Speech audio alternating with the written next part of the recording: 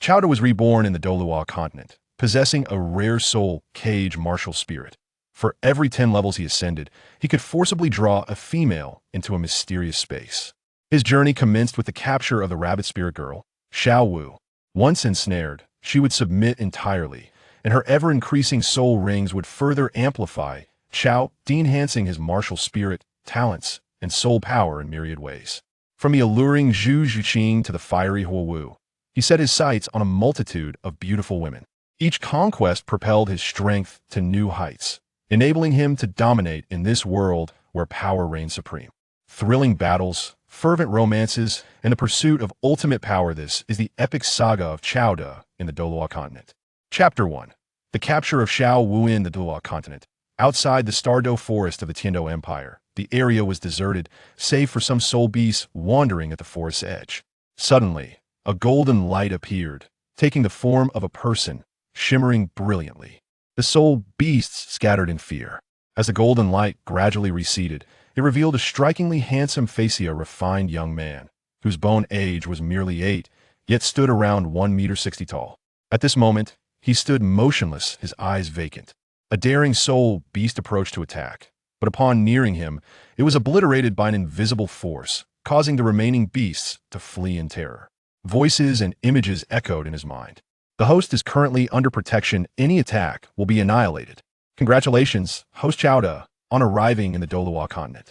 Your body has been reshaped. Bone age 8, martial spirit, capture space, soul power level 10. Exceptional talent and robust physique. You may freely capture. For further details, please refer to the martial soul capture space panel. Wishing you a long life in the Douluo continent. Farewell. After some time, Xiao De came to terms with a startling reality. He was a university student who had suddenly died and then traversed to the Douluo continent. It appeared he possessed a system, though it seemed to have vanished. All that remained was a martial soul capture space panel. Martial soul capture space panel. Host, Xiao De martial soul. Capture space soul power level. 10 soul rings. None soul bones. None captures. None. Description. The martial soul capture space allows the host to forcibly capture one female for every 10 levels of soul power. The duration of the host's soul ring is the cumulative total of all soul rings possessed by the captured individual. Each capture will substantially enhance the host's martial soul, talents, soul power, mental strength, and physique. The martial soul capture space also possesses a treasure appraisal ability, capable of probing the essence of objects. I relish capturing. Xiao De was a person who adapted to circumstances. Having accepted the reality of his transmigration, he resolved to contemplate how to survive in the predatory world of the Douluo continent. To endure, one must first possess the strength for self-preservation. How to ensure self-defense? Only through cultivating his martial soul, elevating his soul power, and continuously growing stronger. Returning to his surroundings, Xiao De observed that there seemed to be no immediate danger, especially with a 24-hour protection period, allowing him to temporarily dismiss concerns for his safety. Astounding. I have never appeared so strikingly handsome. Approaching a nearby pond, he gazed upon his visage, nearly brought to tears by his own beauty. If only I were taller. I seem merely 8 years old. Surely I will grow taller. It would be a shame to waste such a handsome face. While Xiao De indulged in self-admiration, a cute little girl in a pink outfit emerged. What a charming little girl. How could she be alone in the soul beast forest? Could she be a transformed beast? The thought of Xiao Wu suddenly crossed his mind. Observing her likeness to the character described in novels, he thought, if she is Xiao Wu, I shall soon find out. Xiao De prepared to activate the martial soul capture space, as he had reached soul power level 10 and could now commence capturing. Xiao Wu, he called. Who? Xiao Wu instinctively responded, and in an instant, she vanished. Within the martial soul capture space, there was an endless expanse of ocean, with a small island measuring over 10 square meters at its center. The island was adorned with a lush lawn and a towering coconut tree, laden with coconuts. Suddenly, a diminutive figure appeared on the island. It was the vanished Xiao Wu. Xiao Wu looked around, bewildered and frightened. Xiao De, meanwhile, reveled in the changes within the martial soul capture space. It worked. She truly is Xiao Wu. With the soul power level meeting the requisite conditions, he could now capture her. The essential condition for capture was that he had to call out the individual's name. As long as they responded, they would be forcibly drawn into the martial soul capture space. My soul power has risen by 1 level, and I have experienced significant improvements in other areas. The The soul ring is white because Xiao Wu has yet to condense her own soul ring. Qiao Da immediately assessed his transformation.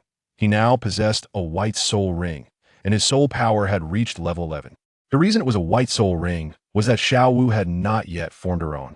Once she condensed a yellow soul ring, Qiao Da's would transform accordingly, and as Xiao Wu's soul rings continued to increase, so would the duration of Qiao Da's soul ring, which would be the cumulative total of all soul rings Xiao Wu had formed. This was remarkable. The duration of the soul ring could continuously increase. Furthermore, as Xiao Wu matured, Qiao Da's soul power, physical strength, and mental prowess would also see continual enhancement. This meant that even without cultivating himself, his level and strength would perpetually rise. Impressive. I absolutely adore this advantage. In the future, I can simply embrace beauty and grow stronger while lounging. Every 10 levels of soul power allows for the capture of one individual. Reaching 100 levels is far off, but 90 levels is attainable. I shall need to find 9 suitable women. Xiao Wu is the first. Who shall I choose next? The Douluo continent is replete with stunning female characters. The adorable Zhu Zhuqing, the proud Ning Rongrong, the angelic Qian Renxue, the fiery Huo Wu, as well as Shui Bing, the silver dragon king Gu Yuna, the snow empress, the ice emperor Bai Ji, Ziji, Xiao Bai, Yi Lingling, Shui Yuer, Yi Lingling Bibi Dong, and Poseidon. Truly in abundance. 9 slots simply won't suffice. Am I greedy? Am I fickle? Am I a scoundrel? Nay, I merely wish to provide them with a home. All right, I confess I am indeed tempted by their beauty. Having arrived in the Douluo continent with such a martial soul, how can I not offer them a home? Would I simply send them away? Having missed out on my previous life, must I still pretend after transmigration? What's the point of that? I have resolved it. I, Qiao Da, shall provide them with a home and ensure their happiness. Qiao Da was filled with determination. He would strive to thrive in the Douluo continent, to live a vibrant life, and to avoid feeling stifled. After indulging in self-admiration for some time, he recalled Xiao Wu, who remained within the martial soul capture space. Xiao Wu had been captured and bound within the martial soul capture space, allowing Qiao Da to summon her at will, bringing her forth or returning her as he wished. Furthermore, Xiao Wu was now 100% loyal to Qiao Da, entirely devoted, and would not fall for any other man. In other words, even if Xiao Wu harbors no affection for Qiao Da, she would not be inclined towards any other man. Her affections could only be directed towards Qiao Da, leaving her with no alternative. Such domineering behavior. Qiao Da greatly appreciates this. Qiao Da summoned Xiao Wu from the soul capture space, and she found herself enveloped in confusion. Xiao Wu, who are you? How do you know me? I am Qiao Da. You may call me Brother Qiao, or simply Douluo. I am aware that you are a transformed soul beast, so there is no need to fear. I am here to assist you. How do you know that I am? It's strange, but I feel an inexplicable warmth towards you, as if you were my kin, yet I do not recognize you. Due to the binding nature of the soul capture space, although Xiao Wu was unfamiliar with Qiao Da, she felt a sense of familiarity and was inclined to trust him, free from fear. Chapter 2. Soul Rings and Soul Skills. Qiao Ge, you are truly remarkable. You can tell that I am a spirit beast, and even know my name. Your martial spirit is indeed extraordinary. Qiao Da revealed to Xiao Wu that his martial spirit is a unique space, and upon reaching the 10th level of soul power, he can bind a female. Having experienced his martial spirit, he knew Xiao Wu's name and recognized her as a spirit beast. Xiao Wu believed him, not only because she had complete trust in him after binding to the martial spirit capture space, but also because she had entered that special space and felt its essence for herself. Qiao Da spoke with a blend of truth and slight embellishment. The capability of the martial spirit capture space made it impossible for Xiao Wu to doubt him. Since Xiao Wu was bound to the martial spirit capture space, they were inseparable, and thus Qiao Da had no fear in sharing details about martial spirits with her. She would never betray him. Listen, now that I call you Qiao Ge, it sounds so affectionate and natural, he said. Xiao Wu, be assured, your brother will protect you. Yes, and I will protect you too. Qiao Ge. Within just an hour, the two had become as close as siblings, showcasing the immense power of the martial spirit capture space. Xiao Wu, since you are bound to my martial spirit space, your spirit beast aura has been completely concealed. Even a titled Douluo cannot detect it. So you can safely accompany me into human cities. Thank you, Qiao Ge. I was worried about being discovered by a titled Douluo, but now I need not be concerned. After we spirit beasts take human form, we must live in human environments to cultivate and grow. After transforming into a human, is your soul power at level 10? Not quite.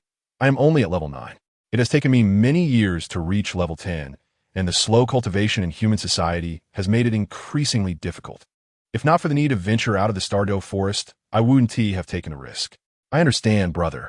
Can you condense your first soul ring now? It should be fine. I will do it right away. When a spirit beast takes human form and begins to cultivate anew, it is similar to human soul masters in that the first 6 soul rings do not require the hunting of spirit beasts to obtain. They can be directly condensed. Xiao Wu sat cross-legged on the ground, focusing intently on condensing her first soul ring. After a few minutes, a yellow soul ring appeared around her. The first soul ring could only reach a lifespan of 700 years, unable to surpass the 1,000-year mark. Xiao Wu exclaimed with joy. This is much higher than I anticipated.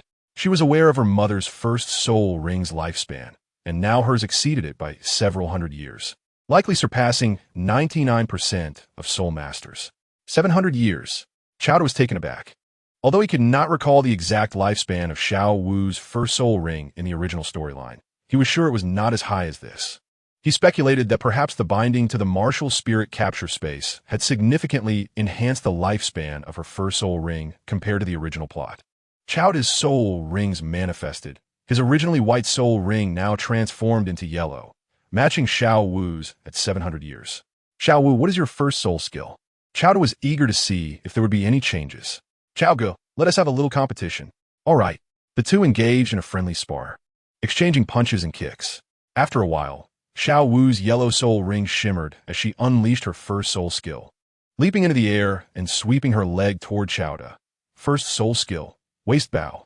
Just like in the original storyline, it appeared that Xiao Wu's first 6 soul ring skills would remain unchanged. Qiao braced himself for the impact of the waist bow. You are truly impressive, Qiao. My waist bow cannot defeat you. Xiao Wu paused. The waist bow has quite formidable power. Brother, your physical strength is not to be underestimated. Your soul power has reached level 13, naturally surpassing me. You are already at level 13. I am currently at level 12, just 1 level behind you. But I will catch up soon. If you wish to catch up to me, you must work hard. I will definitely catch up. After Xiao Wu condensed her first soul ring, Qiao's own soul ring was enhanced, raising his soul power by 2 levels. Qiao, what is your first soul skill? Why haven't you used it yet?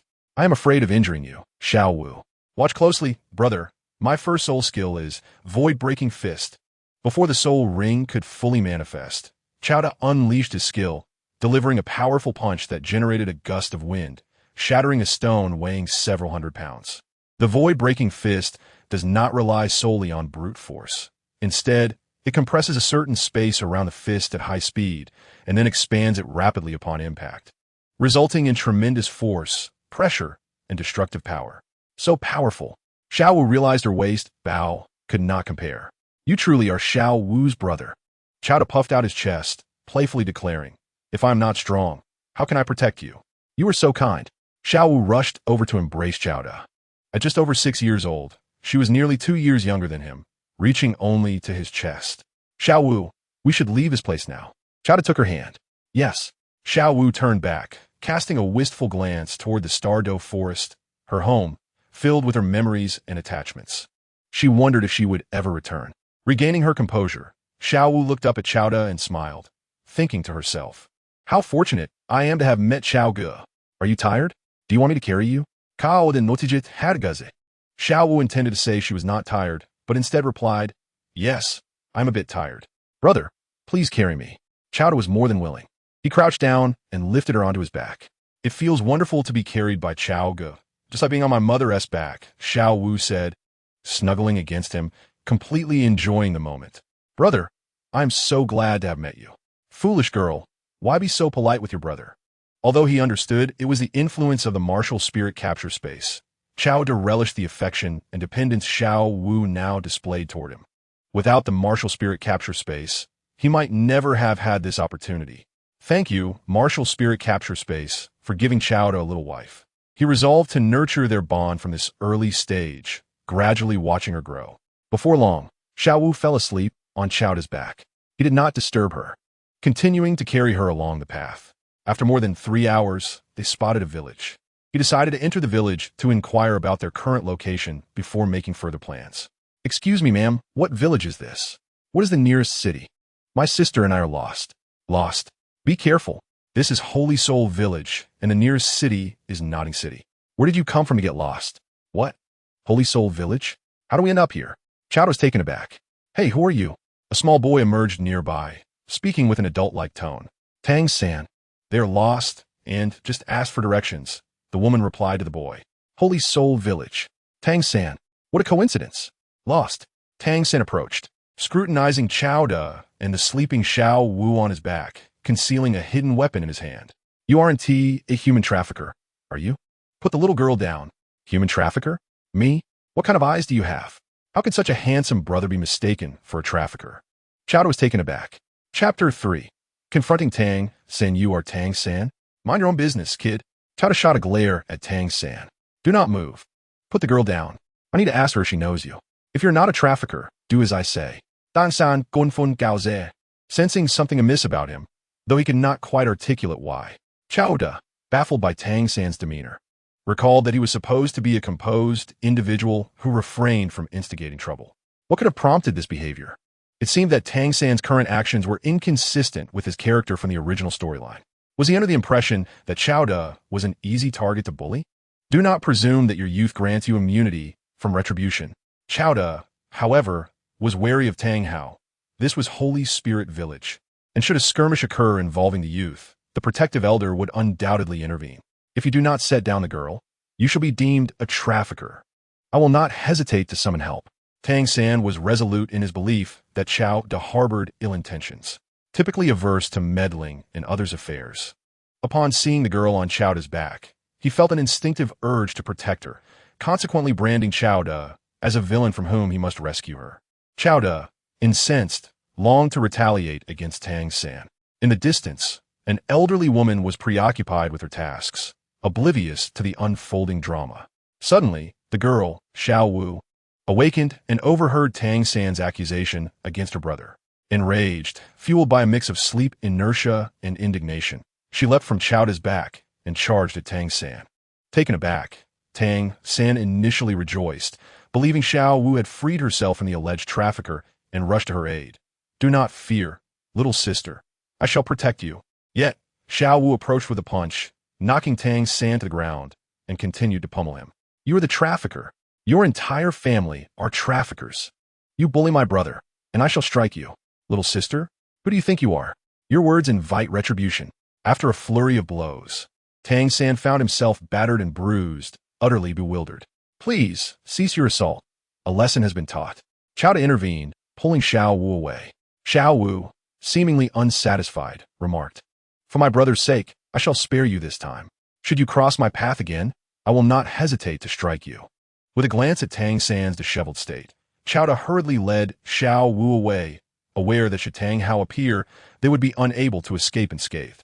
Fortunately, Tang Hao was accompanying In elsewhere, sparing them from inevitable confrontation. Tang-san watched Xiao Wu and Chao depart. The physical pain he endured paled in comparison to the inexplicable ache within his heart, as if he had lost something of great significance. He clutched his chest, murmuring in confusion, "Why does she evoke such a sense of familiarity? She feels as though she is someone of great importance to me. Could she possibly be a fellow disciple from the Tang sect who traversed through worlds, someone he once cherished?" Given that Tang-san himself had traversed realms, it was natural for him to ponder such connections when encountering someone who stirred deep emotions within him. As for his misunderstanding of Chao, Tang-san dismissed it entirely. His true desire was to retain Xiao Wu and uncover the source of the inexplicable feelings she incited within him. Alas, Tang-san was still youthful, devoid of an awakened martial soul, lacking soul power, and only beginning to grasp the Xiantian skill. In that moment, he was unable to withstand Xiao Wu's strength, failing to prevent her and Chao's departure. Nonetheless, he felt an undeniable conviction that they would meet again. Chao and Xiao Wu swiftly exited Holy Spirit Village, utilizing their soul power to maintain a brisk pace. "Are you two soul masters?" A voice called from the roadside. Chao, holding Xiao Wu, regarded the figure warily, a young man appearing to be in his 20s. "Do not be alarmed," he smiled as he approached. "I am Su Yun Tao, from the Spirit Hall." on my way to Holy Spirit Village to assist the 6-year-old children in awakening their martial souls. I see you both are quite young and already soul masters. Are you from Holy Spirit Village? Chowder recognized the name Su Yun Tao. We are merely passing through, unaware of any Holy Spirit Village. Farewell. He said no more, leading Xiao Wu away. Quite cautious, Su Yun Tao observed as he watched them depart, admiration gleaming in his eyes. In this world, caution was key to longevity. He had intended to introduce himself to Chowder and Xiao Wu, but now that opportunity had passed, and he continued on his path to Holy Spirit Village. Before nightfall, Chowder and Xiao Wu arrived in Notting City. Let us visit the branch hall of the Spirit Hall. With no money to their name, Chowder planned to exploit the resources available at the Spirit Hall's branch in Notting City. By obtaining a soul ring, they could register at any branch hall and receive a monthly stipend of 1 gold soul coin. While a gold soul coin may seem modest to a soul master, it could sustain an ordinary person for an entire year. Fortunately, the branch hall had not yet closed for the day, and Chowder and Xiao Wu entered to register. All that was required was to display their soul rings and provide their names, ages, backgrounds, martial souls, and soul power levels. Possessing a soul ring indicated their status as soul masters, meeting the criteria for receiving financial aid, with minimal additional requirements ensuring a degree of freedom and privacy for the soul masters. To their surprise, their first soul rings were of 100-year grade. Upon revealing their soul rings, Chowder and Xiao Wu attracted attention. In a small place like Notting City, soul masters typically had first soul rings of less than 100 years, making those with a first soul ring of that caliber exceptional talents. Your talents are remarkable. Continue your efforts, and you will surely become powerful soul masters. The elder in charge of registration expressed astonishment before offering encouragement to Chowder and Xiao Wu. Thank you, they replied, collecting 2 gold soul coins before departing. They then sought out a hotel in Notting City for a meal and rest. Brother, I wish to sleep with you. I am afraid alone. Xiao Wu feigned a pitiful expression. Do not be mischievous. Chowder readily obliged, cherishing the opportunity to care for her. As they lay in bed, sleep eluded them. Brother, where is your home? Is it far? How far? Can we return? What if I miss my family? We cannot go back. Brother, I am sad. Xiao Wu has no family either. You shall be Xiao Wu's kin from now on, and she will always be with you. You are so obedient. When you grow up, will you become my wife? Brother, I am a soul beast. Can a soul beast be with a person? Indeed, when you reach maturity, you will transform into a human entirely, and having children will be no issue. Is that true? Then when I grow up, I shall be your wife and bear your children. This is what you promised. Do not backtrack. I shall not. Brother, tell me about your hometown. My hometown lies in a distant place, unlike here. As she listened, Xiao Wu gradually fell asleep. Chowder tucked her in and gazed out at the starry sky, unable to find rest. In the realm of martial soul capture, Chowder found himself restless that night, contemplating the space of martial soul capture, discovering that he could enter it.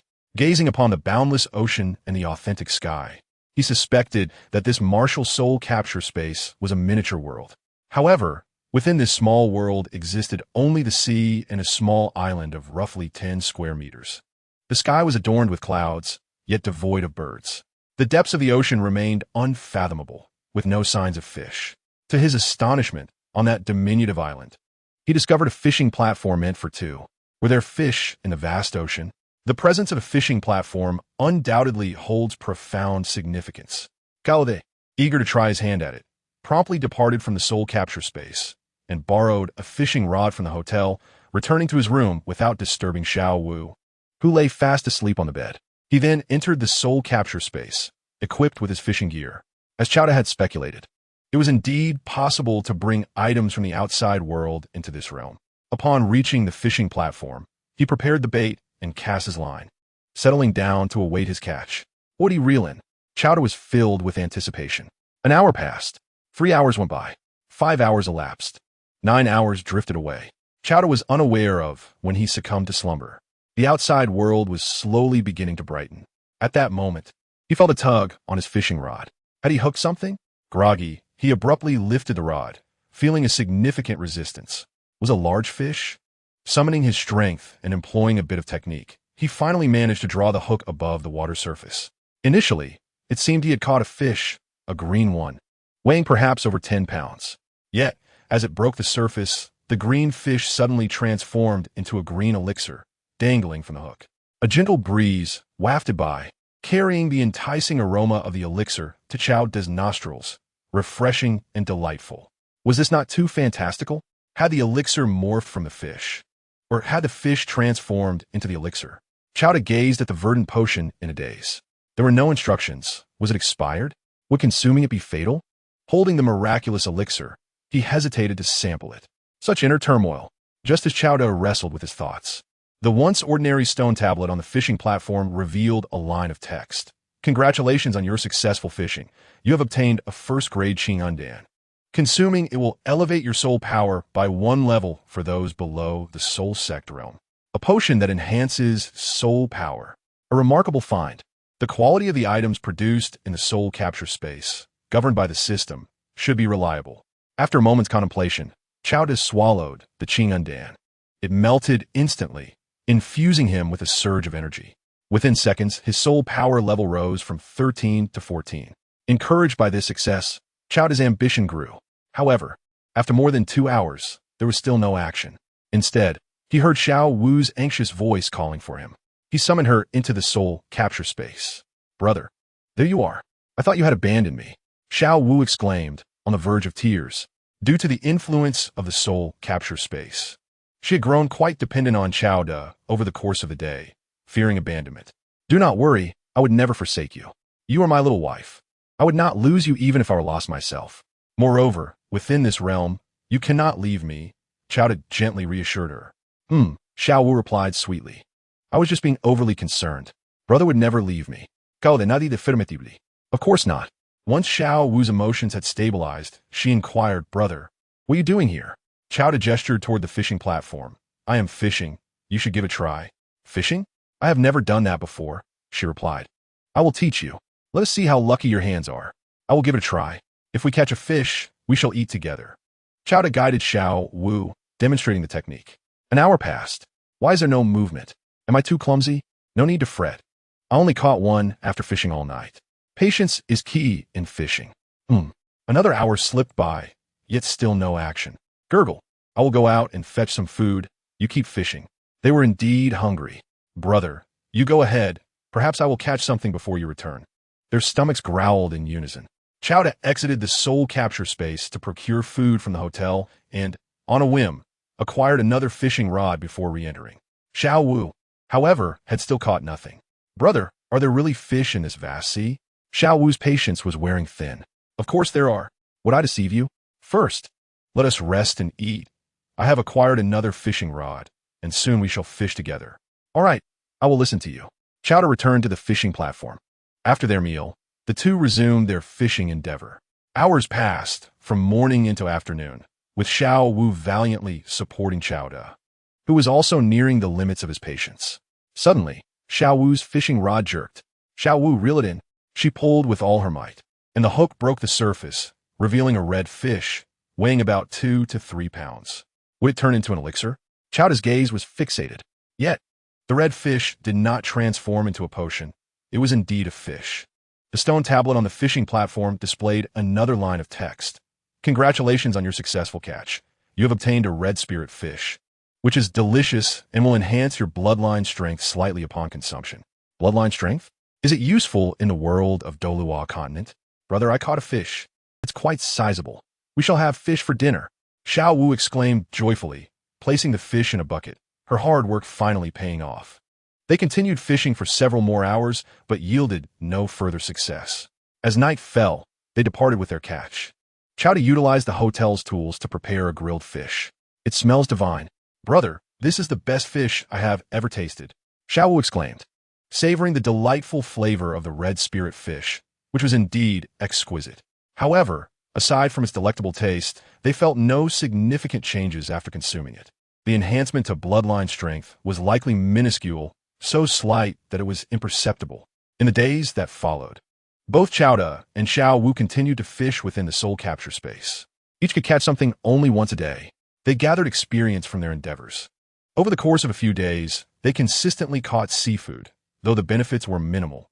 Nonetheless, it provided them with ample enjoyment. Xiao Wu had developed a fondness for fishing and was now quite enthusiastic about it. Interestingly, the Qinghundan that Xiao Da had caught initially remained their best find. Xiao Da speculated, perhaps the quality of our catches correlates with our strength. The stronger we are, the better our catches. That makes sense, Xiao Wu replied. From now on, we shall cultivate and fish simultaneously. We cannot neglect our strength improvement. I will follow your lead. Thus, the two would sleep at the hotel by night and practice fishing in the soul capture space by day, continuing this routine until their funds were exhausted over a month later. They needed to devise a way to earn money to sustain their stay. Chapter 5. The Peculiar Tang. Sent over the course of a month, Xiao Da and Xiao Wu predominantly resided within the soul capture space for their cultivation. Within this realm, Xiao Wu could cultivate normally, indicating that there was no isolation, as she was in a human-friendly environment. Had there been isolation, her cultivation speed would have been severely hampered, or she might even have been unable to improve. Fortunately, the soul capture space did not impose such restrictions. Brother, your rate of improvement is astonishing. Over this period, Xiao Da's soul power level had risen by 3 levels, while Xiao Wu had advanced by 2. You are not lagging behind either, and you have grown taller and matured a bit, Xiao Da observed, noticing the subtle growth in Xiao Wu over the month. I've been growing all along. Brother, you have also grown taller. Xiao Wu indeed yearned for the day she would grow taller and mature, akin to Xiao Da. It appeared that their daily fishing excursions at the angling platform, where they caught various fish and seafood, not only accelerated their cultivation, but also facilitated their growth. It would likely not be long before Xiao Wu reached adulthood. Xiao Da lifted Xiao Wu, measuring her weight. Not bad, you're growing and gaining weight. In the world of Douluo continent, individuals matured more rapidly, often reaching a level of physical development equivalent to 17 or 18 Earth years by the age of 12. With the assistance of the Wuhuan capture space, both Xiao Da and Xiao Wu would experience accelerated physical growth, and in a few years, they might well reach heights of 1.70 meters or 1.80 meters, achieving full physical maturity sooner than expected. I want to grow up just like you, brother, Xiao Wu expressed, encircling Xiao Da's neck as she reveled in the comfort of his embrace. However, Xiao Da soon set her down. Xiao Wu, we are out of money. We need to go to the spirit hall to collect our funds. They had yet to receive their monthly allowance. With 2 gold soul coins, they could afford to stay in such a hotel for an entire month. Yet, Xiao Da had other plans. Once we collect the money, we will no longer stay in hotels. Instead, let's purchase a modest courtyard where we can live and cultivate. That will be our home. In Notting City, ordinary houses were not expensive. 2 gold soul coins could buy a small courtyard sufficient for their needs. As for food, they could fish daily in the Wuhuan capture space and purchase some rice. Despite having feasted on fish and seafood for over a month, they never grew weary of it. Each meal was delightful. Our home, Xiao Wu nodded. Yes, our home, belonging to the 2 of us. When I grow up, I will marry you, and we will have many children, making it a lively household. Xiao Da chuckled. Indeed, we shall have a brood of little rabbits. Xiao Wu shook her head. That's incorrect. When I reach maturity, I will be fully human, and we shall have children, not rabbits. Xiao Da replied, though that may be true. Your soft-boned rabbit lineage will not change, and our children will inherit your traits. Xiao Wu asked, brother, do you mind? Xiao Da responded, not at all. I find it endearing. Just as Su Xian could marry by Xian Tang, Hao could have children with blue silvergrass. Xiao Da too could embrace this possibility. As Xiao Wu, who was not just any soft-boned rabbit, considered the future, Xiao Da envisioned transforming soul beasts like the Snow Empress, Ice Empress, Silver Dragon King Guyu Na, and Purple Princess into human forms, providing them with a happy home. He pondered how, as a descendant of Meng Da, he could not bring shame to his ancestors. Xiao Da intended to rectify the regrets he felt while reading novels and watching animations. Brother, you're truly wonderful. Xiao Wu leaned in, standing on tiptoe to plant a kiss on Xiao Da's cheek. Although she appeared youthful in her human form, she was a soul beast with a cultivation history spanning over 100,000 years, possessing wisdom beyond her years, shaped by her mother's teachings. The cultivation experience of soul beasts does not equate to their age. Rather, it reflects the duration of their training, where a year of cultivation could yield decades or even centuries of experience. With over 100,000 years of cultivation, Xiao Wu might have lived for centuries. Some speculated that during her time as a rabbit, she may have had many offspring, but they did not survive long, having since passed away. While this possibility existed, it was unlikely. Even if it were true, Chowda did not mind. After all, the transformed Xiao Wu had undergone a rebirth, rendering everything anew. Chowda also planned to provide a home for Bai Bai Dong, Tang Yuehua, and others, acknowledging their past relationships. He held no reservations, especially regarding Xiao Wu. As long as they committed to him alone, that was sufficient. Mature women possess a distinct allure, while youthful girls embody a refreshing charm. Both qualities are valuable in their own right. They proceeded to the Nodding City Spirit Hall to collect their 2 gold soul coins, subsequently purchasing a small courtyard in the city for a little over 1 gold coin. The house was decent, featuring a kitchen, living room, bedroom, and garden. 1 bedroom sufficed, as Chowda and Xiao Wu had already shared a bed for over a month and had no intentions of separating. They furnished their new home, which finally felt like a true home. "Brother, from now on, this will be our home." Xiao Wu expressed her satisfaction with their little abode. "Yes, this is our home." Chowda reflected on the significance of this dwelling. It was his first true home in the Douluo continent, with Xiao Wu being his first family member. In time, their family would undoubtedly grow. What began as a small home would evolve into a larger family, and from a modest house, they could eventually move to a grander residence. They would need some tools, and not far away, there was a blacksmith shop. "Let us go take a look," Chowda said, taking Xiao Wu's hand as they exited the courtyard. He had previously noticed a blacksmith shop nearby, where they could purchase necessary tools for daily life. Tang San. Upon arriving at the blacksmith shop, Chowda spotted a familiar figure. Tang San. It was indeed him. Chowda recalled that in the original narrative, Tang San had attended Nodding Academy and worked at a blacksmith shop, never expecting to encounter him here. It was truly a case of fate bringing them together. Xiao Wu grew angry at the sight of Tang San. During their time in Holy Spirit Village, he had falsely accused Chowda of being a human trafficker, prompting her to confront him. She had vowed to make him pay upon their next meeting. To her surprise, that moment had arrived sooner than anticipated. Tang San, upon seeing Xiao Wu, felt an inexplicable rush of emotion and joy. He had sensed they would meet again, and here it was, proving his intuition right. As Chowda and Xiao Wu approached, Tang San stepped out of the blacksmith shop with a smile. "Last time was a misunderstanding. I apologize to you both." His immediate apology, accompanied by a friendly demeanor, caught Chowda and Xiao Wu off guard. One should not strike a smiling face, especially since he has already apologized. Chowda thought any further aggression would only reflect poorly on them. "So you acknowledge your mistake?" Xiao Wu scoffed. "Now you realize your error? I'm no longer interested." Noticing Xiao Wu holding Chowda's hand, Tang San felt an unexplainable pang in his heart, yet he maintained his smile. "I truly understand my mistake. I am Tang San, currently studying at Nodding Academy. What about you two?" His gaze remained fixed on Xiao Wu. Chowda positioned himself in front of Xiao Wu, contemplating the special attention Tang San seemed to have for her. Was it merely an instinct, or could it be that the God King Tang San had indeed reincarnated without his previous memories? Regardless, Xiao Wu was now under Chowda's protection, and he would not allow anyone to take her away from him. Xiao Wu regarded Tang San with disdain. "Who would want to know you? Brother, let us go. He annoys me." With that, Chowda and Xiao Wu departed. They were siblings, and though Tang San had made a mistake, a voice within him urged him not to give up on Xiao Wu, as she held significant importance in his life. He requested a leave from the blacksmith shop and discreetly followed them, ultimately discovering their residence. However, he chose not to enter, planning instead to seek an opportunity for a private meeting with Xiao Wu in the future. Chapter 6. The Thief. Tang San. As Xiao Wu matured, she could. Outside their small courtyard, Tang San was lurking. During this period, he frequently roamed near their residence, hoping to encounter Xiao Wu, but had yet to succeed. This evening, he could no longer resist the urge to spy on them. Somehow, Tang San was perpetually preoccupied with Xiao Wu, yearning to see her. A day without her felt like a year apart. An inner voice whispered to him of her significance in his life, and he would forsake everything for her. Without the sight of Xiao Wu, Tang San found himself restless, unable to focus on his training.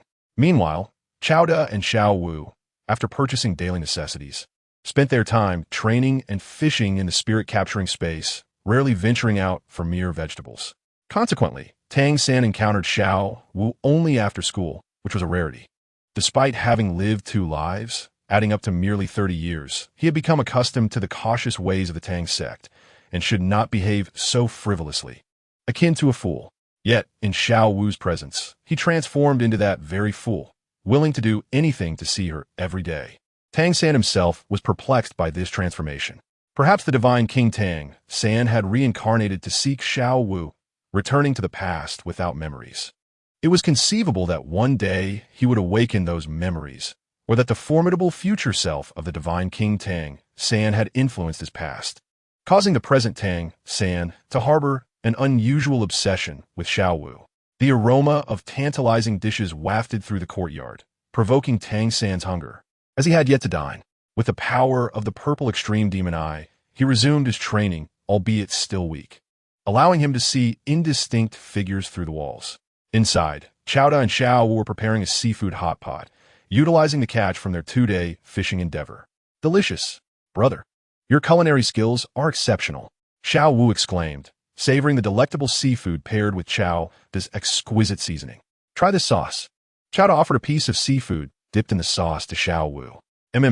It's flavorful and delightful. Brother, you should try it too, she insisted, feeding him in turn. Their sibling bond appeared profoundly affectionate as Tang San, observing through his purple extreme demon eye, felt a pang of longing, continuously swallowing in anticipation. After enduring the tantalizing scene for over an hour, Tang San's vision revealed the two figures retreating to the bedroom, settling down together. Stunned, he pondered their relationship. Were they not siblings? How could they share a bed? Perhaps Xiao Wu was simply relying on her brother, a normal reaction for a young girl at night. He reassured himself, unwilling to entertain any other thoughts that would only bring him distress. Once the candlelight extinguished, Tang San reluctantly departed. Before he knew it, 6 months had elapsed. That evening, Tang San habitually found himself peering into the courtyard, having had no opportunity to encounter Xiao Wu outside. He would often sneak a glance to alleviate the ache in his heart.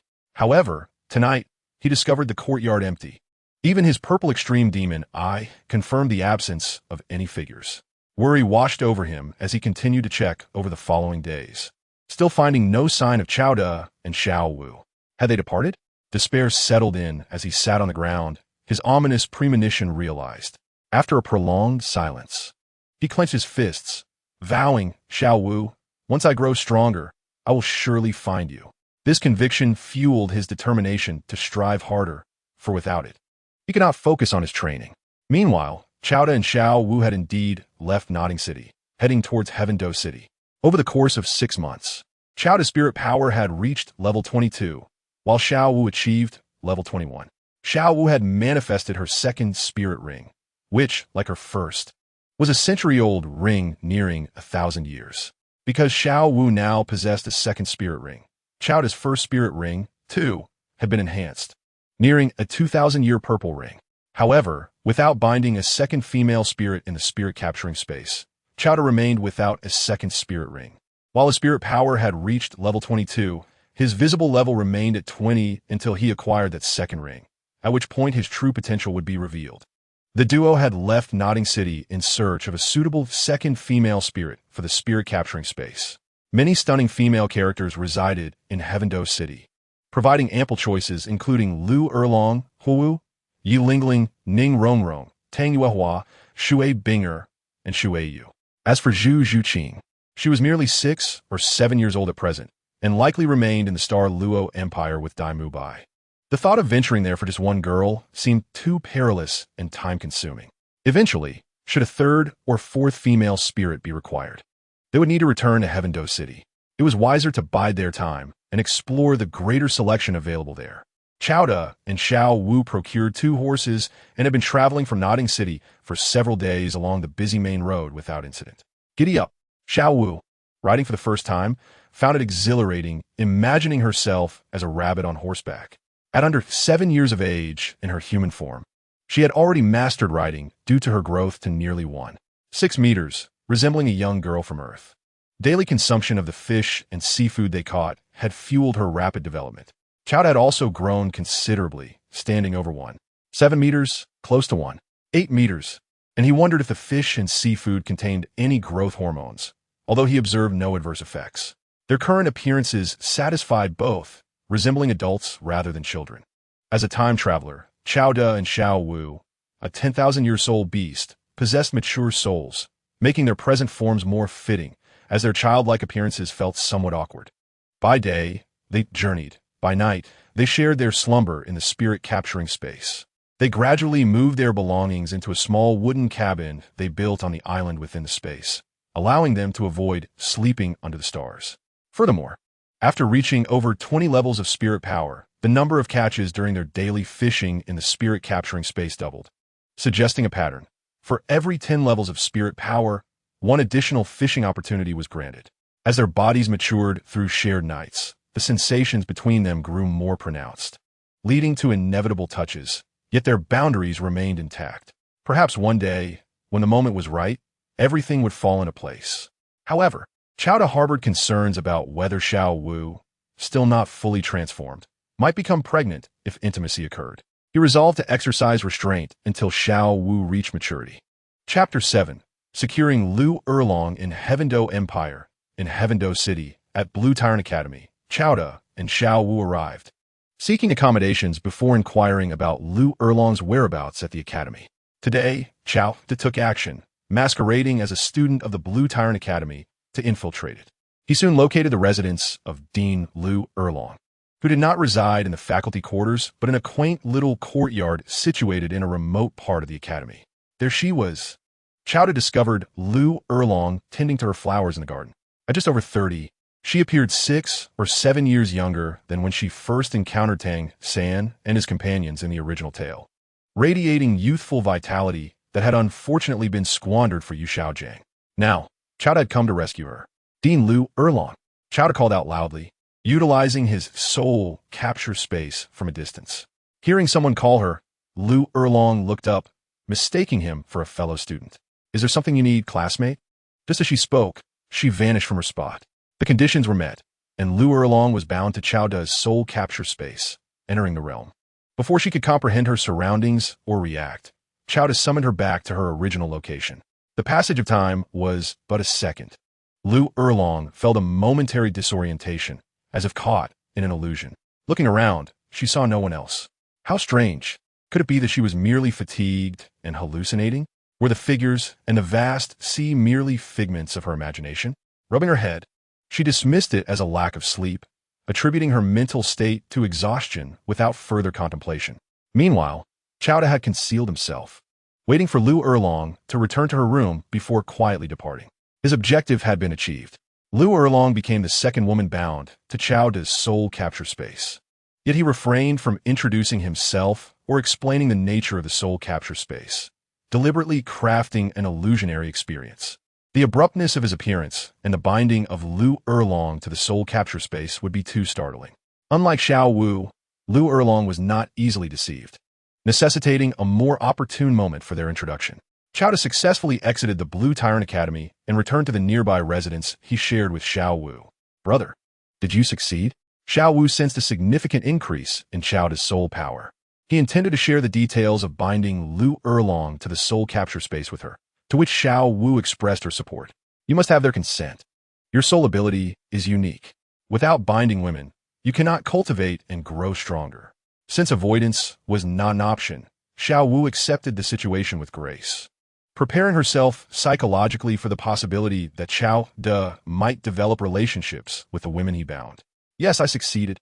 The light radiated from Qiao's face. "Lu Erlong is a soul sage at level 72.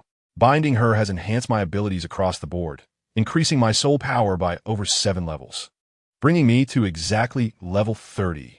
Moreover, the combined age of Lu Erlong's 7 soul rings totals over 90,000 years. My second soul ring now possesses this age." As he spoke, 2 soul rings materialized on his body, one purple and one black. Xiao Wu's 2 soul rings elevated the first soul ring to a purple hue. Nearly 2,000 years old, Lu Erlong's 7 soul rings granted Qiao's second soul ring an astonishing age of over 90,000 years. Due to the nature of his system and the uniqueness of his martial soul, Qiao's acquisition of soul rings differed significantly from that of other soul masters, rendering typical soul ring absorption limits inapplicable to him. The higher the soul power level of those bound to him, the greater the enhancement Qiao would receive. Furthermore, in the future, the growth of Xiao Wu and Lu Erlong would also amplify his strength, including their attainment of new soul rings. Whenever Xiao Wu condensed her first and second soul rings, it would contribute to Chowda's enhancement. The elevation from Lu Erlong did not solely pertain to soul power level. It also multiplied Chowda's mental fortitude several times over and significantly augmented his physical strength. Congratulations, brother. Xiao Wu expressed her joy for him. With over 90,000 years, when Lu Erlong reaches level 80 and acquires her 8th soul ring, you will possess a soul ring of 100,000 years. Determined, she added, I will strive to ensure your first soul ring becomes one of 100,000 years. Chao embraced Xiao Wu warmly. With your talent and my support, it won't take 5 years for you to reach the rank of Soul Emperor, or even Soul Sage. I look forward to that day. Xiao Wu nestled closer, whispering, Brother, I want to be your first woman. Is that all right? Of course. Chao promised. Once you reach maturity, I will marry you. Seated in his embrace, Xiao Wu inquired, Brother, now that you are at level 30, are you preparing to bind a third woman? Do you have anyone in mind? Chao shook his head. There's no rush.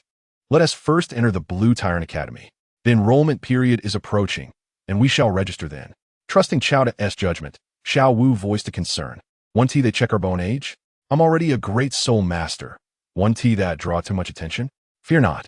Even if we encounter danger, we can retreat into my martial soul space. No one can harm us there. With that safety net, as long as I am not defeated instantly, I can always escape into the soul capture space. Who could challenge me? Giggling, Xiao Wu suddenly remembered. We'll probably frighten everyone half to death. They'll think we are monsters. Chowda chuckled. Indeed, we are prodigious beings, monstrous geniuses. They can only envy and resent us. What can they do? One of them was nearly 9 years old, standing close to 1 meter 80 tall, with a soul power level of 30. The other was under 7, measuring only 1 meter 60, soon to reach a soul power level of 22. Anyone would regard them as extraordinary prodigies, a rarity in a millennium. 5 days later, the new student assessment at Blue Tyrant Academy commenced. Those who met the criteria could register, and passing the assessment would grant them admission. Blue Tyrant Academy is a commoner-s institution, with admissions requirements far less stringent than those of Shrek Academy. As long as a candidate was under 15 years old with a soul power level exceeding 20, or under 20 with a level exceeding 25, they could become a student at Blue Tyrant Academy. This criterion is considered quite lenient among advanced Soul Master Academies. Yet despite this, the total number of students at Blue Tyrant Academy barely exceeded 100, with only a handful of exceptionally talented individuals managing to graduate with a soul power level exceeding 35 before the age of 25. In advanced Soul Master Academies, students are typically required to surpass level 35 by the age of 25 to graduate. Otherwise, they must leave the academy upon reaching that age without meeting the power threshold. Today, Chowda and Xiao Wu arrived to participate in the enrollment assessment at Blue Tyrant Academy. The academy is not situated in the main urban area of Tiando City, but rather in its outskirts. Today marked the enrollment day for Blue Tyrant Academy. Each year, a small cohort of new students is admitted during a fixed month, but the numbers are limited, totaling only a few dozen. Blue Tyrant Academy hosts just over 300 students, with dozens graduating each year and a similar number being admitted to fill the vacancies. The limited number of students stems from two primary reasons: the overall scarcity of Soul Masters across the Douluo continent, and even fewer capable of entering advanced Soul Master Academies. Additionally, the cultivation of Soul Masters requires considerable resources, thereby limiting the number of students each advanced Soul Master Academy can accommodate. With over 300 students, Blue Tyrant Academy is classified as a mid-tier advanced Soul Master Academy. Due to the enrollment event, personnel were stationed outside the main gates of Blue Tyrant Academy to assist and guide prospective students. Brother, this Blue Ba Academy is significantly larger than the Nodding Academy in Nodding City. Upon entering Blue Ba Academy, Xiao Wu surveyed her surroundings and made comparisons with Nodding Academy. Although Xiao Wu had not studied at Nodding Academy, she had previously visited it while in Nodding City. Nodding Academy is merely a low-level Soul Master Academy in a small town, whereas Blue Ba Academy is a prestigious institution for advanced Soul Masters, making any comparison futile. Come on, that building ahead is where we register. Some people have already arrived, Chowda said, leading Xiao Wu by the hand. The registration process takes place in a dedicated building. It has 3 floors, with the first floor serving as the lobby. In the lobby, there are 2 registration desks on either side. Here, applicants undergo a bone age examination first. Those who pass will proceed to the second floor for further assessments. Upon entering the lobby, they first registered their names and then had their bone age checked. At this time, there were already dozens of people in the lobby, including students registering and accompanying family members. Qiao De and Xiao Wu both indicated they hailed from Notting City. During registration, only names and places of birth were required. Specific details, such as bone age and soul power level, would be recorded later during testing. Bone age, 19 years passed. Bone age over 20 years is unacceptable. The Academy's teachers were responsible for checking bone age, which should closely align with actual age. Although Blue Ba Academy had published admission criteria, some still came with a sense of false hope. However, without special connections, those who did not meet the standards would be rejected. When checking Qiao De's bone age, the teacher furrowed their brow. This was not due to surprise at Qiao De's 9-year-old bone age, but because he appeared tall and robust, looking at least 15 or 16 years old. While individuals in Douluo continent mature quickly, where 11 or 12-year-olds resemble 16 or 17-year-olds, being 9 years old yet appearing 16 or 17. Standing at 1.8 meters tall was quite unusual. Thinking there might have been a mistake, the teacher conducted another check, but the result remained unchanged. The teacher glanced curiously at Qiao De, but did not inquire further. Bone age is compliant, passed. Next, proceed to the second floor for the soul power examination. Due to the abnormalities in Qiao De's bone age and appearance, the teacher refrained from disclosing his bone age. Curiosity lingered, but the teacher held his tongue, as such matters were of little consequence to his soul master. Next is Xiao Wu. When the teacher examined Xiao Wu's bone age, they were astonished again. Xiao Wu's bone age was 7 years, yet she appeared to be 12 or 13, standing at 1.6 meters tall. The teacher looked back at Qiao De, who had not yet left, then turned to scrutinize Xiao Wu. It was unexpected to encounter two individuals in succession whose bone ages and heights were so mismatched. It was indeed perplexing. Xiao Wu's bone age was compliant, and the teacher did not announce her age publicly or ask any questions. I thought they would announce the bone age, drawing attention, but that teacher didn't say anything or ask anything. Xiao Wu whispered in surprise beside Qiao De. This indicated the teacher had discretion or simply did not care, as long as the bone age was compliant. Let us go. We're heading to the second floor. The two ascended the stairs.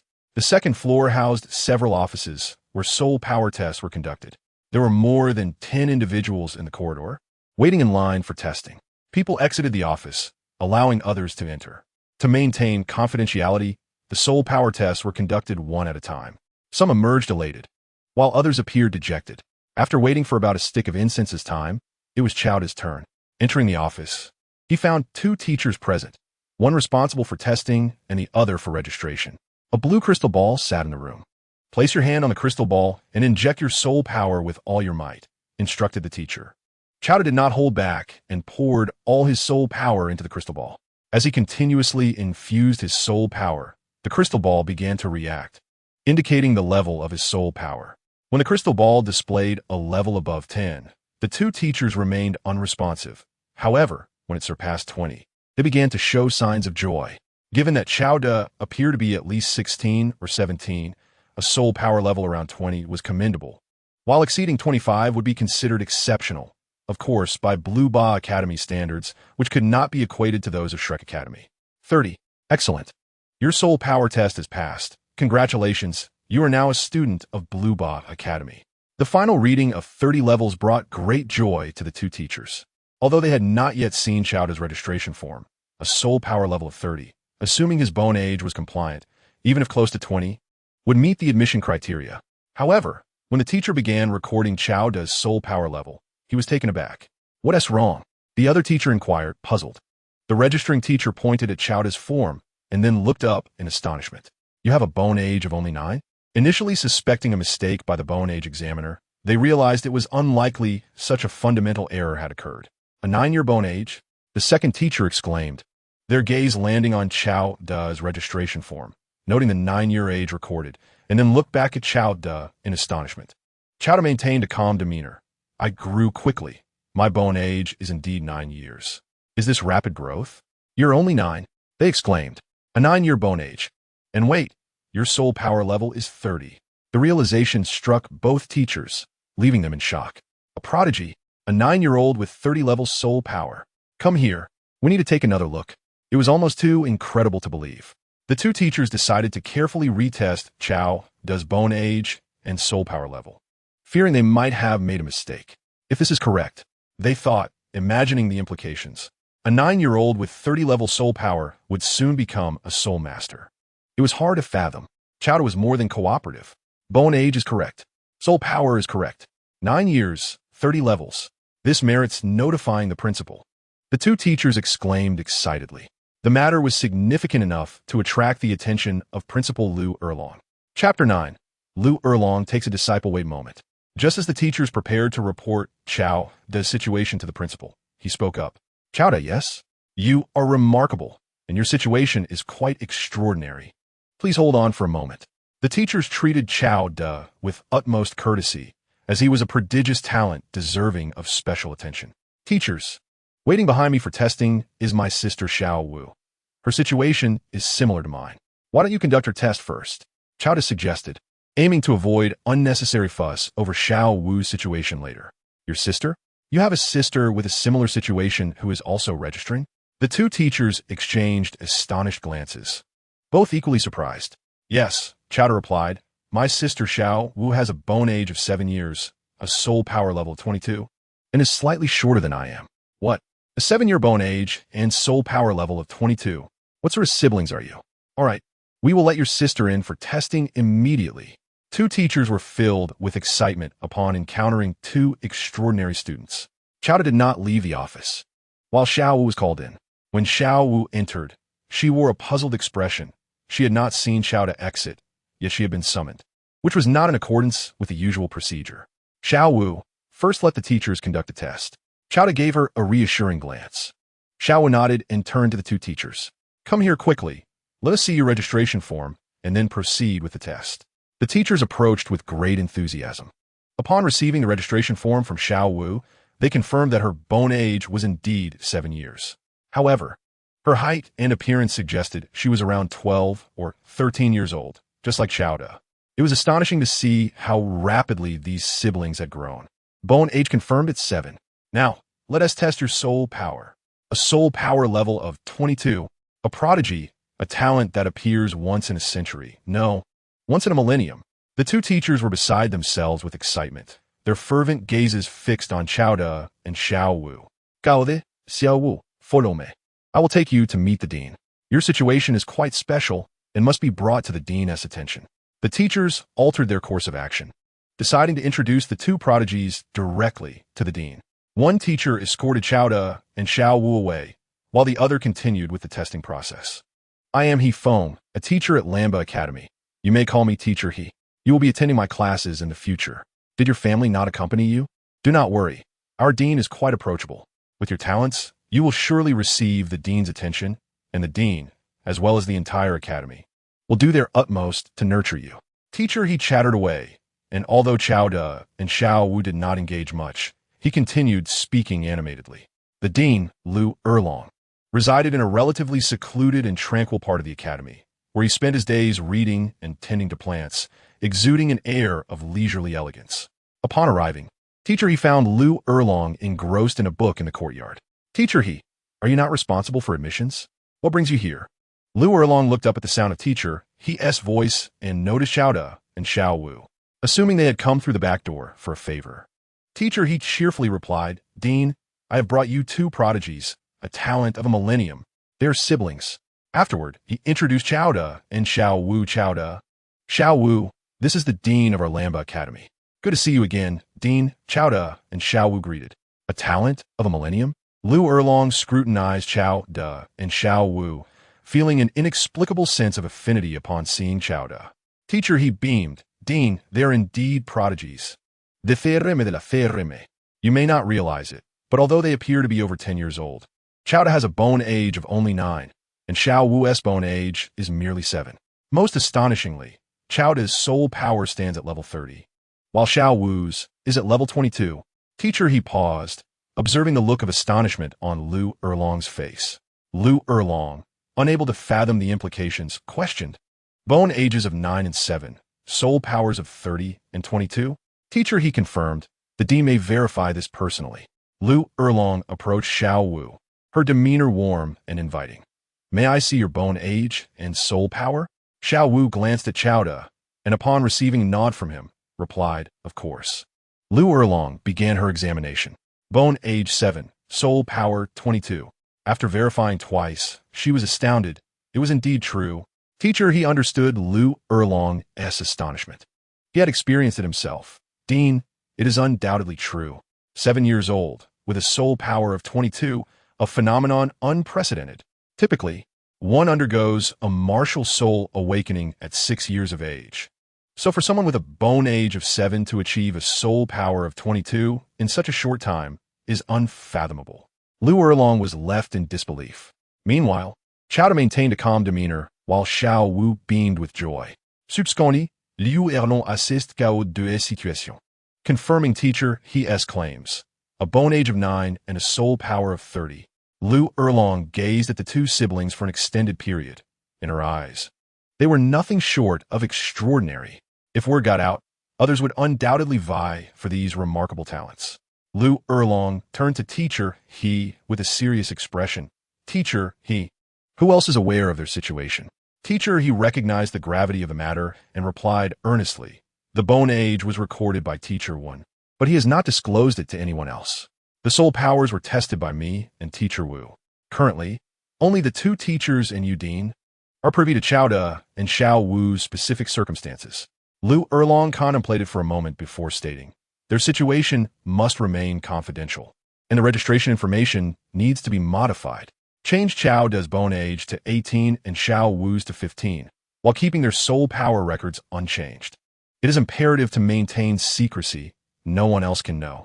Teacher, he nodded solemnly. "I understand." He was well aware of the importance of discretion, which was why he had brought Chowda and Xiao Wu to meet Lu Erlong. Lu Erlong subsequently praised Teacher He, assuring him that he would not be neglected, and then retained Chowda and Xiao Wu while Teacher He returned to his admissions duties. "Chowda, Xiao Wu, do you wish to become my students?" Lu Erlong, recognizing their talent, desired to take them under her wing. "We are willing," Chowda and Xiao Wu replied without hesitation. "Haha, splendid," Lu Erlong exclaimed, genuinely delighted, as it had been a long time since she felt such joy. She then inquired about Chowda and Xiao Wu's family situation, and upon learning of their tragic loss, her heart ached. "From now on, this will be your home." In Chapter 10, truly a marvel, Lu Erlong observed Xiao Wu's martial soul, the soft-bone rabbit, which possessed first and second soul rings of a century in age, a splendid combination. The first soul skill was a bow attack, while the second was a charm technique. Both remarkable. Lu Erlong was in the midst of analyzing Xiao Wu's martial soul, soul rings, and soul skills when she turned her attention to Chowda. "Now it's your turn, Chowda." Lu Erlong was yet unaware of the specifics of Chowda's martial soul, soul rings, and soul skills. "Gao de Diblai, teacher. My martial soul and soul rings are quite special." Lu Erlong chuckled. "With a bone age of 9 and a soul power of 30, you are already quite exceptional. Can it be even more remarkable?" Xiao Wu chimed in. "Teacher, don't be frightened." "Oh." Lu Erlong, intrigued, responded, "Don't hold back. Let me see if I can be frightened." Chowda explained, "My martial soul is unique. It is neither a beast martial soul nor a weapon martial soul. It is a spatial martial soul, invisible and intangible." A spatial martial soul? Lu Erlong had never encountered such a concept before. When Chowda unleashed his martial soul, she felt a slight disturbance in the surrounding space, yet could neither see nor touch his martial soul. A spatial martial soul? Indeed, quite extraordinary. I never imagined such a soul existed. Lu Erlong was astonished, unable to perceive Chowda's martial soul at all. As Chowda released his soul rings, two appeared, one purple and one black. Lu Erlong gasped, blinking in disbelief. This was beyond comprehension.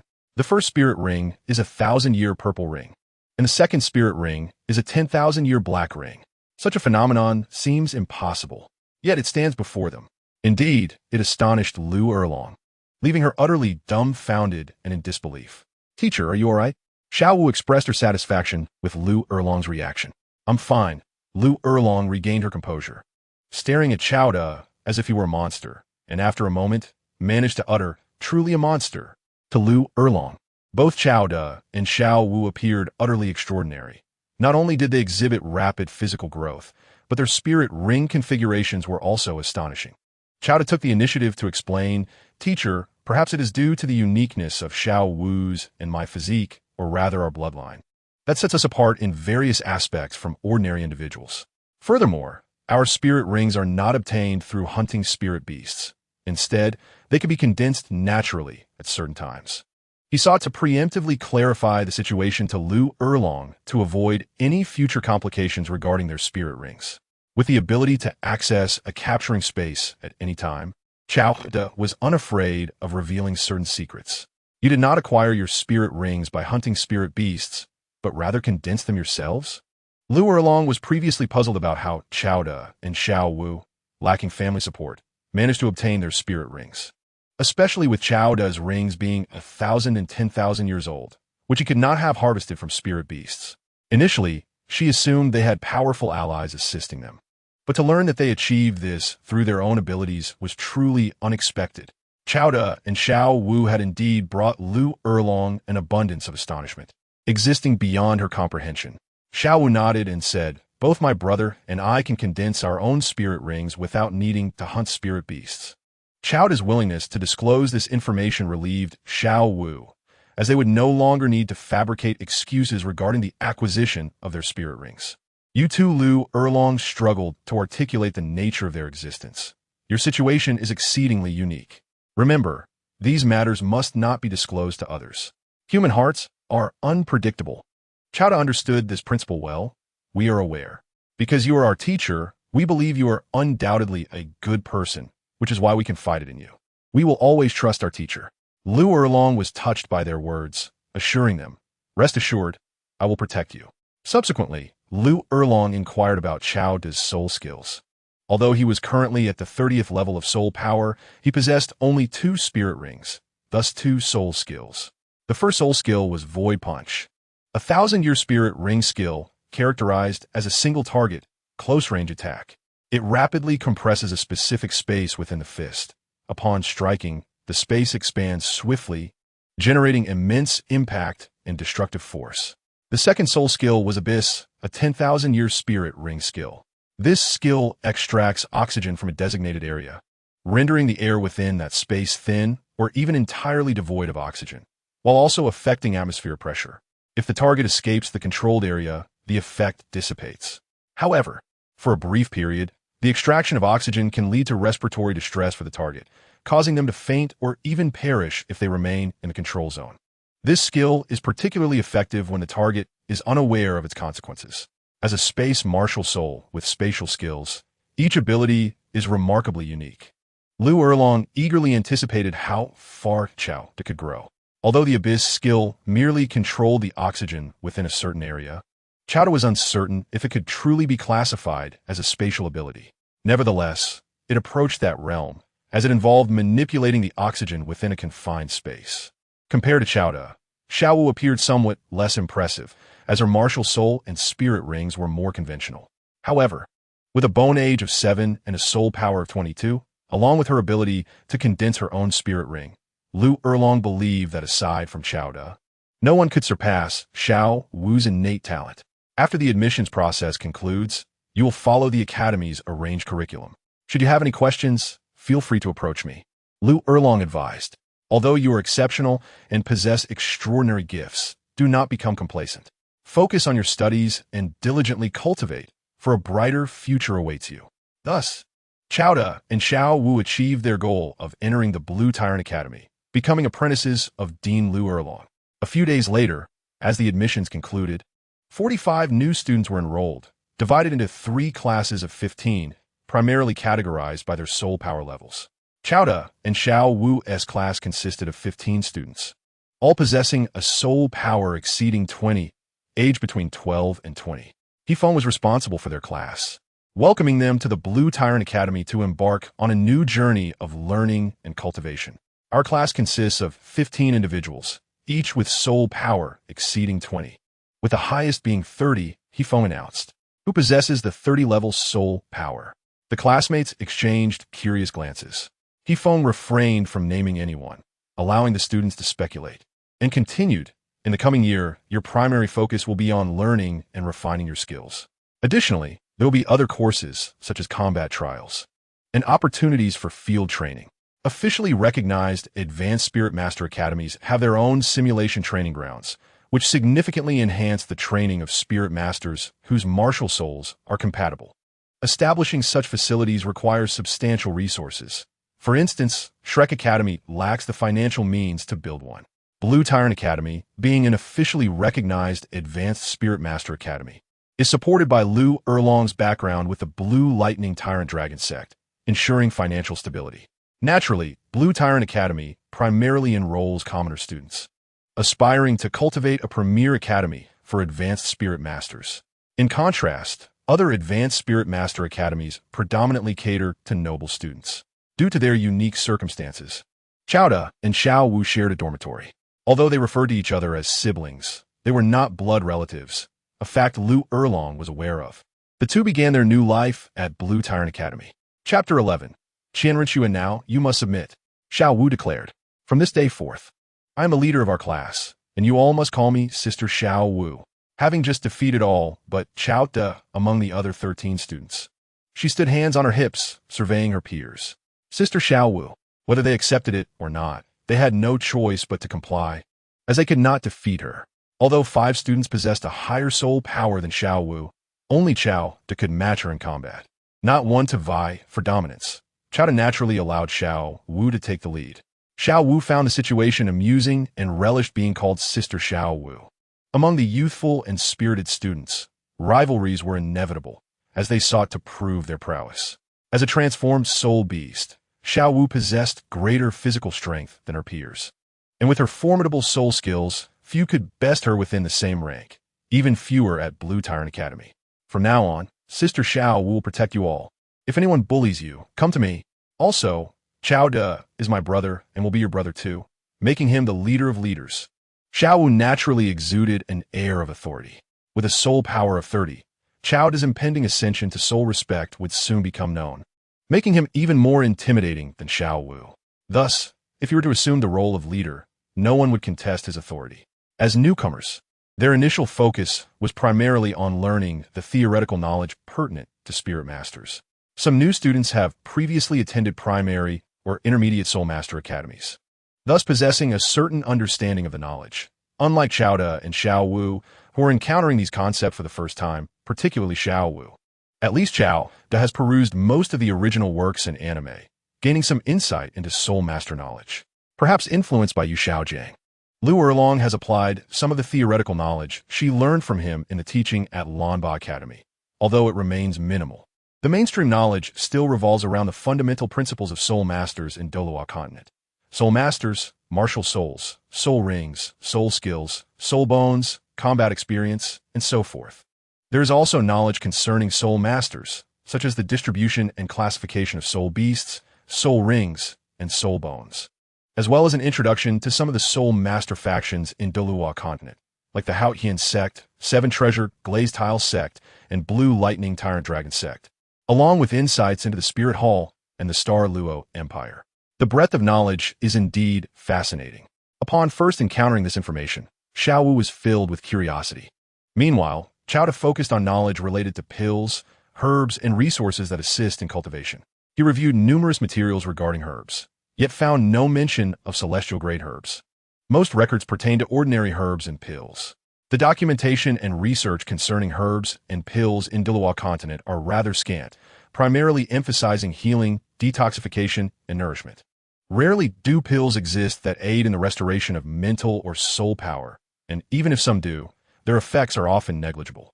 As for auxiliary cultivation medications and ingredients, they merely provide limited support, far inferior to the benefits derived from seafood caught in the capturing space. In their dormitory, where they can cook for themselves, Xiao De and Xiao Wu continue to fish for seafood in the capturing space to supplement their daily training. Months passed swiftly. Xiao De's soul power reached level 32, yet he had not acquired a third soul ring. Xiao Wu, on the other hand, attained level 24, though her cultivation pace was not as rapid as Xiao De's. After all, Xiao Wu's soul power enhancement had always been bolstered by Lu Erlong, contributing to her quicker progress. Xiao De needed to capture a third woman to obtain his third soul ring, setting his sights on Qian Renxue. Currently, Qian Renxue was disguised as Xue Qinghe, the prince of the Tiando Empire. Qian Renxue possesses a six-winged angel martial soul and innate soul power at level 20, showcasing remarkable talent. Although he had decided on Qian Renxue, encountering her proved challenging. After all, she was a prince, not someone easily accessible. Qiao had diligently gathered information on Xue Qinghe, attempting to ascertain their whereabouts. Yet opportunities to meet her remained elusive. Once he could meet Xue Qinghe, he could forcibly draw her into the capturing space for binding. However, achieving this without attracting attention was a formidable task. Disguised as Prince Xue Qinghe, Qian Renxue was surrounded by numerous guards, making it impossible to approach her. Nevertheless, Qiao eventually found an opportunity. He learned that Prince Xue Qinghe was studying noble etiquette and music at the Moon Pavilion in Tiando City. The Moon Pavilion was established by Tang Yuehua, who is the younger sister of Tang San. Her martial soul is a mutated variant, with soul power at level 9. And her martial soul, much like Yu Xiaojiang's, was restricted from further enhancement. However, Tang Yuehua possesses a noble ring's innate skill, which allows one to cultivate tranquility, suppress negative emotions, and appear more dignified and graceful, making her quite favored among the aristocracy. Most royal offspring of the Tiando Empire study etiquette and music at the Moon Pavilion to foster their noble demeanor, and Prince Xue Qinghe, Qian Renxue, is no exception. At present, Xue Qinghe is around 15 or 16 years old, an ideal age for learning such arts. With this information in hand, Qiao finally found a chance to approach Qian Renxue, a Xue Qinghe. Upon learning of this, Qiao began to frequent the Moon Pavilion. Soon, he spotted Qian Renxue disguised as Xue Qinghe. Yet due to the presence of others, he could not act and had to seek further opportunities. Time passed, and over a month elapsed, during which Qiao frequently staked out the Moon Pavilion, sometimes even for consecutive days. Finally, fortune smiled upon him, presenting an opportunity. Today, Xue Qinghe, Qian Renxue, was alone at the Moon Pavilion with no one around. The moment had arrived. Qiao concealed himself behind a nearby wall and called out to her, Qian Renxue. The name startled Xue Qinghe, who anxiously glanced around, exclaiming, "Who?" Having disguised herself as Xue Qinghe for over a decade, she was taken aback that someone knew her true identity. In that instant, as she spoke, she vanished and reappeared in the same spot, almost as if by magic. In the blink of an eye, even if someone had noticed, they would have thought it a figment of their imagination, especially since no one else was present. Qian Renxue, Xue Qinghe, felt a moment of disorientation, as if she had momentarily entered a peculiar realm filled with vast oceans. Could it be a hallucination due to a lack of sleep? She doubted whether she had truly heard someone call her name. Cautiously observing her surroundings and finding nothing amiss, she shook her head and proceeded towards the Moon Pavilion. Dismissing the incident as mere mental confusion, Qiao quietly departed, having achieved his objective. Qian Renxue, at the tender age of 15, astonishingly stood as a soul king. Upon binding Qian Renxue in the capturing space, her information was revealed. 15 years old, soul power level 53. With this, Qiao acquired his third soul ring, which possessed a duration exceeding 30,000 years, the cumulative value of Qian Renshue's 5 soul rings. Following the binding with Qian Renxue, Qiao's soul power level rose to 35, an increase of over 2 levels attributed to the enhancement from the binding, along with a notable boost in both physical strength and mental power. Chapter 12, Drunk in Douluo Continent, Tiando Empire, Tiando City, at Lanba Academy. The meal was prepared. It was time to eat. In Lu Erlong's residence, Lu Erlong and Xiao Wu had just completed cooking, with Xiao Wu assisting. Today's feast was lavish, a special celebration for Qiao's acquisition of his third soul ring. The third soul ring originated from binding Qian Renxue in the capturing space, though Lu Erlong was informed that Qiao had independently condensed it. Although she had not witnessed it firsthand, Lu Erlong had come to believe Qiao's assertion of being able to condense his own soul rings. The extraordinary nature of both Qiao and Xiao Wu had gradually become commonplace for her. Moreover, as Lu Erlong had been bound by Qiao's capturing space, she felt an inexplicable fondness and trust towards him, ensuring she would not harm him or disclose his and Xiao Wu's matters to others. Having spent nearly half a year together, Lu Erlong often assisted Qiao and Xiao Wu in their studies, cultivation, and daily care, inviting them over for meals every so often. Xiao Wu's lively and delightful personality endeared her to many, while Chowda's maturity provided a sense of security. Unbeknownst to them, Lu Erlong had come to regard Xiao Wu as a daughter. Initially desiring to see Chowda as a son, Lu Erlong discovered her feelings for him were uniquely special, making it impossible to view him merely as a son. He possessed an enigmatic allure that captivated her. However, Chowda is merely 9 years old in terms of bone age. Even though he has already reached a height of 1.80 meters, he is still a child. Lu Erlong has contemplated various aspects, but finds it challenging to regard him as a son. After much reflection, she concludes that it is better to maintain their relationship in the capacity of teacher. Having been at Lamba Academy for nearly half a year, she engages in light conversation with Chowda and Xiao Wu while serving them food. "Thank you, teacher. You should eat too," Xiao Wu says, serving Lu Erlong as well. "This place is wonderful. The academy is vast, and the presence of teachers and classmates makes it lively. The key is that you and my brother are here. Wherever you are is the best place." Xiao Wu has thrived at Lamba Academy, her reputation as Sister Xiao Wu well known among the students. Being the disciple of Lu Erlong, she holds a unique status that strengthens her position. Students at the Soul Master level, who are over 30, are cautious of her special identity and refrain from disputes, with some even attempting to curry favor. Chowda nods in agreement. "With our teacher here, we're doing quite well." "That's good to hear." Lu Erlong responds with a smile. "Your physiques are quite special, but you are still young. I was initially worried that you might struggle to adapt to this unfamiliar environment. However, it seems that your ability to acclimate is commendable. Feel free to treat this place as your home. I am your family. So if you encounter any challenges or have anything to discuss, do not hesitate to speak up. Keep it off your chest, understood?" Chowda and Xiao Wu nod affirmatively. Lu Erlong's meticulous care touches them deeply, particularly Xiao Wu, who has begun to feel a maternal affection from Lu Erlong. Chowda, too, is eager to strengthen his bond with Lu Erlong. Having captured the essence of his space binding with her, he regards her as his own. Although Chowda is 9 years old in bone age, his body has matured significantly. Lu Erlong, in the prime of her youth, exudes charm. "Teacher, I raise my glass to you in gratitude for your constant care," Chowda says, lifting his cup. "I want to join too," Xiao Wu chimes in. "All right." Lu Erlong accepts with delight. Although Chowda and Xiao Wu are young and ideally should not consume alcohol, their rapid physical development allows for a small indulgence.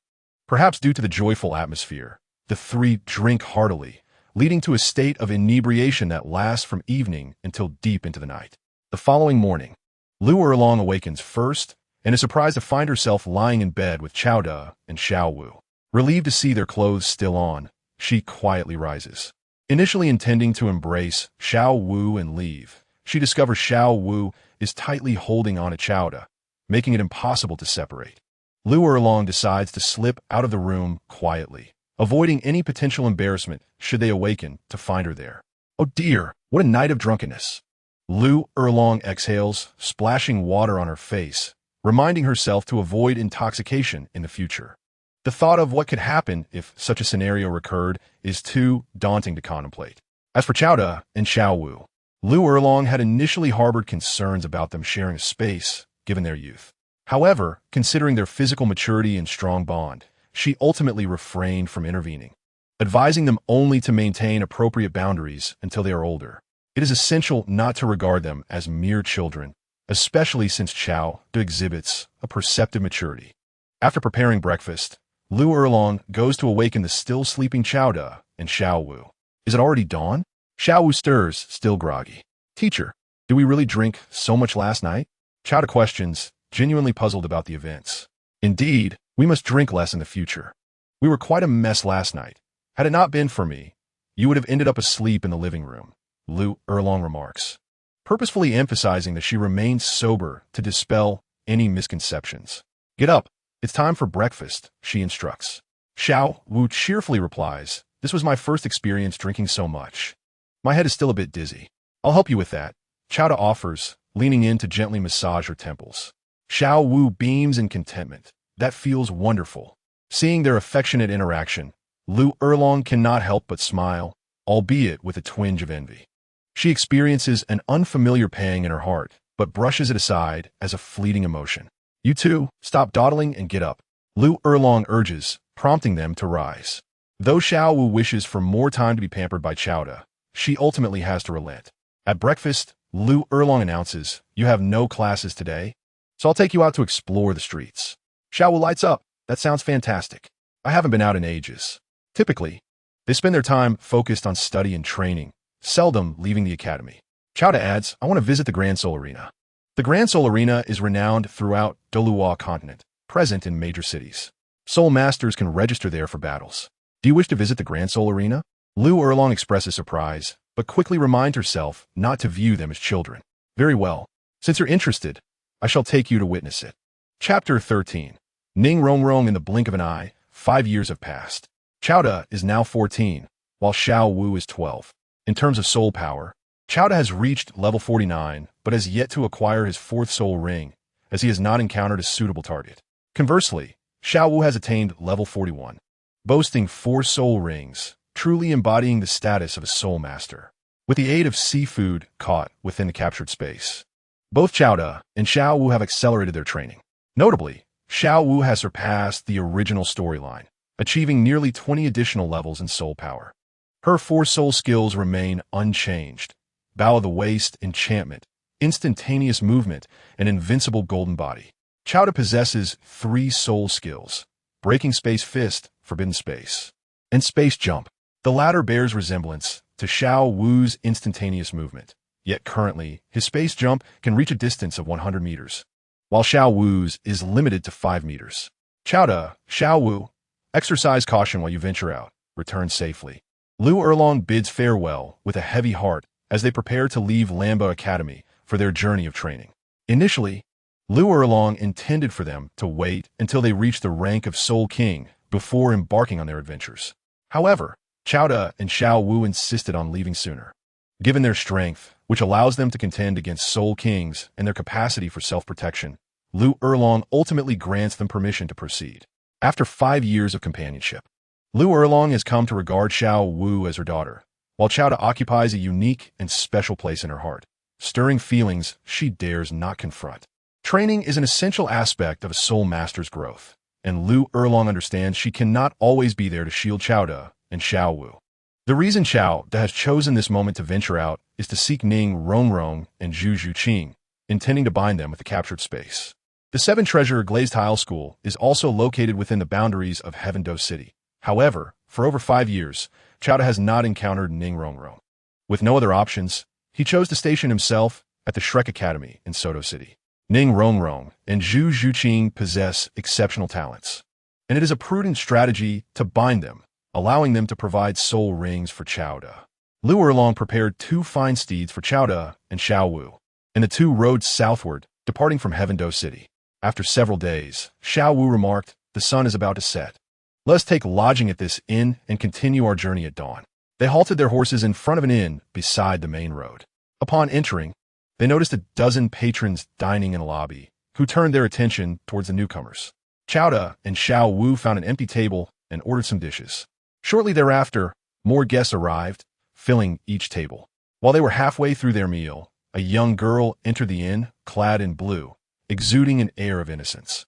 After scanning the room and finding no vacant tables, she frowned slightly and approached Chowda and Xiao Wu's table. Without uttering a word, she sat down and began to order. Xiao Wu, noticing the girl, took the initiative to introduce herself. "Hello, I am Xiao Wu," as in dance. "What is your name?" Perhaps due to their similar ages, the blue-clad girl responded, "My name is Ning Rongrong." Ning Rongrong. Chowda raised his head in surprise, scrutinizing her closely. Judging by her demeanor, appearance, and age, it was indeed Ning Rongrong of the 7-treasure glazed tile school. Unexpectedly, he had run into her here, indicating that she had not yet reached Soto City. Unfamiliar with Ning Rongrong, Xiao Wu engaged her in conversation. "This is my brother, Chowda." Ning Rongrong, a lovely name. "Are you here alone?" Ning Rongrong paused before replying, "No," and glanced around before whispering, "Xiao Wu, are you both soul masters?" It was evident that Ning Rongrong sensed the soul power emanating from Chowda and Xiao Wu. Likewise, they too could perceive her soul power. Xiao Wu smiled. "Indeed, we are alike. My brother and I are out training. Are you as well?" "Training?" Ning Rongrong scrutinized Chowda and Xiao Wu, concluding that they were likely a few years her senior and possessed a higher cultivation level. Otherwise, they would not be specifically out for training. In truth, she had not come out for training, but had secretly run away from the Seven Treasure Glazed Tile School, seeking to explore and experience a different life. Tired of staying there, she reminded herself not to disclose her true circumstances and said, "I am here to wander and explore." After a moment, she inquired, "Where are you from, and what is your destination?" Xiao Wu replied, "We set out from Heaven Do City, heading southward, and are about to enter the Barak Kingdom. We plan to visit Soto City while training and exploring. Would you like to join us?" Xiao Wu's enthusiasm caught Ning Rongrong slightly off guard. "You're going to Soto City? I have no specific destination. Soto City is the capital of the Barak Kingdom, and I have never been there. I could accompany you." Chowda remained quiet, observing Xiao Wu and Ning Rongrong's growing rapport. That evening, they all settled down at the inn. The next morning, after breakfast, they set off. Ning Rongrong had rented a carriage, driven by an ordinary coachman. Xiao Wu and Ning Rongrong rode in the carriage while Chowda rode a horse, leading another steed alongside him. Chowda noticed someone seemingly following them from behind and speculated that it was likely a protective measure arranged by the Seven Treasure Glazed Tile School for Ning Rongrong. Unbeknownst to her, her family had already discovered her absence but chose not to intervene, instead discreetly sending someone to follow her. Days later, they arrived in Soto City. "You may return now," Ning Rongrong instructed the coachman, joining Chowda and Xiao Wu. Over the past few days, she had lowered her guard and felt that Chowda and Xiao Wu were genuinely good people. Upon reaching Soto City, they first sought refuge in an inn, planning to explore the city together the following day. One evening, after sharing a few drinks, Ning Rongrong and Xiao Wu became intoxicated. "Ning Rongrong," Chowda attempted to call her. "Don't disturb me. I want to sleep," Ning Rongrong mumbled, dazed and unaware of her words. Sensing the opportune moment, Chowda prepared to bind Ning Rongrong through his captured space. "Ning Rongrong," she replied, and in an instant, she vanished, only to reappear moments later. The binding was successful, and Ning Rongrong became one of Chowda's 4 bound women. Following this binding, Chowda acquired a yellow soul ring nearly 1,000 years old, raising his soul power to level 50, although the increase was minimal due to Ning Rongrong's soul power being only around level 20. Next in line was Zhu Zhuqing. With his soul power now at level 50, he could bind another soul master, although he was uncertain whether Zhu Zhuqing had arrived in Soto City yet. Chapter 14. Confessions and Secrets. Ouch. Upon waking, Ning Rongrong felt a throbbing headache, a typical consequence of a night of excessive drinking. She had rarely consumed alcohol before, having only tasted a bit. Yesterday marked her first experience of drinking so much and becoming intoxicated. In addition to her upbeat mood, she had been tempted to drink more due to the delicious food Chowda had prepared, coupled with his encouragement to indulge. Ning Rongrong turned over, intending to rise, only to be startled to find someone beside her. Upon realizing it was Xiao Wu, she breathed a sigh of relief. That rascal Chowda actually let Xiao Wu sleep beside me. Since they had met, Xiao Wu had always slept with Chowda, so Ning Rongrong found it somewhat peculiar to see her there. Rongrong? Xiao Wu was stirred from her slumber, still somewhat dazed. "Ning Rongrong, we got drunk last night. I don't recall how we ended up sleeping together. Thankfully, Chowda is not here. If he were in bed with us, I would have surely screamed." Xiao Wu chuckled. "My brother has a great tolerance for alcohol and would never act inappropriately. Though we have always shared a bed, we have not crossed any lines."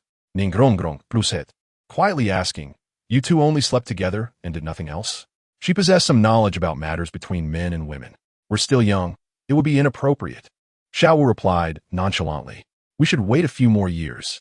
Ning Rongrong, rather than feeling embarrassed, was envious. "You two share a wonderful bond. You will surely be very happy in the future." "Thank you," Xiao Wu agreed, expressing that she felt happy being with Chowda. Just then, a voice called from outside the door. "Xiao Wu, Rongrong, come and have breakfast." Chowda had borrowed the inn's kitchen to prepare breakfast himself, primarily using seafood he had caught from his captured space. Nowadays, it was quite easy for him to fish for seafood from the fishing platform within his captured space. And these seafood were close to spiritual entities. Consuming them daily significantly aided in cultivation. "Brother, we will be there shortly." Xiao Wu responded affirmatively and then said to Ning Rongrong, "Rongrong, let us rise swiftly. My brother has prepared a delectable breakfast that you will surely relish." Indeed, Chowda's culinary skills were exceptional. Having experienced the delightful flavors the previous evening, Ning Rongrong now eagerly anticipated the morning repast. The breakfast consisted of noodles, seafood noodles crafted from freshly kneaded seafood dough. Xiao Wu exclaimed, "Delicious! The aroma is tantalizing." "Brother, you have worked hard," Ning Rongrong confessed. "This is my first encounter with such exquisite noodles." Chowder replied, "If you enjoy them, I shall often prepare them for you in the future." Ning Rongrong inadvertently locked eyes with Chowder, and an inexplicable flutter coursed through her, igniting a blush that compelled her to turn away, unable to meet his gaze. Chowder, aware of the effects of the captivation space, felt an unshakable bond of trust and loyalty from Ning Rongrong, beyond her affection for him, would harbor no feelings for any other man. Women bound by the captivation space either cherished Chowder or remained indifferent to all men. Ning Rongrong, cognizant of these dynamics, found herself lost in thought, contemplating her burgeoning feelings for Chowder, yet troubled by the fact that he was already involved with Xiao Wu. She endeavored to banish these thoughts, deciding to address them later. After breakfast, they departed the inn for a leisurely stroll, engaging in conversation. Ning Rongrong declared, "Xiao Wu, Chowder, we are now considered good friends." Xiao Wu nodded. "Indeed, we have become close sisters. Rongrong, should you encounter any difficulties, please confide in us. We shall assist you wholeheartedly." Moved, Ning Rongrong revealed, "In truth, I hail from the Seven Treasures Glazed Tile School, having sneaked away. Cal de Feigne de Stanishment." The Seven Treasures Glazed Tile School, one of the three great sects of Douluo continent. You come from there, Rongrong? Naturally, given your martial soul, the Seven Treasures Pagoda, and your surname, Ning, you must be associated with them. Pray tell, are you the daughter of the school's leader? Xiao Wu was genuinely astonished. Having heard of the Seven Treasures Glazed Tile School and its renowned title Douluo, one of the top 3 powers in the continent. Rongrong, you truly come from that illustrious school? Ning Rongrong confirmed. The leader of the Seven Treasures Glazed Tile School is my father. I did not intend to keep this from you. Chowder expressed understanding. I comprehend. Your identity must be kept confidential to avoid potential troubles. Ning Rongrong nodded. I understand. I consider you both friends, which is why I divulged this secret. You must promise to keep it. Xiao Wu took Ning Rongrong's hand, saying, Now that you have shared your secret, we shall share ours. My brother and I are students at the Bluba Academy in Heavendo City, and our mentor is the director, Lu Erlong. I am 12 years old, and my brother is 14. Regarding her identity as a soul beast, Xiao Wu hesitated to mention it, fearing Ning Rongrong might take offense. Ning Rongrong gasped, What? Xiao Wu, you are merely 12, and Chowda is 14. Yet you both possess spirit power levels of 41 and 49? This is astonishing. She considered herself a prodigy, yet in comparison, Xiao Wu and Chowda seemed like extraordinary beings. Chowda explained, Our physiques are rather unique. By the age of 7 or 8, we had already attained your current height. This remains our secret, Rongrong, and you must keep it as well. At 7 or 8 years old, possessing the body of 12 or 13, your physique is indeed remarkable. Is this the reason for your rapid cultivation? Ning Rongrong exclaimed. Xiao Wu nodded yes.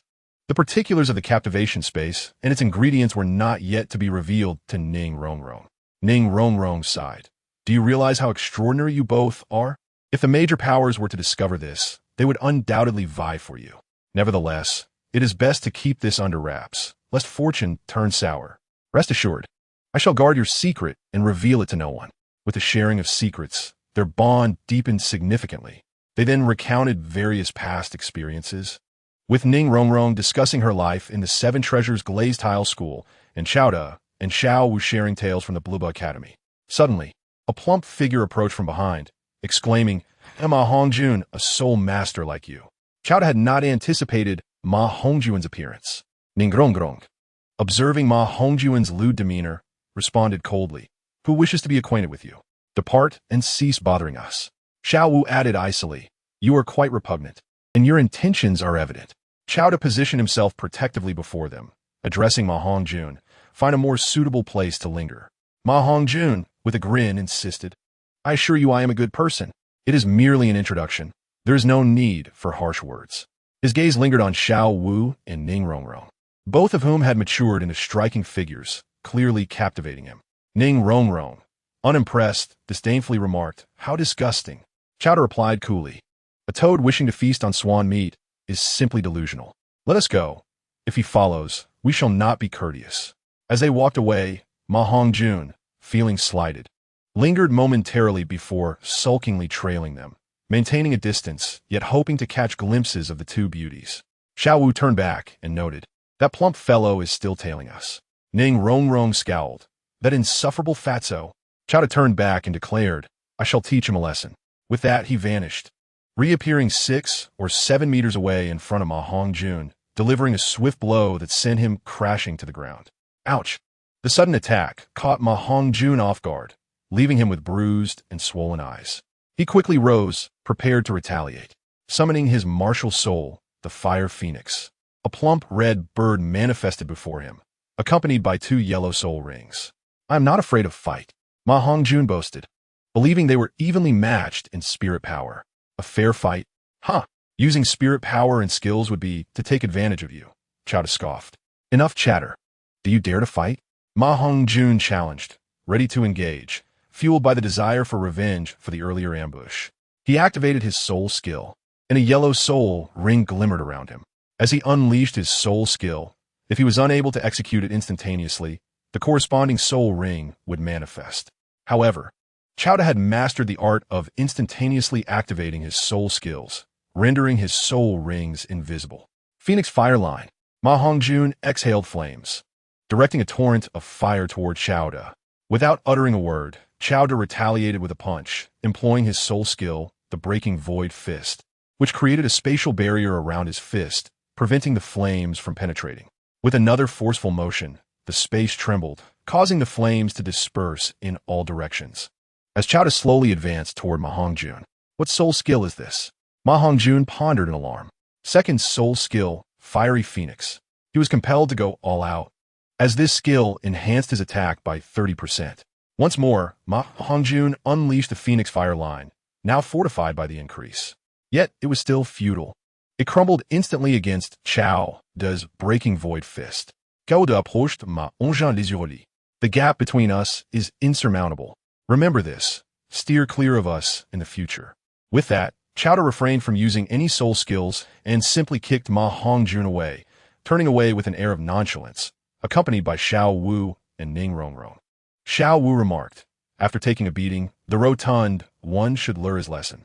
However, this fellow has a century-old soul ring. He is of similar age to us and has already become a great soul master, a true prodigy." Upon seeing Ma Hongjun's soul rings, Ning Rongrong was equally astonished. "Having such talent makes him quite insufferable." Qiao replied, "That rotund one must possess a mutated martial soul, which enhances both his talent and cultivation speed." Ning Rongrong laughed. "Yet he cannot compare to either of you, especially you. Qiao, you are a true anomaly. You just employed a soul skill. But I did not see a soul ring. It must be an instantaneous soul skill. Truly impressive. If you can achieve such a feat," Xiao Wu nodded. "I currently cannot execute any of my 4 soul skills instantaneously. My brother has always been exceptional." After teaching Ma Hongjun a lesson, the trio felt a weight lifted from their shoulders and resumed their playful banter. Meanwhile, the chastened Ma Hongjun walked away, disheveled, sporting dark circles under his eyes, limping along. As he passed the Rose Hotel, he fortuitously encountered Dai Mubai. Dai Mubai appeared suave, with one arm around a beautiful woman, though both women were ordinary. Their charm was undeniable. "Ma Hongjun, is that you? Why are you avoiding me?" Dai Mubai recognized the feigned ignorance of Ma Hongjun. "Haha, big brother Dai. I won't interrupt your fun." Ma Hongjun lowered his head, embarrassed at his disheveled appearance, fearing Dai Mubai would mock him. Yet, Dai Mubai noticed him nonetheless. "Ma Hongjun, have you been beaten up? Did you get into trouble with the ladies?" Dai Mubai was well aware of Ma Hongjun's antics. Lacking funds and often seeking out innocent girls, Ma Hongjun occasionally found himself in scrapes. Ma Hongjun feebly protested, "I just tripped and fell." "Big brother Dai, please continue your enjoyment. I must return." However, Dai Mubai detained him. "Who did this to you? I shall assist you." With no other option, Ma Hongjun recounted the events. As expected, Dai Mubai was not surprised by the occurrence, but Qiao's strength took him aback. "He seems to be of similar age to you, yet completely overpowers you. He must be a soul master." Sighing, he added, "He has already left. You merely encountered him by chance. Finding him again will be difficult. I can only help you teach him a lesson if you meet him again." Ma Hongjun replied, "No need to trouble yourself. I will seek revenge when the opportunity arises. I must return now to the dean for treatment, hoping not to be left with scars that mar my handsome face." Dai Mubai chuckled. "Very well. You may return. I shall not be home tonight." Ma Hongjun glanced enviously at the two women. "You truly know how to enjoy life, big brother Dai. Just don't wear yourself out." While Ma Hongjun typically sought one companion, Dai Mubai, being affluent, found it normal to entertain multiple women at once. "Mind your own business. Go back and tend to your injuries," Dai Mubai said, leading the two women toward the Rose Hotel, eager for an enjoyable evening. They were oblivious to a figure observing them from a distance, particularly Dai Mubai, Zhu Zhuqing, his betrothed in name. Chapter 16. Let go of that girl. In the inn's dining area, Xiao Wu, and Ning Rongrong were enjoying their meal. "Xiao, have you heard of Shrek Academy?" Ning Rongrong inquired. "Today, while Xiao Wu and I were out shopping, I overheard a discussion about it. It seems the Shrek Academy is unlike any other, claiming to only accept extraordinary students." "It sounds quite impressive." Xiao Wu chimed in. "What kind of students are deemed extraordinary? Is it those with mutated martial souls?" Although they had heard some rumors about Shrek Academy, the specifics remained unclear. Chowder responded, "I have also come across information about Shrek Academy in recent days and have seen their recruitment notice. It specifies that only those under 12 years of age with soul power exceeding level 25 can become students. 12 years old, soul power exceeding level 25. Do you understand what that entails? Do you know how few can meet such criteria?" Xiao Wu exclaimed, "Both Rongrong and I fulfill those conditions. Does that mean we are extraordinary?" Ning Rongrong, more astute in this regard, explained, "Xiao Wu, do you realize that achieving level 25 in soul power by age 12 is exceedingly rare? Such individuals are the CR Me de la CR Me. Shrek Academy boasts quite a bold claim by imposing such stringent recruitment criteria. Even the Tiando Royal Academy does not have such demands. I am beginning to doubt whether Shrek Academy has even enrolled students. If they have, it likely amounts to only one or two." Chowda nodded in agreement. Such conditions make it difficult to attract students. Moreover, prodigious talents are coveted everywhere, sought after by all major Soul Master academies, each striving to cultivate even a single one. I suspect Shrek Academy must be lacking in resources, relying on sheer luck to enroll exceptional talents, hoping to nurture them into successful students. However, do such prodigies even require their guidance? Why would they choose Shrek Academy unless compelled by circumstances or deceived? Ning Rongrong contemplated her own situation, realizing it mirrored the notion of having special circumstances. Perhaps she felt a twinge of desire upon hearing about Shrek Academy, contemplating the possibility of trying her luck there. Xiao Wu, grasping the implications, remarked, "So, it means Shrek Academy lacks the capacity to cultivate average students, let alone typical talents, and can only rely on chance to recruit extraordinary prodigies, thereby requiring minimal investment in training resources. Once these students gain recognition, they too will bask in the glory." "Quite the clever scheme," Chowder remarked. "Moreover, Shrek Academy is not a legitimate Soul Master institution and has not received recognition from the Barak Kingdom. The actual state of Shrek Academy aligns with this. I'm not defaming it. Without resources to train students, they must rely on abnormal conditions to attract exceptional talents. It is indeed a desperate situation. Why would a true prodigy ever choose Shrek Academy?" Dai Mubai, Ma Hongjun, Oscar, and others entered Shrek Academy under exceptional circumstances. Subsequently, Tang San, Xiao Wu, Ning Rongrong, and Zhu Zhuqing followed suit. A group of extraordinary talents, as long as they are not deliberately suppressed, will undoubtedly flourish. Yet, how much influence does Shrek Academy truly wield in this regard?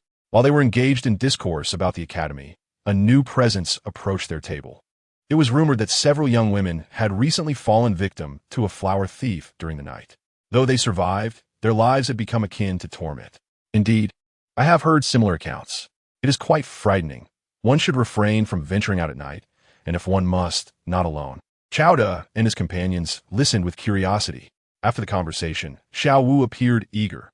"Rongrong, brother, there's a flower thief. Let's go catch him tonight." Ning Rongrong chuckled. "Xiao Wu, you truly possess a chivalrous heart.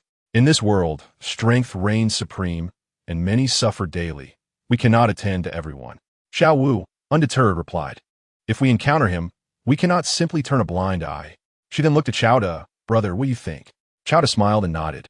I wholeheartedly support doing good deeds. I shall accompany you. With the ability to conceal themselves, Xiao Wu and Ning Rongrong could find refuge if danger arose. Therefore, concerns regarding safety were minimal. Ning Rongrong, somewhat resigned, added, since you both wish to go, I shall join. Safety in numbers, after all. Xiao Wu beamed. I knew you had a kind heart, Rongrong, so it's settled. We shall act tonight, and make sure the flower thief pays dearly. Thus, beginning that very night, the trio roamed the city in search of the elusive flower thief. However, 5 or 6 days passed without a trace, and Ning Rongrong began to lose hope. Xiao Wu, perhaps the flower thief has already left.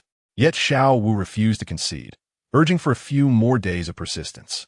On a night 2 days later, under the bright moonlight and enveloped in silence, a girl stood by the bridge, gazing longingly at the moon. Nearby, 3 figures stealthily approached. The girl sensed their presence and turned to find 3 men closing in, instantly on high alert. I've been cooped up for days. What luck to find one right away. This girl has quite the figure. We shall have our fun. One of the men leered, his tone crude and lascivious. Are you the flower thieves? The girl inquired, clearly aware of their notoriety. Oh, so you know us yet still venture out alone. Do not resist. It will only bring you pain, one of the men with buck teeth sneered. The girl frowned, feeling the fluctuations of soul power emanating from the 3. Being a soul master herself, she had no choice but to fight, and she promptly summoned her martial spirit, transforming into a nether spirit cat. With 2 yellow soul rings materializing, she was a formidable soul master. A soul master, and a great soul master at that. How delightful. It's been ages since I've savored the essence of a soul master. Tonight shall be entertaining. The men relished, each revealing their martial spirits and soul rings. White, yellow, yellow, purple, purple. White, yellow, yellow, purple, purple. White, yellow, yellow, purple. 2 were soul masters while 1 was a soul ancestor. The girl found herself in dire straits, despite her excellent martial spirit and talent. The disparity in soul power rendered her no match for the trio. With a decisive resolve, she unleashed her soul power and turned to flee. Isn't it a bit late to run now? One of the men mocked as they swiftly cornered her from 3 sides. The girl, speechless, realized that escape was futile and prepared to fight for her life. Nether claw, nether stab, she unleashed her soul skills relentlessly, yet despite her full-fledged effort, the overwhelming difference in soul power made her a mere plaything for them. Before long, she sustained injuries and was captured. We warned you that resisting would lead to harm. Why did you not heed our advice? Clearly, you're in need of some discipline, they jeered, preparing to take her to their temporary abode to enjoy their prey. However, at that moment, a female voice rang out. Release that girl. As the voice echoed, the trio turned to see a captivating figure emerging from the opposite side of the bridge.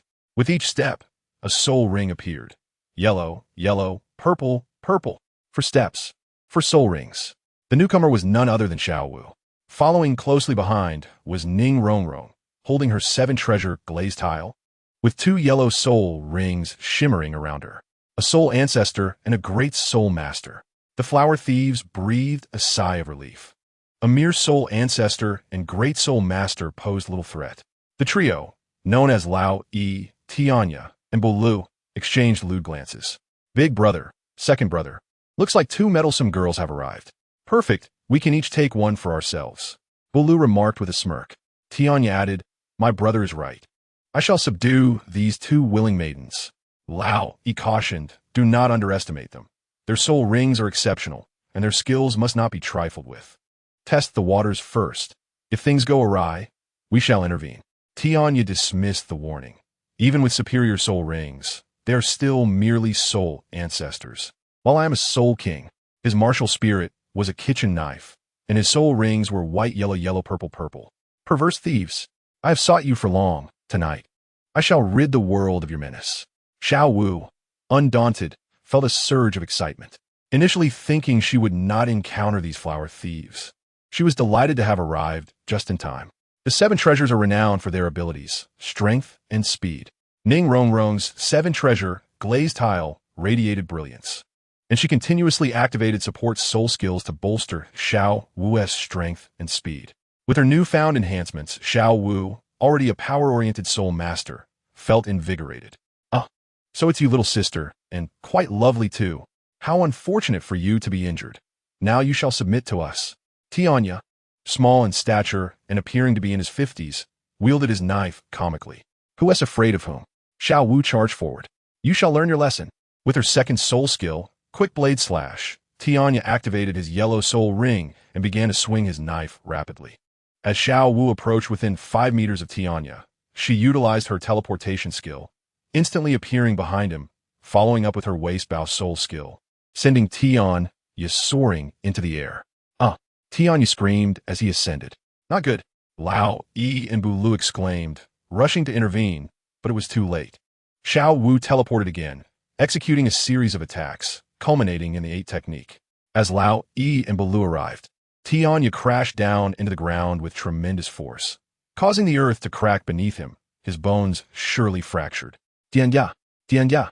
Lao, Yi, and Douluo hurriedly attended to the gravely injured Tianya. Am I going to die? He muttered before losing consciousness. Tianya! Douluo cried out in desperation. The goose shook its head. He has fainted and is gravely injured. He was too overconfident. Douluo, let us strike together. Douluo finally began to take Xiao Wu seriously. Come on, all of you, attack together. Xiao Wu, eager for battle, provoke her opponents. Dare to harm Tianya? I will make you pay dearly. Douluo responded, "Huis menace." Douluo possessed a control-type martial soul, one akin to that of an evil soul master. The old goose's martial soul was that of a goose, emphasizing speed. The two launched their soul techniques in an assault on Xiao Wu. Teleport. Xiao Wu targeted Douluo, instantly appearing beside him and delivering a swift kick that sent him flying. The old goose, seemingly prepared, lunged at Xiao Wu with its claws. Invincible golden body. Xiao Wu invoked her technique, rendering the old goose's attack ineffective as she pursued Douluo. She soared into the air, executing the 8-section throw, inflicting severe injuries upon Douluo, who lost his combat ability. Now only the old goose remained. Curse it! Glancing at Douluo, who lay incapacitated on the ground, the old goose felt a twinge of fear. Xiao Wu's soul techniques, particularly her teleportation, were exceedingly troublesome, coupled with her formidable strength. He simply could not contend with her. Just as he hesitated to flee, Xiao Wu's assault struck. Teleport. Waistbow. The old goose, having prepared somewhat and possessing a flying soul technique, attempted to evade Xiao Wu, seemingly aiming to exhaust her soul power. Ning Rongrong had been closely observing Xiao Wu's battle. Unbeknownst to anyone, the girl subdued by Douluo and his companions had vanished. She had been rescued by Chowda and taken behind a wall. Thank you. The girl expressed her gratitude to Chowda. He nodded and inquired, Are you all right? Are your injuries severe? The girl shook her head. It's nothing. What she did not anticipate was Chowda suddenly striking her into unconsciousness. In the instant she fainted, her form vanished, only to reappear in the blink of an eye. Chowda had utilized his capturing spatial ability to bind her. As long as they conversed and she responded, the binding conditions would be activated. Crucially, Chowda had already deduced the girl's identity before binding her. She was Zhu Zhuqing. Upon binding Zhu Zhuqing, Chowda acquired his 5th soul ring. Although it was merely a 1,000-year purple ring for the time being, its potential was immense. Chowda's soul power reached level 51, officially making him a soul king. Concurrently, binding Zhu Zhuqing also augmented his physical strength and mental prowess to a certain extent. Meanwhile, the battle between Xiao Wu and the old goose persisted.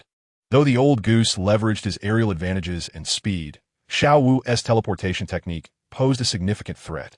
Is running all you can do? Xiao Wu, frustrated by her difficulty in landing a hit, exclaimed, Let's see how long you can endure. The old goose intended to outlast Xiao Wu, but he overlooked Ning Rongrong's presence. 7 treasures, renowned for strength and speed. The assistance previously granted to Xiao Wu had expired, and Ning Rongrong provided her support once more. How could I forget their an auxiliary soul master? The old goose nearly spat blood in disbelief. You think you can exhaust me. But you've forgotten I'm not fighting alone. Xiao Wu boasted. First, eliminate the auxiliary soul master. The old goose suddenly turned and charged at Ning Rongrong. However, Xiao Wu did not intervene, and Ning Rongrong appeared unafraid. With a successful strike, the old goose was delighted, believing he would soon dispatch Ning Rongrong. Just as he was about to attack her, a figure suddenly appeared before Ning Rongrong.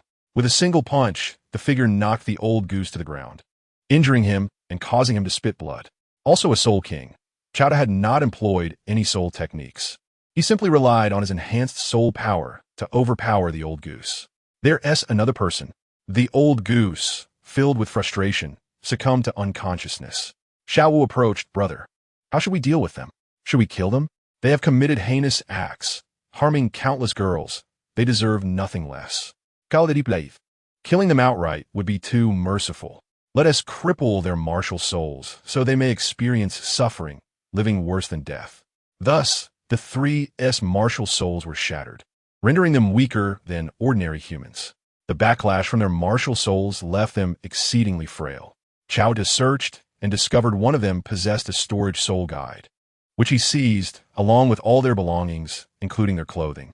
He then bound them to a pillar and hung a confession notice. Having concluded their business, the trio departed with the still unconscious Zhu Zhuqing. Chapter 18. Why did Zhu Zhuqing faint me? In an inn, within a room, Zhu Zhuqing groggily awakened, feeling a sharp pain in her neck. Brother, she's awake. Xiao Wu's voice rang out. Qiao and Ning Rongrong were engrossed in a game of Go under the table to pass the time. Awake? Ning Rongrong turned to see Zhu Zhuqing rising. It's good that you're awake, Qiao remarked, also glancing over. Did you save me? Zhu Zhuqing scrutinized the trio, recognizing each of them to some extent. Xiao Wu replied, yes. If we hadn't encountered you last night, you would have been in grave danger. Zhu Zhuqing quickly surveyed her surroundings, realizing she was likely in an inn, and breathed a sigh of relief. Thank you for saving me. Xiao Wu smiled. No need for thanks. We were already searching for the flower thief, and we happened to find you. By the way, we still don't know your name. With that, Xiao Wu introduced herself. I'm Xiao Wu, as in the dance. This is Ning Rongrong, and my brother is Qiao. Like you, we are all soul masters. Zhu Zhuqing looked at the three once more before saying, my name is Zhu Zhuqing. Thank you for rescuing me. She then turned to Qiao and asked, why did you feign me earlier? If you were saving me, why knock me out? Qiao responded nonchalantly, it was more convenient. Zhu Zhuqing was left speechless, feeling it inappropriate to further question him. After all, he had saved her, and it was best to be grateful rather than dwell on minor inconveniences. Ning Rongrong looked at Qiao in surprise. So it was you who knocked her out. I thought it was those three. Qiao smiled without elaborating. Xiao Wu, not dwelling on it either, continued her conversation with Zhu Zhuqing. Zhu Zhuqing, a lovely name. Can you tell us how old you are and where you're from? We three hail from Tiando City. My brother is 14, while Rongrong and I are both 12. You seem to be around our age. Zhu Zhuqing hesitated a moment, but ultimately replied, I come from the Star Luo Empire, and I'm also 12 this year. Ning Rongrong interjected. 12 years old with 27 levels of soul power, higher than mine at 26. I didn't expect to meet another prodigious talent. She couldn't help but wonder if she was fortunate or unfortunate, having first encountered the monsters Qiao and Xiao Wu, and now someone even more gifted than herself. Were there truly so many prodigious talents nowadays? Zhu Zhuqing was astonished, not expecting Ning Rongrong to be at a similar level, and then curiously inquired about Xiao Wu and Qiao's soul power levels. Ning Rongrong replied, when I tell you, you might faint. Zhu Zhuqing looked at the three, puzzled. Xiao Wu glanced at Qiao, receiving a nod before revealing to Zhu Zhuqing, I'm currently at level 41, and my brother is at level 51. One is a soul zone, the other is soul king. Our bodies are quite unique, allowing us to cultivate at a faster rate. Qiao had already informed Xiao Wu about binding Zhu Zhuqing and shared their soul power levels. After Zhu Zhuqing was bound, she would never harm Qiao. Thus, she felt free to share her thoughts with him. Zhu Zhuqing was taken aback. A 12-year-old soul scholar, a 14-year-old soul king. Who would believe such claims? Zhu Zhuqing's reaction satisfied Ning Rongrong. See? Astonishing, isn't it? I felt the same way at first. Xiao Wu and Qiao are colossal beings. We are merely small creatures, incomparable to them. After a while, Zhu Zhuqing regained her composure, staring in disbelief at Xiao Wu and Qiao. How can beings like you exist? If others were to discover this, they would surely vie for you. Xiao Wu smiled and replied, exactly, we typically don't disclose such matters. Zhu Zhuqing, you must help us keep this secret. Zhu Zhuqing nodded, I shall remain silent. Otherwise, I fear divine retribution. At that moment, Qiao stood up. You all continue your conversation. I will prepare some late-night snacks. Xiao Wu joyfully exclaimed, brother, you are the best. Ning Rongrong, now feeling more at ease, added, I'm indeed a bit hungry. Thank you for your hard work, Xiao De. Once Xiao De departed, the three girls found it easier to converse. Xiao Wu asked, Zhu Zhuqing, did you come from the Star Luo Empire because you have family or friends here? Zhu Zhuqing shook her head. Ning Rongrong looked at Zhu Zhuqing curiously and inquired, you haven't run away from home too, have you? One apt choice of words. Zhu Zhuqing quickly responded, countering, are you two runaways? Xiao Wu laughed, my brother and I are not. We are out for training. Rongrong sneaked out on her own. Zhu Zhuqing, no, let us call her Zhuqing, asked, you're not truly a runaway, are you? Zhu Zhuqing sighed, in a sense. Her mood plummeted. While runaways could return home, Zhu Zhuqing had a home she could not return to, and her family still needed her. Noticing Zhu Zhuqing's somber mood, Xiao Wu and she chose not to delve into this topic further. The trio then began discussing their own misfortunes. Xiao Wu stated, I initially wanted to kill them, but my brother insisted we shouldn't give them the easy way out. Instead, we would cripple their martial souls, allowing them to experience a fate worse than death. Ning Rongrong concurred. Without their martial souls, their fate will be more tragic than that of ordinary people. Such vile individuals deserve this punishment. Zhu Zhuqing realized that Xiao Wu and her companions were far from the delicate beings they appear to be. They had earned their retribution. What you have done is commendable. As they continued their conversation, Qiao had already prepared the late-night snacks in the inn's kitchen. Zhu Zhuqing was astonished, her mouth agape. It was her first time tasting such delectable dishes. Due to the recent events concerning Dai Mubai, she hadn't eaten well, but tonight she indulged. Thank you for the hospitality. Zhu Zhuqing initially planned to return to her own inn, but Xiao Wu and Ning Rongrong persuaded her to stay, suggesting that it would be beneficial for them to look out for one another and enjoy each other as company. Ultimately, she agreed. The next day, Xiao Wu and Ning Rongrong helped Zhu Zhuqing move her belongings. Having explored Soto City thoroughly, Xiao Wu asked, what are your plans now? Feeling a bit bored, she leaned on the table. Ning Rongrong inquired of Zhu Zhuqing, what were your original intentions? Zhu Zhuqing had initially intended to enter Shrek Academy to be close to Dai Mubai. With no home to return to, Dai Mubai had become her sole reliance. However, now that she was considering Shrek Academy, her desire to be near Dai Mubai had diminished. She hesitated, I have no specific plans. Ning Rongrong had previously held some interest in Shrek Academy, but now she was no longer inclined to attend. She turned to Qiao De and asked, what are your plans? After a moment of thought, Qiao De replied, for now, I'll remain in Soto City and train together. I plan to participate in the soul fighting at the Soto City Great Soul Arena for some practical combat training. You all can join as well. Xiao Wu agreed enthusiastically. Sounds great. I visited the Great Soul Arena in Heavendo City, but I never participated in the battles. It always seemed intriguing. And now is the perfect opportunity to have some fun. Ning Rongrong and Zhu Zhuqing were certainly aware of the Great Soul Arena, as it also existed in the Star Luo Empire, but they had never fought there either. Ning Rongrong remarked, I'm just a support-type soul master. How can I participate? Qiao De explained, you can team up with someone else to engage in the duo format. The main purpose of participating in battles is to gain combat experience. After some discussion, the four decided to give it a try. Chapter 19. The Spring of Oscar and Dai Mubai outside the Soto City Great Soul Arena. Although they had visited the Great Soul Arena in Heavendo City several times, they had never participated in the battles there. Now, outside the Great Soul Arena, Ning Rongrong explained, there are 3 types of battles in the Great Soul Arena: competitive battles, gamble battles, and life-and-death battles. Competitive battles are akin to sparring and generally do not result in fatalities. Gamble battles often lead to injuries or even deaths, while life-and-death battles are far more brutal and typically determine life or death. She was quite knowledgeable about the Great Soul Arena. Qiao De stated, for now, we'll focus on competitive battles to accumulate combat experience. Regardless of how high our soul power levels are, if we lack practical combat skills, they are of little use. The Great Soul Arena as formats include life-and-death battles, gamble battles, and competitive battles. The badge levels are iron, copper, silver, and gold, with a registration fee of 10 gold coins. Battle formats include individual, duo, and team, 7 participants. Each day, a person may only participate once in each format, but they can enter multiple formats simultaneously. Qiao De, Ning Rongrong, Zhu Zhuqing, and Xiao Wu did not wear masks or use aliases. They registered under their real names. After testing their soul power, levels, martial souls, soul rings, badge levels, and other information, there was no need to disclose their ages or origins, nor to showcase their martial souls and soul rings. The four registered, aside from Rongrong. The other three opted to engage in individual battles. Qiao De and Xiao Wu teamed up, while Ning Rongrong and Zhu Zhuqing formed a duo for the team battles. Of course, they could have paired Qiao De with Ning Rongrong or Zhu Zhuqing, but due to significant level disparities, such combinations would lead to facing opponents at the Soul King level, which would offer little training benefit for Ning Rongrong and Zhu Zhuqing. It was more advantageous to engage in combat with opponents of similar strength for better results.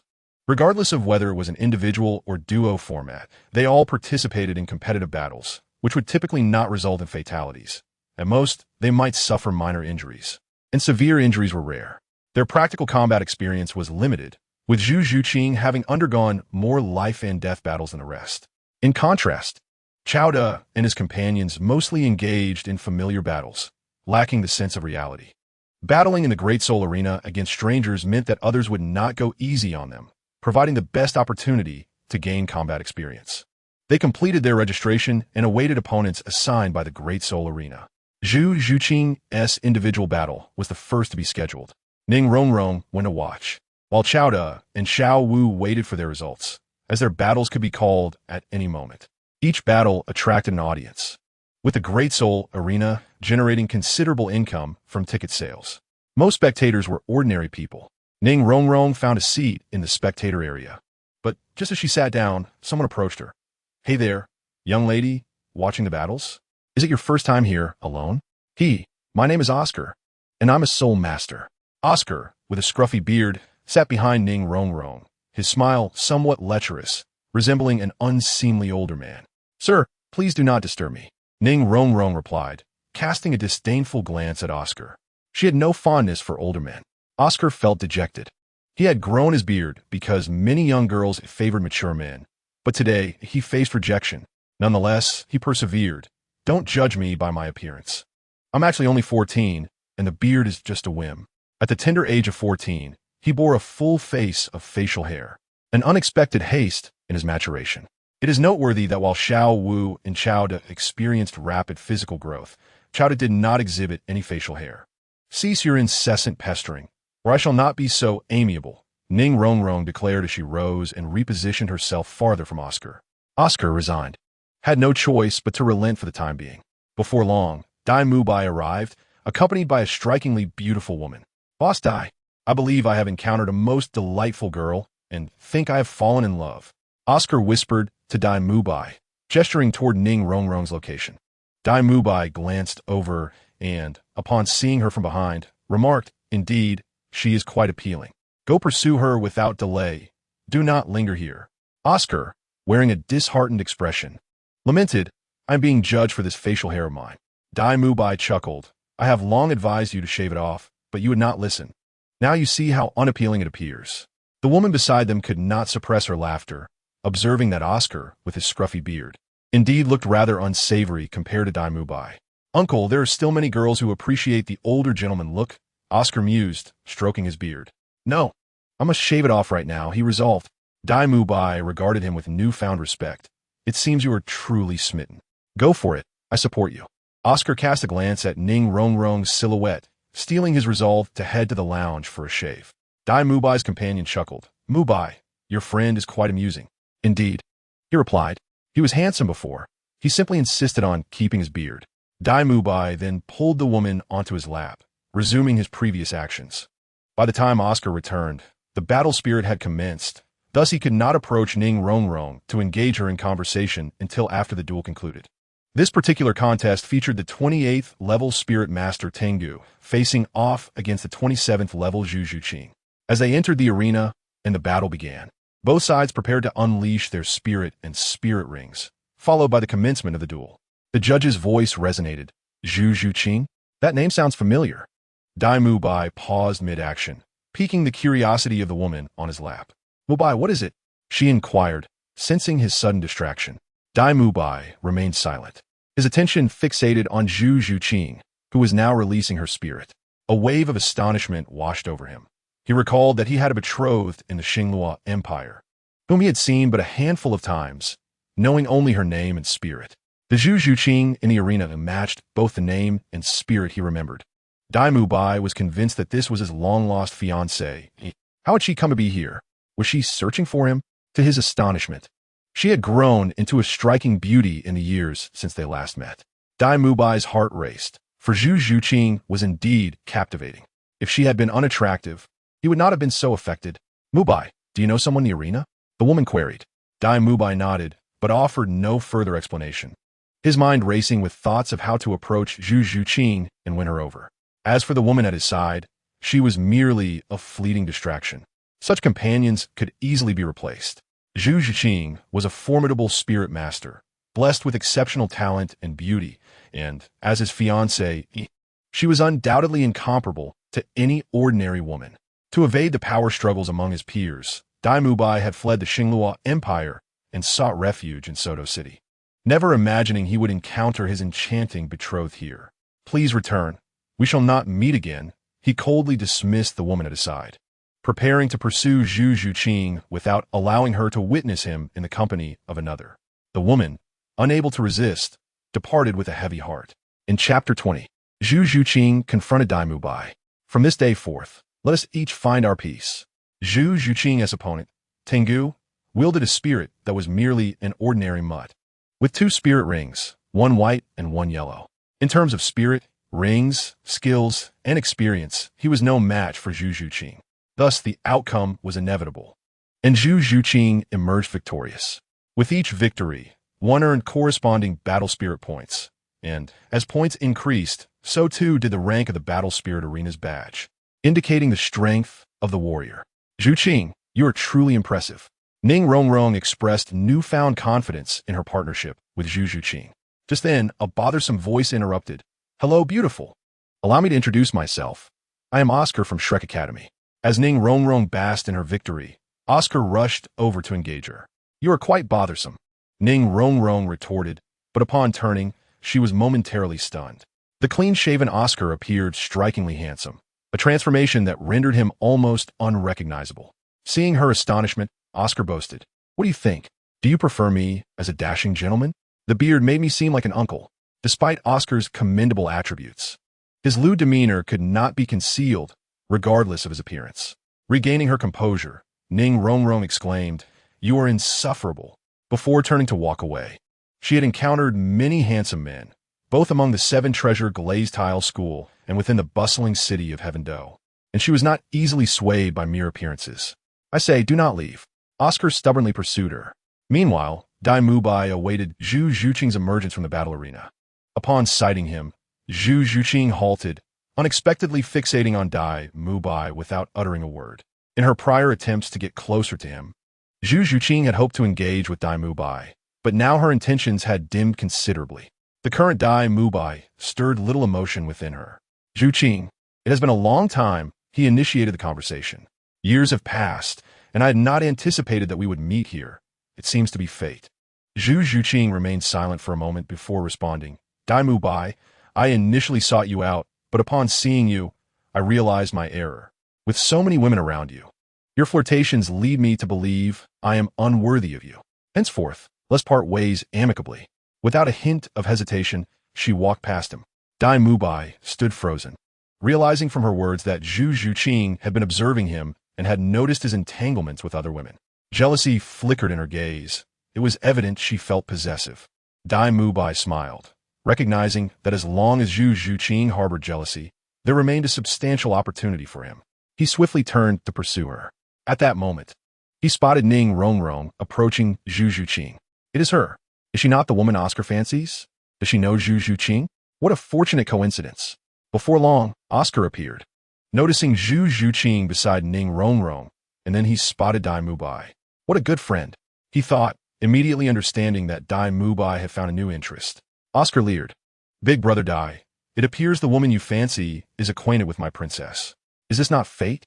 "Indeed, quite the coincidence," Dai Mubai replied, choosing not to elaborate on his connection with Zhu Zhuqing. Ahead, Ning Rongrong noticed Dai Mubai and Oscar, asking, "Zhuqing, are you being harassed?" Zhu Zhuqing retorted, "Do you know the other person?" Ning Rongrong, feeling exasperated, replied That man is named Oscar, claiming to be from Shrek Academy. A rather unsavory fellow. Unsavory fellow? Zhu Zhuqing glanced at the dashing Oscar, who, while slightly disheveled, hardly seemed old. Though puzzled, she refrained from questioning further, concluding that like attracts like. They were all dubious characters from Shrek Academy. Ning Rongrong concurred. Indeed, they clearly lack virtue. That man had the audacity to be affectionate in public, utterly shameless. Initially, she had anticipated Shrek Academy to be an institution of marvel. However, the students had proven otherwise, leading her to reconsider her intentions of attending. Oscar and Dai Mubai had significantly tarnished her impression of the academy. The two proceeded towards their designated lounge, where only Xiao Wu awaited. Chowda's individual soul battle had commenced, but Xiao Wu paid no heed, as her own bout was set to begin in approximately half an hour. Zhuqing, your battle ended swiftly, Xiao Wu remarked, noticing the accompanying Dai Mubai and Oscar. Are you being pursued?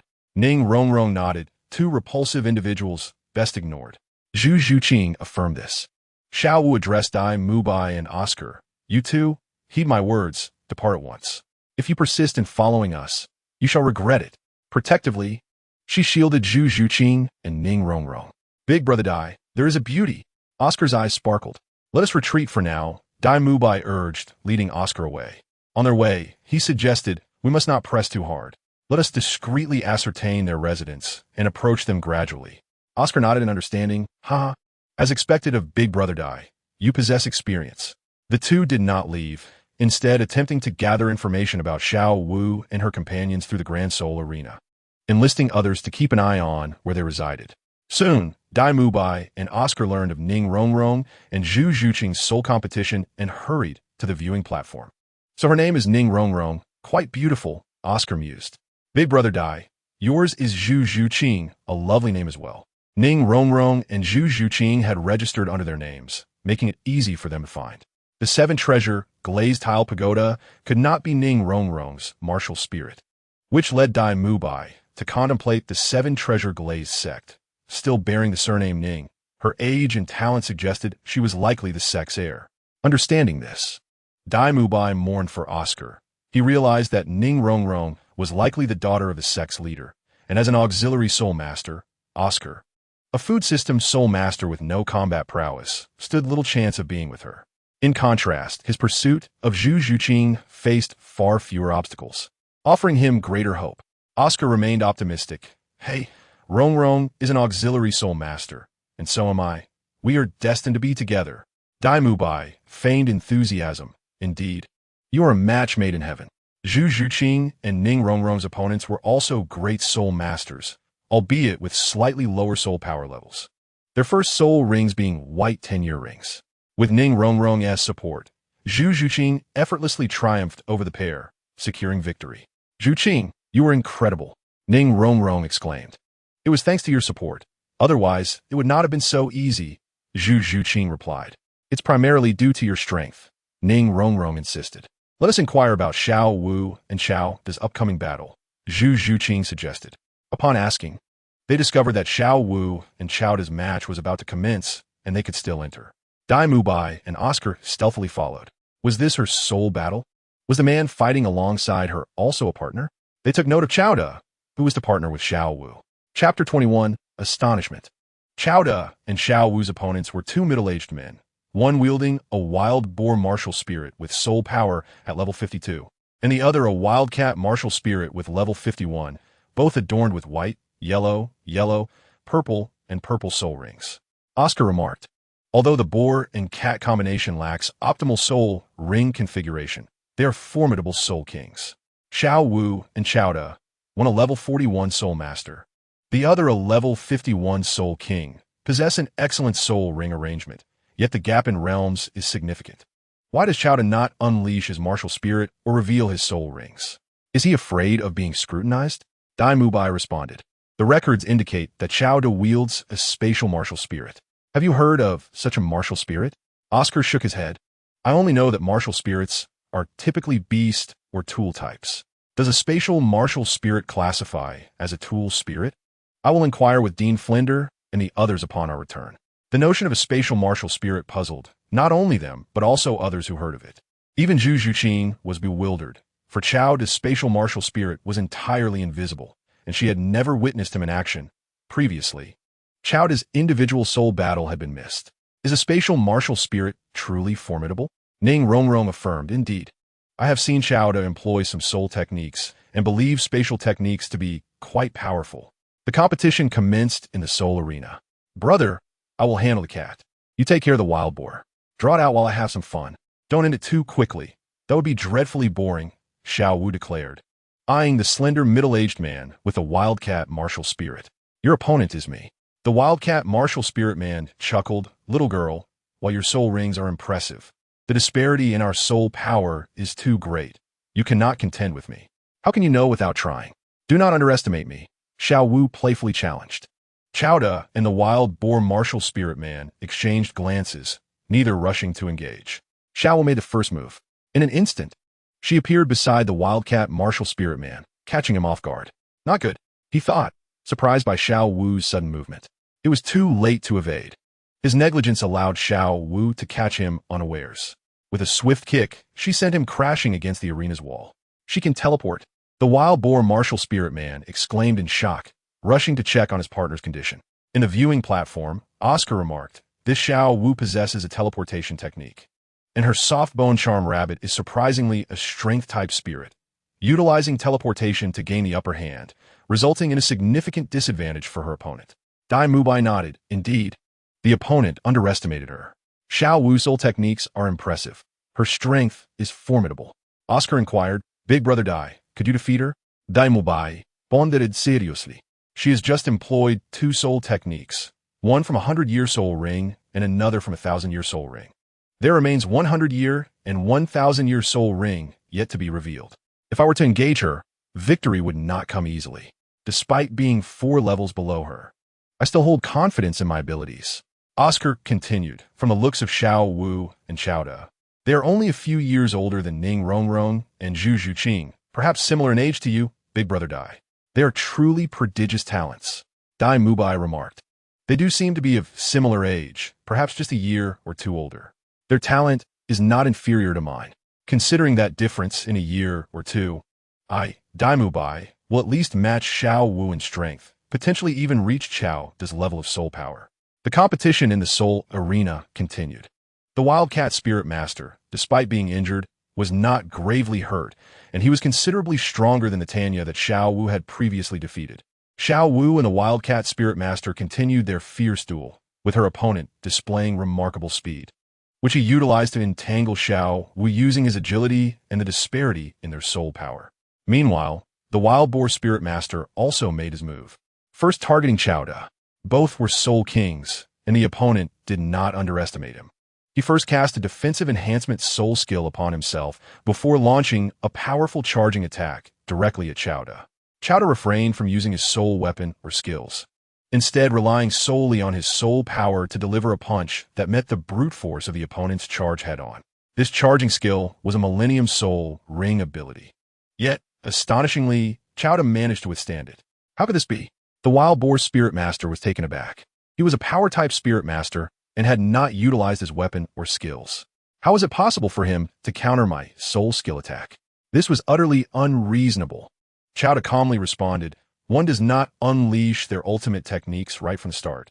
My punch is quite formidable, wouldn't you agree? With that, he unleashed a tremor from his fist, pushing the opponent back several steps. Unbelievable. Oscar was left in a state of shock. Boss Dai, am I seeing things? Qiao has indeed not used his weapon or skills. He merely relied on his soul power to block a Millennium Soul Ring skill attack, even though his soul power is a level lower than his opponent's. How is he accomplishing this? Dai Mubai speculated. Perhaps the space spirit is unique. It's possible that his weapon remains unseen, and some soul masters can instantaneously unleash their skills without any visible rings. He expressed uncertainty even as he spoke. Is that really the case? Oscar, half convinced, remarked, an instantaneous skill, an invisible weapon. This is utterly absurd. Zhu Zhuqing, observing from the spectator's platform, was equally astonished. Is this the power of a space spirit? Can he truly execute skills instantaneously? Ning Rongrong nodded affirmatively. He can indeed. However, just now he did not employ his weapon or skills. Zhu Zhuqing was taken aback. He didn't use his weapon or skills. How is that possible? Ning Rongrong smiled. Although they are both soul kings with similar soul power levels, each soul master possesses different strengths. Among those of the same level, some have robust soul power while others are average. Chowda's soul power is exceptionally strong.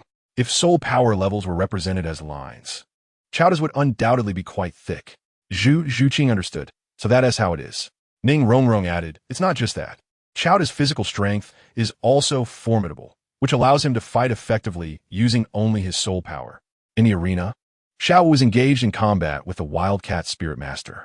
Brother, take a break. I shall handle him. Xiao Wu, still eager to fight, seized Chowda's opponent and engaged with the Wild Boar Spirit Master. Both were power types, and facing a formidable opponent, Xiao Wu found her grappling techniques were being suppressed. In their clash, Xiao Wu was compelled to utilize her invincible body to cope with the situation. After all, with a 10-level difference in soul power, even Xiao Wu's robust energy could not bridge such a gap. Utilizing her teleportation, waist bow, invincible golden body, and 8-section throw, Xiao Wu engaged fiercely with the Wild Boar Spirit Master. The audience was electrified, not expecting a Spirit Master of such a lower rank to battle a Soul King so fiercely. It was a thrilling spectacle. Oscar exclaimed in astonishment, Boss Dai, do you still think you can win against Xiao Wu?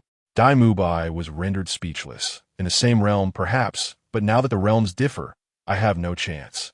Her golden body seems to temporarily negate any attack, coupled with her teleportation and ruthless close-range assaults. She is exceedingly difficult to counter. The soft-bone enchantress rabbit truly seems more like a violent rabbit. Oscar marveled at Xiao Wu's overwhelming battle prowess. Strange, but what of Chowda? He hardly engaged. Just how strong is he? Dai Mubai replied. Why don't you go find out?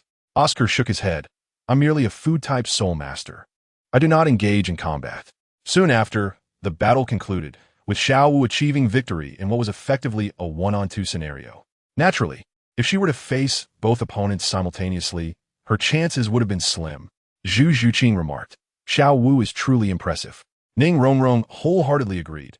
Sister Xiao Wu, the title of Big Sister is well-deserved. I've heard she is the leader of their academy. Zhu Zhuqing chuckled. That certainly aligns with Xiao Wu's character. However, I do not see how Chowda struck. Ning Rongrong suggested. Perhaps in the future, you may have the opportunity to witness it yourself. Zhu Zhuqing sighed. That would be like seeking punishment, wouldn't it? In the resting area, Ning Rongrong praised Xiao Wu. Sister Xiao Wu, you were magnificent in the arena. Xiao Wu, feeling pleased, replied, It wasn't that impressive, mainly because my brother was beside me. Otherwise, I wouldn't have been confident in winning against two. Zhu Zhuqing added, That is still quite remarkable. Xiao Wu then looked toward Chowda. My brother is the strongest. Chowda smiled. You all are exceptional. There are few among our peers who can surpass you. Ning Rongrong grinned.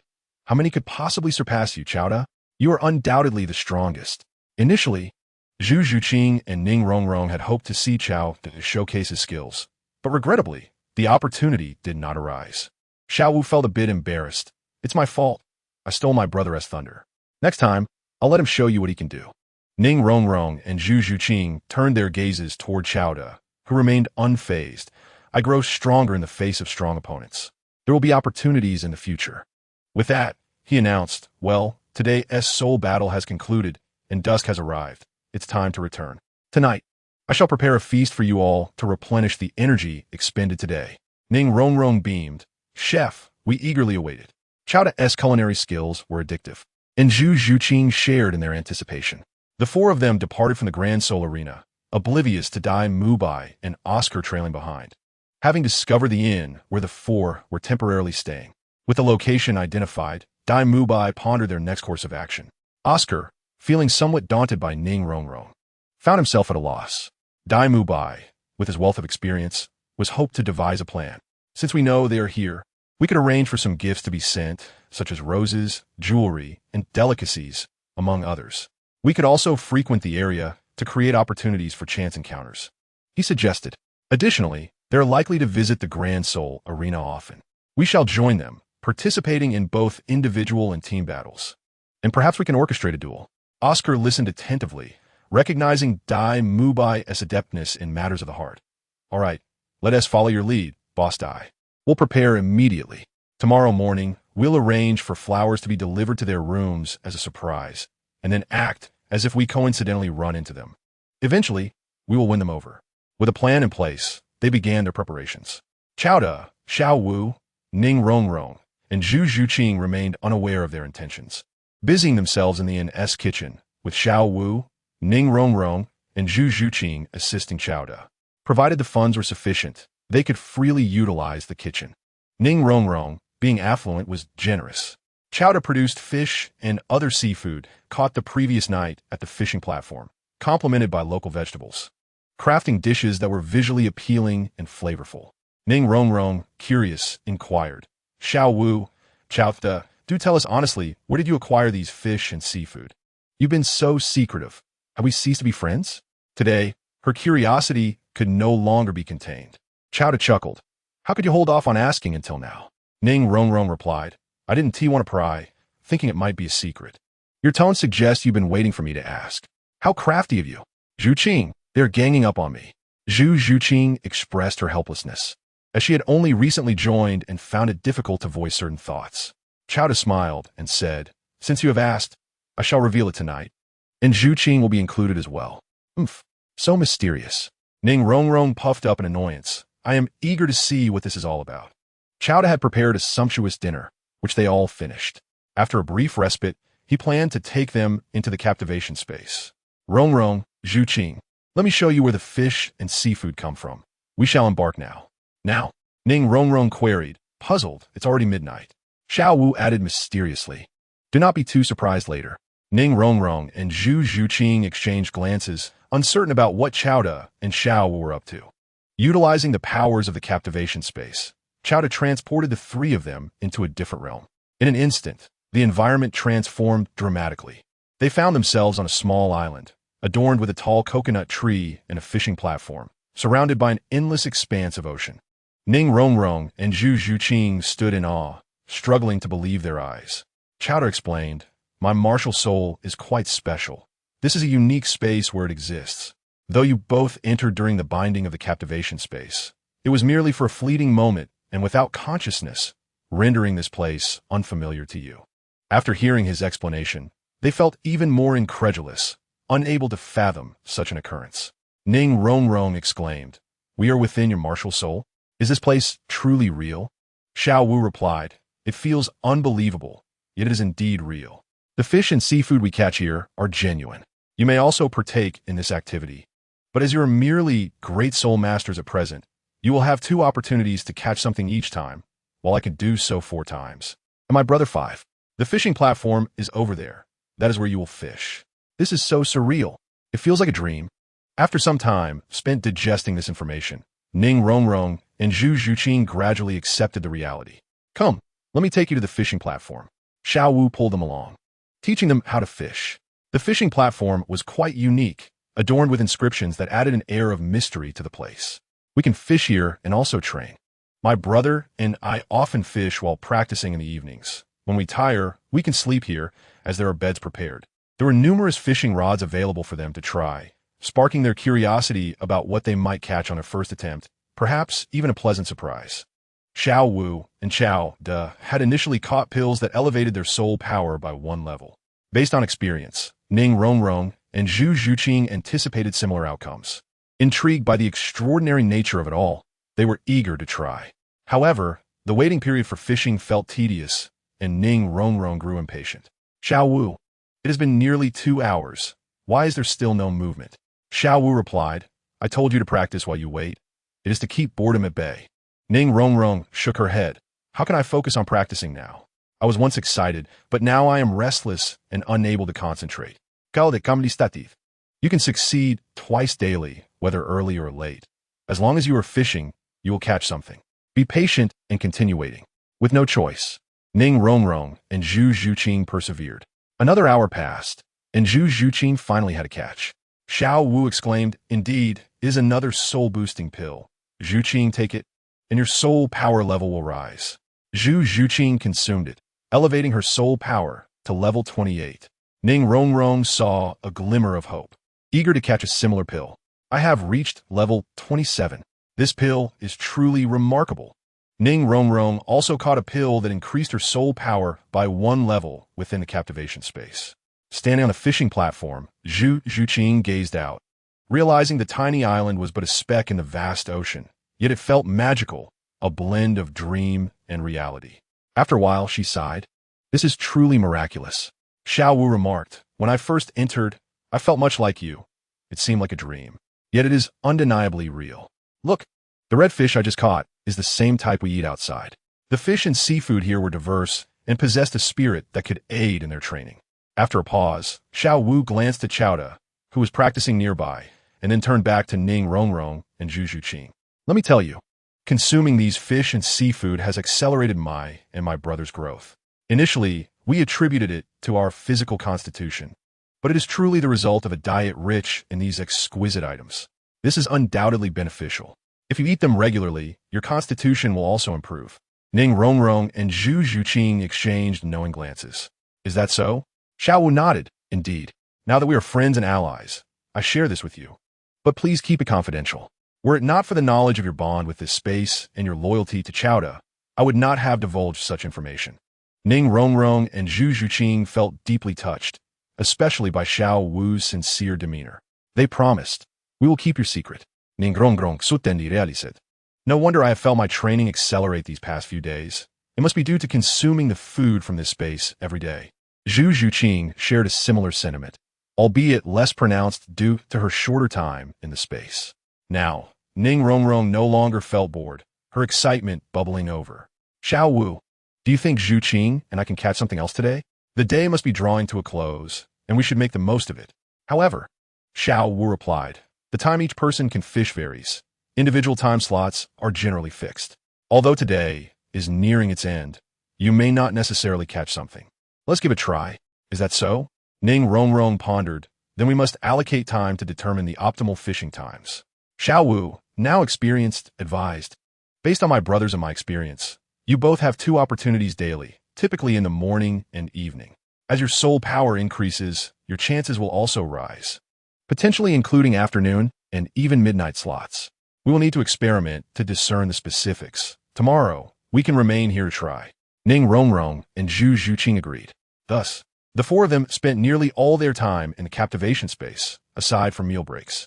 This left Dai Mubai and Oscar feeling quite vexed, as they lingered outside the inn where Chowda and the others resided, attempting to create opportunities for chance encounters.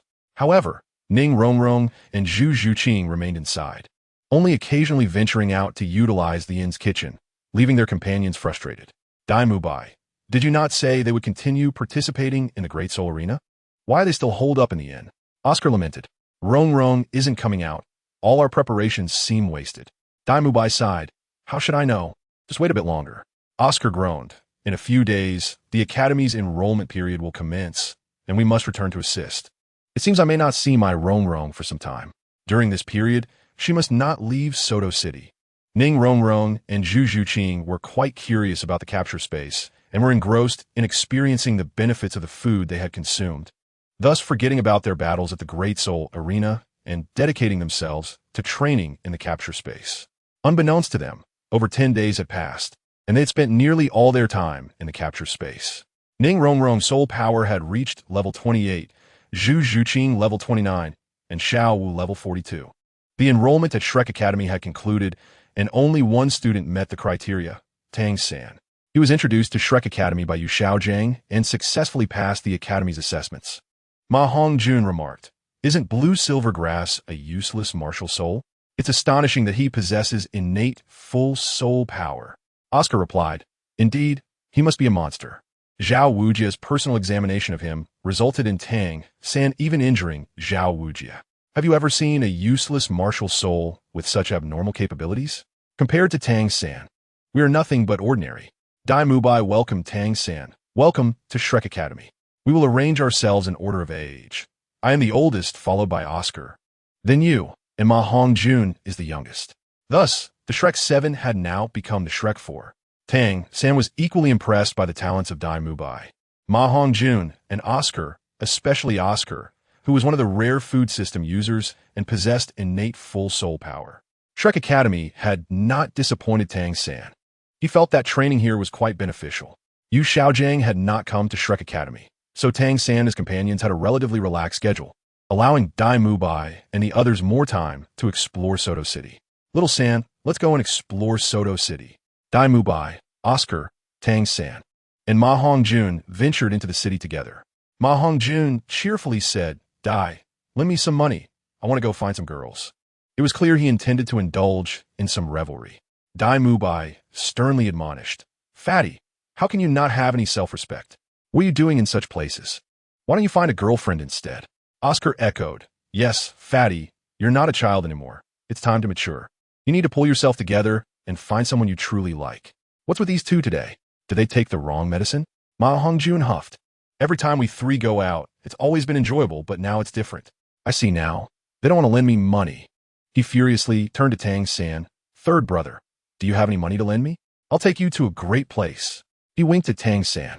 Tang San understood the situation from their remarks and awkwardly replied, I can lend you money, but I want to go with you. Fatty, it's better to avoid places like that. Ma Hongjun chuckled. Third brother, you're quite generous, much better than some others.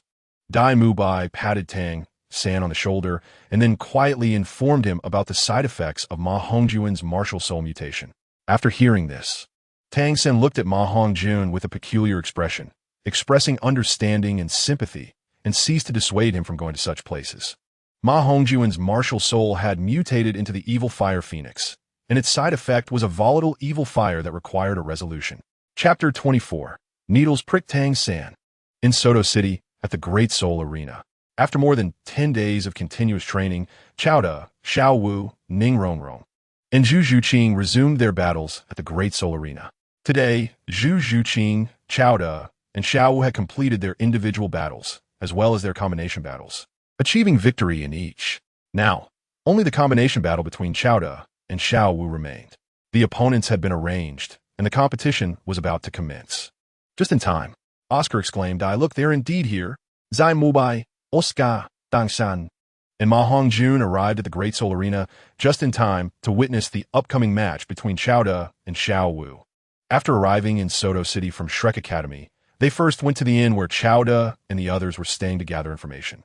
Upon learning that they had left the inn, they speculated that they might be at the Great Soul Arena, and indeed, they had encountered them. They were just in time for and Xiao Wu's final battle of the day. Upon reaching the viewing platform, Oscar scanned the area and spotted Ning Rongrong and Zhu Zhuqing, which thrilled him immensely. A day apart feels like 3 seasons. After more than 10 days of separation, Oscar had been yearning for this moment, and now that he finally saw them, how could he not be excited? Dai Mubai also felt exhilarated upon seeing Zhu Zhuqing. The only unfortunate aspect was that there were no vacant seats near Ning Rongrong and Zhu Zhuqing, and Dai Mubai and his companion's seats were somewhat distant from him. With the match about to start, it was not an opportune moment to approach them. It's her. Ma Hongjun recognized Ning Rongrong and was taken aback. Oscar inquired, Fatty, don't tell me you know them? Ma Hongjun nodded. I know the girl in blue. It's related to the time someone beat me up, and she was involved, along with a guy and another girl. It was that guy who attacked me. He still remembered the grudge. Oscar, unaware of this matter, prompted Dai Mubai to explain. That's true. It happened before. After hearing this, Oscar retorted, Fatty, you brought this upon yourself. How could that girl tolerate your relentless pursuit? Being beaten was the least of your worries. By the way, her name is Ning Rongrong, my princess. The other girl is Zhu Zhuqing, Dies. Don't harbor any improper thoughts. Friends' wives must not be wronged. Ma Hongjun suddenly looked disdainful. Oh, so you're not off seeking pleasure because you have new targets. He chuckled. You guys are too unfair. Tang San shook his head, feeling exasperated by the trio's rivalry over women. The soul battle was about to commence. Let the combatants enter the arena. This soul battle featured a competition between the Mantis and Bee combination against the and Xiao Wu duo, with both opponents being soul kings, one at level 55 with a Mantis martial soul, and the other at level 53 with a Bee martial soul. In contrast, and Xiao Wu's combination consisted of a level 51 space martial soul king, and Xiao Wu, a level 42 soft bone charm rabbit soul sect member. The referee began to introduce the combatants. Oscar remarked, these two soul kings are even stronger than the last ones. Dai, do you think Xiao Wu could defeat 2 soul kings consecutively? Before Dai Mubai could respond, Ma Hongjun exclaimed, "It's them. That guy was the one who beat me. He's a Soul King. No wonder I couldn't fight back." Initially, he had intended to seek revenge, but upon realizing Qiao Da was a Soul King, he instantly abandoned the thought and decided to avoid him in the future. While Ma Hongjun's excitement was understandable, Tang San's reaction was puzzling. Dai Mubai noticed Tang San's unusual response and asked, "Little San, do you happen to know Xiao Wu and Qiao Da?" Coming back to his senses, Tang San quickly calmed himself and replied, "I met them 6 years ago in Notting City. I never expected to see them here after all this time." Over the past 6 years, Tang San had tried to forget Xiao Wu, but he could never truly do so. Seeing her again ignited feelings within him that he thought had long been extinguished. He could not bear the thought of losing Xiao Wu. 6 years? Oscar was surprised. "So you two are old acquaintances? Do you know Ning Rongrong and Zhu Zhuqing as well?" Tang San shook his head. "I only know Xiao Wu and him." He was reluctant to even mention Qiao Da's name. Tang San wished for nothing more than for Qiao Da to disappear so he could have Xiao Wu for himself. In his previous life, he had never experienced love and was oblivious to its essence. Yet, upon encountering Xiao Wu, it felt as though destiny had intertwined their fates. Xiao Wu appeared to be an irreplaceable presence in his life, and an inner voice urged him to claim her as his own. 6 years had elapsed, which had initially subdued these feelings, but upon seeing Xiao Wu again, the tranquility transformed into an overwhelming surge of emotion. Oscar inquired, "Since we are acquainted with Xiao Wu and Qiao Da, why not share their circumstances with us?" "Let's discuss it after the soul battle," Tang San replied, his focus solely on Xiao Wu. Oscar found Tang San's reasoning sound, agreeing to wait until the contest concluded to hear the tale. The battle commenced in the arena. Intriguingly, Qiao Da had yet to unveil his martial spirit and soul rings. Oscar remarked, "He is merely feigning mystery." The match began, and the Mantis and duo seemed well prepared. Having studied Qiao Da and Xiao Wu's prior battle, they were particularly cautious of Xiao Wu's teleportation and close-range assaults. The duo, consisting of a man in his 40s and a woman appearing to be in her 30s, possessed soul rings of white, yellow, and purple, both equipped with flight abilities. From the outset, they utilized their aerial advantage and agility, maintaining a distance exceeding 5 meters, rendering Xiao Wu's teleportation ineffective. However, there was an alternative strategy. Qiao Da grasped Xiao Wu's hand and propelled her into the air. "Retreat." The Mantis and B pair assumed Xiao Wu would teleport and launch an aerial assault, hastily increasing their distance. Yet, the moment she was thrown into the air, Xiao Wu vanished from sight. In an astonishing turn of events, she reappeared 8 meters away, directly behind the Mantis warrior. This was a divergence from their prior understanding of her teleportation capabilities. How is this possible? The opponents gasped in disbelief. In a swift motion, Xiao Wu struck with a waist bow, sending her opponent crashing to the ground. Oscar, puzzled, commented, "Xiao Wu's teleportation range should be limited to 5 meters. This distance exceeds that." Dai Mubai expressed similar doubts, pondering whether her soul technique had evolved or if she had held back. Tang San speculated deep then, feasting on Gaoze, suspecting he might be aiding Xiao Wu, though he kept his thoughts to himself. Indeed, Qiao Da had assisted Xiao Wu using his space jump soul technique, which allowed him not only to teleport himself, but also to manipulate objects for teleportation, thus enabling Xiao Wu's extraordinary move. His space jump technique could reach distances of up to 100 meters.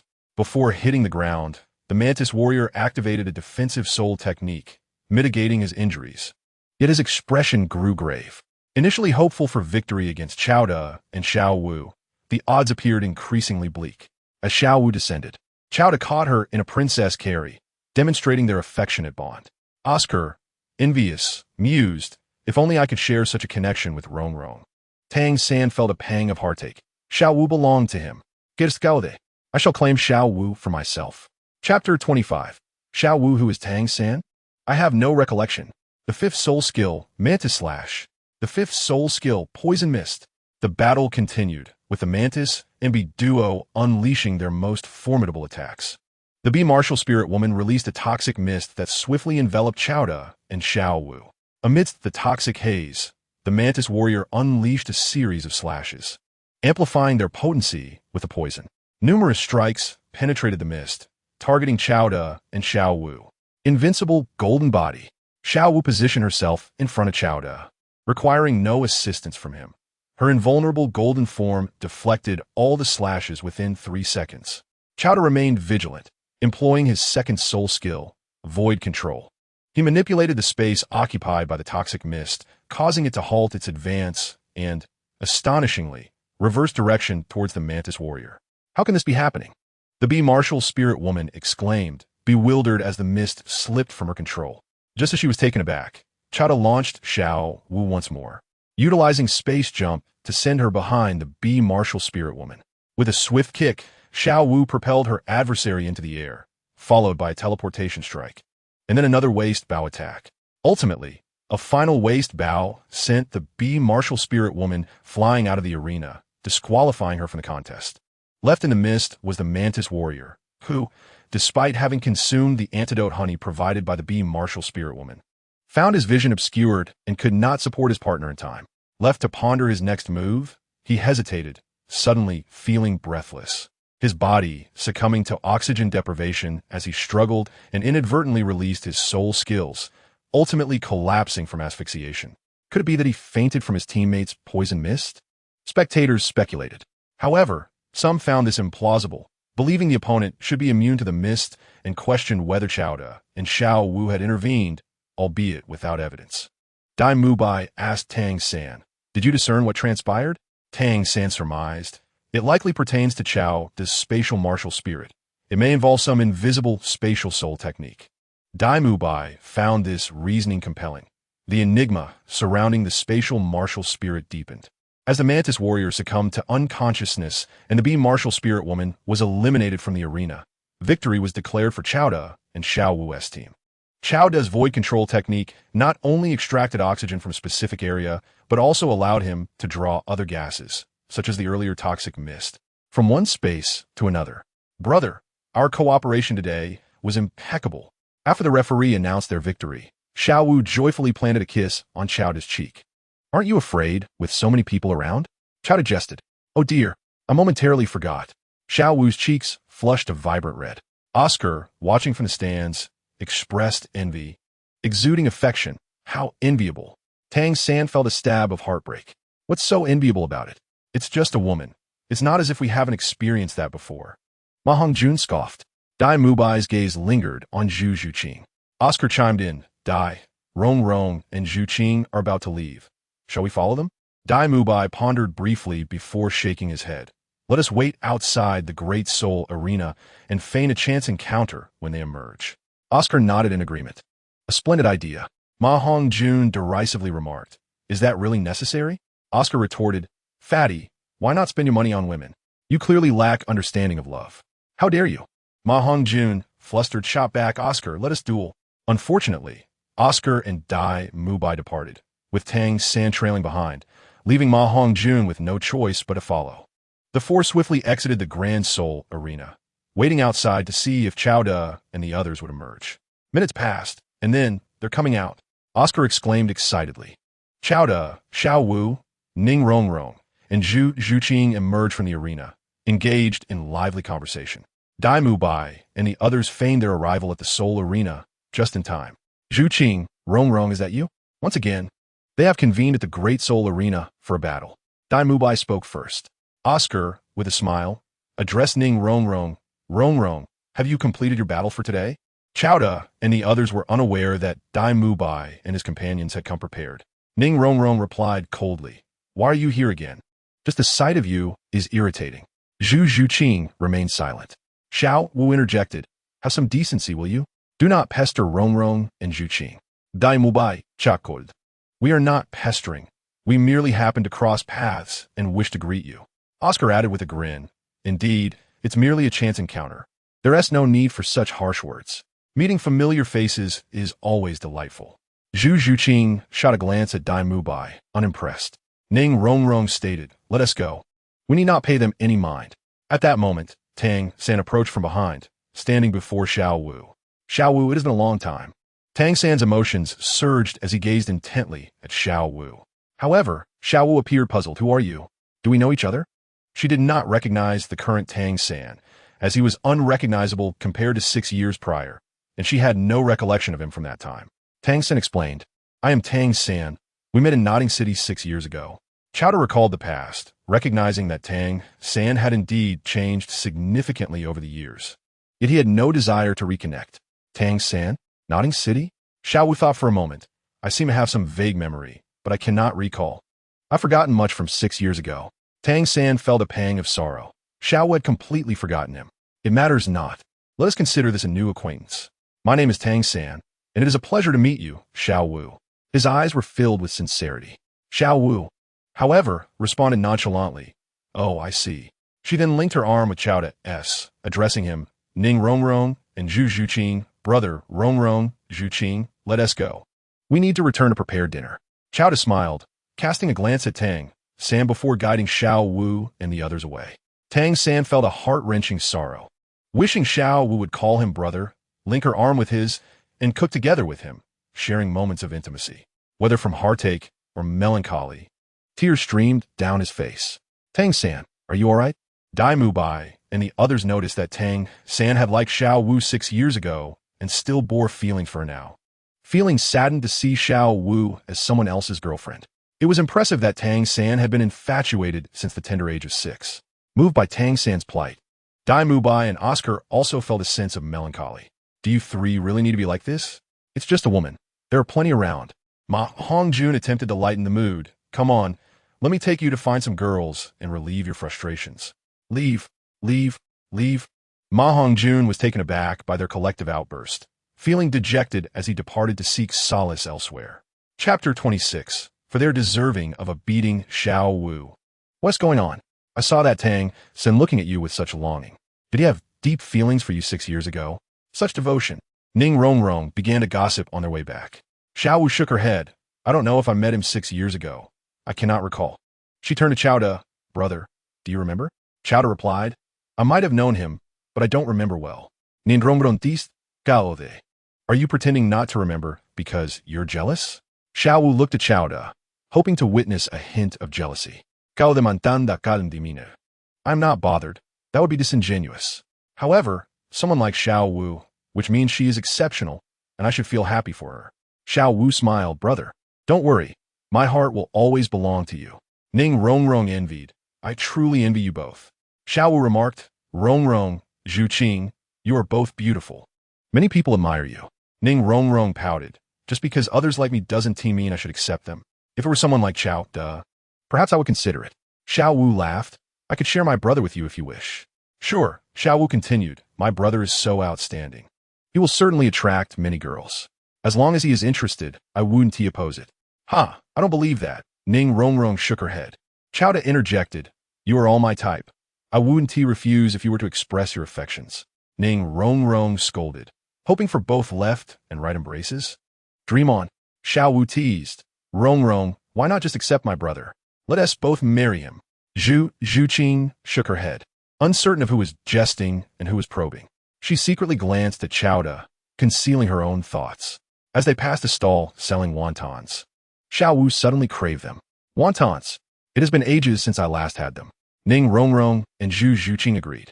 Chowda, without needing to express an opinion, simply accompanied them and placed an order. Boss, for large bowls of wontons, please.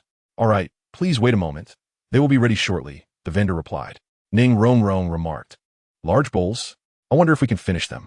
Chowda assured, if you can't finish, just give them to me. That seemed to settle the matter.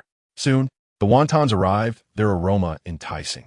Just as they prepared to eat, a figure suddenly flew past, crashing onto their table, obliterating both the wontons and the table. Chowda and the others reacted swiftly, managing to dodge in time. The vendor was startled. On the ground lay a youth, curled up in pain, groaning incessantly. Approaching them were 3 individuals, one of whom had kicked the youth. Get lost. What are you staring at? The ruffian shouted, scaring off bystanders. The anxious vendor felt torn, unsure whether to leave or stay. Chowda and his companions remained unfazed, simply observing. With their wontons ruined, someone had to take responsibility. Xiao Wu stepped forward. Did you kick this person over here? Oh, a pretty girl, the red-haired man among the trio laughed. Indeed, it was us. What's wrong? Are you here to seek justice? Xiao Wu frowned. You did it. So compensate us. You knocked over our wontons. Pay for them. You broke the vendor's table and utensils. Pay for that too. One of the men with a horse-like face scoffed. Don't think just because you're a woman I 1T hit you. Get lost. Mind your own business. A tall man sauntered closer. A few lovely ladies like you would be worth more if you spent the night with us. We'll compensate you and even offer more. Before he could finish, Qiao had already struck, landing a punch on the tall man's face, sending him tumbling through the air, blood and teeth spilling forth before he crashed heavily onto the ground. Zhu Zhuqing followed suit, kicking the horse-faced man aside. Xiao Wu delivered a kick that sent the red-haired man soaring into the air. Ning Rongrong cheered, "Well done." The surrounding crowd, comprised of ordinary folk, stood in stunned silence, with some fleeing in fear. "You're seeking death." The three men, rising from the ground, unleashed their respective martial spirits and soul rings. They were all soul masters, and notably, soul sovereigns, each with the optimal configuration of soul rings, showcasing talents that surpassed many others. They had previously underestimated their opponents and were now furious. "Very well. None of you shall escape tonight. The men will die, and the women will be toyed with." Xiao Wu pointed at them. "Come on. Let us see who toys with whom." Upon completion, for soul rings manifested upon him, 2 yellow and 2 purple. Zhu Zhuqing and Ning Rongrong also revealed their soul rings, 2 yellow. A soul master and 2 great soul masters, an optimal configuration of soul rings. The 3 individuals present were momentarily taken aback. Goodness, what terrible luck. How are we to proceed now? Moreover, there was one who had yet to reveal their soul ring, seemingly even more formidable. What a farce. Just wait. Those who dare oppose us from Balak Academy will face dire consequences. Mark my words, don't you dare run. After delivering their menacing threats, the trio turned and fled. Don't run. We haven't settled the debts yet. Xiao Wu attempted to chase after them, but was restrained by Zhu Zhuqing. Qiao remarked, "After giving them a good thrashing, we can consider it a compensation for the losses. We will cover the boss's losses." "They've truly gotten off easy," Ning Rongrong added. The boss approached, urging, "You all should leave quickly. There's no need to pay. I'll tidy up and close for a while," retreating to the countryside. "They are from Balak Academy, and they are either wealthy or noble, too dangerous to provoke. Hurry and go. It will be troublesome if they return with backup." Ning Rongrong was unperturbed. What is there to fear? They are merely from Balak Academy. Even the king of Balak does not intimidate us. She shoved some soul coins into the boss's hands, insisting, "Do not worry, we are here for you."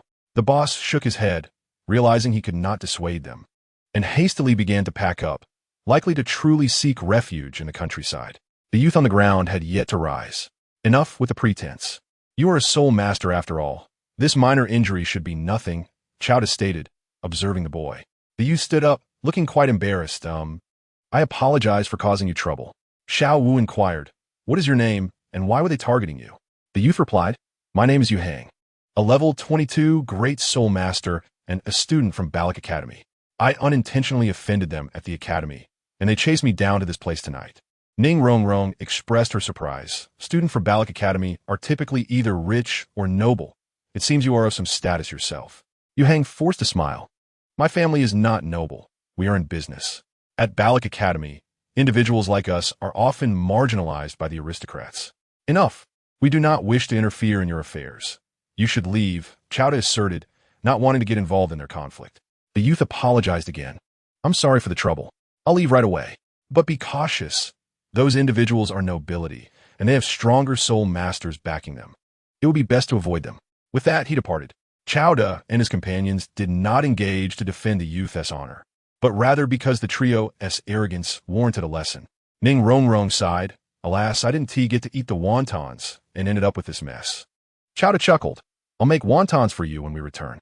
You'd better keep your word." The 4 of them felt lighter in spirit as they chatted and laughed their way back to the inn. The seafood wontons made by Qiao were delectable, capturing the essence of the ingredients. In Chapter 27, Ning Fengji, Sword Douluo, and Bone Douluo were becoming anxious. Oscar lamented, "It's been 4 days, Dai Mubai. Do we still have hope?" That night, Oscar, Dai Mubai, Tang San, and Ma Hongjun gathered to drown their sorrows in drink. For 4 consecutive days, Dai Mubai and Oscar, along with Tang San, have been relentlessly sending flowers to Zhu Zhuqing, Ning Rongrong, and Xiao Wu, orchestrating encounters and cheering for them at the Grand Soul Arena. Yet, their efforts were met with indifference and disregard. Oscar felt despondent, sensing that hope was dwindling and he could no longer persist. Ma Hongjun, the observer mocked, huh? I told you from the start that you had no chance. Do you believe me now? We're about to return to the academy, and we'll have little time to come back to the city, so your chances are even slimmer. In my opinion, a short pain is better than a long one. There are plenty of beauties in the world. Surely, there will be better opportunities waiting for us. The three ignored Ma Hongjun. Dai Mubai turned to Tang San and asked, Tang San, are you giving up? Tang San took a deep swig of liquor and replied, I will not give up. However, we should not continue to chase after them. Without formidable strength, we cannot earn their recognition. Without recognition, how can we be with them? As long as we are strong enough, we can overcome any obstacle. The others discerned that Tang San sought to grow stronger and prove himself through power, or if necessary, to seize it by force. They exchanged glances, finding his reasoning compelling. Ma Hongjun clapped Tang San on the shoulder. Third brother, you are indeed a real man. Oscar and Dai Mubai remained silent, but tacitly agreed with Tang San's sentiment. After finishing their drinks, the four of them took advantage of the moonlight to return to Shrek Academy. Once they departed, Chowda and his companions finally enjoyed some peace. The four of them maintained a strict routine, spending their days at the Grand Soul Arena for soul battles, consuming about half the day, while the remaining time was dedicated to rest and training. This period was their golden time for cultivation. Once they surpassed the age of 25, achieving the same results would be increasingly difficult. The battles at the Grand Soul Arena honed their techniques and accumulated combat experience. The captured spatial fishing provided ingredients to assist in their training, enhancing their physical capabilities. With innate talents and diligent practice, their progress was remarkable. Before long, over 20 days had passed. How fast? I've reached level 30. Zhu Zhuqing exclaimed today.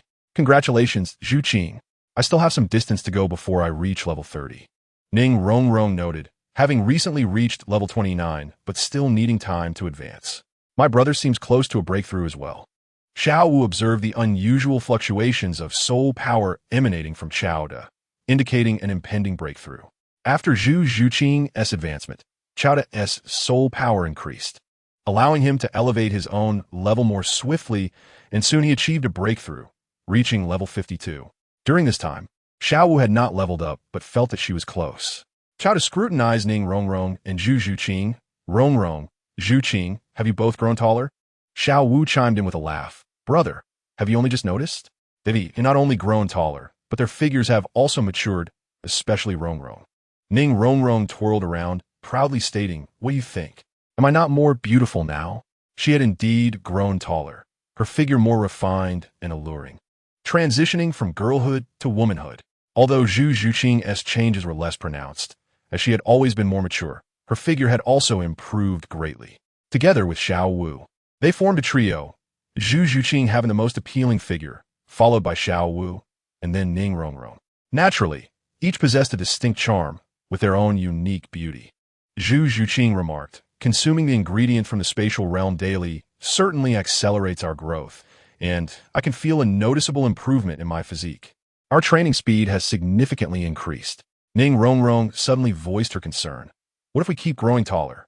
I feel this height is just about right. Kao de risusuriter. Do not worry. Everyone's physical growth has its limits. Neither Xiao Wu nor I have grown any taller. We have stabilized. I stand over 1 meter 80, while Xiao Wu, Ning Rongrong, and Zhu Zhuqing are all over 1 meter 70. This height is just perfect for us. That's good. I certainly don't want to turn into a giant. Ning Rongrong felt relieved. Chao turned to Zhu Zhuqing, saying, now that Zhuqing has reached level 30, we can consider the matter of soul rings. However, let us wait for Rongrong. Once she reaches level 30, we will go together to the Stardow Forest, and I will assist you in obtaining your soul rings. There is no way for them to obtain soul rings like Chowda and Xiao Wu. They must hunt soul beasts instead. Zhu Zhuqing nodded in agreement, stating that they should wait for Rongrong, as it would not be a waste of time. Without soul rings, they could continue their training, and their soul power would still gradually increase. Once they acquired their soul rings, their soul power could be fully manifested. Thank you all. I will strive to reach level 30 as soon as possible. Meeting friends Chowda, Xiao Wu, and Zhu Zhuqing brought great joy to Ning Rongrong, making her days far more interesting than her time at the Seven Treasure Glazed Tile School. She felt happy and did not want to part with them, hoping for this camaraderie to continue indefinitely. They maintained a consistent routine between 2 points. At the Grand Soul Arena, their reputation grew increasingly prominent. Some sought to win them over, but Xiao De and his companions rebuffed their attempts. There were also those who had lost in the arena and sought to create trouble for them privately, but they managed to handle the situations effortlessly. After all, there were no life-and-death grudges involved, nor had any life-threatening circumstances arisen. Nearly a month passed, and Ning Rongrong finally reached level 30. During this time, Xiao Wu had reached level 43, while Zhu Zhuqing was nearing level 31. Let's head to the Stardow Forest. The four departed from Soto City towards the Stardow Forest. Meanwhile, Flander of Shrek Academy was preparing to send Dai Mubai, Ma Hongjun, Oscar, and Tang San to participate in the Grand Soul Arena in Soto City, but they missed Qiao De and his group. Ning Fengji, Jian Douluo, and Gu Douluo received news from Ning Rongrong. Those who had been secretly protecting her reported that she had arrived in Soto City, where she formed a friendship with Qiao De and Xiao Wu. Regular updates on Ning Rongrong's situation were required. Initially, Jian Douluo and Gu Douluo intended to bring her back, but Ning Fengji intervened, wishing for his daughter to gain experience outside. He feared that remaining at the Seven Treasure Glazed Tile School would spoil her. Rongrong participating in the Grand Soul Arena is reckless. She is merely an auxiliary soul master. What if she gets injured? We must bring her back. It's too dangerous outside, Gu Douluo exclaimed. It must be Qiao De and his friends leading her astray. If I see them, I shall teach them a lesson, Jian Douluo added. Ning Fengji chuckled and shook his head, accustomed to their overindulgence of Ning Rongrong. Uncles, have you noticed? Rongrong and Zhu Zhuqing have fought over 30 matches and have not lost a single one. They are close to attaining the Silver Soul Badge. Furthermore, Rongrong's soul power is advancing at an astonishing rate. She was only at level 26 when she left, and now, in about 3 months, she has reached level 29. Almost a level every month, and Zhu Zhuqing is similarly progressing. Qiao De, having reached the rank of Soul King, had also advanced a level, while Xiao Wu had ascended in her soul rank as well. This rapid progression was unusual. The news regarding Ning Rongrong reaching level 30 had been sent out prior and did not align with the actual circumstances. Such occurrences were perplexing. Jian Douluo and Gu Douluo had initially overlooked the details, but upon closer inspection, they realized that Ning Fengji's concerns were indeed valid. I must go personally, one of them declared. After deliberation, they decided that Gu Douluo should make the trip, as the others were still uneasy. Chapter 28. The Stardow Forest. Black Butterfly from the Bala Kingdom to the Stardow Forest. There was an official road leading to the outskirts of the forest. Gao De, Xiao Wu, Ning Rongrong, and Zhu Zhuqing rented a carriage to travel along this road, which offered inns for resting along the way. As they neared the Stardow Forest, the proportion of soul masters among the people they encountered increased, though the number of travelers gradually dwindled. Their journey was smooth, devoid of unforeseen events. The official road leading to the Stardow Forest culminated in a small town, where various goods such as herbs, elixirs, weapons, minerals, food, lodging, and mercenary groups could be found. The mercenary groups were a notable feature of the town, each with differing objectives. Most offered to help hunt soul beasts for a fee to obtain soul rings, while some sought to enter the Stardow Forest in search of herbs, minerals, and ingredients. A few even engaged in unsavory dealings, hoping to chance upon soul beasts for soul bones. We shall rest for half a day and enter the Stardow Forest tomorrow morning. The four settled into an inn. The inn's lobby was filled with patrons drinking and chatting. Sirs, do you need assistance? I am from the Tiger Mercenary Group, and we can hunt soul beasts under 10,000 years for a reasonable price. Mercenary members often frequented the inn to attract business. Qiao De displayed a black soul ring of 10,000 years, indicating their need for assistance was unnecessary. To possess a 10,000-year soul ring, one must at least be a soul king. The mercenary looked at Qiao De, appearing no older than 20, and was astonished that he was a soul king. Upon witnessing the 10,000-year soul ring, the mercenary fell silent and left in disappointment. Brother, would you be interested in collaborating? We can assist each other in hunting soul beasts. We have a soul king on our side. Another would-be partner approached after the first had left. Qiao De then revealed 3 10,000-year soul rings, leaving the individual frozen in place. 3 10,000-year soul rings. At the very least, he must be a soul sage. But he looks far too young. Lumen sighed. feeling his own group lacked the strength to collaborate with Qiao De and his companions. With the area now quiet, no one approached them again. "Brother, your soul rings are truly impressive," Xiao Wu remarked, eliciting laughter from Ning Rongrong and Zhu Zhuqing. Qiao De shrugged. "If I displayed all my soul rings, it would be even more intimidating." Ning Rongrong nodded in agreement. "Indeed. Currently, it has 5 soul rings, black, black, black, purple, purple, provided by Xiao Wu, Lu Erlong, Qian Renxue, Ning Rongrong, and Zhu Zhuqing, respectively. The inn's cuisine was rather ordinary. They would only stay one night, so they made do. The following morning, the four left the inn and ventured towards the Star Do Forest, which spanned a vast area, crossing the Star Luo Empire and the Tiando Empire. On the Douluo continent, more than half of the land soul beasts resided within the boundaries of the Star Do Forest. This place harbored soul beasts of all ages and varieties, making it easier to find suitable soul rings. Rongrong, do you have any specific requirements for your 3rd soul ring? Your 7-treasure glazed tile pagoda, martial soul, seems to have minimal demands, Qiao De inquired. Ning Rongrong replied, "The 7-treasure glazed tile pagoda mainly enhances 6 aspects: strength, speed, soul, control, attack, and amplification. Among these, the soul and amplification abilities have no particular requirements for obtaining soul rings.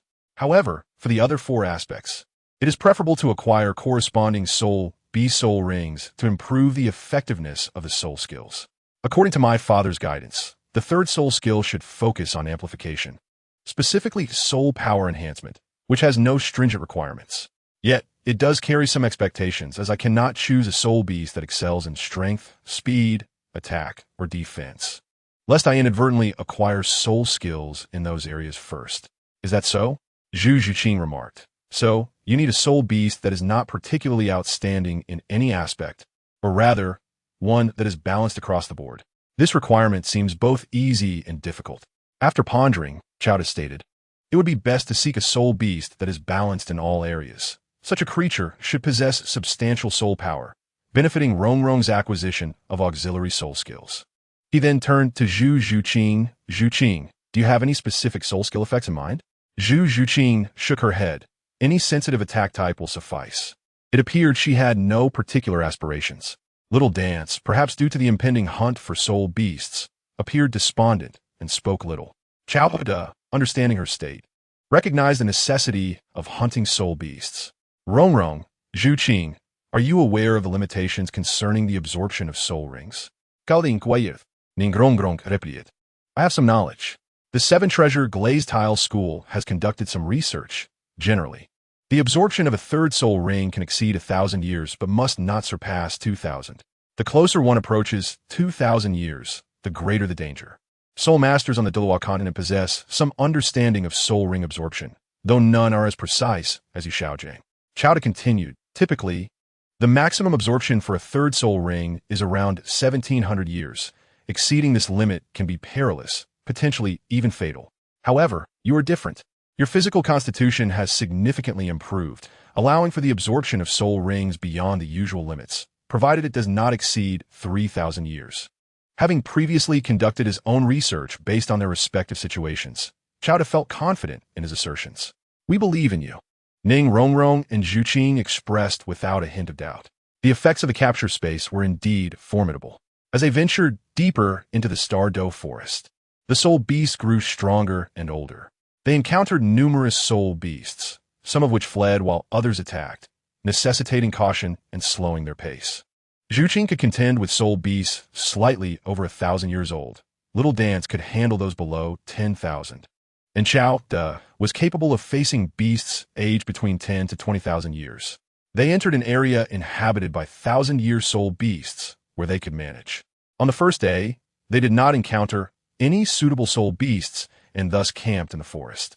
Although they referred to it as camping, the 4 had actually entered the capture space, eliminating concerns of soul beast attacks and allowing for a restful night. The following day, they resumed their journey. In the afternoon, they stumbled upon a peculiar sight. Several seemingly harmless butterflies approached them, landing upon their bodies, only to vanish in an instant. Ning Rongrong became despondent, lamenting, "I am not worthy of being human. I should be a slave." Zhuqing added, "I should have perished long ago. Living is a sin. I am a calamity." Little Dance remarked, I am but a rabbit. My meat is quite delectable. Please feast upon me. Perhaps due to the influence of the capture space or other factors, Chowda remained unaffected. His mental fortitude was strong, and, as he extended his consciousness, he quickly identified the source of their distress, a black butterfly observing them from short distance. Seal the space, Chowda commanded, manipulating the oxygen within the butterfly's vicinity to induce suffocation. The black butterfly flitted chaotically, attempting to escape the controlled area. Though deprived of oxygen, it could still fly for a brief period. The space would not become a vacuum. It merely altered the air pressure, maintaining some breathable atmosphere. Spatial jump. He transitioned the space, bringing the black butterfly before him, and unleashed a powerful punch, compressing the surrounding space before it rapidly expanded, delivering tremendous destructive force that slammed the butterfly to the ground. Severely injured, the black butterfly struggled. Its attack power was negligible, yet it possessed a potent ability to affect emotions. Judging by the butterfly's soul power, it had an age of around 2,000 years, characterized by dark attribute energy and swift speed, though its offensive capabilities were lacking. Once Little Dance and the others regained their composure, Chowda instructed Zhu Zhuqing to hunt the black butterfly and absorb its soul ring. As Zhu Zhuqing began the process of absorption, Chowda, Little Dance, and Ning Rongrong stood guard to ensure she was undisturbed. The black butterfly's age was roughly 2,000 years, and according to Yu Xiaozhang's theories, this constituted an advanced absorption. However, due to the enhancement of her physical constitution from consuming materials within the capture space, Chowda believed she could absorb a soul ring of an even older age. Zhu Zhuqing placed her faith in Chowda, and the outcome proved him correct. Throughout the absorption process, Zhu Zhuqing exhibited no signs of pain. The experience was seamless and without peril. Following the completion of the absorption, 3 soul rings, yellow, purple, and another yellow, manifested around Zhu Zhuqing. They had succeeded. Just as joy filled the air, a pair of black butterfly wings began to sprout from Zhu Zhuqing's back. She stood bewildered. Why do I have butterfly wings? Ning Rongrong questioned. Is it a soul skill, or has something gone awry with the soul ring absorption? Zhu Zhuqing, in a state of panic, replied, it's not a soul skill. I don't know how this happened. They just appeared, and I can't control them. Little Dance expressed her concern. Brother, what is happening? Observing the black wings on Zhu Zhuqing's back, Chowda contemplated for a moment, concluding, this is not a soul skill. It appears that Zhu Zhuqing has unexpectedly acquired an external soul bone. An external soul bone? Ning Rongrong recalled having heard of such a thing, but had never encountered one. I've heard it is far more challenging to obtain than regular soul bones. Zhu Zhuqing is extraordinarily fortunate. Little Dance, still puzzled, queried if it is an external soul bone. Why can't Zhu Zhuqing control it? Zhu Zhuqing nodded, I cannot control it. Not only that, Chowda explained, Zhu Zhuqing, consider the wings as a part of your body, akin to your limbs. Focus on controlling them. When initially obtaining such an external soul bone, it requires time to adapt. Let me try, Zhu Zhuqing said, sitting down to close her eyes, seeking to feel, adapt, and gain control. Chowda and the others observed her intently. After a few minutes, the black butterfly wings on Zhu Zhuqing's back began to retract and gradually vanished, as if they had never existed, leaving her clothes unscathed. The wings appeared somewhat ethereal. Their emergence did not damage her attire. Zhu Zhuqing continued to adapt and control them. Soon, the black butterfly wings re-emerged, and as they flapped, she ascended into the air. This external soul bone, in the form of black butterfly wings, provided her with the ability to fly, akin to possessing a flight soul skill. So beautiful! Zhu Zhuqing resembled a stunning black butterfly soaring through the sky. Ning Rongrong and Little Dance gazed at her in envy. Third soul skill, Abyssal Descent. Zhu Zhuqing activated her new soul skill, and 3 black butterflies materialized, rushing toward Chowda, Little Dance, and Ning Rongrong. Oh no, don't come closer. Stop. The sight of the black butterflies invoked unpleasant memories for Little Dance and Ning Rongrong. They attempted to use their soul power and hands to ward off the butterflies, only to discover that the black butterflies had no physical form, passing through their soul power, hands, and bodies. Ning Rongrong knelt on the ground, succumbing to despair. I wish to be a little sow, eating and sleeping. Little Dance echoed her sentiment. I am sorry. It is all my fault. I am so ugly. It is my fault. I do not deserve to live. Chowda remained unaffected. Indeed, You are impervious to its influence, Zhu Zhuqing remarked as she landed beside him. Qiao regarded her thoughtfully. You are well suited for dark attribute energy. This soul skill induces negativity and despair, affecting emotions quite effectively.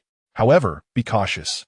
It may not have much effect on those with strong willpower or those already inclined toward negativity. How long does the soul skill last? Zhu Zhuqing recalled Qiao's words, responding. It varies by individual, typically lasting from 1 to 3 minutes. However, as my own dark attribute power increases, the duration of the soul skill will extend. My wings, aside from granting flight, can also absorb dark attribute energy. However, such energy is not easily encountered. The meaning is that when encountering objects or places where dark attribute powers are concentrated, one can release black butterfly wings to absorb the dark attribute power. What a delightful surprise. Congratulations to you, Qiao said with a smile. Zhu Zhuqing beamed, expressing her gratitude. Thanks to you otherwise. There wouldn't have been such a pleasant surprise. Qiao replied, no need to be polite with me. If you truly wish to express your gratitude, you may choose to offer yourself. Zhu Zhuqing shot him a glance. Zhuqing, we are good sisters. How could you say that to me? The negative influence of Xiao Wu dissipated. After a while, Ning Rongrong also recovered. Zhuqing, don't run. The two conspired to seek revenge on Zhu Zhuqing. I was wrong. I accept my punishment, Zhu Zhuqing pleaded. The playful scuffle among the three concluded after a while. They then united in warning Qiao to forget everything we discussed earlier. Qiao feigned confusion. What did you say? I don't remember. You better not. They declared, those disgraceful and degrading words. Anyone who utters them will face consequences.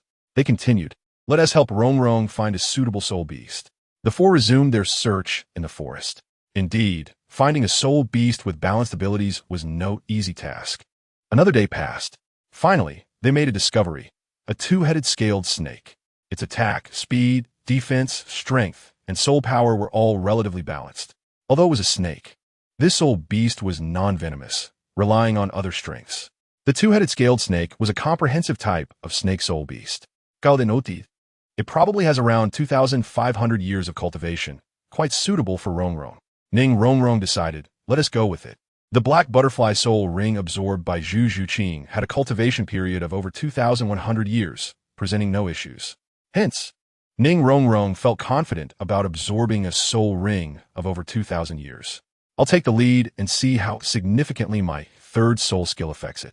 Zhu Zhuqing unleashed her third soul skill, Underworld Descent. This time, dozens of black butterflies flew towards the two-headed scaled snake. The creature, alert, swept its tail at the black butterflies, but they passed right through its body. The two-headed scaled snake's expression changed instantly. It lay flat on the ground, motionless. It worked. The four approached. The two-headed scaled snake clearly sensed the impending danger, yet remained lethargic, resigned to its fate, thinking, if I must die, then so be it. What meaning is there in living? Better to fulfill the desires of humanity. Zhu Qing's soul skill was incredibly powerful. This might be the easiest way to hunt soul beasts. They were too lazy to move, waiting for you to strike. Just as Ning Rongrong prepared to hunt the two-headed scaled snake, an unexpected occurrence ensued. Stop! 6 figures emerged from the forest, 5 men and 1 woman. Xiao Wu looked at them. What? Do you intend to steal our soul beast? They retorted. We discovered this two-headed scaled snake first. It belongs to us. Indeed, they had found it first, but had failed to capture it and were merely lingering nearby. Rongrong, you must absorb the soul ring before Zhu Qing's soul skill effect fades, Qiao advised, disregarding the other group. Following Qiao's words, Ning Rongrong thrust her blade into the two-headed scaled snake's vital point. How dare you? You seek death. The opposing group was furious. Chapter 30, Second Battle, Complete Victory. Xiao Wu queried, are 3 soul masters really formidable? Among the 6, 3 unleashed their martial spirits, revealing their soul rings, 2 yellow and 2 purple. Xiao Wu also displayed her 4 soul rings, 2 yellow and 2 purple. Zhu Zhuqing showcased her soul rings, 2 yellow and 1 purple. Qiao remained still, guarding Ning Rongrong as she began to absorb the soul ring, ensuring no interruptions. One was a soul master, another a soul zune, and 2 others, presumably a soul master and a soul zune as well. How bold of you to dare seize someone else's soul beast.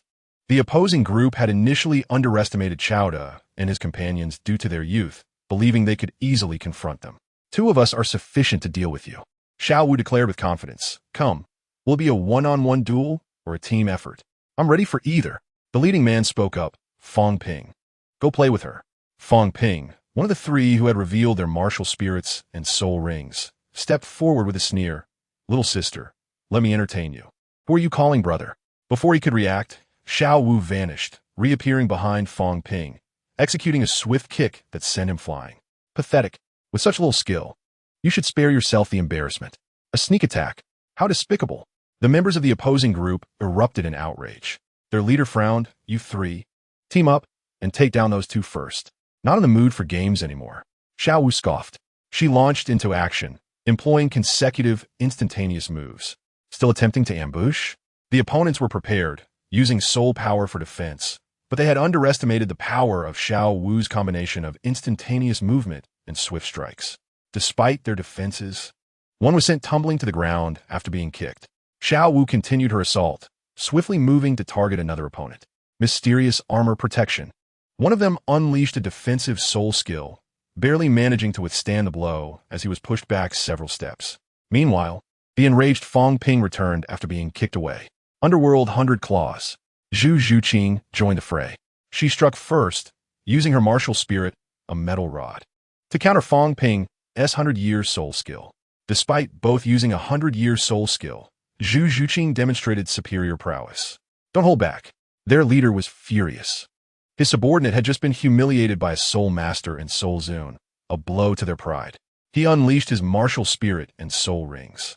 Yellow, yellow, purple, purple, black, revealing himself as a soul king, appearing to be in his 30s or 40s. The remaining man and woman stood back, showing no intention to engage, appearing somewhat nervous. They were employers, having hired this mercenary group to assist in hunting soul beasts. The three were now utterly enraged, determined to regain their lost face. Instantaneous movement. Waist bow. Xiao Wu effortlessly countered the two soul masters. Zhu Zhuqing faced Fong Ping, relying solely on her first soul skill, holding her own against him. Qiao Di utilized the spatial abilities to muffle the sounds of battle, ensuring Ning Rongrong remained undisturbed. The opposing leader, unable to restrain himself, opted for a sneak attack on Xiao Wu, employing his fourth soul skill for a series of slashes, joined by two others in a coordinated assault. Invincible Golden Body.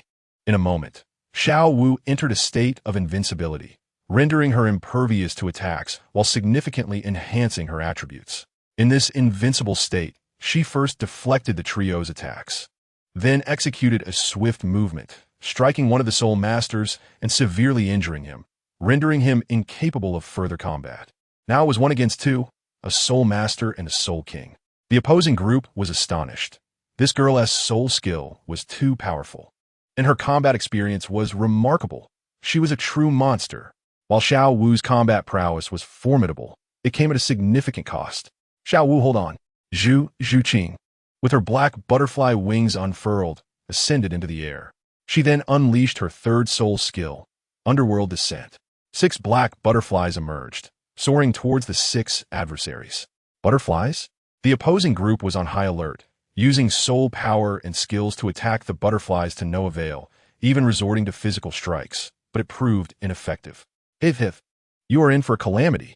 Xiao Wu executed a swift movement to evade, ensuring she did not accidentally collide with the black butterflies. 6 black butterflies traversed the bodies of 6 individuals. Their gazes instantly transformed, becoming filled with negativity and despair as they relinquished their will to fight, uttering inappropriate words and performing abnormal actions. Why did this occur? They were fully aware of their words and actions, yearning to cease, yet found themselves utterly unable to stop. By the time they regained their composure, it was akin to a scene of social demise. "Huh." Hearing their utterances and observing their movements, Xiao Wu laughed heartily, nearly collapsing in mirth. How delightful! Zhu Qing, having landed and folded her wings, was soon surrounded once more by 6 black butterflies, poised to deliver another round to the 6 individuals.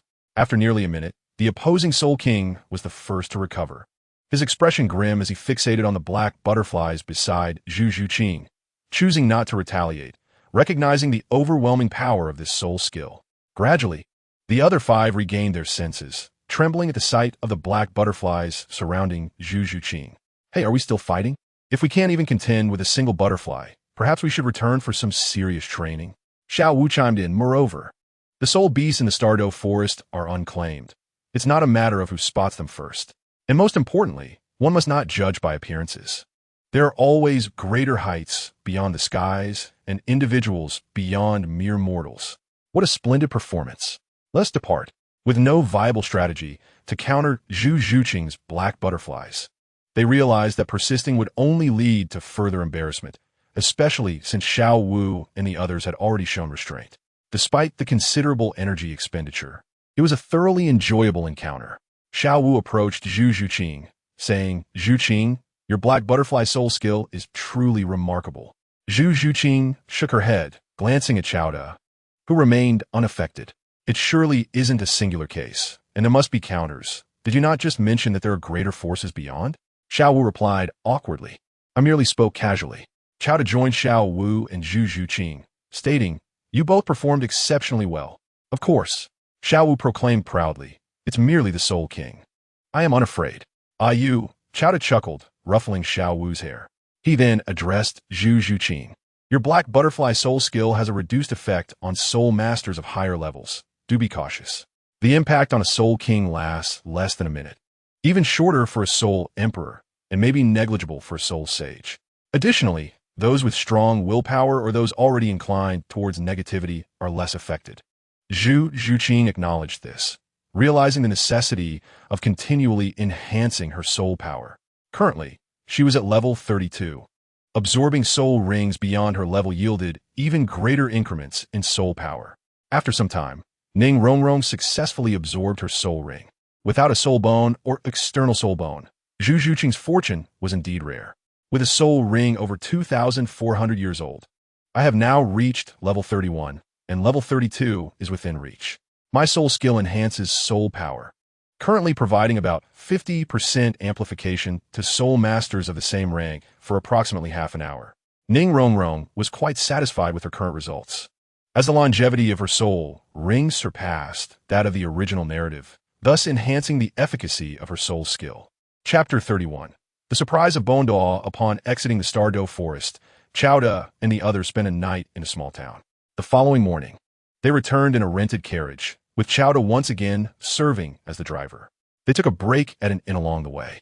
Xiao Da borrowed the innkeeper's kitchen to prepare a delightful feast. Just as they were indulging in the culinary delights, an unexpected guest arrived. Grandpa Bon, what brings you here? The visitor was none other than the hastily arrived Douluo, whose sudden appearance filled Ning Rongrong with joy. Concerned for Ning Rongrong, Douluo had traveled swiftly from Heaven Do City, where the seven-treasure glazed tile school resided, only to learn from disciples there that Ning Rongrong had ventured to the Douluo forest. Consequently, he pursued her to Soto City. Along the way, he reconnected with a disciple of the seven-treasure glazed tile school who had been secretly protecting Ning Rongrong, thus acquiring her precise whereabouts. Hence, he found himself at this inn tonight. Rongrong. Upon seeing Douluo, Ning Rongrong was elated, while Douluo, in turn, appeared astonished. For the Ning Rongrong before him had matured significantly, taller and more developed, transformed into a young woman. What a remarkable transformation in just a few months. What have you been consuming to change so quickly? Douluo grew increasingly concerned about Ning Rongrong's well-being. When the seven-treasure glazed tile school disciples reported on Ning Rongrong's condition, they hesitated to mention her physical changes, fearing they would not convey the information accurately, and thus opted to remain silent. Grandpa Bon. Ning Rongrong leaped into Douluo's embrace, playfully saying, it has been so long. Rongrong thinks of you every day. Douluo, with a tender smile, replied, if you miss me, why not return? We worry greatly for you. Ning Rongrong softly said, of course I will return. But I must venture out to train. I cannot rely on your protection forever. This is quite splendid, isn't it? Douluo, unable to chastise Ning Rongrong, displayed a loving yet helpless smile. Xiao Wu and Zhu Zhuqing, observing their interaction, felt envious. Both girls, longing for familial warmth, yearned for such affection.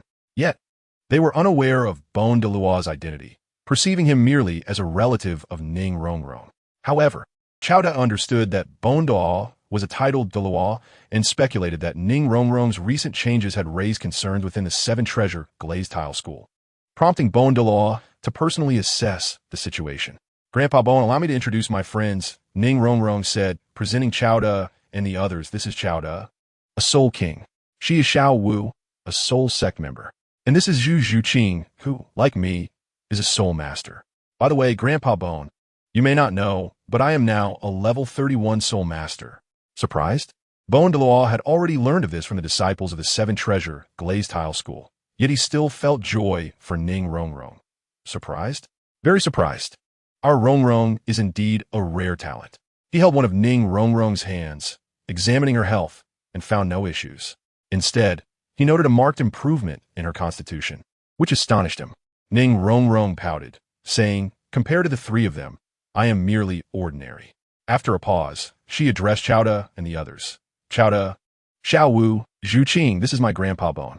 He is very powerful, a title known as Douluo, and he cares for me deeply.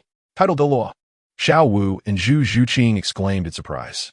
Xiao Wu instinctively tensed but quickly regained her composure.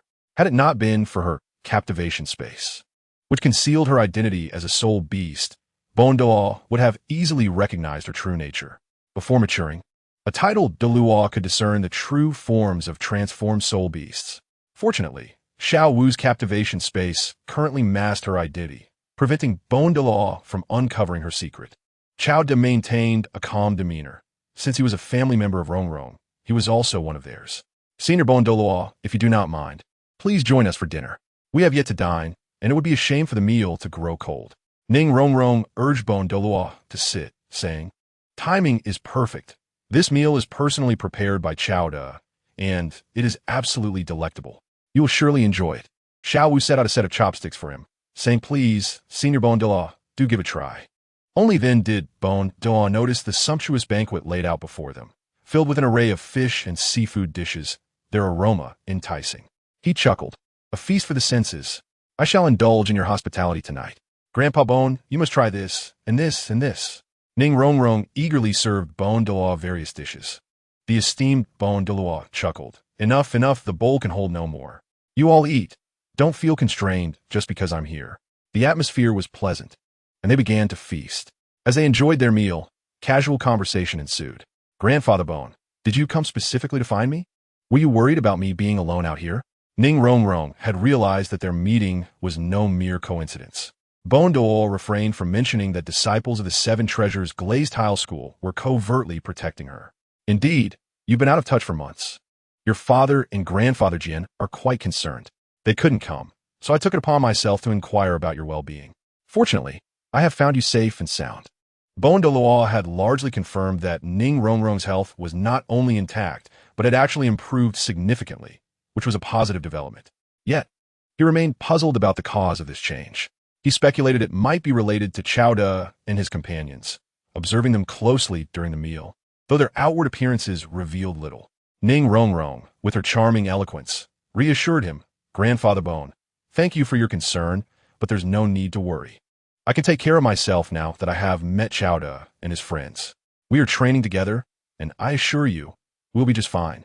Douluo remarked, indeed, our Rongrong has matured and made commendable friends. We are quite gratified. He turned to Qiao and his companions, expressing gratitude for their care of Rongrong. Qiao replied, Douluo, we're good friends with Rongrong, and it is only natural that we assist one another as we train and grow together. Douluo nodded in satisfaction. You all seem to be of similar age to Rongrong. Are your families comfortable with you being out here? Qiao responded, both mine and Xiao Wu's families are no longer with us. Previously, we trained at the Blue Tyrant Academy in Heavendo City, where our instructor was Director Lu Erlong. Douluo recognized the name, but felt somewhat disheartened. He had hoped to invite Qiao and his friends to join the Seven Treasures Glazed Tile School, but with the mention of Lu Erlong, that possibility vanished. He then inquired about Zhu Zhuqing, and what of this young lady? Zhu Zhuqing hesitated before speaking. Douluo, I hail from a star, Luo Empire. I escaped from my family and do not intend to return, nor can I. Douluo surmised, from the star Luo Empire. With the surname Zhu, might your martial soul be the nether cat? Zhu Zhuqing was taken aback for a moment before nodding in affirmation. Douluo understood the implications of her background. Being born into the Zhu family in the Star Luo Empire was a matter of fortune or misfortune. Zhu Zhuqing remained silent. Ning Rongrong interjected, "Grandfather Bone, please refrain from prying. They are my friends, and I care not for their past as long as we treat each other sincerely." Douluo smiled. "Very well, I shall not inquire further." He had already learned enough. Nevertheless, he extended an invitation. "Should you three wish to join the Seven Treasures Glazed Tile School in the future, you will always be welcomed." Chapter 32. Strength is Paramount. 100,000-year Spirit Ring. Douluo and Xiao Wu's group arrived in Soto City. "Grandfather Bone, have you been to Soto City before?" Ning Rongrong asked curiously.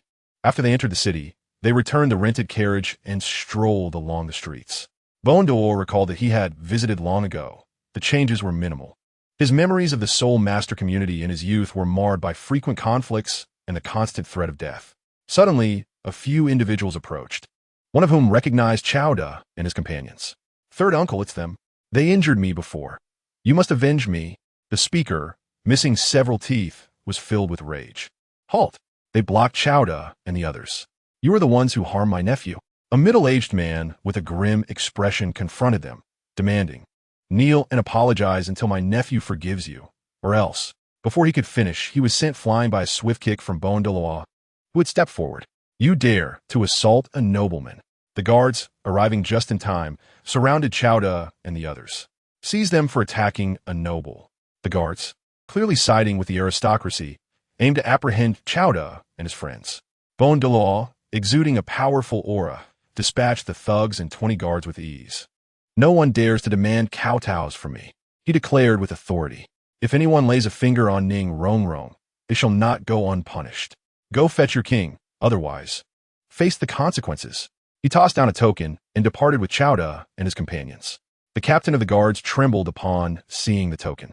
The middle-aged noble, now terrified, approached, snatching the token in a panic.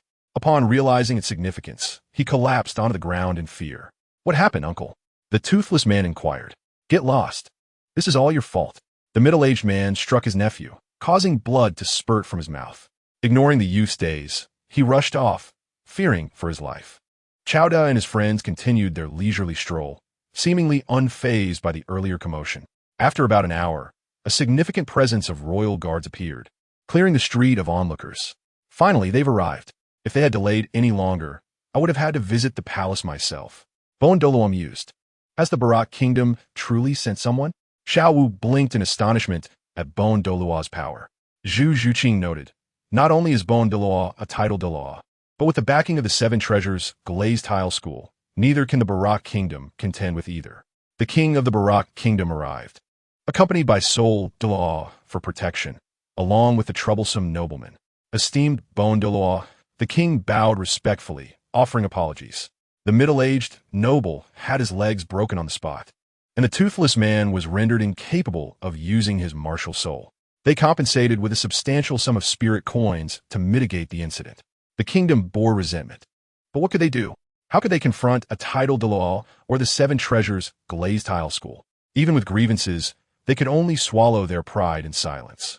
"Rongrong, make haste back to the Seven Treasures Glazed Tile School. Do not linger too long. Xiao Wu, Xiao Wu, and Zhu Zhuqing, please take good care of Rongrong." After several days in Soto City, Douluo prepared to depart. He could not remain in the city indefinitely to accompany Ning Rongrong. There were pressing matters awaiting him at the Seven Treasures Glazed Tile School. Moreover, Ning Rongrong must learn to grow independently, despite being doted upon. She understands the importance of moderation. Currently, Xiao Wu and his companions have become renowned figures among the nobility of Soto City.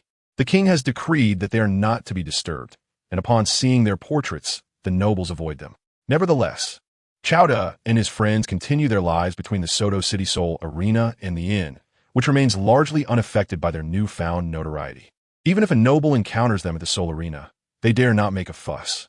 Weeks have passed, and Ning Rongrong's spirit power has reached level 32, while Xiao Wu has also made a breakthrough, attaining level 53.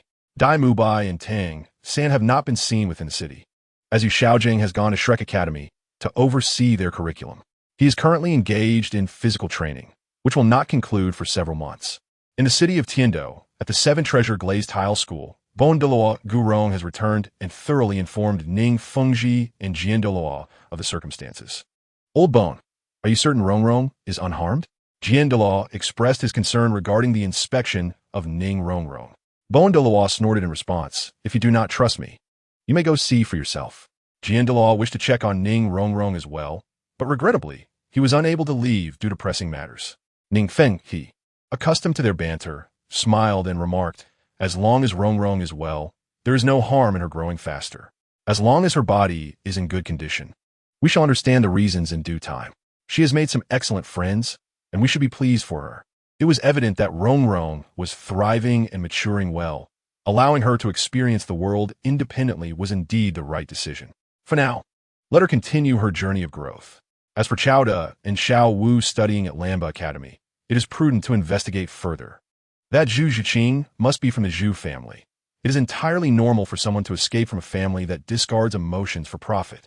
The trio possesses remarkable talent, on par with Rongrong, and if possible, we hope they can join the 7 Treasure Glazed Tile School.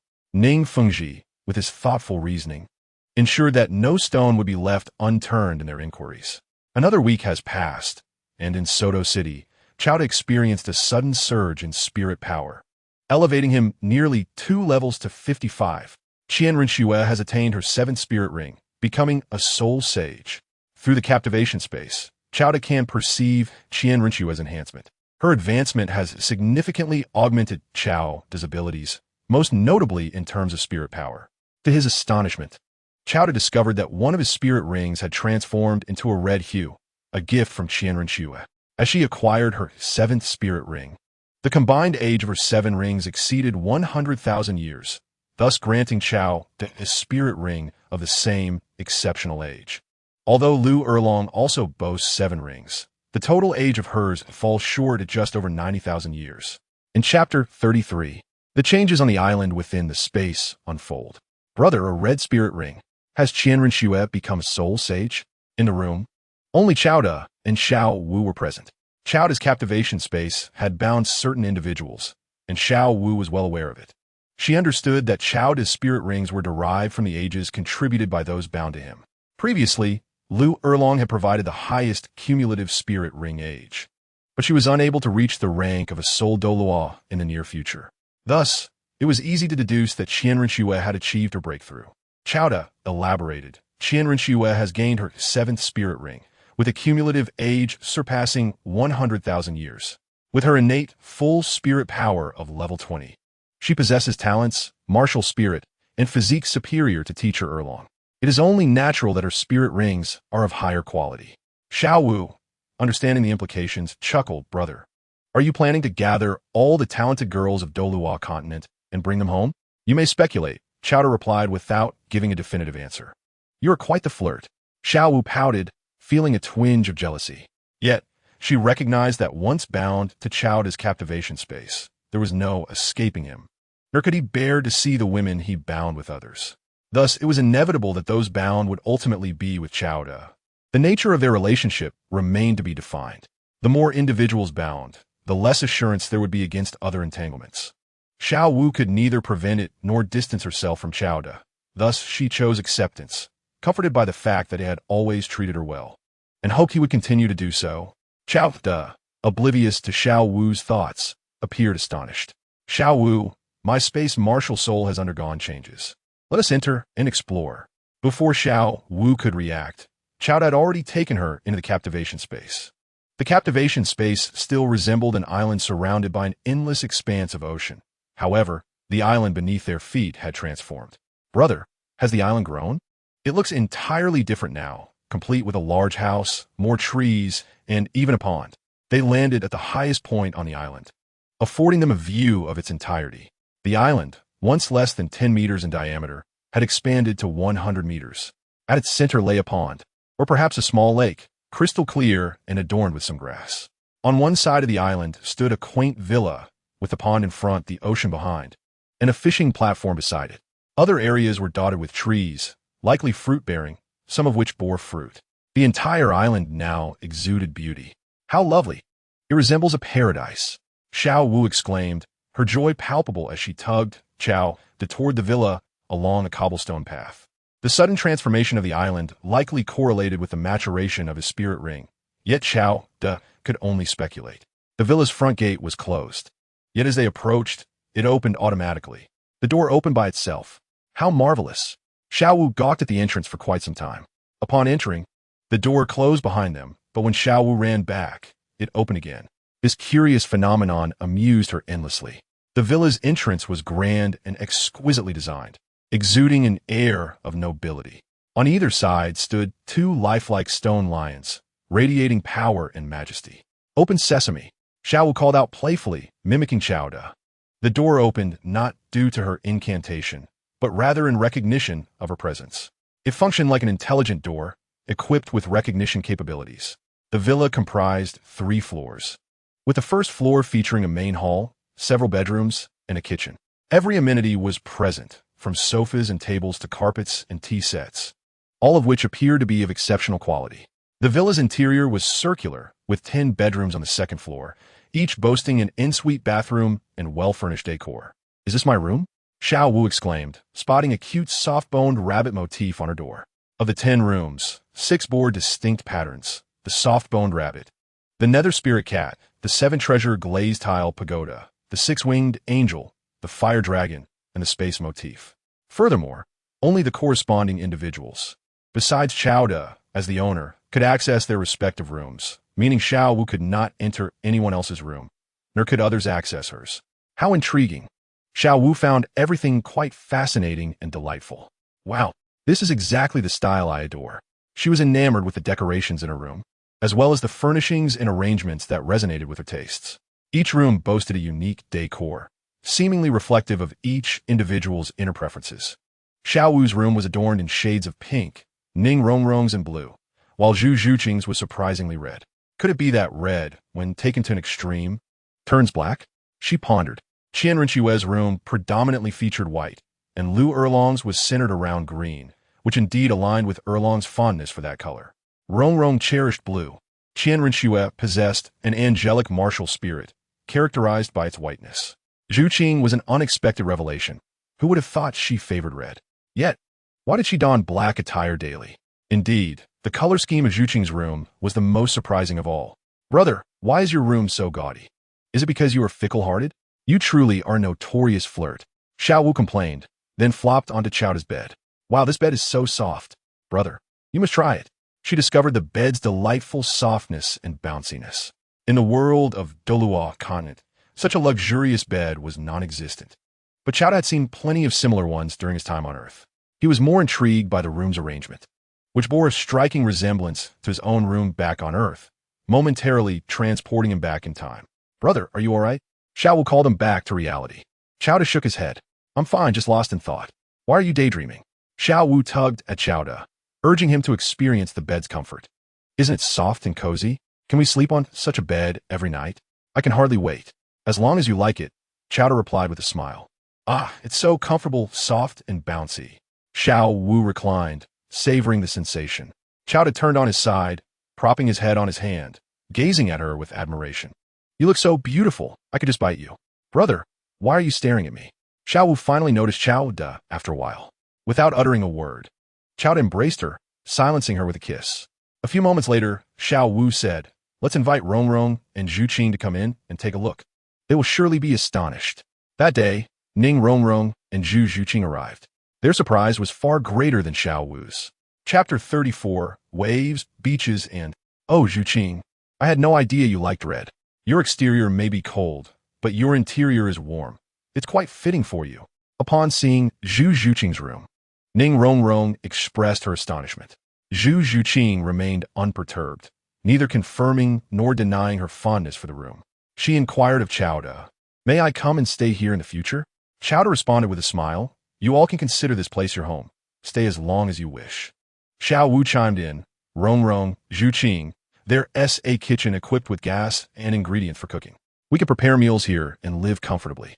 I've decided to stay here for a while to enjoy ourselves. You should join too." Ning Rongrong and Zhu Zhuqing were more than willing. It was a delightful and cozy experience, a true paradise away from the world. The villa featured a restroom with a waste disposal system. And although they were unsure how it worked, Chao assured them there was no need for concern. Additionally, the villa was equipped with electricity and various appliances, even smartphones and computers. The only downside was the lack of internet access. They could only enjoy offline games and listen to music. The third floor housed a game room, a music room, a gym, and a reading room, while the rooftop boasted an open-air terrace adorned with blooming plants. This is a smartphone. Take one and learn to use it like I do. Chao presented several smart devices, guiding them in their usage. They initially believed he had quickly mastered it via the instruction manual. Was Chao truly a prodigy? After all, this was his martial spirit space. So it was only natural for new items to appear here. Smartphones? They have such beautiful designs and emit light. Xiao Wu, Zhu Zhuqing, and Ning Rongrong were all intrigued and excited, following Chao's lead. Chao first taught them how to take pictures with the smartphones, guiding them through simple operations. The mere act of photographing thrilled them, leading to an endless spree of capturing images, selfies, and various poses. They spent half the day engrossed in their newfound hobby of photography, primarily focused on taking pictures. Chao stepped out for a moment, using his storage soul guide to bring in some ingredients and seasonings for lunch. During the meal, they continued to snap pictures of the food, as if they were dining solely for the sake of photography. In the afternoon, they remained preoccupied with their cameras. Chao ventured outside the villa to explore the surrounding plants, none of which he recognized. However, he could scan them with his smartphone. The device revealed the names of the plants, the flowers they bore, their fruits, edibility, flavors, and nutritional values. Wow, every plant on this island bears fruit, and all the fruits are edible, possessing a certain spiritual quality akin to the fish and seafood caught while fishing. After scanning all the island's vegetation, he discovered that while the effects were similar to those of the ocean's seafood, the flavors and nutritional values were distinct and quite remarkable. Xiao Wu, Zhu Zhuqing, and Ning Rongrong also ventured out of the villa, but they were busy photographing the island's diverse flora, becoming thoroughly engrossed in their photography. By nightfall, they captured the beauty of the scenery. The three of them spent the night in Zhu Zhuqing's room, staying awake until dawn before finally succumbing to sleep. They only arose when Chao called them for lunch. Don't stay up late. Be careful not to develop wrinkles. Chao teased. We won't have wrinkles. They replied defiantly. After lunch, Chao taught them how to use the computer, transferring their photos to their respective devices, temporarily pausing their obsession with photography. However, Xiao Wu soon became enamored with music. Although the music was from a different time and space, the language remained the same, allowing her to understand and be moved by it. Chao took them to the beach, where they lounged under a sunshade, listening to music, basking in the sun, and enjoying fruit, relishing the leisurely atmosphere. Yet, Chao felt something was amiss. It quickly dawned on him. This is a beach. How can they be wearing long skirts and pants? Xiao Wu, come back to the villa with me. Brother, what's the matter? You'll find out soon enough. With an air of mystery, Chao knew that the third floor of the villa housed a wardrobe filled with various beachwear, predominantly for women, featuring a wide array of styles. Under Chao's guidance, Xiao tried on numerous beach outfits, ultimately selecting one that pleased him the most. Brother, am I really going out dressed like this? Xiao felt a bit embarrassed. Chao reassured her, this is beachwear. It's meant for sunbathing and playing on the beach. You'll understand once you step outside. After contemplating that there were no outsiders around, Xiao Wu acquiesced to Chao's suggestion. Xiao Wu, why aren't you wearing clothes? Ning Rongrong and Zhu Zhuqing exclaimed in astonishment. Chao explained, this is beachwear. It's appropriate to dress like this at the beach. Ning Rongrong and Zhu Zhuqing looked at Chao with a mix of curiosity and skepticism. Initially, Xiao Wu felt uncomfortable, but she soon adapted and found it quite convenient. Swimming in the sea and frolicking on the beach is particularly convenient, offering an entirely different experience. Xiao was determined to share this joy with Ning Rongrong and Zhu Zhuqing.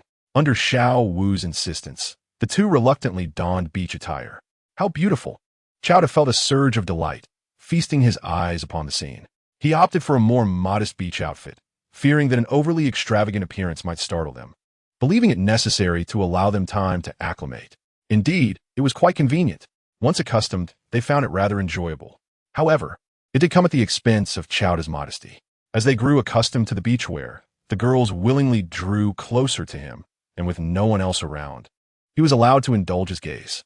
Together, they swam in the ocean, engaged in playful water fights, buried themselves in the sand, lounged under the sun, and savored music and fruits, reveling in joy and happiness. For over 10 consecutive days, they forwent their training entirely, losing themselves in play. This led to a deepening of the bond between Xiao De and the girls, allowing him to assist them with sunscreen application and foot massages. After sufficient merriment, it was time to resume their training, blending leisure with discipline. Xiao De did not forget to encourage them in their pursuits. They would play in the mornings, train in the afternoons until the early hours, and then retire for sleep. This routine persisted for more than 2 months. During this period, they occasionally made brief appearances at the inn, ensuring others were aware of their presence there. This time was fulfilling and enriching. With each of their soul powers increasing, Xiao De reached level 56, Xiao Wu level 45, Zhu Zhuqing level 35, and Ning Rongrong level 34. Xiao De's rapid advancement was aided by the improvements of Lu Erlong, Qian Renxue, Xiao Wu, Zhu Zhuqing, and Ning Rongrong, which in turn granted him a significant boost. Today, they departed from the captured space. After residing there for over 2 months, a change of scenery was necessary, and they could not remain detached from society. It was time to venture out and gain experience. Upon their exit, they first explored the streets before heading to the Grand Spirit Arena to participate in battles, swiftly regaining their momentum. How stunning! Truly beautiful! Wow, goddesses! Xiao Wu, Zhu Zhuqing, and Ning Rongrong had all matured, possessing enviable figures and striking features, each distinct in their charm. Coupled with the exquisite garments and fresh looks they had acquired from the captured space, they radiated an ethereal beauty, turning heads at every corner. Especially when they smiled, their allure was intoxicating, reminiscent of a bewitching enchantress. Unabashedly showcasing their beauty, they paid no mind to the gazes and remarks of strangers, inadvertently drawing ire from many. Hey, keep your distance from my goddess. Get lost, pretty boy. Such infatuated provocations prompted Xiao De to respond with force. The nobility of Suodo City was mostly familiar with them and tended to shy away upon sight. During this time, Xiao De and his companions faced little trouble. How lovely! Let me introduce myself. A few days later, in the Grand Spirit Arena of Suodo City, Xiao De and his friends encountered the royal battle team members, including Yu Tianheng, Duguyan, Yi Lingling, Shi Mo, and Shi Mu. Allow me to introduce myself. I am Shi Mu from the Tiando Royal Academy. Shi Mu was irresistibly drawn to the beauty of Xiao Wu, Zhu Zhuqing, and Ning Rongrong, and stepped forward to strike up a conversation. Is the Tiando Royal Academy truly illustrious? While others might be astonished by the mention of the academy, Ning Rongrong dismissed it with disdain, well aware that the Tiando Empire was backed by the 7-treasure glazed tile school, not to mention that it was a Soul Master Academy established by the imperial family. Shi Mu found himself momentarily embarrassed and surprised by Ning Rongrong's reaction. Typically, when others heard of the Tiando Royal Academy, they would express amazement, envy, or even reverence. Yet Ning Rongrong was unimpressed. He attempted to inquire, "You don't know of the Tiando Royal Academy? Surely you must be Soul Masters as well." Ning Rongrong replied, "Oh, I know of it. It's merely a Soul Master Academy. What is there to boast about?" Shi Mu explained, "But it is the Tiando Royal Academy, the finest advanced Soul Master Academy in the Tiando Empire. I'm a talented student there." "Talented?" Ning Rongrong chuckled, then turned to Xiao Wu. Xiao Wu understood instantly and promptly released her soul rings, 2 yellow and 2 purple, for in total. She addressed Shi Mu, "If you wish to get acquainted, we can spar first. If you win, you may continue. If you lose, do not disturb us again." At that moment, Yu Qianheng, Duguyan, Yi Lingling, Shi Mo, and Osro approached. "Shi Mu, are you in trouble?" Osro, upon seeing Xiao Wu's soul rings, mistakenly assumed they were causing trouble for Shi Mu. Nearby, Yu Feng's eyes widened at the sight of Xiao Wu and her companions. Such beautiful ladies. Duguyan and Yi Lingling exchanged glances, prompting Yu Feng to quickly fall silent. No, Shi Mu quickly clarified, "I just wanted to get acquainted." With others arriving, Shi Mu felt it inappropriate to continue. As Shi Mo was Shi Mu's twin brother, he was well aware of Shi Mu's tendencies. Humph. Always trying to flirt with beautiful girls. Can't you refrain from such embarrassing behavior? What do you know? Shi Mu whispered back. Duguyan stepped in front of Xiao Wu and questioned, "So, you must resort to fighting to get acquainted? Is your 4-ringed Soul Master status that impressive?" Xiao Wu paused, then grew displeased. "Don't speak out of turn without understanding the situation. Moreover, my 4-ringed Soul Master is surely superior to yours. If you disagree, let us compare. Very well. Who is afraid? Zhu Zhuqing retorted, unyielding. Just then, the leader of the royal battle team, Qin Ming, appeared. What is all this commotion? Hurry up and register. Prepare to participate in the battles. You are here for the same reason, right? Perhaps we shall meet again. Then we can see who is stronger. With that, Zhu Zhuqing left with you Tianheng and the others. Zhu Zhuqing approached Xiao Wu, advising they all seem to be from noble families, typically arrogant. Xiao Wu, don't stoop to their level. Ning Rongrong added, they are likely all students of the Tiando Royal Academy, a prestigious institution where students hail from nobility, believing themselves superior, though few are truly talented. In truth, Ning Rongrong held her own pride, but being with Qiao De and the others had gradually influenced her. Pride backed by strength is merely a jest. Qiao De took Xiao Wu's hand, asserting that it was unnecessary to engage with them. Let us go and participate in today's battles. We may indeed have the opportunity to encounter them, and then our strength will speak for itself. Xiao Wu nodded. If we do meet, they shall surely know of our prowess. The three proceeded to register for the day's battles. Xiao Wu did not encounter members of the royal battle team in her individual matches, nor did Zhu Zhuqing in hers. Even in the double battle with Qiao De, they did not face off against them. Currently, Xiao Wu, Ning Rongrong, and Zhu Zhuqing were preparing to spectate Qiao De's solo match, which, while not against the royal battle team, would be against a Soul Emperor. A challenge of a Soul King against a Soul Emperor. This battle attracted a multitude of spectators. Qin Ming was drawn in, bringing the royal battle team along to observe. It's them. Zhu Zhuqing spotted Xiao Wu and her companions ahead. What a coincidence. Shi Mu and Yu Feng exchanged secret glances of delight. You're here to battle. Don't cause any trouble. Qin Ming noticed their gaze and specifically cautioned Zhu Zhuqing. Once they passed, it was inevitable that Xiao Wu and her friends would notice them. What a stroke of luck. If not for my brother's match, I would have left by now. I don't wish to be near them. Endure for a moment. It shall soon pass. Xiao Wu and her companions act as if the presence of Zhu Zhuqing and his associates is non-existent. Behind them, Qin Ming is focused on the duel itself and remarks to Yu Qianheng, a level 56 Soul King challenging a level 68 Battle Soul Emperor is a rare sight. Let us observe what makes this Soul King exceptional. Perhaps there will be surprises. Such occurrences are indeed infrequent in the Grand Soul Arena. OSS expressed skepticism, stating, the two are separated by 12 levels of soul power and a significant rank. It is improbable that he would succeed. Could there be an underlying motive for this contest? Yu Feng comprehends the implication. Are there grievances? Is this a deliberate act of sabotage? A gamble? Shirimo interjects. It is not entirely implausible. If that is the case, even in a contest of soul duels, injuries could ensue. In the arena, both parties participating in the soul duel make their entrance. The announcement is made for both sides to enter the arena. This competition features soul masters of the Silver Soul Badge level, with the challenge being initiated by Qiao De, a level 56 Soul King, against a Soul Emperor. Such events are indeed rare within the Grand Soul Arena. Can the challenger, facing an opponent with a 12-level advantage, emerge victorious? We have already witnessed the arrival of the level 68 Battle Soul Emperor, Zhu Tao. On the opposite side, the challenger, level 56 Soul King Qiao De, has also appeared. The referee continues to narrate, guiding the audience's emotions. It is he.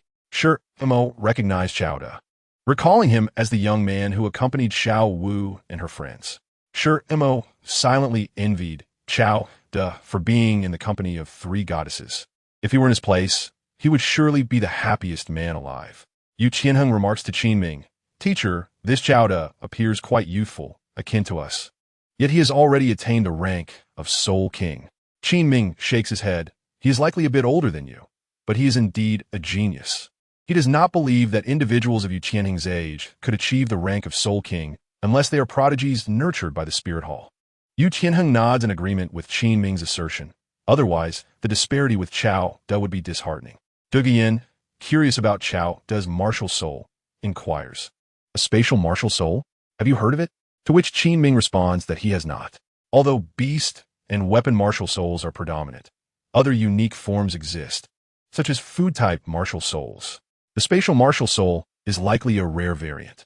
Perhaps this individual dares to challenge a Soul Emperor precisely because his martial soul is exceptionally unique and powerful. Observe closely to discern the peculiarities of this spatial martial soul.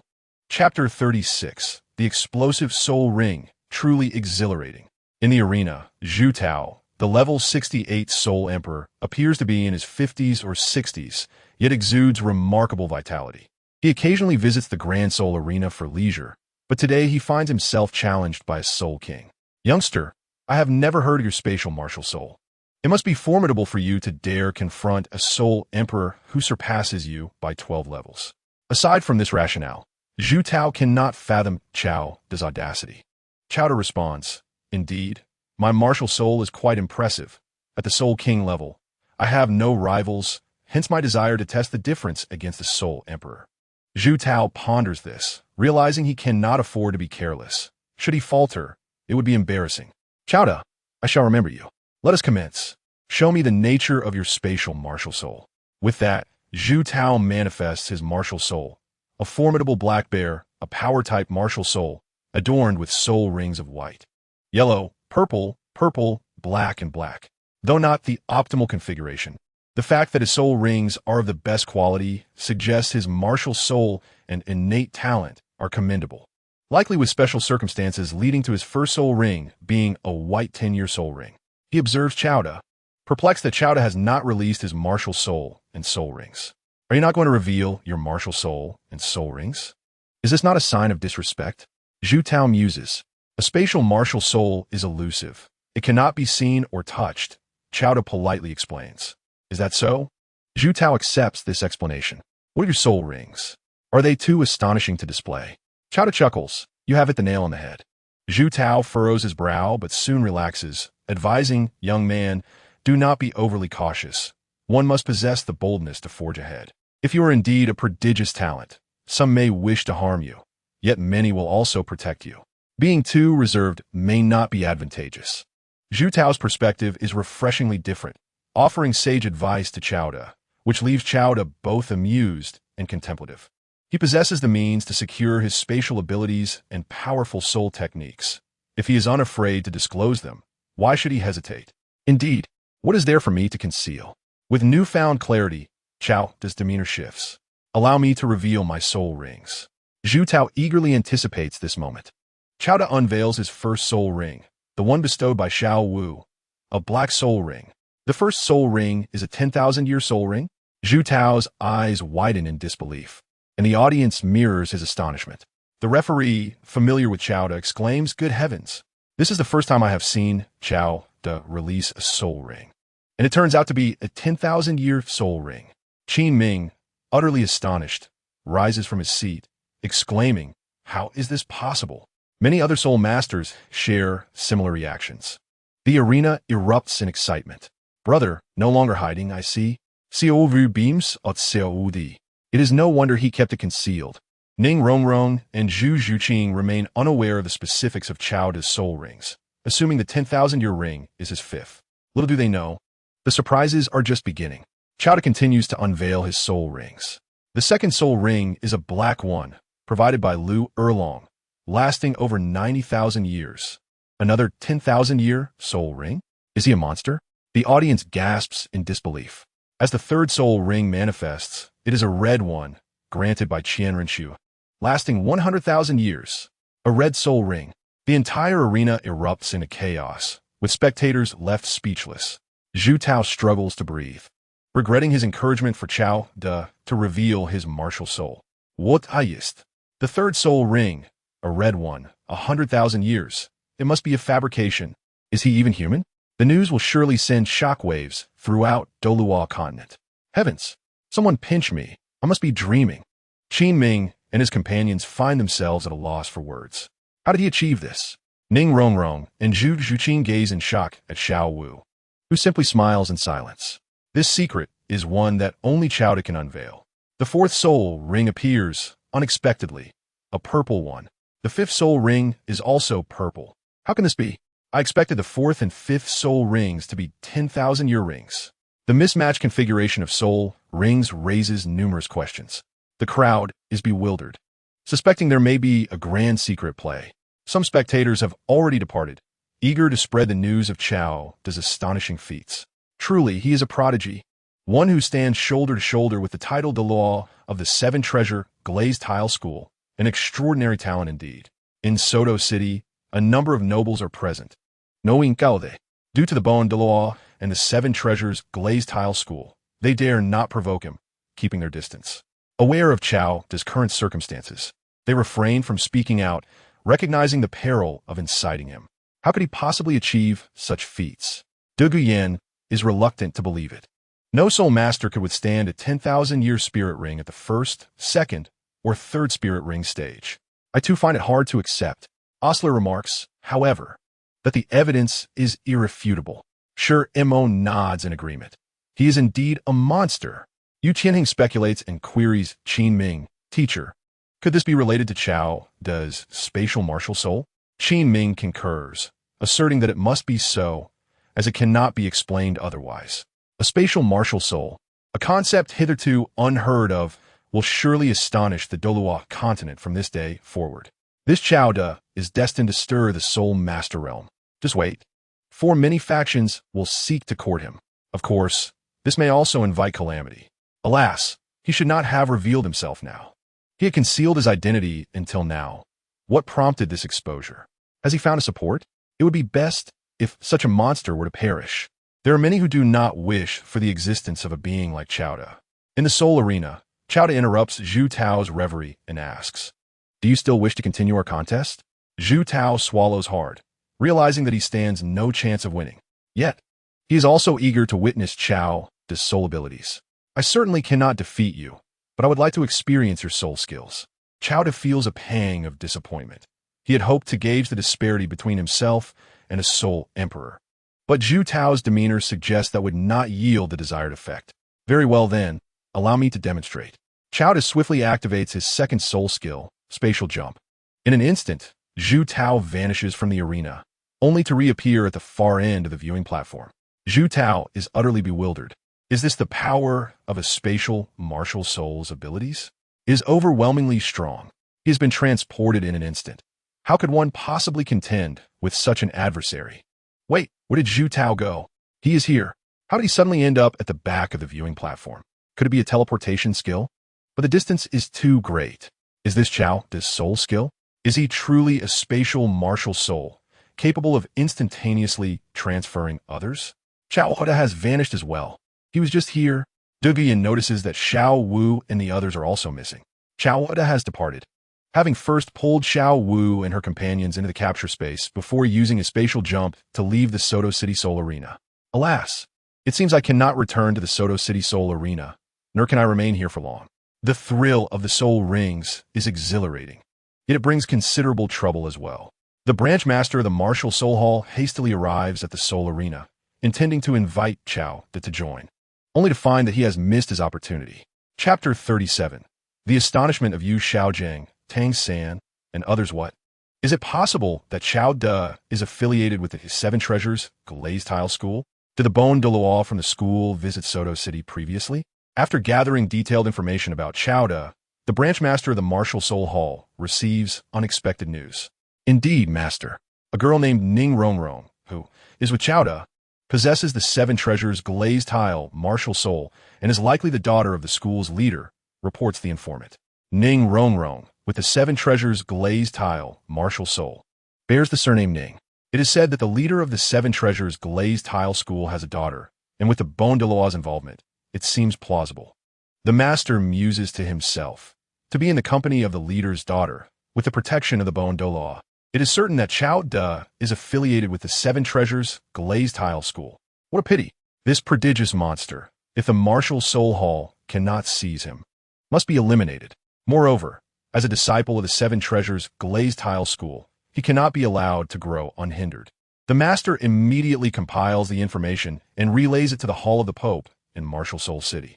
Simultaneously, he commands the branch hall in Soto City to track down Qiao and his companions, keeping an eye out for the Bon Douluo's presence in Soto City. If the opportunity arises, it would not be impossible to assassinate them. Outside the Soto City Soul Arena, the atmosphere is unusually lively today.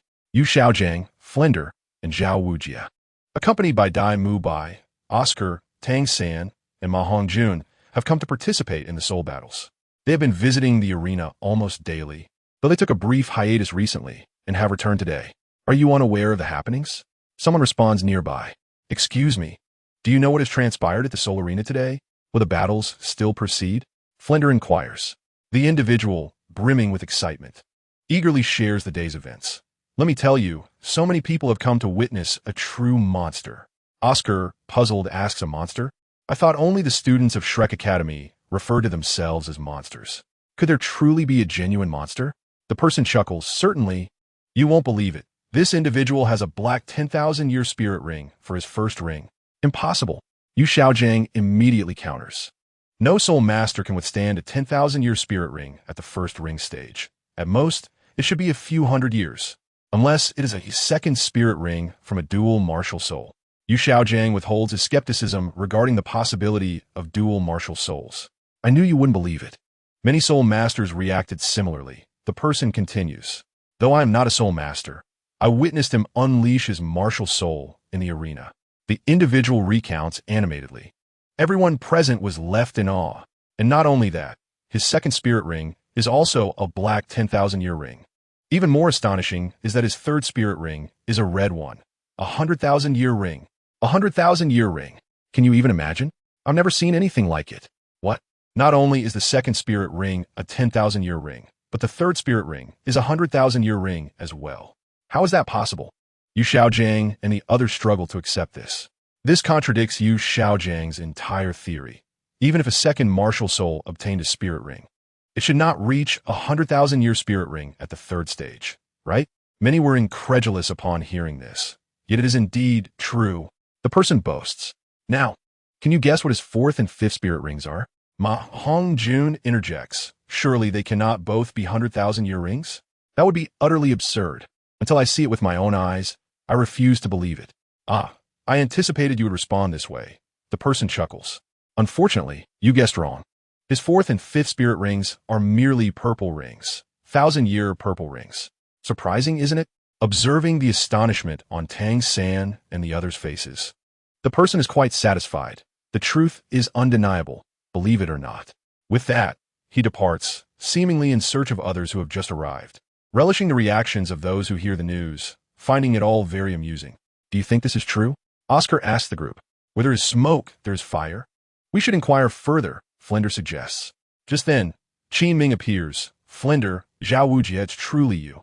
He approaches alone, as Yu Qianheng and the others are not nearby. You are Qin Ming? Xiao Wujia recognizes him. Qin Ming, is it really you? Flender exclaims joyfully. It has been nearly a decade, and I never expected to see you again. Qin Ming complimented, Dean, Teacher Xiao. It has been a long time since we last met. You both still exude such exceptional grace. Ma Hongjun, filled with curiosity, approached and scrutinized Qin Ming, asking Flander, Dean, is this our senior? Flander introduced, Xiao Gang. And you little ones, this is Qin Ming, a proud alumnus of Shrek Academy. He continued, Qin Ming, this is my dear friend. You may refer to him as Master. They are your juniors, Dai Mubai, Oscar, Tang San, Ma Hongjun, all of whom are exceptional talents from our Shrek Academy.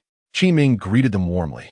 Xiao Wujia inquired, Qin Ming, what level of soul power have you attained? I trust you haven't neglected your cultivation since graduation? Qin Ming proudly responded, Dean, Teacher Xiao. I am now a soul emperor. I hope I have not brought shame to you. Flende Burstin tu, Loeta, exclaimed, splendid. Achieving the rank of soul emperor before 30, you have brought honor to Shrek Academy. Remarkable. It won't be long before you surpass us old-timers.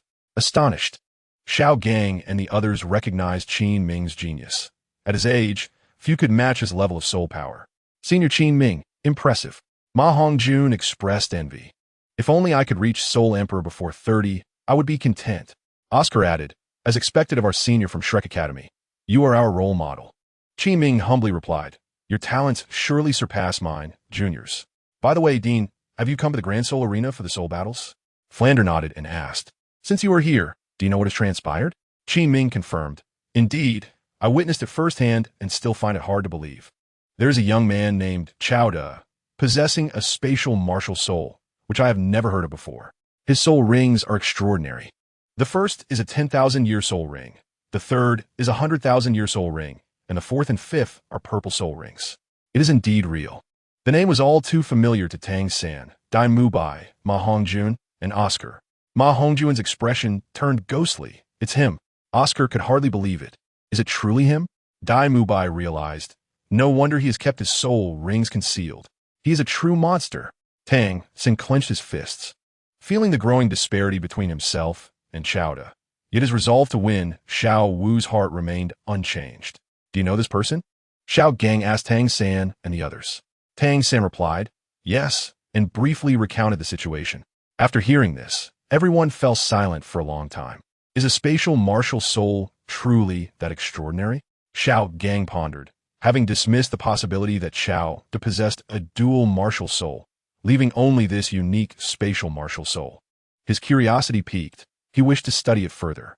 Qin Ming continued. During the soul battle, Chao De and the others vanished before the competition concluded. His soul abilities seem to allow for long-distance teleportation, and he appears capable of transporting others with him. I fear many are searching for him now, uncertain of his whereabouts. After sharing the news about Chao De, Qin Ming mentioned his role as a teacher at the Tiando Royal Academy, extending an invitation for Shrek Academy to join. Ultimately, Flander and the others agreed, not only due to the training environment and resources, but also because Xiao Gang wished for Tang San and the others to participate in the elite competition of the Advanced Soul Master Academy. A privilege Shrek Academy lacked, and the Tiando Royal Academy presented an excellent option. Meanwhile, Chao De, Xiao Wu, Ning Rongrong, and Zhu Zhuqing had already departed from Soto City. Chapter 38. The Mutated Rabbit Girl. At a tavern along the official road, Chao De remarked, we will reach Silv City by tomorrow. Let us rest here tonight and set out in the morning. He gazed at the sky, now dusk. After leaving Soto City, they traveled northward, their destination Tiando City. But they planned to take their time and enjoy the journey. They had previously gone directly from Tiando City to Soto City, thus had not visited Silv City. Silv's kingdom is one of the 4 major vassal kingdoms of the Tiando Empire, and Silv City is its capital. Silv City. I have heard it is even more prosperous than Soto City. I wonder if there are any interesting sights. Ning Rongrong mused, having never been there herself. Zhu Zhuqing commented, as the capital, it surely will not disappoint. Xiao Wu added, it is good to experience new places. I still wish to travel across the Douluo continent. I intend to visit the Star Luo Empire as well. Zhuqing, when the time comes, we shall help you take revenge on anyone who has wronged you. Ning Rongrong nodded. Our Zhuqing is so bright and lovely. Whoever bullies her is truly inhumane. Zhu Zhuqing smiled faintly. Thank you, everyone. Chao De interjected. We are all family. Why be polite? Together we share blessings and face difficulties. The term family sparked various thoughts in Ning Rongrong and Zhu Zhuqing, while Xiao Wu rolled her eyes at Chao De. They were dining in the tavern's hall when the entrance swung open, revealing 7 individuals, 4 of whom carried 2 large wooden crates, armed with weapons. However, Chao De's spiritual perception revealed that all 7 were soul masters, a rarity for those bearing arms. With his spiritual power surpassing even that of Tang San and many soul fighters, he could utilize it for communication and exploration. Curious, Chao De probed the contents of the 2 large crates, only to be taken aback to discover that they contained 2 living women. Kidnapping? Upon closer examination, he noted something unusual. Both women had awakened martial souls, yet their soul power was quite low, not exceeding level 10. This was not the crux of the matter. What was critical was that they had unique traits. One possessed rabbit ears, and the other a rabbit tail. Their bodies had undergone a transformation upon awakening their martial souls, manifesting certain characteristics. Such occurrences happened annually. Some transformations appeared unattractive, while others were quite appealing.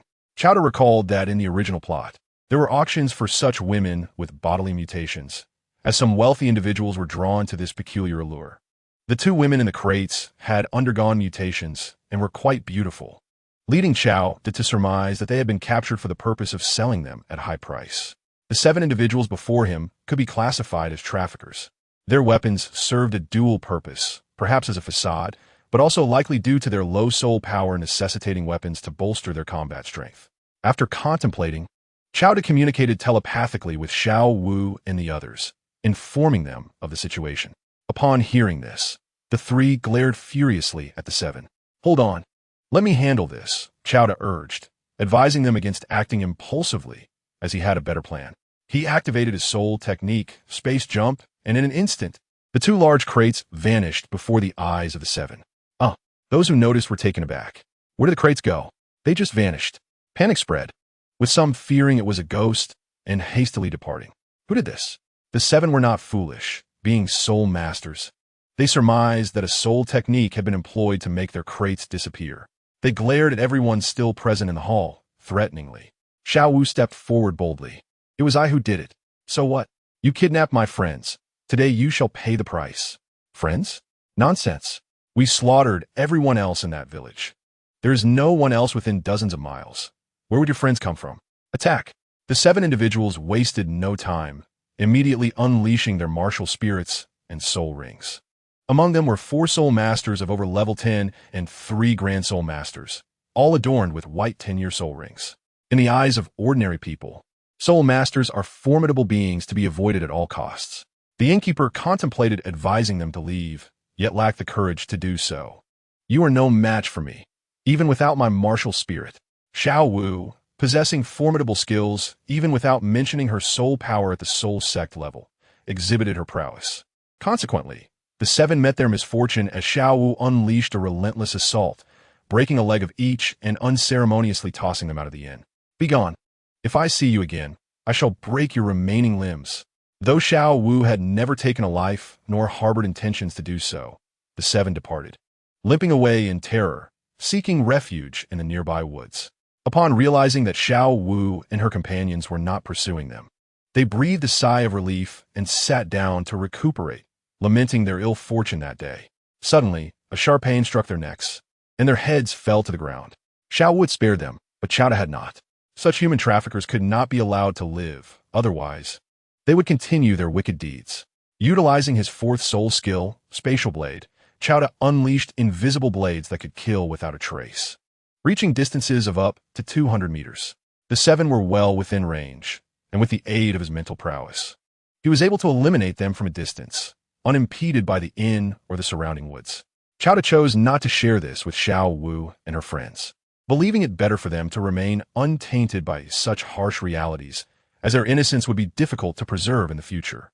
Innkeeper, this money should cover your losses, Ning Rongrong stated generously as they returned to their reserved room. Upon entering, they discovered 2 large wooden chests, which Chowda had transported here using spatial teleportation. The confines of the captive space prohibited the entry of unbound individuals, allowing only the chests and the 2 women to be relocated. Xiao Wu and her companions opened the chests and awakened the 2 women inside. Initially, the women were filled with panic, but after being calmed by Xiao Wu and her friends, they expressed their immense gratitude. Upon inquiring about their situation, they learned that they were mother and daughter from a small village that had been decimated by the 7 men, 8 families, dozens of lives, leaving only the 2 of them. They truly deserve to die. We must go after them now. They cannot have gone far. Xiao Wu exclaimed in anger. Chowda intervened, explaining, do not pursue them. They're already dead. You did it. Ning Rongrong was taken aback. Chowda nodded, stating, you are too kind-hearted to take such action. It is best left to me. These traffickers likely have a history of heinous acts, and their demise is justifiable. Xiao Wu cheered, well done. If I encounter such individuals again, I would not hesitate to kill. The mother and daughter wept, not out of fear, but in relief that the vengeance for their family and villagers had been exacted. They bowed in gratitude to Chowda. Yet, despite the avenged wrongs, their village was gone, and their family was lost. They were now homeless. Ning Rongrong suggested, let them accompany us for now. We can provide for them at our sect once we return. Xiao Wu added, or perhaps we can take them back to the academy for shelter. We must see this through to the end. If we let them go, they may encounter more traffickers. Women like them, with physical mutations, could fetch a high price and face dire consequences if targeted by the wrong individuals. Both women possessed rabbit martial spirits, which made Xiao Wu feel a sense of kinship, prompting her desire to keep them close. It was a minor matter, and Chowda had no objections, especially as he had initially intervened in their plight and could not simply abandon them. Chapter 39. City of Silvis. The 2 women, the mother named Chun Li, in her early 30s with a rabbit martial spirit and level 5 soul power, had undergone a physical transformation due to her martial spirit awakening, causing her to sprout rabbit ears. Her daughter, Mai Xiang, age 13, also possessed a rabbit martial spirit and level 3 soul power, similarly transformed with a rabbit tail. The pair were strikingly beautiful and well-proportioned. My martial spirit is also a rabbit. It is no wonder I feel such a connection with you, Xiao Wu chatted with them, pointing to her own rabbit ears. See, I have rabbit ears too. It's nothing unusual and quite lovely. Chun-Li and Mai Xiang exchanged glances at Xiao Wu's ears and nodded in agreement. In their village, they were seen as anomalies, subjected to the scrutinizing gazes of others. Ning Rongrong watched the three with a smile. At this rate, we might as well be a rabbit warren. You all look both beautiful and adorable. Zhu Zhuqing concurred, indeed, quite lovely. However, Chowda, with his blunt demeanor, interjected, of course they are beautiful. Otherwise, why would others have kidnapped them? Some individuals pay handsomely for such traits. The five women turned to him, and Chowda quickly realized he had misspoken. That wasn't my intent. Please, carry on. I shall not interrupt. Ning Rongrong desed. Chowda, do you have a fondness for Xiao Wu because of her adorable rabbit ears? Xiao Wu looked at Chowda, seemingly curious. I appreciate everything about Xiao Wu, including her charming rabbit ears. Chun-Li blushed at his words, touching her own rabbit ears. You certainly know how to charm. Xiao Wu was pleased with Chowda's response. They ordered some food and prepared a room for Chun-Li and Mai Xiang. There were 3 rooms in total, one for Ning Rongrong and Zhu Zhuqing, another for Xiao Wu and Chowda. That night, Chun-Li and Mai Xiang struggled to sleep, having endured days filled with terror. Now that they had been rescued, they faced an uncertain future. Mom, the big brother Chao and his friends are truly kind. I wish we could stay with them forever, Mai Xiang expressed. Chun-Li embraced her daughter, advising that to remain with them. They must prove their worth by being diligent and helpful. I will work hard, Mai Xiang promised. The two conversed for a long time, eventually drifting into slumber. Although they had 3 rooms, Chowda and his companions opted to rest in the captured space villa, using the time to cultivate and fish. The following morning, Chun-Li and Mai Xiang rose early, waiting at the door to assist Chowda and his friends, eager to demonstrate their value. However, they were astonished to find Xiao Wu, Zhu Zhuqing, and Ning Rongrong all in the same room with Chowda, implying they had spent the night together. Chun-Li pondered, what sort of relationship do they share? While Mai Xiang wondered, isn't it cramped for 4 people to sleep on such a small bed? As young girls from a village, their perspectives were naturally different. When Chowda and his companions emerged from the room, they encountered Chun-Li and Mai Xiang, leading to an awkward moment. Chowda found himself at a loss for words. Since explanations proved futile, he decided against offering one. Ahem. Let's go have some breakfast together before heading to Silva City, he suggested, leading them downstairs to the dining area. The innkeeper and staff recognized the unfamiliar Chun-Li and Mai Xiang, but dared not inquire further, fully aware of the power Chowda and his companions wielded. After breakfast, they departed the inn. Chun-Li asked, do you not have any luggage? We can help carry it. I'm strong enough to assist. Mai Xiang chimed in. Ning Rongrong chuckled. We possess storage soul tools. Our belongings are minimal and can fit inside. You, however, lack even a change of clothes. Once we reach Silva City, you should purchase some. Chun-Li quickly declined. That won't be necessary. Zhu Zhuqing, understanding their feelings, reassured them. Do not feel embarrassed. You owe us nothing. In their moment of difficulty, they find themselves in need of assistance. If one truly wishes to repay the kindness, it would suffice to offer help in modest ways in the future. Chun-Li and Mai Xiang were deeply moved. Xiao Wu remarked, these are mere trifles. There is no need to dwell on them. Just follow us with peace of mind.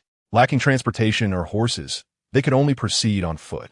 Fortunately, they were all spirit masters. Even though Chun-Li and Mai Xiang possessed lower spirit power, they were still in better physical condition than an ordinary person. Before nightfall, they finally reached the city of Silvis. They hurriedly sought an inn to dine, bathe, and rest. Zhu Zhuqing provided a set of her own clothes for Chun-Li, while Ning Rongrong offered a set for Mai Xiang. As night fell, the shops were mostly closed, leaving them unable to purchase clothing. Moreover, the garments belonged to Ning Rongrong and Zhu Zhuqing from before, and now, having grown, they primarily wore outfits from the villa within the captured space, which included a plethora of various styles, even some with a touch of intrigue. They reserved 3 rooms. Yet the rooms of Ning Rongrong and Zhu Zhuqing remained unoccupied to avoid attracting attention. In truth, they all slept in the villa that night. Later, Chun-Li and Mai Xiang engaged in conversation. Mai Xiang inquired, Mother, is the bed of Brother Chao the same as ours? It must be quite cramped for 4 people. Shouldn't one sister join us to make it less so? The innocent child prompted a gentle pat on her head from Chun-Li, who replied, "There is no need for that.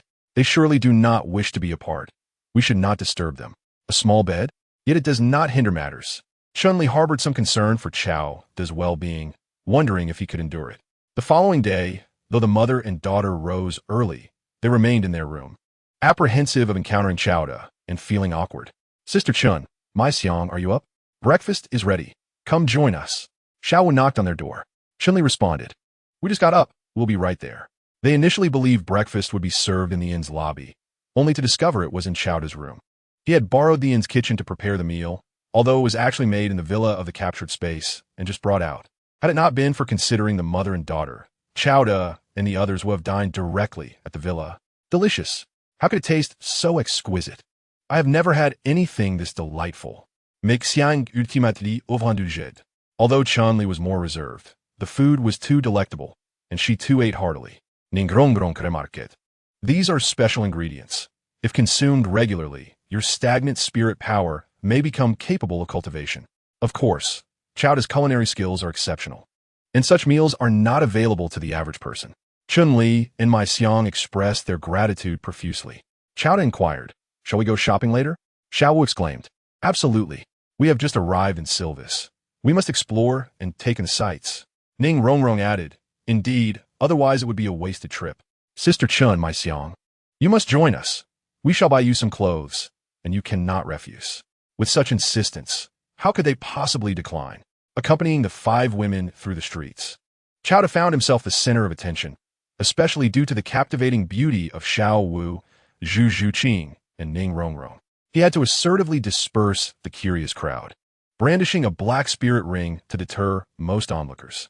For the time being, the events in Tuo City had not yet reached Silvis, or else the scene would have been even more bustling. Chapter 40.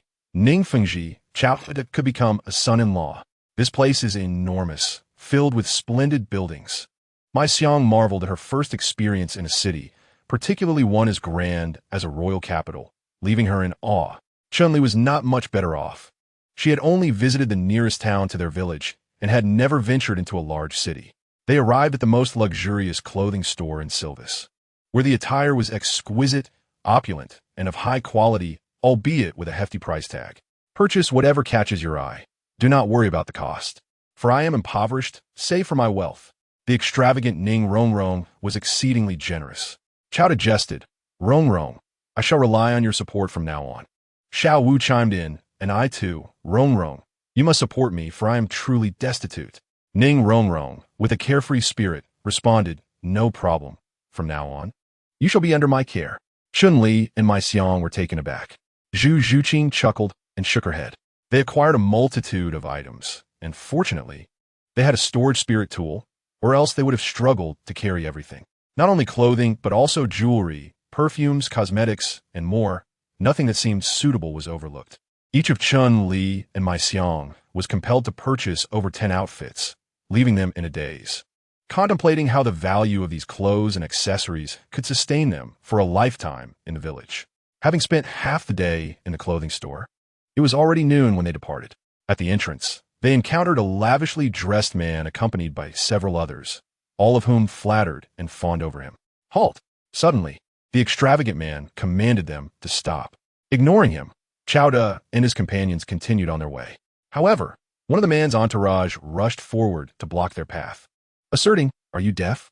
Our 6th prince commands you to stop." The response was met with Qiao's fist swiftly sending several individuals to the ground, clutching their heads in agony. "Impudent! Seize them!" The 6th prince was furious. Except for an elder beside him, the rest moved to apprehend Qiao and his group. Among them were several spirit masters who revealed their spirit rings, all at the spirit sect level, believing they could intimidate Qiao. Yet, they were met with the same fate as their companions, the force of Qiao's fist. "Do you still wish to show off?" A spirit master scoffed. "A mere mortal dares to challenge a spirit master?" Seeking death, Qiao and his companions had not released their spirit power, leading the other party to underestimate them as ordinary people, which proved to be a grave miscalculation. Even if they had not underestimated them, they would still find themselves at a disadvantage. With Qiao's current physical prowess, handling spirit sect opponents was no challenge, especially since the adversaries had yet to unleash their martial spirits or spirit skills, resulting in a far worse outcome. The spirit masters who received Xiao's blows fell to the ground, writhing in pain. Wait, they are spirit masters? The sixth prince was taken aback. The elder beside him spoke. Anyone capable of defeating a spirit sect must be a spirit master, possibly even a spirit king. However, fear not, sixth prince. I'm a spirit emperor. They cannot escape. The elder prepared to intervene, advancing while releasing his martial spirit, a lion. His spirit ring was a standard combination of 2 yellow, 2 purple, and 2 black. Ning Rongrong remarked, there is yet another spirit emperor. Zhu Zhuqing added, Qiao has longed for a chance to contend with a spirit emperor. The opportunity has arrived. Xiao Wu exclaimed, brother, teach that old scoundrel a lesson. The 3 women were unperturbed, though Chun-Li and Mai Xiang had awakened their martial spirits. They lacked spirit rings and could not be considered spirit masters, leaving them somewhat anxious and uncertain. Ladies, the sixth prince has taken an interest in you. Consider it an honor. There is no escape, for this is Silvis. The elder's tone was frigid. Young man, surrender these ladies. The sixth prince may reward you with a bounty of gold soul coins, ensuring you never have to worry about finances again. Once the sixth prince has had his fill, perhaps he will even release them. Ha! Xiao Wu spat. What a shameless old man. Is the prince so grand that he can bully the weak? Ning Rongrong fumed. Today, we shall teach this prince a lesson. Zhu Zhuqing's gaze turned icy. Without uttering a word, Qiao sprang into action. In a sudden flash, he vanished from sight, only to reappear behind the elderly man. With a forceful strike, known as the void-breaking fist, he landed a blow squarely on the elder's back. The sound of shattering bones echoing ominously. The void-breaking fist, imbued with spatial power, penetrated the elder's body, fracturing his bones with devastating impact. The elder cried out in agony as his vertebrae crumbled, rendering him incapable of standing, collapsing to the ground in excruciating pain. He had once believed that his sole emperor's strength could easily overpower Qiao, but the latter's unexpected ambush had shattered his entire spine, incapacitating him. Without a backbone, the elder was unable to rise, and his martial soul and techniques were severely hindered, leaving him temporarily unable to fight. The sixth prince, terrified, found his legs trembling beneath him. Xiao Wu swiftly approached, delivering a powerful kick to a vital area. A sound reminiscent of something breaking filled the air. The sixth prince soared through the air, emitting a wretched scream akin to a slaughtered pig, before crashing to the ground, unconscious. Well done, Ning Rongrong, eighth climate. Such a person deserves to be rendered powerless, ensuring he can no longer commit evil. Chun-Li and Mai Xiang were left in shock, having never witnessed such brutality before. The onlookers were equally astonished, unable to fathom that someone would dare to incapacitate the sixth prince. Let us depart, Qiao said as he approached, utilizing his spatial leap technique to whisk them away, reappearing in an unoccupied alley a mile away. Qiao's spatial leap could now cover a distance of 1 mile and accommodate up to 10 individuals. Chun-Li and Mai Xiang were entranced by the power and wonder of the Soul Masters, lingering in a state of bewilderment. Zhu Zhuqing inquired, should we leave?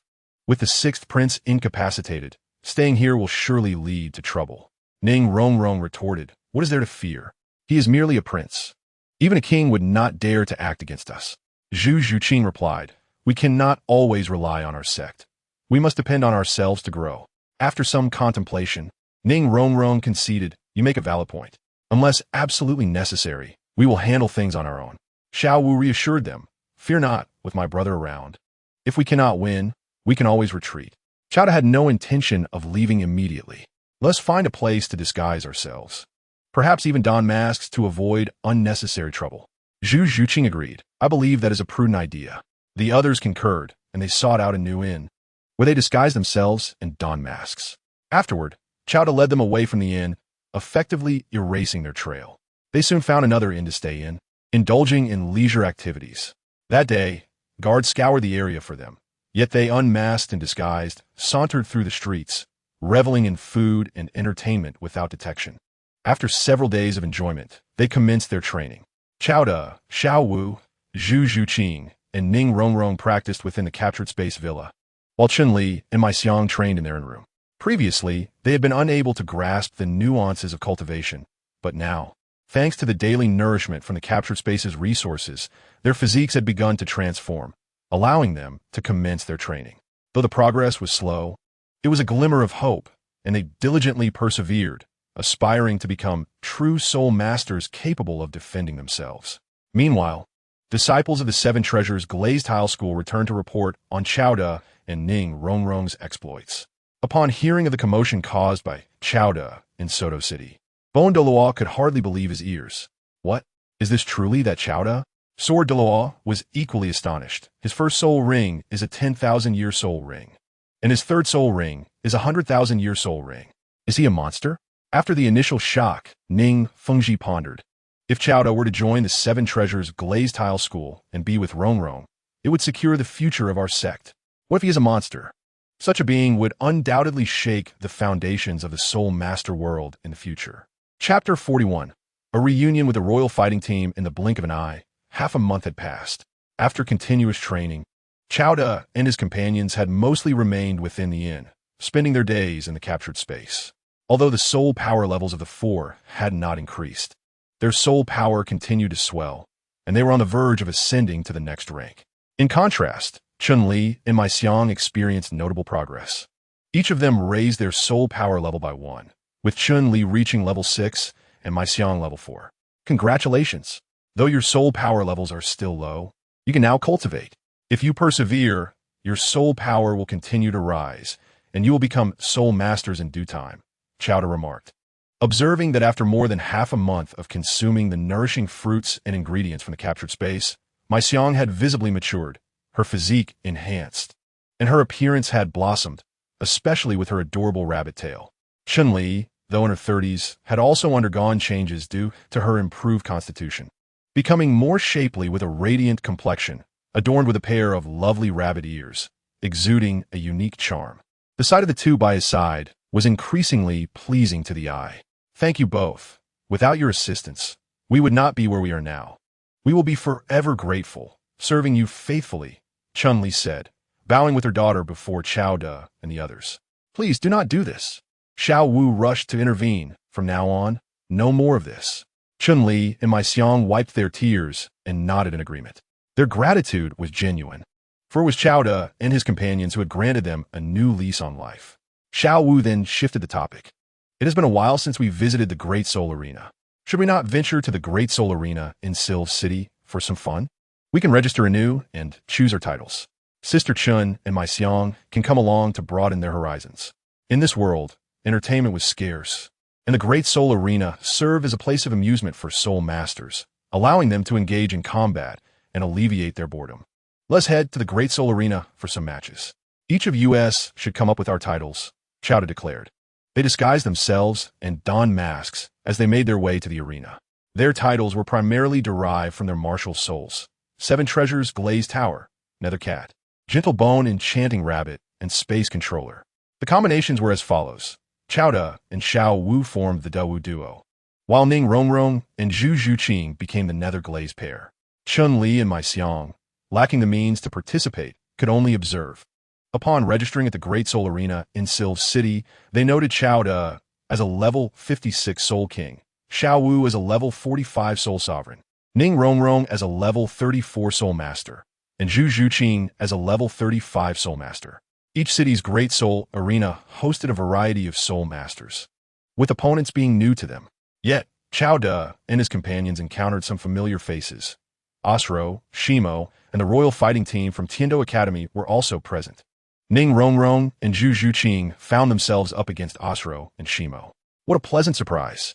Xiao Wu exclaimed, "It's the perfect opportunity to teach them a lesson.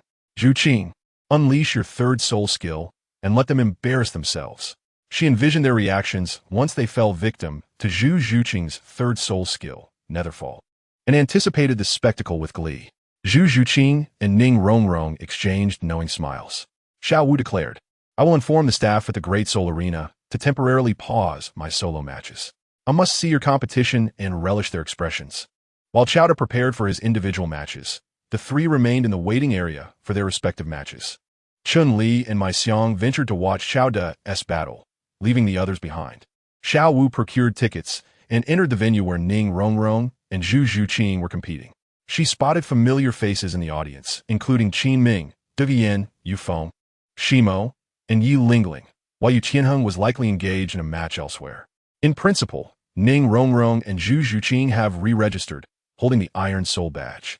It would be illogical to match them against Osro and Shimo, who possess the Silver Soul badge.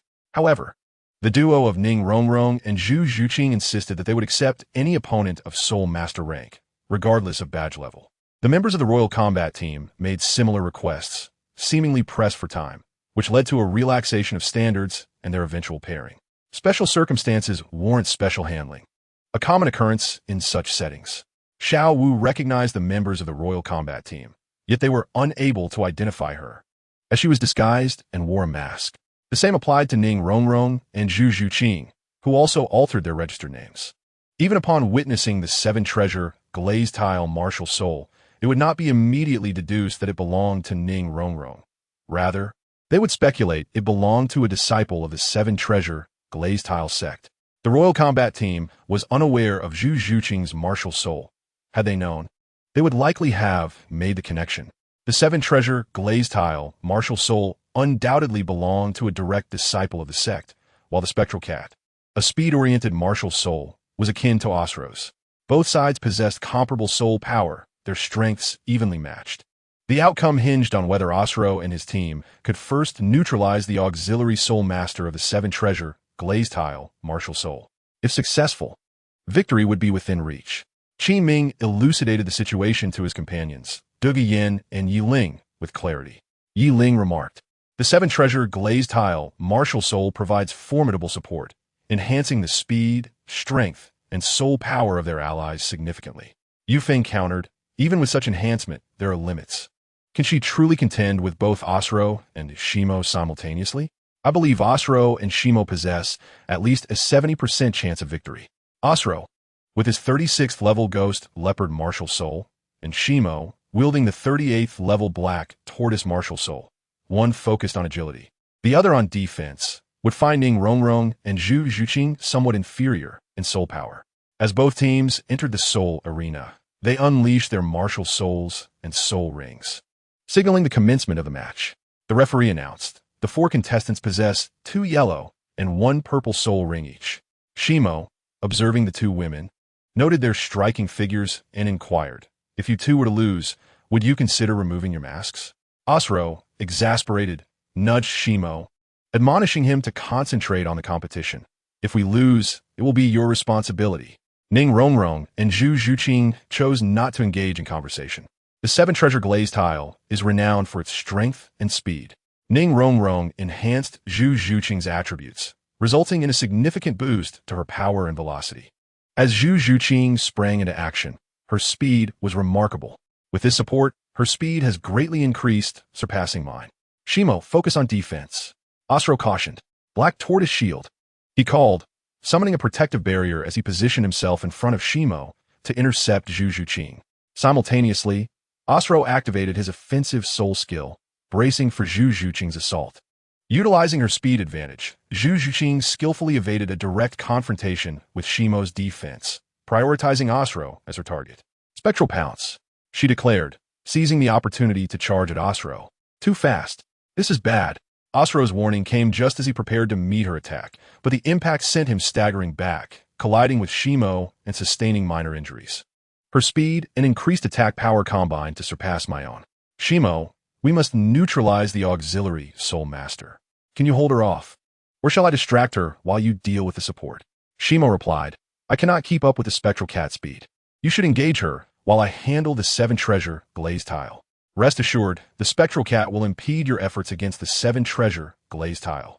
We must act quickly."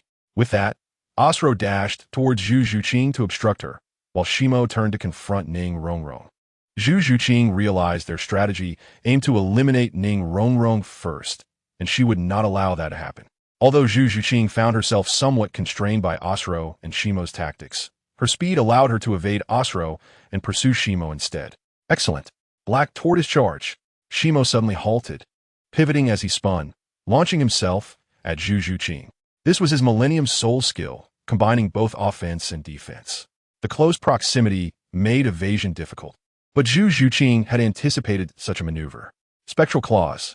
She countered, unleashing her own soul skill as her sharp claws met Shimo's spinning shell with a resounding clash. Both combatants staggered back, their powers evenly matched. Shimo's Millennium Soul skill indicated a balance in his attack and defense, yet neither was particularly formidable. With Ning Rongrong's enhancements to her strength and speed, Zhu Zhuqing's explosive power, though derived from a century-old skill, proved capable of holding her ground against Shimo. Got it! Shimo exclaimed, initiating his first soul skill, Leopard Claw. Meanwhile, seizing the moment during the clash with Shimo, Asuro advanced towards Ning Rongrong, closing the distance. Did I succeed? Zhu Zhuqing smiled, and Ning Rongrong returned the grin, preparing to strike back with her fist against Asuro's Leopard Claw. Is she mad? Asuro gasped in disbelief. Never expecting an auxiliary soul master, seemingly devoid of combat capability, to intercept his attack with her bare hands. His instinct was to withdraw, yet it was too late. The cry escaped Asuro's lips as Ning Rongrong shattered his claw with a single punch. With her physical strength now on par with that of a great soul master, she could easily withstand the assault from a century-old soul skill. After months of consuming the rich resources provided by chowda and various fruits, her physical constitution had significantly improved. Zhu Zhuqing's physical strength was comparable to Ning Rongrong's, rivaling that of a powerful soul master. How could this be? Isn't the seven treasure, glazed tile, martial soul strictly supportive? How could it withstand Asuro's attack? Qin Ming and the others were astonished, struggling to comprehend the situation. Unaware of Ning Rongrong's capabilities, they assumed she employed some extraordinary method, as they had not considered the possibility of her physical prowess. Among the spectators, many were ordinary individuals, and only a handful of soul masters were familiar with the seven treasure, glazed tile, martial soul. Consequently, the audience's reaction was muted. In the soul arena, both Asuro and Shimo were left dumbfounded. What just happened?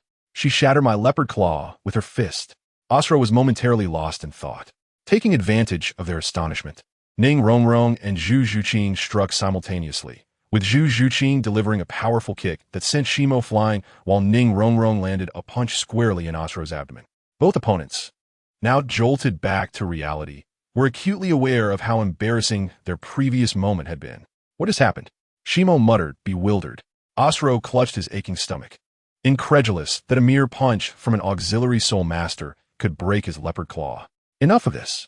Graphite, clutching his painful waist, reflected on how the spectral spirit cat had effortlessly breached his defenses with a mere kick.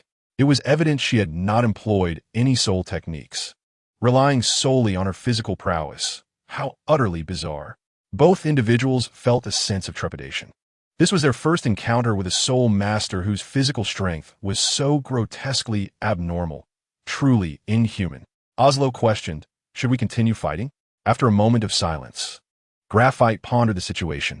The auxiliary soul master's fist could shatter century-old offensive soul techniques, while the spectral spirit cat's kick could dismantle his century-old defensive techniques. They were indeed abnormal.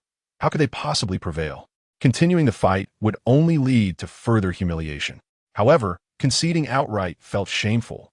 As the two debated, two black butterflies fluttered towards them. What are those? Butterflies? Black butterflies? As they marveled, the butterflies passed through their forms.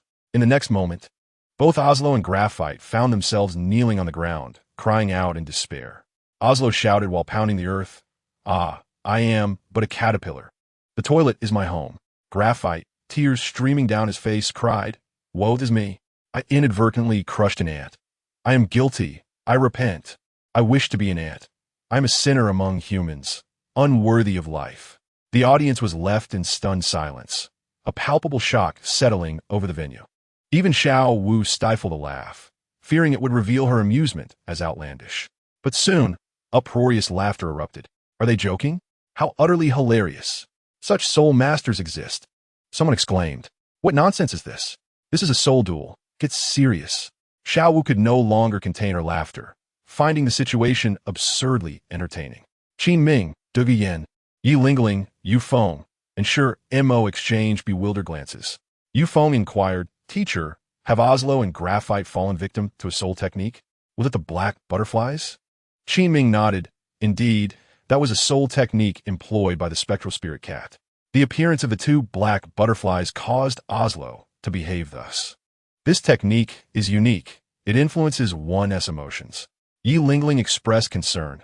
Teacher, they won't remain like this forever, will they? Qi Ming, sharing her apprehension, replied, I doubt it. After enduring this state for over 2 minutes, Oslo and Graphite finally regained their composure. They exchanged glances with Ning Rongrong and Zhu Zhuqing, both appearing as if they had seen a ghost, and shuddered. Graphite, trembling with fear, declared, We concede. Oslo echoed, Yes, we concede. This is too terrifying. The grotesque physical strength, the bizarre soul techniques. There's no point in continuing. Although they had been unable to control their actions, they were acutely aware of what they had said and done, and the thought of experiencing that again filled them with dread. The match is concluded. The spectral spirit and luminous duo emerge victorious. The referee, snapping back to reality, had not fully comprehended the spectacle, but sensed something was amiss. He had witnessed many soul techniques in the grand arena, but this was a first. Ning Rongrong and Zhu Zhuqing exchanged smiles, delighted by the unexpected turn of events, while Xiao Wu shared in their amusement. However, the Royal Combat Team was left bewildered and shocked. You mean to say they could shatter your soul techniques with sheer physical strength? The physical form of a soul master is a weakness. How can this be? They pondered in confusion. They're simply abnormal. Yes, indeed. And that black butterfly soul technique. It's utterly terrifying and completely unresistible. It affects one's emotions, preying on your wavering will. Nonsense. You try it. I guarantee it would be more embarrassing for you. Upon returning from the match, Yu Qianheng and Qiao De were oblivious to the chaos that had unfolded. Yu Qianheng wondered why the Royal Combat Team appeared so disheartened and peculiar, while Qiao De was puzzled by the exuberance of Xiao Wu, Zhu Zhuqing, and Ning Rongrong.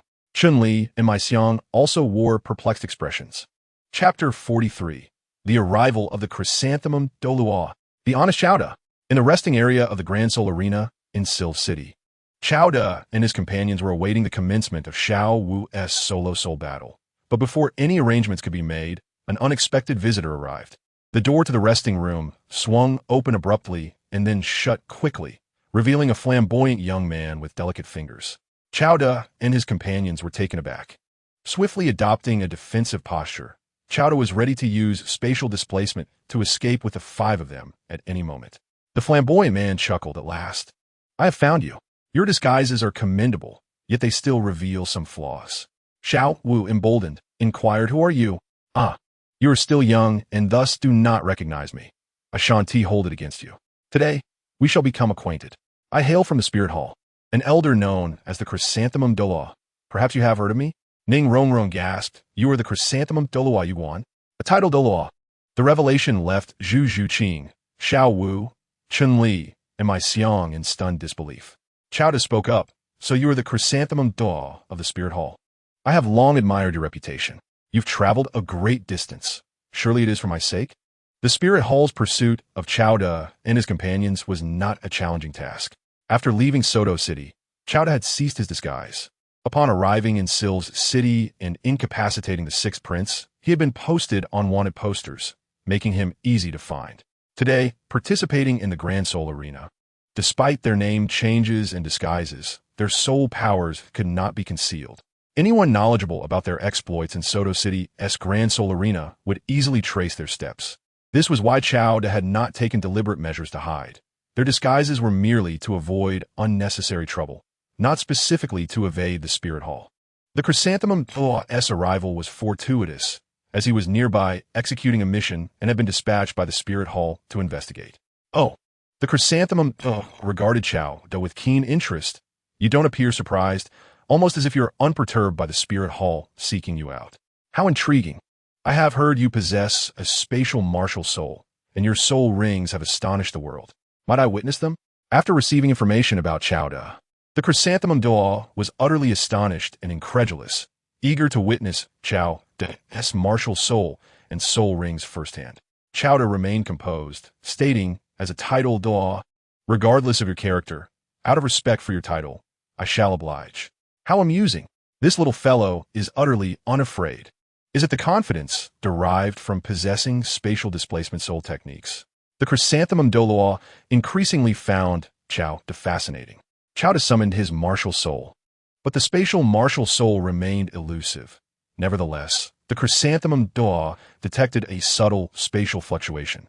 Is this what a spatial martial soul entails? How enlightening. He then beheld Xiao to manifest 5 soul rings: black, black, red, purple, and purple. The chrysanthemum Douluo's eyes widened, his voice trembling with excitement. It's true, little one. Are you certain you possess only one martial soul, not a twin martial soul?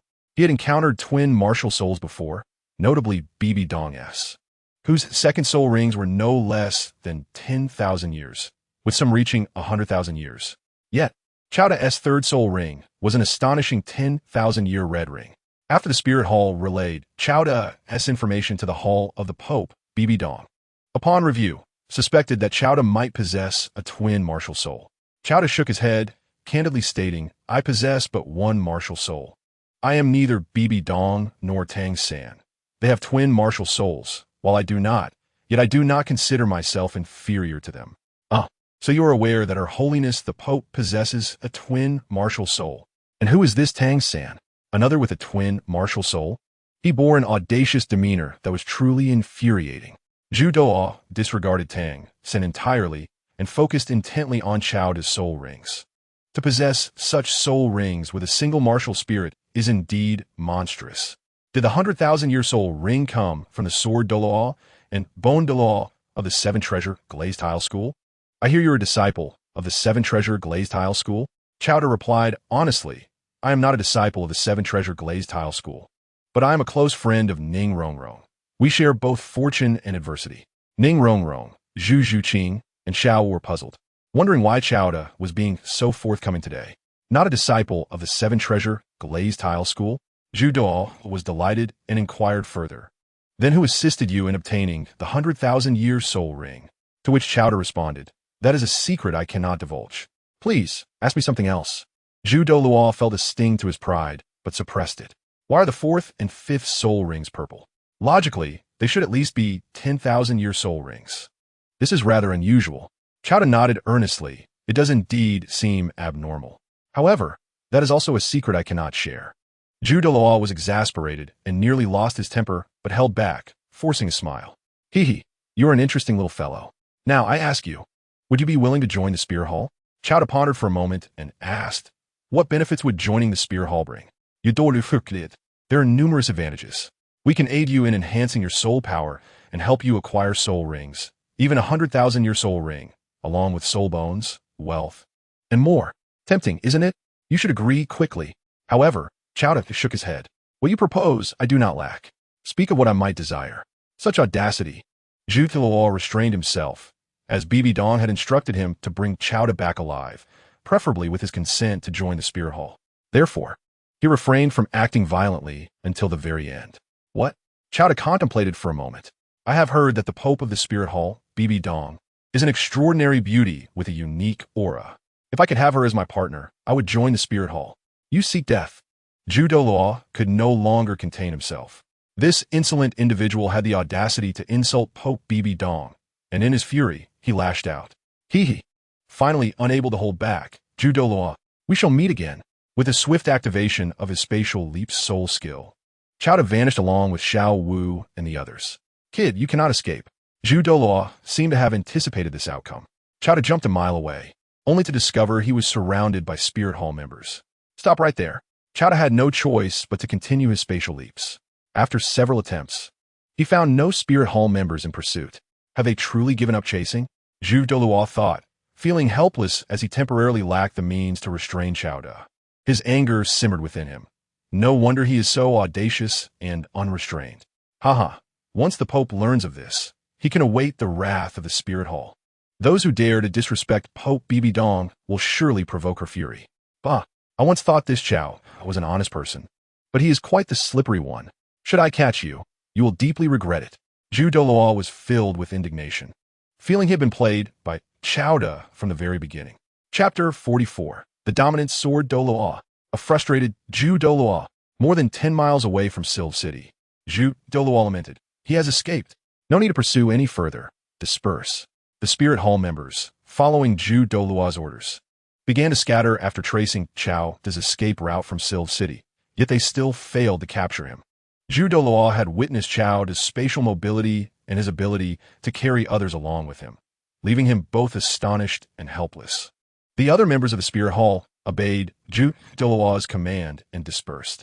Zhu Douluo did not rush to leave.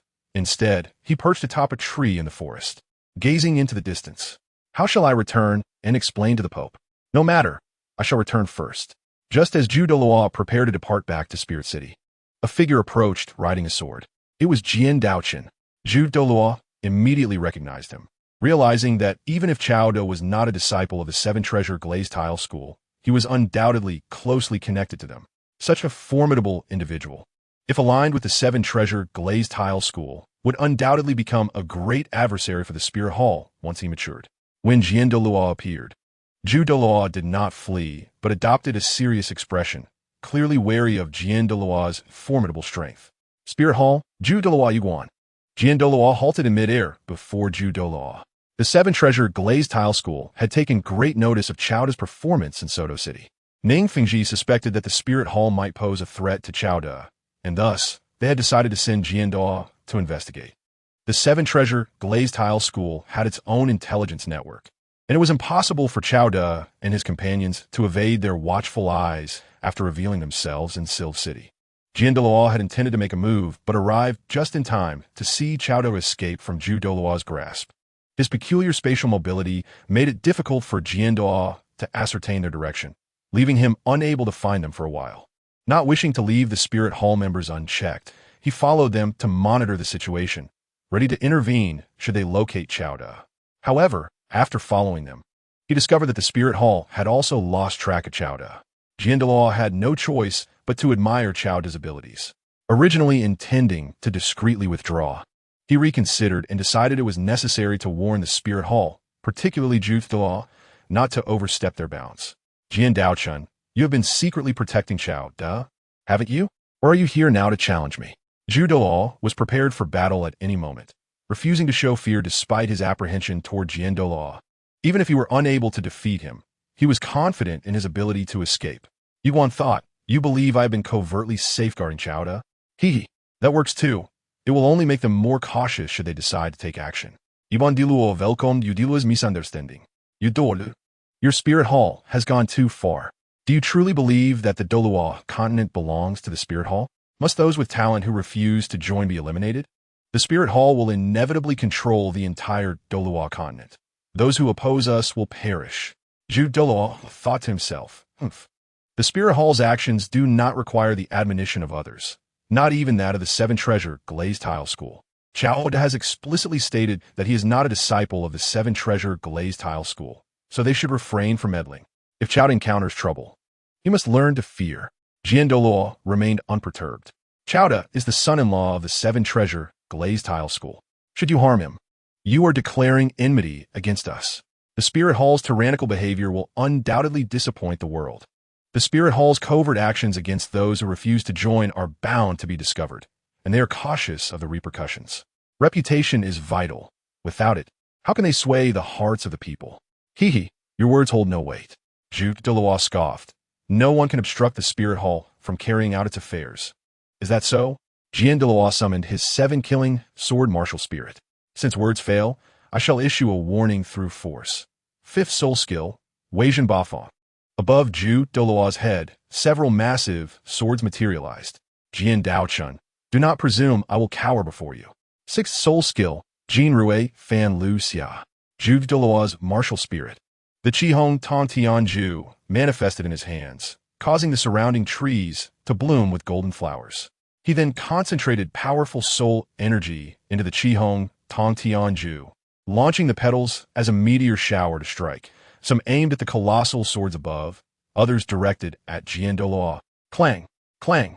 The petal projectiles collided with the descending swords like weapons, successfully deflecting the several massive swords aimed at Zhu Douluo. The sword Douluo wielded the 7-killing sword to deflect the oncoming floral assault. Utilizing his 6th soul skill, 10,000 swords returned to the origin. He summoned a multitude of swords that rapidly coalesced around him, numbering in the thousands. These swords converged to form an enormous blade, radiating immense power. With a grave expression, Zhu Huaguan activated his 7th soul skill, martial soul avatar. A magnificent, golden, towering chrysanthemum emerged, significantly enhancing Zhu Huaguan's attributes such as strength, soul power, and speed.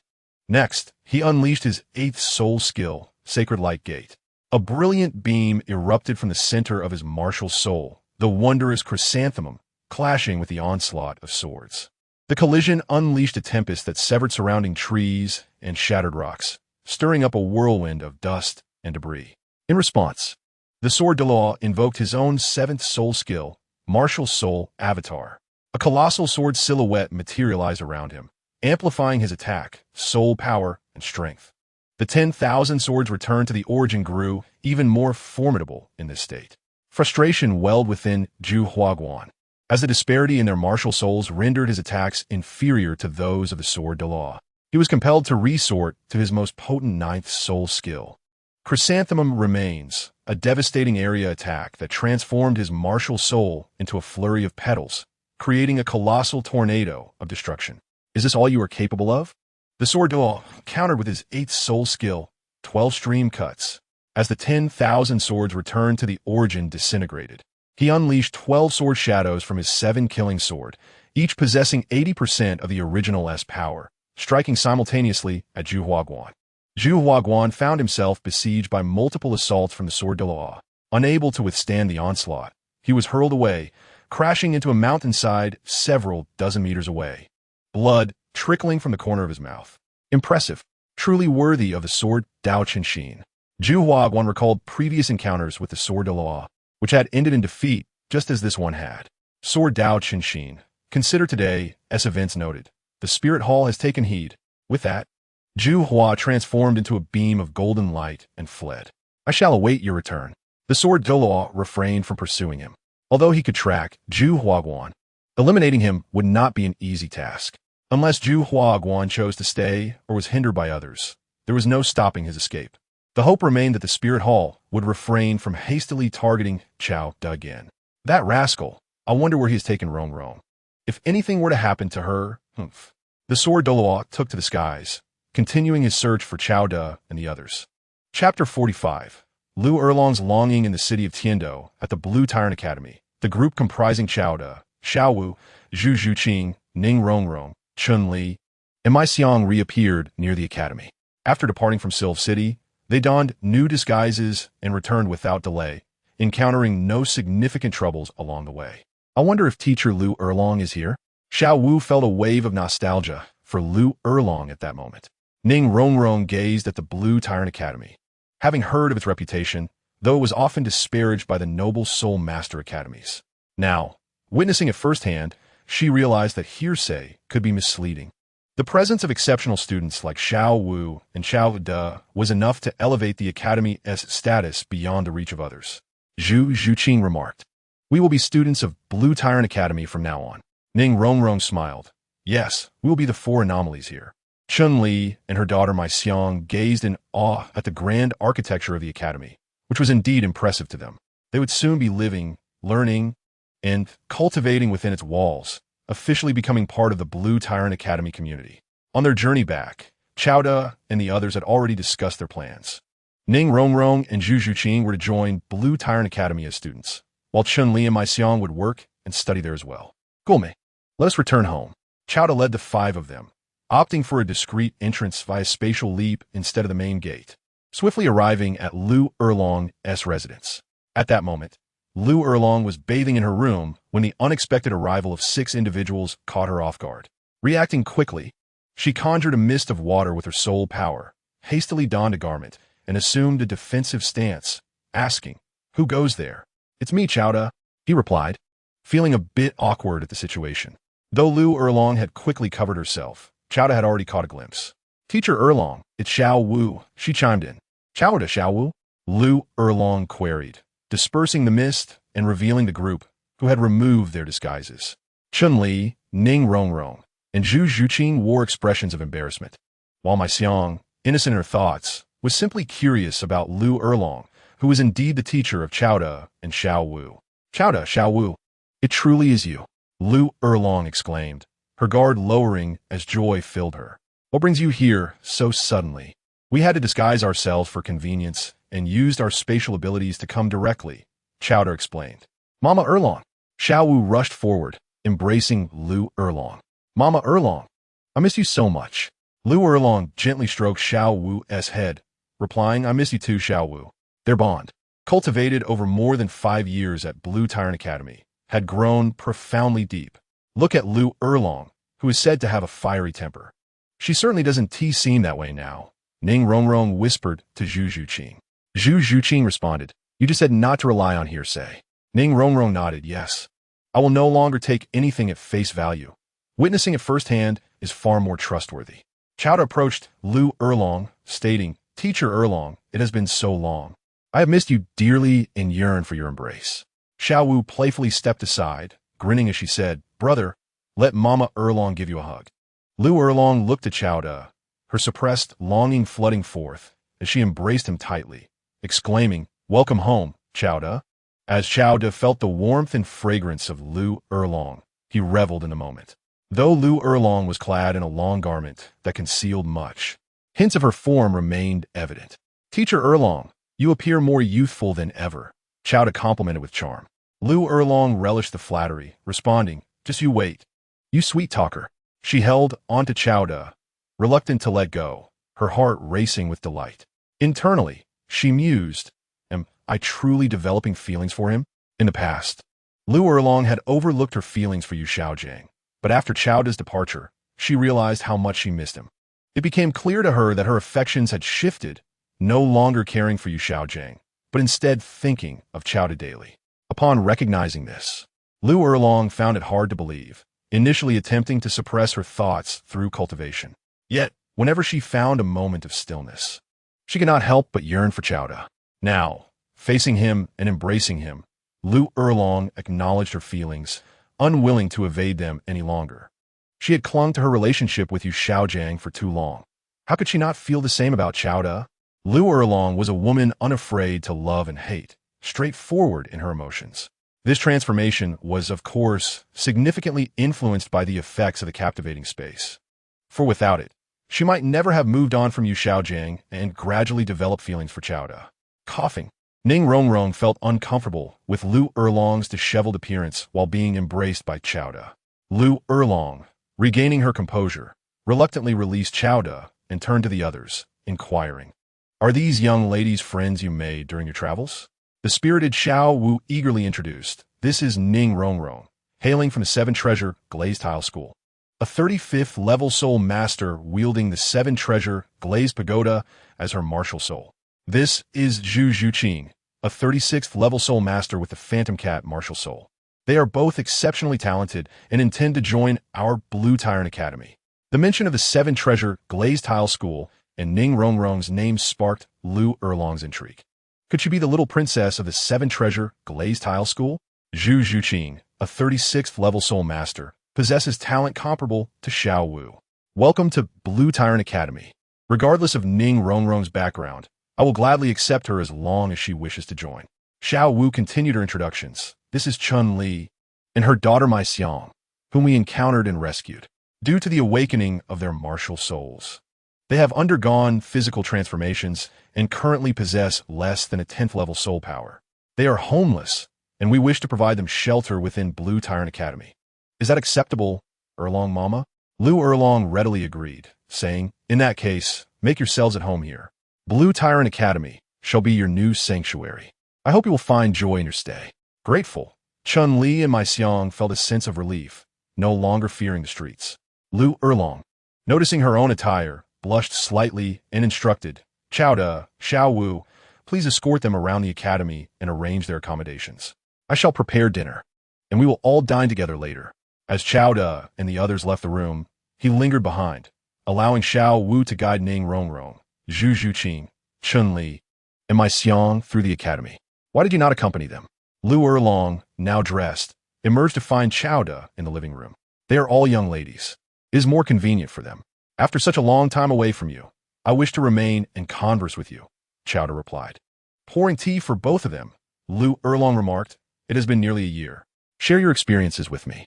Chowder nodded, but before doing so, he suggested, I must first take you to a special place. With a hint of mystery, Chowda led the curious Lu Erlong into the captivation space. Chapter 46. The strong yet awkward Lu Erlong inside the captivation space. Lu Erlong stood in bewilderment, astonished by her surroundings.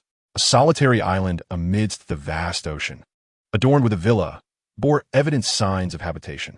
One moment, she was in her living room, and the next, she found herself in this unfamiliar realm, utterly amazed. Chowda, still holding her hand, explained, Erlong, this is my greatest secret. It is a unique space belonging to my martial soul. Though its nature remains unclear, it undeniably exists. Remarkable, isn't it? This is the space of my spatial martial soul. Lu Erlong could hardly fathom it. While transformations of martial souls were not uncommon, a phenomenon like Chowda's was unprecedented. How extraordinary! Come, let me show you the villa. A room has been prepared for you, Chowda said, leading Lu Erlong through a spatial jump into the villa's grand hall. Previously aware of Chowda's spatial leap ability, Lu Erlong was astonished by the vast distance he could now traverse. The villa's decor, furnishings, and overall ambience captivated her. Are these truly real? Indeed, they are genuine and can be taken outside, Chowda explained, and although some details eluded her understanding, Lu Erlong found it delightful. After about half an hour, they ascended to the second floor, where 10 bedrooms awaited. Xiao Wu, Ning Rongrong, Zhu Zhuqing, and another person, along with you and myself, already claimed 6 of these rooms. Each room corresponds to its owner's martial soul, and only they can enter. How fascinating! Lu Erlong exclaimed as she spotted Xiao Wu's room, marked by the martial soul of the soft-bone enchantress rabbit. She attempted to enter, but found the door sealed. However, Chowda was able to unlock it, and they merely peered inside without entering. Next, they viewed the rooms of Ning Rongrong and Zhu Zhuqing, as well as one adorned with the emblem of a 6-winged angel martial soul. Lu Erlong inquired, whose martial soul is that? Is it another young lady? That's a secret for now. You will meet her in due time, Chowda replied cryptically. Curiosity piqued, Lu Erlong wondered why they had rooms in this space. Chowda explained, as I mentioned to Ning Rongrong and Zhu Zhuqing, perhaps only those who have my inner recognition or my martial soul's approval are granted a room here. Ah, this space is truly enchanting, Lu Erlong thought, placing her unwavering trust in Chowda. Erlong, this is your room, Chowda announced, stopping before a door marked with the emblem of the fire dragon martial soul. Indeed, it is my martial soul, Lu Erlong mused, eager to discover the room's interior and whether it would align with her preferences. Filled with anticipation, she opened the door. The room exuded a green hue, instantly pleasing Lu Erlong. Everything within resonated with her tastes, and she exclaimed, I adore this room. How remarkable that this space knows the preferences of its inhabitants. Delighted, she explored every corner, asking questions to which Chowda patiently responded. This bed is so soft and comfortable, she remarked, lying down. The scene felt hauntingly familiar. Chowda joined her, lying beside Lu Erlong. Their eyes met, a silent exchange of emotions enveloping them. Chowda had sensed Lu Erlong's affections previously, and now she understood the distinct gaze he had directed toward her. It was not one of mentorship or familial love. It was the gaze of a man enamored with a woman. In this moment, both comprehended the depth of their feelings. Lu Erlong, unable to restrain herself, embraced Chowda and sealed his lips with hers. Though taken aback by Lu Erlong's boldness, Chowda welcomed it wholeheartedly. Words were unnecessary. Their understanding transcended verbal communication. As their passion reached its zenith, Chowda murmured, Erlong, I cherish you. Lu Erlong's heart melted as she gazed at him, planting a gentle kiss on his cheek. Chowda, I feel the same. As long as you do not mind my age and fading beauty, I will follow you for a lifetime. Erlong, you are beautiful. Together, we shall grow old side by side, never parting, Chowda replied, his words sweet as honey. Lu Erlong smiled radiantly in response.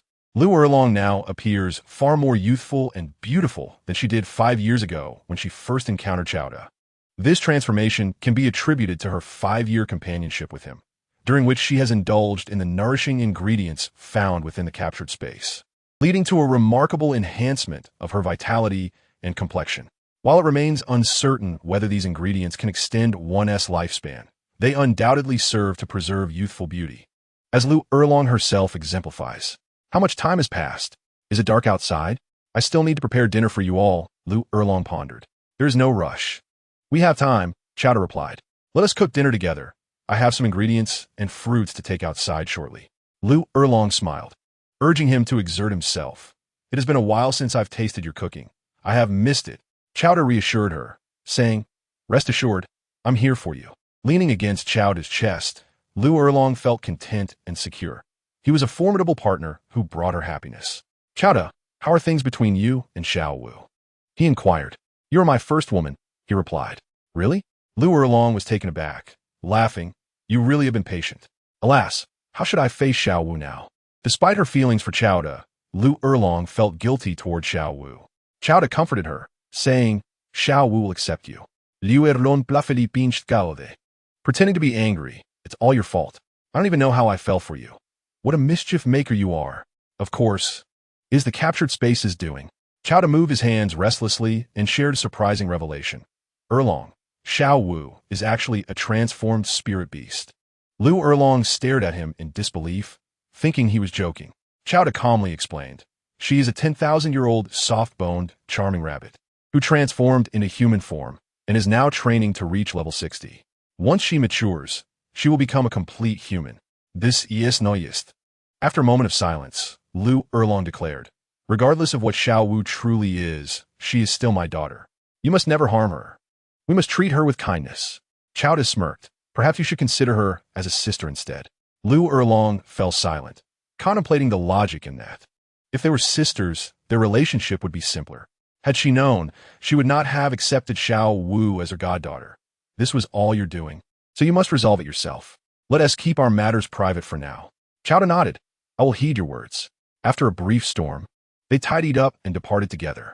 Outside, twilight had fallen, and they began to prepare dinner, resembling a merry couple. Upon Xiao Wu and her companions' return, they noticed Lu Erlong's rosy complexion and curiously inquired, which made Lu Erlong feel somewhat embarrassed. They had not experienced anything like this and could not fully comprehend it. However, Chun-Li, having gone through it herself, quickly grasped the situation, astonished to realize the nature of Lu Erlong and Chowder's relationship. As they sat down for dinner, Lu Erlong joyfully encouraged, Rongrong, Zhu Zhuqing, Chun-Li, my Xiang, please don't hold back. Enjoy the meal. Today marks one of the happiest days for Lu Erlong in over 20 years. She found renewed joy and purpose, having moved on from Xiaojiang. Xiao Wu, without needing to remind her, joyfully remarked, It has been ages since I savored the dishes made by you, Mama Erlong. They are truly delectable, much better than what my brother makes. Lu Erlong felt elated, deciding not to dwell on their relationship for now. Solutions would present themselves in due course, especially with Chowder by her side, who would surely find a way.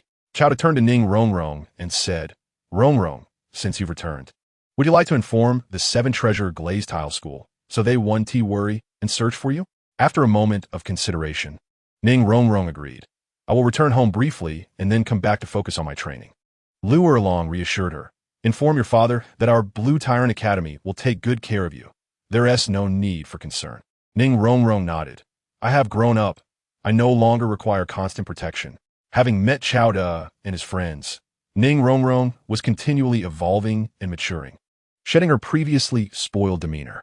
Lu Erlong then addressed Zhu Zhuqing, Chun-Li, and my Xiang, assuring them to feel at ease while training at Blue Tyrant Academy, and that they should come over for meals together. As the atmosphere grew increasingly pleasant, they naturally indulged in some wine. Liu Erlong, Xiao Wu, Ning Rongrong, and my Xiang soon found themselves intoxicated. Ultimately, Chowder escorted Chun-Li and my Xiang back to their lodging, informing them that they could have their meals at Lu Erlong's place, since their physiques required improvement through the nourishing ingredients and fruits from the captured space. Chowder was also conducting experiments to ascertain the extent of enhancement these ingredients could provide. Should the results prove favorable and the resources become plentiful, they could cultivate some talented individuals in the future. After sending them off, Chowder returned to Lu Erlong's residence, where there was only one bedroom, clearly insufficient for all. He first took Xiao Wu, Zhu Zhuqing, and Ning Rongrong to the villa within the captured space. Upon returning, he embraced Lu Erlong and carried her into her room. The inebriated Lu Erlong exuded a unique charm, captivating in her demeanor. Fortunately, Chowder had confined the space, preventing any sounds from escaping, lest they attract unwanted attention. The next morning, Lu Erlong awoke groggily to find Xiao sleeping beside her.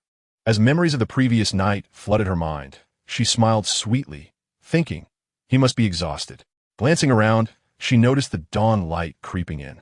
She quietly got up to prepare some nutritious porridge, intending to wake Xiao once it was ready. The aroma filled the air. Erlong, you truly are the epitome of a devoted wife, Xiao remarked, savoring the meal. You should eat as well. They fed each other playfully. After finishing, Lu Erlong asked, did Xiao Wu and the others sleep in your space? Almost forgetting, Xiao finally recalled. Let us go check on them together. Though he had introduced Lu Erlong to the captured space the day before, there were still several areas he had yet to show her, such as the fishing platform, the island-esque fruits, and the beach amenities. That sounds delightful. I'm eager to explore, Lu Erlong replied. Inside the captured space, Ning Rongrong, Zhu Zhuqing, and Xiao Wu had already awakened, enjoying fruits while fishing. They were not overly surprised to see Qiao and Lu Erlong enter, as it was only natural for Lu Erlong to visit her own room here. Mama Erlong, since it's your first time here, allow me to introduce the fishing platform to you, Xiao Wu enthusiastically offered, mistakenly thinking it was Lu Erlong's first visit that day. Lu Erlong, unaware that the ingredients were sourced from the fishing platform, had been too preoccupied the previous day for Qiao to mention it. The three girls had not eaten breakfast and were not particularly hungry, having only consumed some fruits. Ning Rongrong planned to return to the Seven Treasure Glazed Tile School, but declined Qiao's offer for a ride, as the city of Heaven Do had a base for her school, and she would naturally be escorted back. Meanwhile, the Sword Douluo had returned a few days prior, but had yet to catch sight of Qiao and Ning Rongrong. Bone Douluo admonished Sword Douluo, what use are you if you've lost track of them? I should have gone instead. If anything happens to Rongrong, I shall hold you responsible. Sword Douluo remained silent this time, recognizing his own fault. As a titled Douluo, he felt utterly humiliated not having reached Qiao and the others. Ning Fengti comforted. Uncle Jian, Uncle Gu, do not fret too much. That lad Qiao is quite remarkable. If he could evade Zhu Douluo, he surely has the capability to protect Rongrong. Bone Douluo retorted, that boy promised me he would keep Rongrong safe. If something happens, I swear I will flay him alive. At that moment, a disciple rushed in with news. Master, esteemed elders, the young master has returned. Ning Rongrong, the beloved princess of the Seven Treasure Glazed Tile School and its future leader, had returned. Where is she? Speak quickly. Both Sword Douluo and Bone Douluo were overwhelmed with excitement, startling the messenger. The young master has already entered the sect and will arrive shortly. Before he could finish, the two figures had already soared away. Sword Douluo and Bone Douluo could not wait. They needed to see Ning Rongrong to finally feel at ease. Ning Fengji chuckled helplessly. You may leave now. He remained composed, aware that as the sect master, he had to maintain a dignified demeanor, unlike the more casual and carefree Sword and Bone Douluo.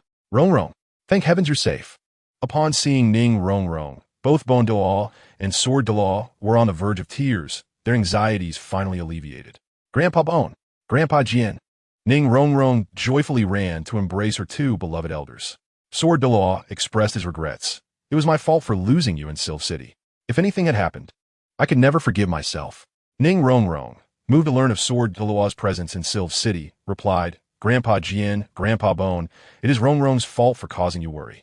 Bone Douluo added, it is your Grandpa Jian's incompetence that failed to protect you. Thankfully, you are unharmed. Otherwise, I would have taken out on him. Ning Rongrong shook her head. You are my family. I can never allow you to harm one another. If anyone should be punished, it is Rongrong for causing you distress. Bone Douluo and Sword Douluo marveled at how much Rongrong had matured, yet her eloquence still brought them joy. Soon after, Ning Rongrong rushed into Ning Fengji's embrace. Seeing his daughter, Ning Fengji was momentarily stunned. Although Bone Douluo had mentioned Rongrong's transformation, he had not anticipated such a significant change. She had blossomed into a young lady. Such rapid transformation seemed unnatural. Even after Bone Douluo's inspection found no issues, Ning Fengji felt compelled to check himself, ultimately relieved to find everything was well. Dad, I've reached level 35. I am now a soul master, Ning Rongrong proclaimed proudly. While Bone Douluo had already informed them of her achievement, they were astonished by her progress over just a few months. In the captivation space, Xiao Wu congratulated Lu Erlong. Congratulations, Mama Erlong, for reaching level 78. It won't be long before you become a soul Douluo. The first time fishing at the Captivation Space's fishing platform, Lu Erlong, originally level 77, managed to advance to level 78, bringing her closer to a breakthrough at level 79 and ultimately to level 80, where she could become a soul Douluo. Lu Erlong's advancement also provided a boost for Xiao De, who, days later, broke through to level 57. At this point, Xiao De recalled the celestial herb located within the ice and fire yin-yang well, wondering if Tang Sin would still come to Heavenly Do City or if he would be led there by Douluo due to Xiao De's presence. The Shrek 7 monsters had vanished, altering Tang San's storyline. It remained uncertain if Tang San would obtain the celestial herb.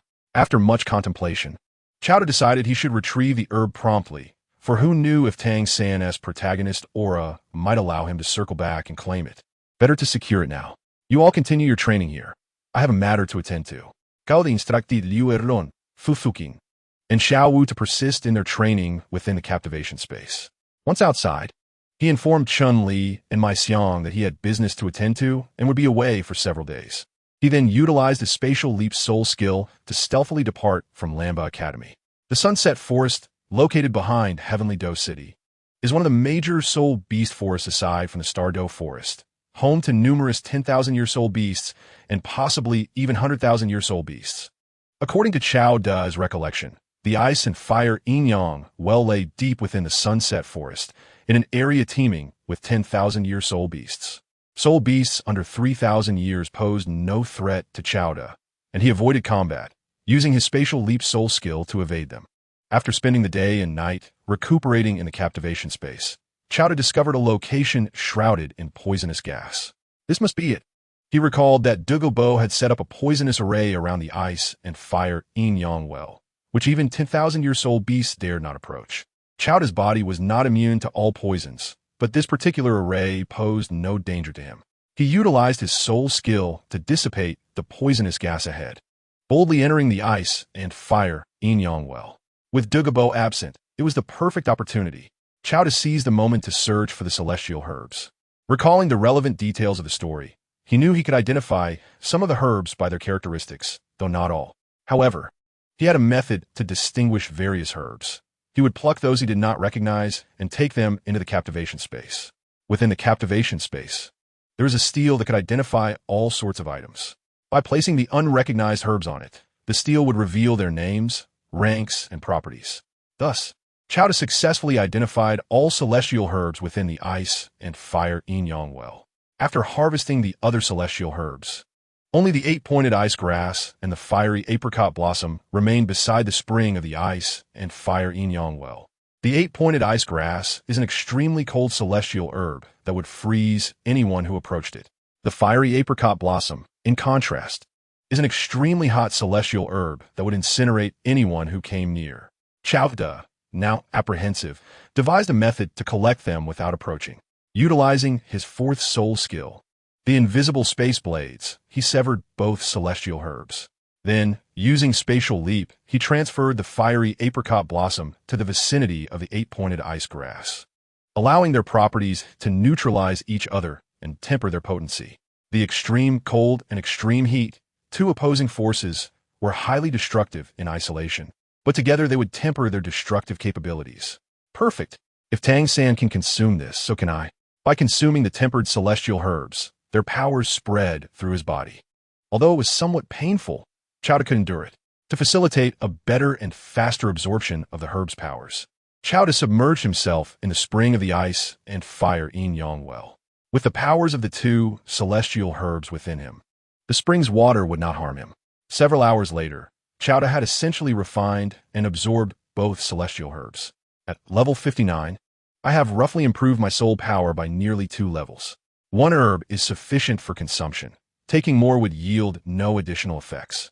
The enhancement in Xiao De's soul power is equivalent to that gained from a single herb. When the 8-pointed ice grass and the fiery apricot blossoms are combined, they transform into a singular herb. In the original narrative, Tang San consumed these herbs, and after 6 months, his soul power only increased by 3 or 4 levels. Remaining within the Soul Master realm, Xiao De, being at the Soul King level, experienced a significant boost advancing nearly 2 levels in soul power, undoubtedly surpassing Tang's progress. It was already afternoon when Qiao departed from the Eye of Ice and Fire, exiting the sunset forest before nightfall. Later that evening, he entered the captivation space. Brother, what have you been busy with these past few days?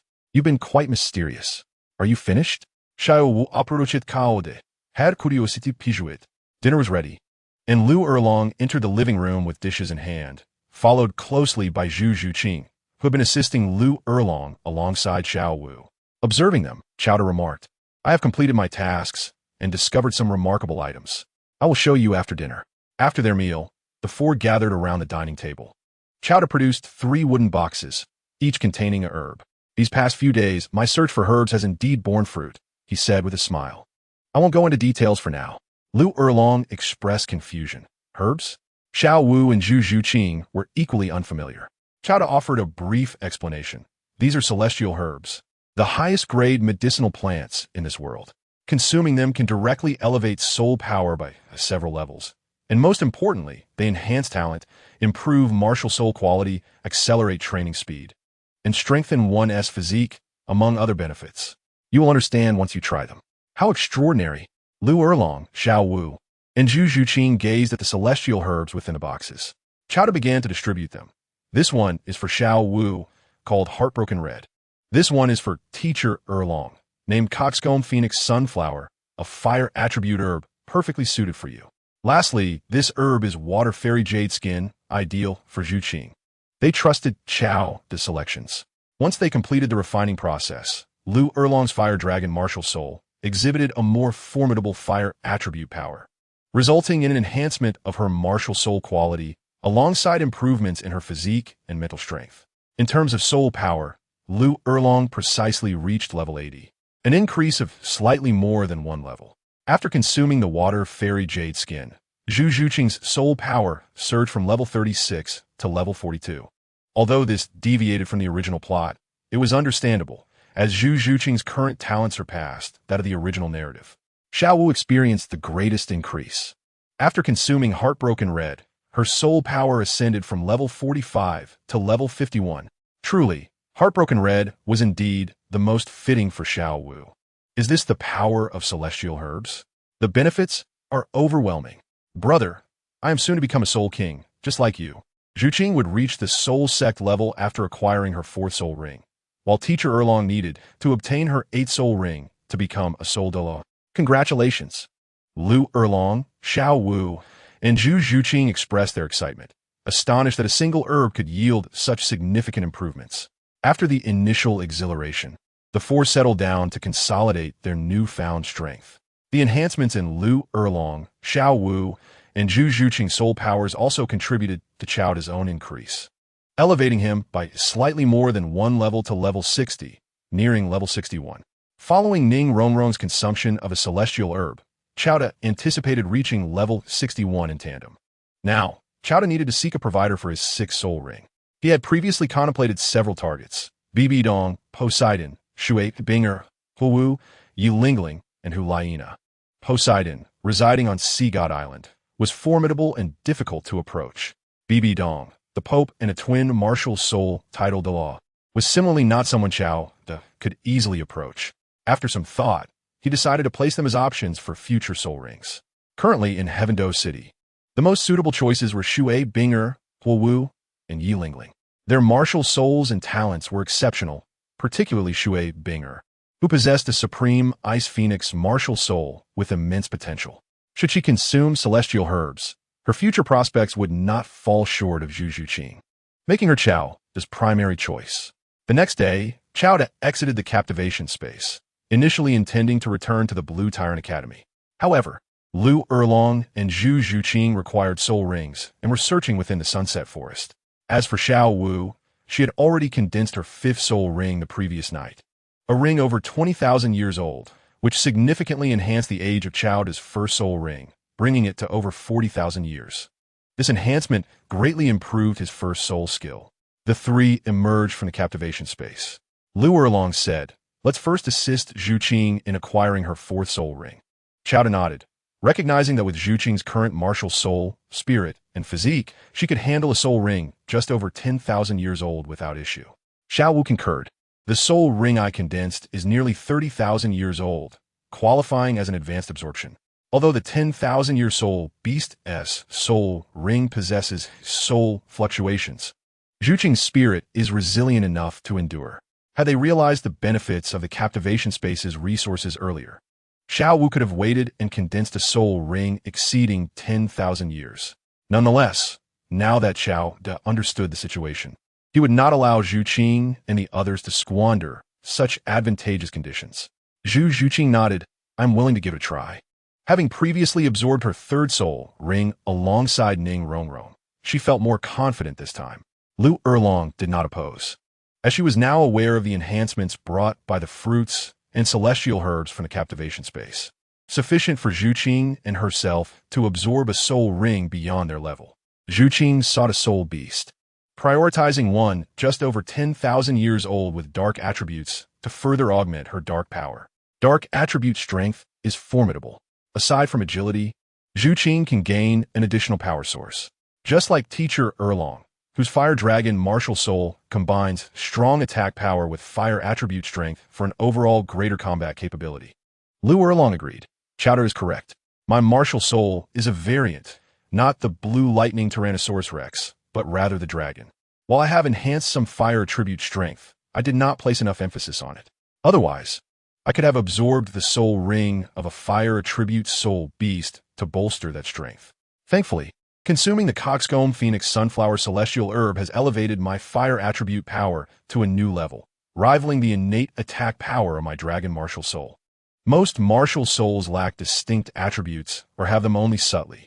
Even among soul masters with attribute powers, few focus on enhancing those attributes, instead prioritizing their martial soul's attack, speed, defense, and control. Xiao Wu remarked, my martial soul lacks a clear attribute power. I envy you all. You, as a soul beast, inherently lacks special attribute powers. And even after transformation, it remains the same. This was evident from the soul skills Xiao Wu possessed, indicating her martial soul or true form did not have defined attribute strengths. Previously, Zhu Zhuqing's dark attribute power was not prominent in her martial soul, but upon acquiring her third soul ring, it was activated and became noticeably stronger, granting her the opportunity to develop her dark powers further. Thus, in the future, she should prioritize seeking soul beasts with dark attribute powers and agility. The more conditions there are, the more challenging it becomes to find such soul beasts. Lu Erlong, too, prefer to select a fire attribute soul beast with strong attack capabilities, ideally one exceeding 50,000 years in age. Again, this would not be easy to find. If the setting sun forest cannot be located, we shall venture into other soul beast forests or directly to the Stardo forest, albeit the considerable distance from Heavendo City. They plunged into the territory of 10,000-year soul beasts, and after several days, they found no suitable soul beasts. During this time, they encountered teachers and students from the Shinkong Academy, but Feng Xiaodian was absent. There was no conflict. They merely exchanged greetings and continued their respective searches for soul beasts. They also came across two mercenary groups, hunting soul beasts for others to acquire soul rings, yet no altercations arose. Suddenly, Zhu Zhuqing exclaimed, there are fluctuations of dark energy emanating from that black hole. Perhaps a soul beast with dark attributes resides within. Within this vicinity, soul beasts were primarily 10,000-year ones, though it remained uncertain if any exceeded 20,000 years, as such would be unsuitable for Zhu Zhuqing. I utilized my mental power to probe. Among the four of them, Chowda possessed the strongest mental energy. He sent forth his mental force into the black hole, and indeed, a soul beast was present, endowed with formidable dark attributes. Resembling a cat with a tail longer than its body, I struck it to ascertain the nature and level of its soul power, allowing me to gauge its age. Chowda unleashed a spatial blade, an intangible edge slicing through space, appearing beside the long-tailed black cat in the black hole and landing a direct blow on its rear. Meow. The long-tailed black cat yowled in pain and swiftly fled the black hole. Its overall size was comparable to that of a domestic cat, albeit with an excessively long tail. Among the soul beasts Chao De and the others had encountered, none resembled this one. The long-tailed black cat glared at Chao De and his companions, fur bristling, emitting a menacing growl. Lu Erlong remarked, based on its soul power, It should be over 10,000 years, but not exceeding 20,000. We have finally found a suitable one. You all step back. Chowda, protect Xiao Wu and Zhu Zhuqing. I will handle it. Chowda did not contest Lu Erlong's decision, trusting her to confront a soul beast of over 10,000 years. Lu Erlong summoned her martial spirit, the fire dragon, adorned with 2 yellow, 2 purple, and 3 black soul rings. First soul skill, Fire Dragon Avatar. She augmented her strength. Second soul skill, Fire Dragon Arm. Here I come. Her arm was enveloped in a layer of fiery dragon scales. Ready for close combat, she charged at the long-tailed black cat. Chapter 50. The Transformation of the Underworld. Meow. The long-tailed black cat leaped, its front paws revealing sharp claws, imbued with dark attribute soul power. Clang. Lu Erlong's fire dragon arm collided with the cat's claws, intertwining black and fiery light. The long-tailed black cat was sent flying, emitting a furious whine. Not bad. Come again. Lu Erlong pressed on with her assault. Meow. The long-tailed black cat's dark tail inexplicably elongated, resembling an ever-expanding rope, swiftly coiling around Lu Erlong. Though she struck with force, she could not sever the black tail, which ensnared her. The dark energy emanating from the tail began to cloud Lu Erlong's mind. Fifth soul skill, Skyward Flames. Lu Erlong unleashed her 10,000-year soul rings soul skill, releasing dragon flames that formed a vortex around her, positioning herself at its center for defense. The dragon flame vortex retracted the black tail, but the long-tailed black cat chose to strike from above. My turn. Lu Erlong's Skyward Flames served not only as defense, but also as a powerful attack. She unleashed the dragon flame vortex upward, creating a fiery whirlwind aimed at the long-tailed black cat. This skill bore a burning effect, combining multi-directional defense with a wide range of offensive capability. However, the dragon flame vortex could not defend against attacks descending from above or those rising from below, yet it could project flames upwards, mitigating threats from overhead. Under the assault of the dragon flame whirlwind, the long-tailed black cat abandoned its attack and retreated. Meow. Suddenly, it erupted with dark energy and soul power, its form expanding rapidly, transforming from a domestic cat size to that of an adult leopard. Not only did its size increase, but its strength surged dramatically, nearing that of a 30,000-year soul beast. Mom, be careful. Xiao Wu expressed her concern. Do not engage. Lu Erlong was resolute, immediately activating her martial spirit's true form, transforming into a colossal fire dragon. In this state, her strength, speed, attack power, defense, and fire attribute enhanced significantly. The dragon and the cat clashed fiercely, with Lu Erlong maintaining the upper hand from the onset, inflicting increasing injuries on the long-tailed black cat, which ultimately fled when its life was threatened. You cannot escape. Fourth soul skill, Bloodthirsty Flames.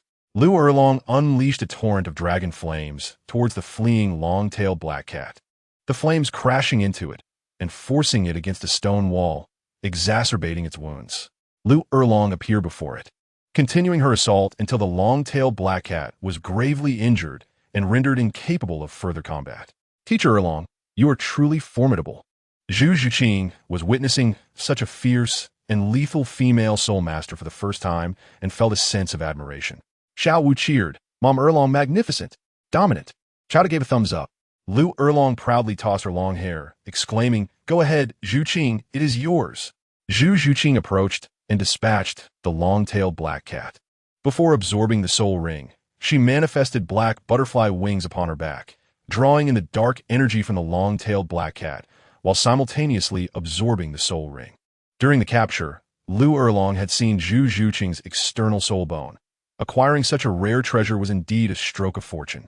Although Lu Erlong was a soul sage, she possessed no soul bones. Chowda remarked, I intend to participate in the upcoming elite tournament of the Continental Advanced Soul Master Academies. I have heard the Spirit Hall is preparing 3 soul bones over 10,000 years old. We might as well seize the opportunity. Xiao Wu nodded. With your strength, along with mine, Zhu Qing, and Rongrong, winning the championship is surely within our grasp. Lu Erlong concurred. You 4 will be the main force of the Lamba Academy. Then find 7 more to join you in the competition. You will undoubtedly attract much attention and surpass your predecessors. Chowda was on the verge of becoming a soul emperor, Xiao Wu a soul king, and Zhu Zhuqing a soul sect, once Ning Rongrong consumed the divine herb. she too would attain the soul sect.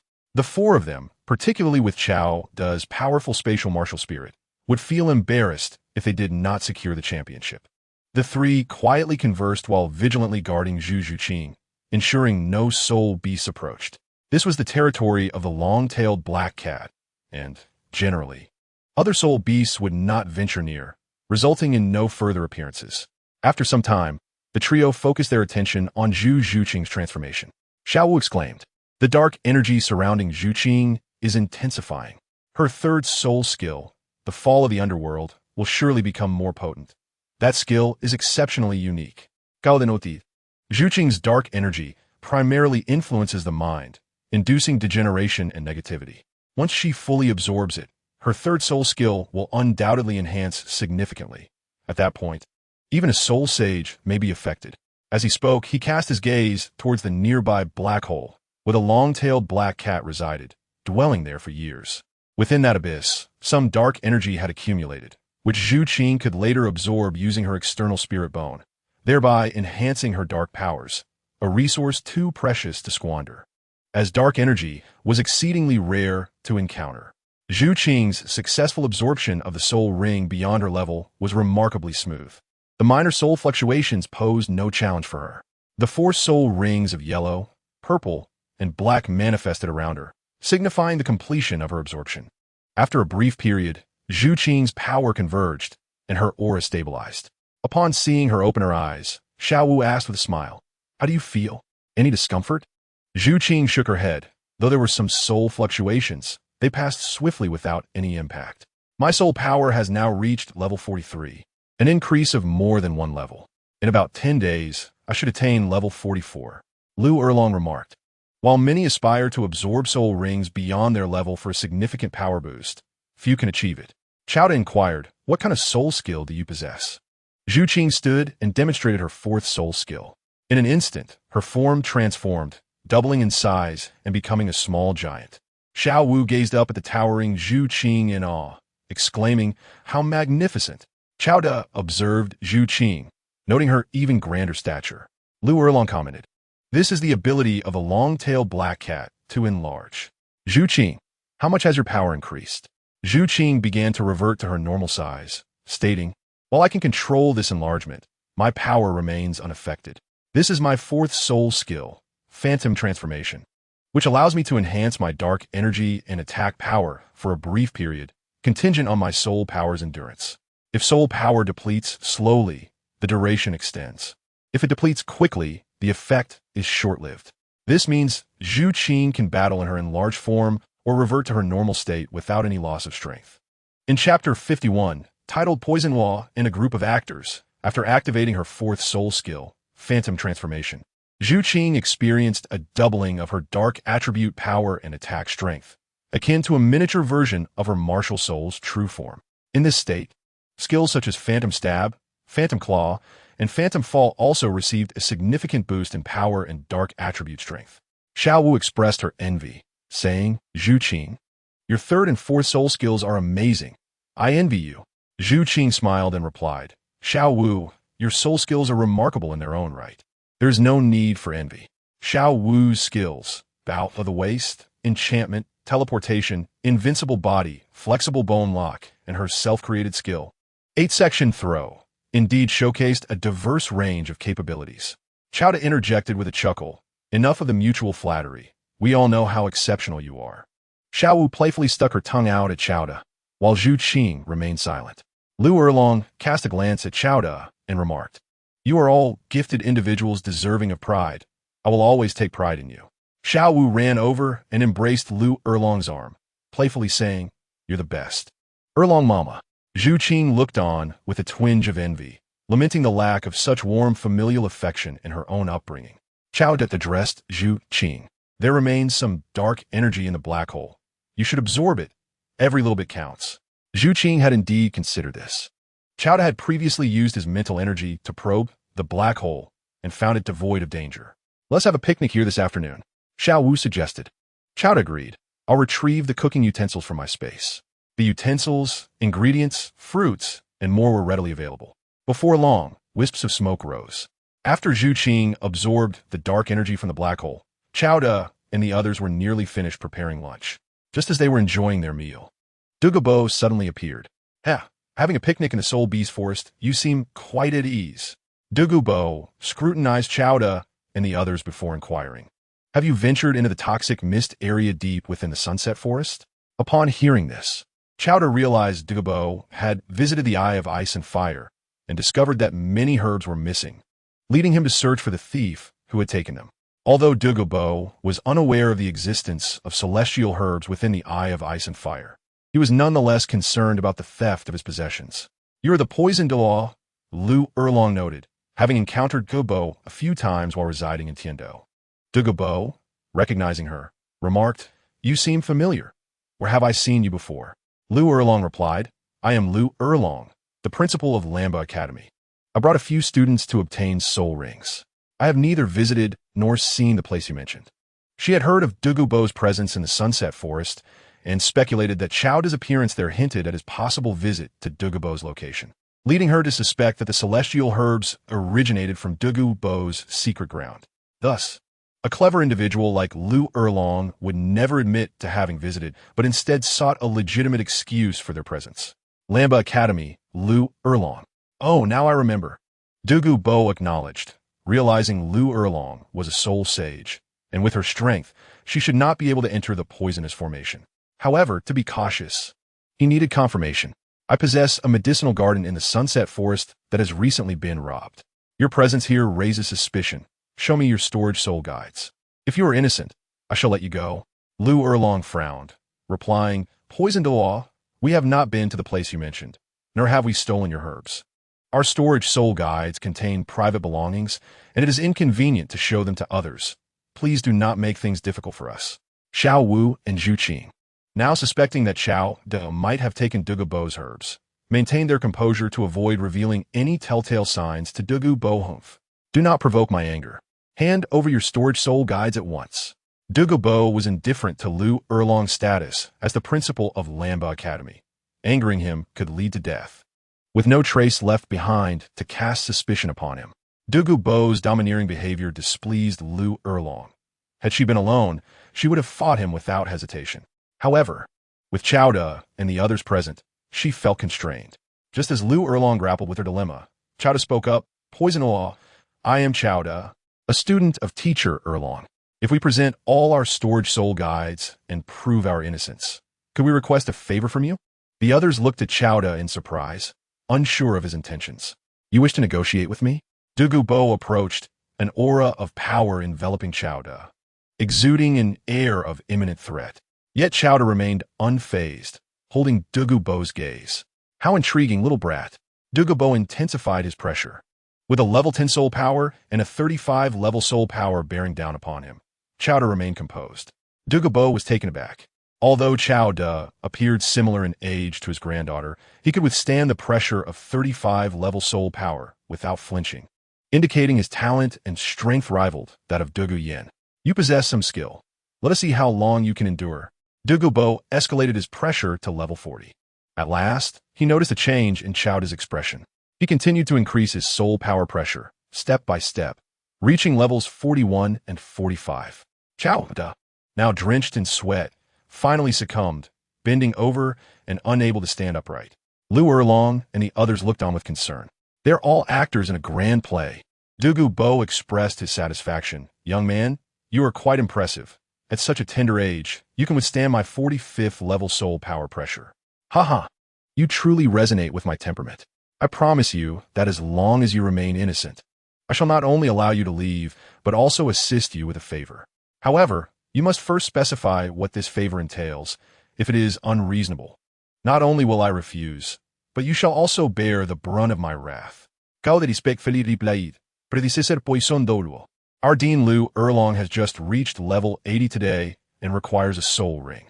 She is uncertain about hunting a soul beast alone, and I would like to request your assistance in helping Teacher Erlong capture one. Such a request, Lu Erlong felt touched. Initially, she planned to hunt a soul beast alongside Xiao Wu, but lacked confidence and would have opted for a soul beast of a lower age. However, with Douluo's assistance, they could target a higher level soul beast. "Oh, I did not expect you to be so filial." Douluo thought more favorably of Qiao De and even considered playing matchmaker between Qiao De and Douluo. As for Yu Tianheng, Douluo had reservations, believing he was not a suitable match for Douluo. After all, Yu Tianheng was a direct descendant of the Blue Lightning Tyrant Dragon sect. If Douluo were to marry him, it would mean the Douluo family would be subordinate to that sect. It would be better to find a son-in-law for the Douluo family, and naturally, this suitor must meet Douluo's standards, making Qiao De a more fitting choice. Chapter 52, The Tool. Lu Erlong's 8th Soul Skill. Very well, I shall grant your request. Douluo unwittingly stepped into the trap laid by Qiao De. Qiao De expressed his gratitude. Thank you, predecessor Poison Douluo. He then turned to Lu Erlong and the others, saying, Teacher Erlong, let us take out the storage soul guide. With integrity, we have nothing to fear. Let predecessor Poison Douluo inspect it. I believe he will honor his promise. Lu Erlong, Xiao Wu, and Zhu Zhuqing quickly realized that Qiao De was cleverly deceiving Douluo. The celestial herbs and other medicinal plants obtained from the ice and fire yin-yang were hidden in the captured space. There was nothing of the sort in the storage soul guide. They discreetly cooperated with Qiao De's act. Each of them produced a storage soul guide, allowing Douluo to inspect them thoroughly. Their storage soul guides contained mostly clothing, rations, water, healing pills, and some fruits from the captured space, appearing quite ordinary without any medicinal herbs. No herbs meant they were innocent. Douluo returned the storage soul guides to Qiao De and his companions, stating, You are innocent. That will suffice. Was he trying to play tricks? Qiao De would not let him off easily. Predecessor Poison Douluo, we still request your assistance in hunting a soul beast. Douluo shot a glare at Qiao De. He wanted to continue searching for the thief who stole the herbs, but after some contemplation, he decided to keep his word. What urgency is this? Would I ever go back on my word? My time is limited. What kind of soul beast do you wish to hunt? Qiao De replied, Our teacher Erlong possesses a fire dragon martial soul. And her 8th soul ring requires a soul beast with a strong fire attribute, aged between 50,000 to 100,000 years, preferably close to 100,000 years. What did you say? Douluo thought he misheard. A soul beast close to 100,000 years? Could she absorb it? Generally, the 8th ring is around 50,000 years, while the 9th approaches 100,000. Are you truly jesting with me? Qiao De explained, that applies to ordinary individuals. Our teacher Erlong has a superior martial soul, an exceptional physique, and extraordinary mental strength, far surpassing the average person. She can endure the higher age of soul beasts. This statement made Douluo uncomfortable. Was he implying that he was just an ordinary person while Lu Erlong was a genius? Could an ordinary person reach the rank of title Douluo? Douluo snorted coldly. One must not be overly ambitious. Otherwise, it leads to self-destruction. I care not for your lives. Since you wish to hunt a higher-age soul beast, I shall accommodate you. Qiao De expressed his gratitude and inquired, Predecessor Poison Douluo, you must be quite familiar with the falling forest. You surely know where to find a suitable soul beast? This young man, Douluo, felt he had become a mere tool, but as things stood, he was eager to fulfill his promise. Consider yourselves fortunate. I happen to know of a fire lizard over 80,000 years old. Let us proceed, for I have matters to attend to afterward. Do not waste time. An 80,000-year-old fire lizard. That would indeed suit Lu Erlong. Qiao De and the others followed Douluo, and after more than 2 hours, they arrived at a very warm location rich in thermal energy. On a small hill ahead, the fire lizard awaited them. Douluo wasted no time. I will lure out everyone but Lu Erlong. Keep your distance. Lu Erlong said, Qiao De, you all stay back and protect her. The 3 of them retreated to a safe distance. Before long, a fire lizard soared from the hill, and Douluo drew it closer while Lu Erlong prepared to strike. The 80,000-year-old fire lizard was comparable to a formidable soul Douluo. Without Poison Douluo's aid, it would indeed be a tough battle. Though Qiao De possessed spatial martial soul skills to control and attack the fire lizard, the disparity in strength limited the damage he could inflict. The battle against the fire lizard with Lu Erlong would undoubtedly be arduous. Fortunately, with Douluo's assistance, the fight became considerably easier. After several minutes, the fire lizard lost its fighting capability. The matter is concluded. I shall take my leave. Douluo expressed his reluctance to linger, as he had to continue his search for the herb thief. The tool departed, leaving Lu Erlong to absorb the soul ring in peace. The soul ring from the 80,000 year old fire lizard possessed considerable fire attribute power. After absorbing the soul ring, Lu Erlong's soul power reached level 81, nearing the breakthrough to level 82. Influenced by Lu Erlong's gain in soul ring and power, Qiao also experienced a breakthrough, reaching level 62, an increase of more than one level. His second soul ring transformed from black to red, becoming a 100,000-year soul ring. This was the highest cumulative age of soul rings, totaling 180,000 years, surpassing all of Qiao's current soul rings.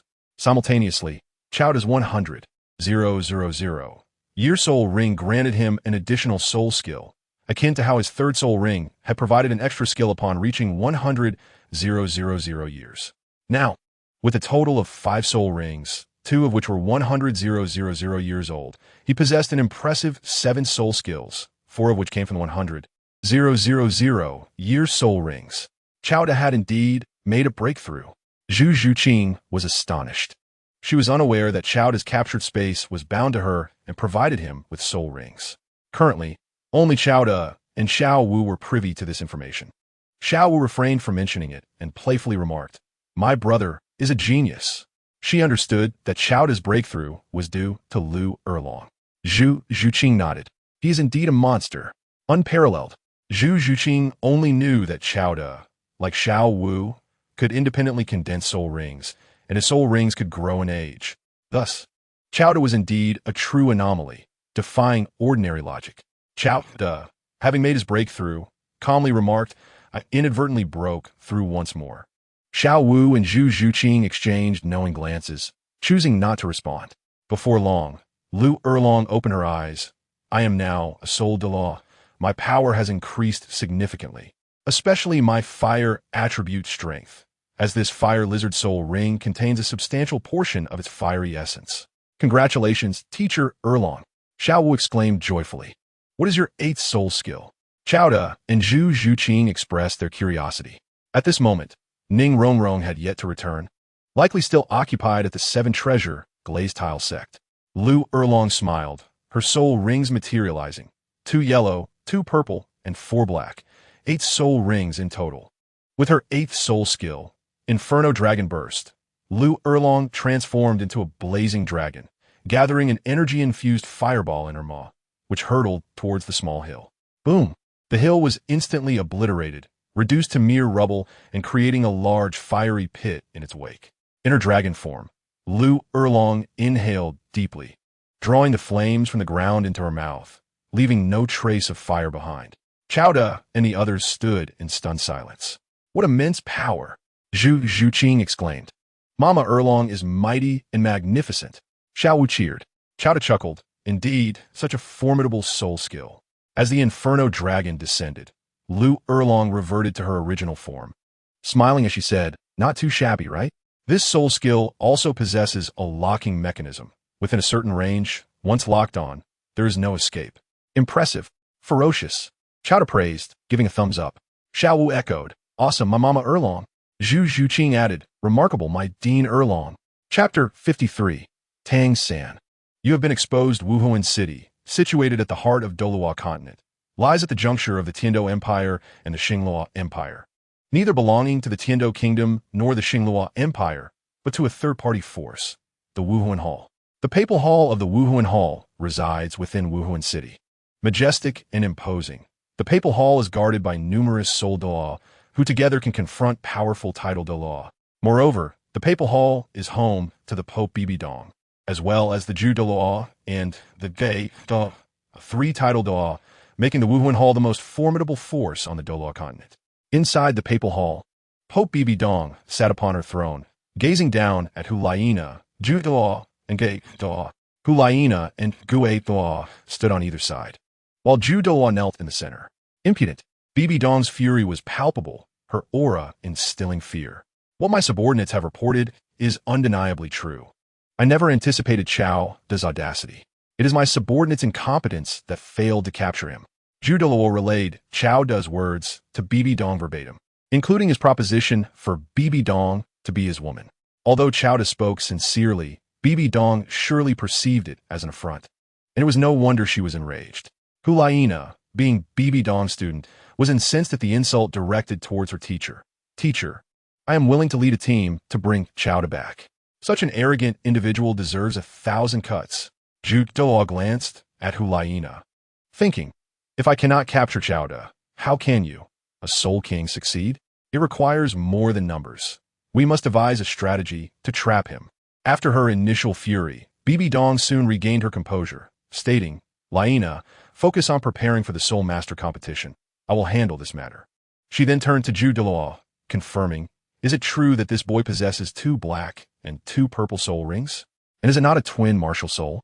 Zhu Zhuqing affirmed, Your Holiness, I witnessed it with my own eyes. This young man is likely under 20 years of age. According to our investigations, he has not revealed his martial soul, or perhaps his spatial martial soul is so unique that it remains unseen. The likelihood of him being a twin martial soul is minimal, and he himself denies it. He even mentioned that you, Your Holiness, possess a twin martial soul. And he referenced someone named Tang San. Yes, Tang San. Chao claimed that Tang San, like Your Holiness, also possesses a twin martial soul. Tang San? The surname Tang? Bibi Dong inquired. Chao claims he is a twin martial soul. Is there any information on this individual? Zhu Zhuqing responded, while in Silv City, I had already dispatched individuals to investigate whether there is such a person in the Silv's Kingdom and the Barak Kingdom. As Chao had been in these locations for the past year, we should soon have results. If Tang San has registered at a branch hall, his information will be accessible. Bibi Dong nodded. Have all branch halls search for Tang San. If he truly possesses a twin martial soul, bring him back to the Papal Hall. My teacher is indeed discerning. If Tang San is truly a twin martial soul, my teacher will surely take him as a disciple. Will he still care about me then? Huaina expressed her concern. Report. Your Holiness, urgent news has arrived from Soto City in the Barak Kingdom, requiring your attention. A guard announced from outside. Could it be that there are results regarding Tang San? Bibi Dong gestured for Huaina to retrieve the letter. Huaina collected the letter and returned, presenting it to Bibi Dong. Upon opening it, Bibi Dong's expression shifted dramatically. It is he. Huaina curiously asked, Teacher, is this Tang San truly a twin martial soul? Bibi Dong tucked away the letter, looking at the 3, and declared, Tang San indeed exists, and he is very likely a twin martial soul. Currently, he has only manifested a blue-silver grass martial soul. Huaina expressed her surprise. Teacher, isn't blue-silver grass considered a useless martial soul? Indeed, blue-silver grass is regarded as a worthless martial soul. Can someone with a worthless martial soul truly possess a twin martial soul? Zhu Douluo and Gue Douluo shared the same skepticism. Bibi Dong crossed her legs, shifting to a more comfortable position. Have you ever encountered a blue-silver grass martial soul with innate full soul power? Tang San's martial soul was awakened by someone from the Wuhuan Hall, namely Su Yuntao. Every individual awakened by the Wuhuan Hall has a file recorded. Thus we can ascertain the details of Tang San's awakening. The blue-silver grass martial soul awakened with innate full soul power. This is certainly abnormal. While most would overlook it, Bibi Dong and her colleagues were not the same. Gue remarked, this blue-silver grass must not be an ordinary one. Otherwise, how could it possess innate full soul power? Huaina speculated. Could this be the reason Tang San is a twin martial soul? It is not without merit, as twin martial souls are rare, and knowledge about them is limited.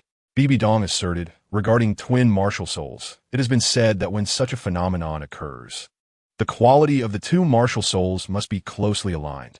Blue-silver grass is a useless martial soul, so its counterpart should also be a worthless martial soul. If both are worthless, it is impossible for innate full soul power to manifest.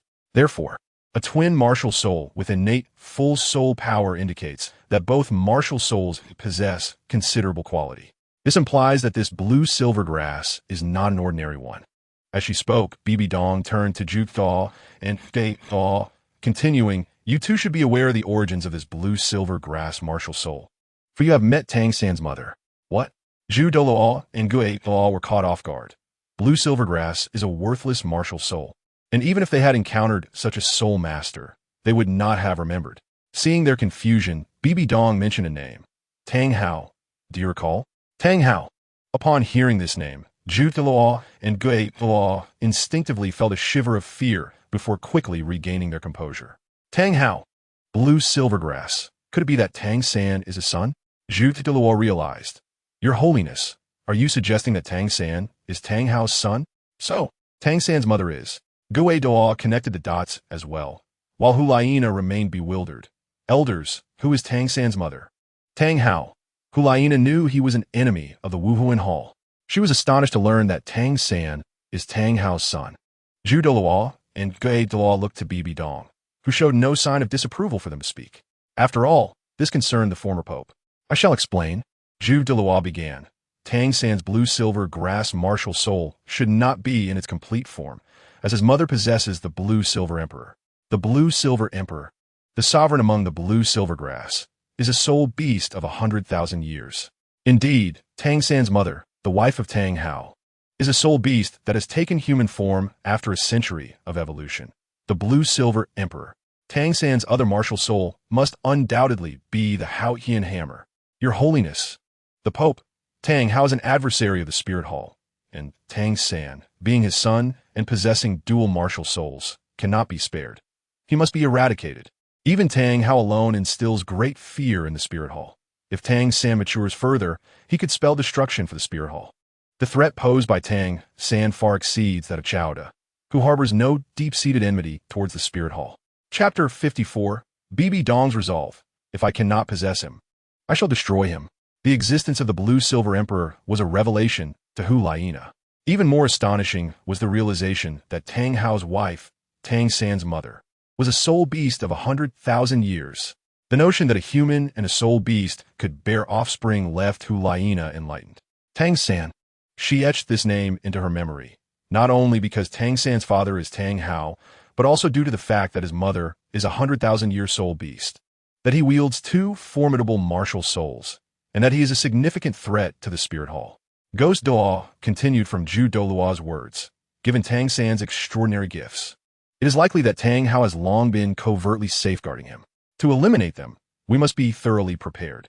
We do not wish to repeat the fate they suffered at the hands of Qian Renxue.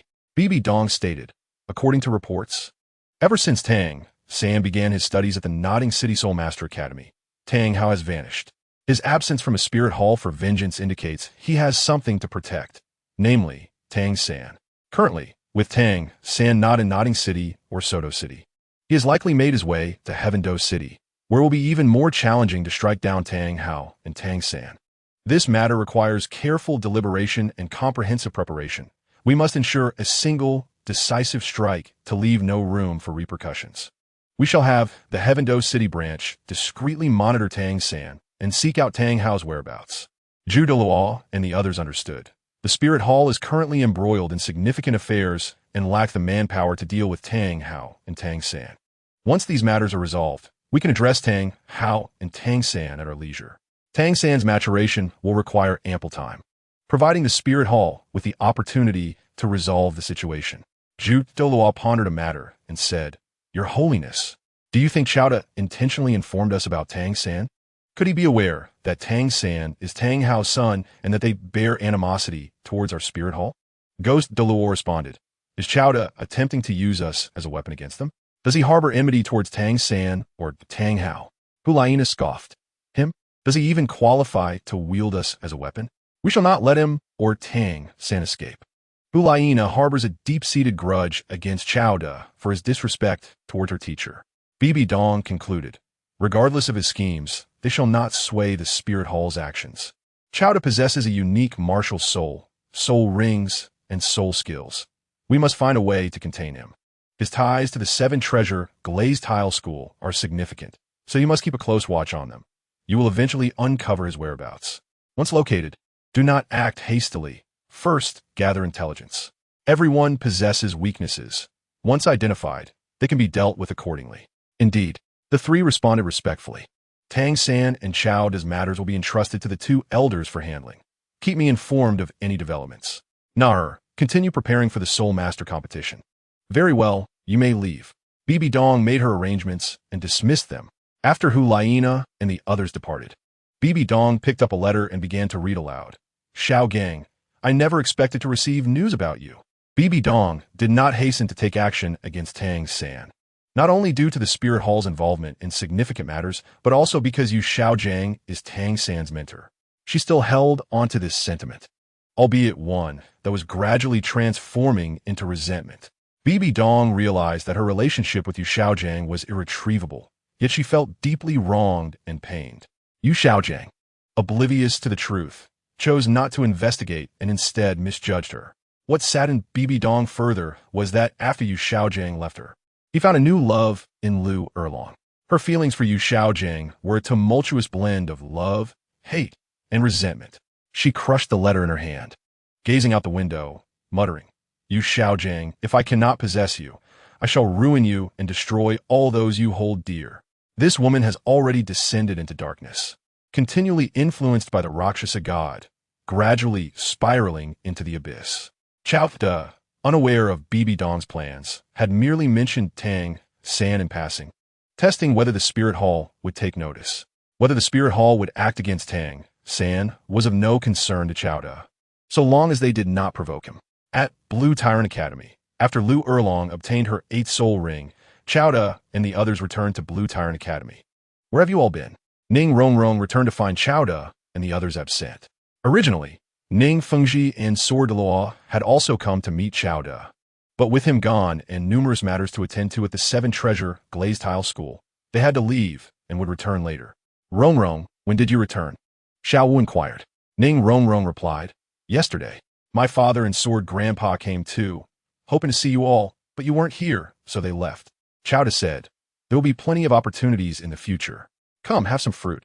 Lu Erlong brought out some fruit. Xiao Wu said to Ning Rongrong, it's such a pity you weren't here. So much has happened in the past few days. Let me tell you, I am now a soul king, and Zhu Zhuqing's mother has become a soul Douluo. Isn't that surprising? Ning Rongrong was indeed astonished, and found it hard to believe, impossible. I just left for a few days. You couldn't have progressed that quickly. Did you perhaps acquire a pill that boosts soul power while fishing in the spatial realm? Tell me quickly. Chao De had already prepared a box containing the fairy herb, the enchanted tulip, and handed it to Ning Rongrong. Rongrong, this is a fairy herb suitable for you. We unexpectedly obtained some fairy herbs, which boosted our soul power by several levels before we ventured into the Sunset Forest to acquire soul rings. Zhu Zhuqing added, that's right. After you consume the fairy herb, you can also experience rapid growth, surpassing level 40 in soul power. Lu Erlong reminded, Rongrong, remember to keep this a secret. This fairy herb was obtained by Chao De from Douluo, who is aware that these are indeed fairy herbs. Xiao Wu urged, Rongrong, hurry and consume the fairy herb to see how much your soul power can increase. Ning Rongrong was still processing the information. Fairy herb? I have never heard of such a thing. Is it really that miraculous? Chao De briefly explained the fairy herb to Ning Rongrong. I will consume it right away. Upon learning about the advancements of Xiao Wu and the others, Ning Rongrong was eager to try her fairy herb. After refining and absorbing the enchanted tulip, her soul power surged from level 35 to level 41. Her entire demeanor underwent a transformation, with her physique, martial soul, and mental acuity all enhanced. Especially notable was the change in Ning Rongrong's martial soul. Ning Rongrong did not immediately perceive it. It was Zhu Zhuqing who first noticed. Rongrong, your 7 treasure glazed tile has transformed into 9 layers. Let me see. Xiao Wu leaned in, counted, and exclaimed in astonishment. Good heavens, it has indeed become 9 layers. What on earth is happening? Has your martial soul mutated? Lu Erlong looked at Chao De, though he had assured them that the fairy herb bore no side effects. Some concern lingered. Is this a good thing or a bad thing? Ning Rongrong was elated, bursting with excitement. This is undoubtedly a good thing, an immense blessing. As she spoke, she suddenly turned to Chao De. Chao De, already privy to the outcome, feigned surprise. The dramatic Chao De was back in action. Little did he expect a familiar scene to unfold before him. Chapter 55. Rongrong's involuntary affection. Ning Rongrong suddenly dashed toward Chao De and kissed him directly, catching everyone off guard. Had Ning Rongrong and Chao De already developed a relationship? Lu Erlong gazed at Chao De, convinced of this outcome. It seemed that Wu had anticipated such a scene. Zhu Zhuqing was astonished by Ning Rongrong's boldness. Qiao, stirred by the moment, instinctively wished to embrace Ning Rongrong, but she blushed and withdrew, lowering her head to say, Qiao, thank you. The 9-treasure glazed tile pagoda means so much to me, and the 7-treasure glazed tile school. I don't know how to repay you. Qiao half-jokingly replied. Perhaps you could offer yourself in return. Ning Rongrong's cheeks flushed even deeper as she changed the subject, continuing. The 9-treasure glazed tile pagoda martial soul has appeared in my family before, but that was a long time ago. I never expected it to re-emerge. And I am truly overjoyed. Indeed, due to her admiration for Qiao, Ning Rongrong was naturally inclined to develop feelings for him. She could not envision herself liking any other man. That kiss inadvertently deepened her affection for Qiao, a change she remained unaware of as she spoke about the 9-treasure glazed tile pagoda martial soul. Although our 7-treasure glazed tile school is one of the 3 sects of Douluo continent, we cannot surpass the Haotian sect, mainly due to the limitations of our 7-treasure glazed tile martial soul. The 7-treasure glazed tile martial soul has restrictions, ultimately capping at level 79, unable to transcend to level 80. However, the 9-treasure glazed tile martial soul is different. It is a complete form without any soul power level limitations, allowing one to become a soul Douluo, a title Douluo. Do you know what this signifies for the 7-treasure glazed tile school? Xiao Wu and the others, not foolish, understood that as Ning Rongrong matured and her martial soul lost its restrictions, once she attained the rank of soul Douluo and title Douluo, the 7-treasure glazed tile school would undoubtedly ascend to new heights, potentially becoming the most powerful soul master force on the Douluo continent. However, Qiao did not share this optimism, as he was aware of the formidable presences of Tang San, Qian Renxue, and Bibi Dong. In comparison to achieving divinity, would it being a title Douluo matter? What significance did the 7-treasure glazed tile school becoming the strongest mean in the face of the divine? With the unique advantage of the captivation space, Qiao felt compelled to pursue divinity. Anything less would be a disservice to his rebirth. I see, Lu Erlong cautioned. Rongrong must be careful. We cannot let too many people know about the 9-treasure glazed tile martial soul, or some may become restless. Indeed, Ning Rongrong acknowledged. Xiao Wu added, there is no need to worry too much. We are here, and we will protect you. Rongrong. Zhu Zhuqing affirmed. We share both joys and hardships. Qiao reassured. As long as I am here, nothing will happen to you. Lu Erlong concluded, you are all still children. Your teacher will protect you. Ning Rongrong, touched, exclaimed, Teacher Erlong, Xiao Wu, Zhuqing, Qiao, it is truly wonderful to have you all. Tears welled in her eyes. Why are you crying? This is a good thing. You should be happy. Xiao Wu comforted her with a hug. After a while, Ning Rongrong's emotions settled. Qiao then announced, Rongrong, you can now obtain your 4th spirit ring. Zhuqing's 4th spirit ring is over 10,000 years. Yours can be too. Zhu Zhuqing displayed her spirit rings, revealing 4. Yellow, purple, and black. The 4th black spirit ring shone brilliantly. Xiao Wu exclaimed, isn't it impressive? You could do it too. Rongrong. I regret not waiting, otherwise. My 4th spirit ring might have been a 10,000-year ring. Ning Rongrong, initially unaware of the possibility of absorbing a 10,000-year spirit ring for her 4th, was astonished upon seeing Zhu Zhuqing's. A 4th spirit ring, a 10,000-year spirit ring. I never imagined this would be possible. She looked at Qiao, realizing that this transformation was brought about by him, this extraordinary man. Qiao stated, tomorrow, we shall venture to the Sunset Forest to help Rongrong acquire her 4th spirit ring. Lu Erlong suggested, why don't I accompany Rongrong while you all stay at the academy to cultivate? She worried about encountering Douluo, the poison Douluo, who acted unpredictably, making it hard to foresee what could happen.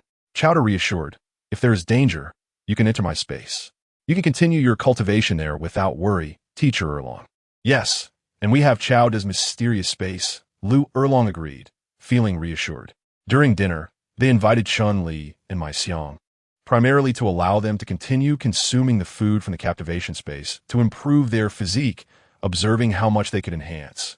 Their talents were quite limited, and Qiao was reluctant to use precious herbs on them. The herbs were scarce, and he intended to reserve them for those he needed to bind. Chun-Li and Mai Xiang were delighted to learn of Qiao's return, but their joy dimmed upon hearing that he would leave again the next day.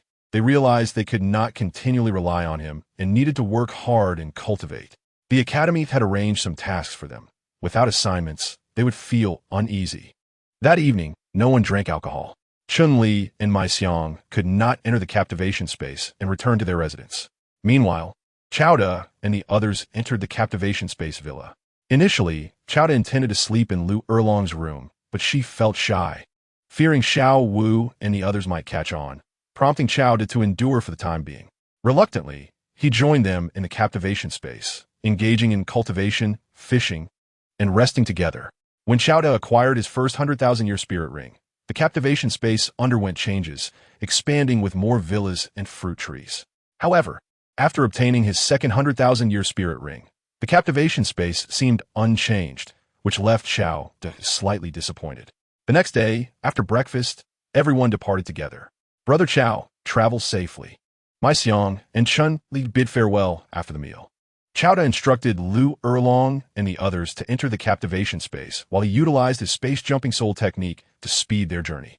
A few hours later, they arrived at the Sunset Forest, and Chowda led Lu Erlong and the others out of the captivation space. He had a target in mind. While helping teacher Erlong and Zhu Zhuqing search for spirit beasts previously, he had noted a suitable spirit beast for Ning Rongrong. "Follow me."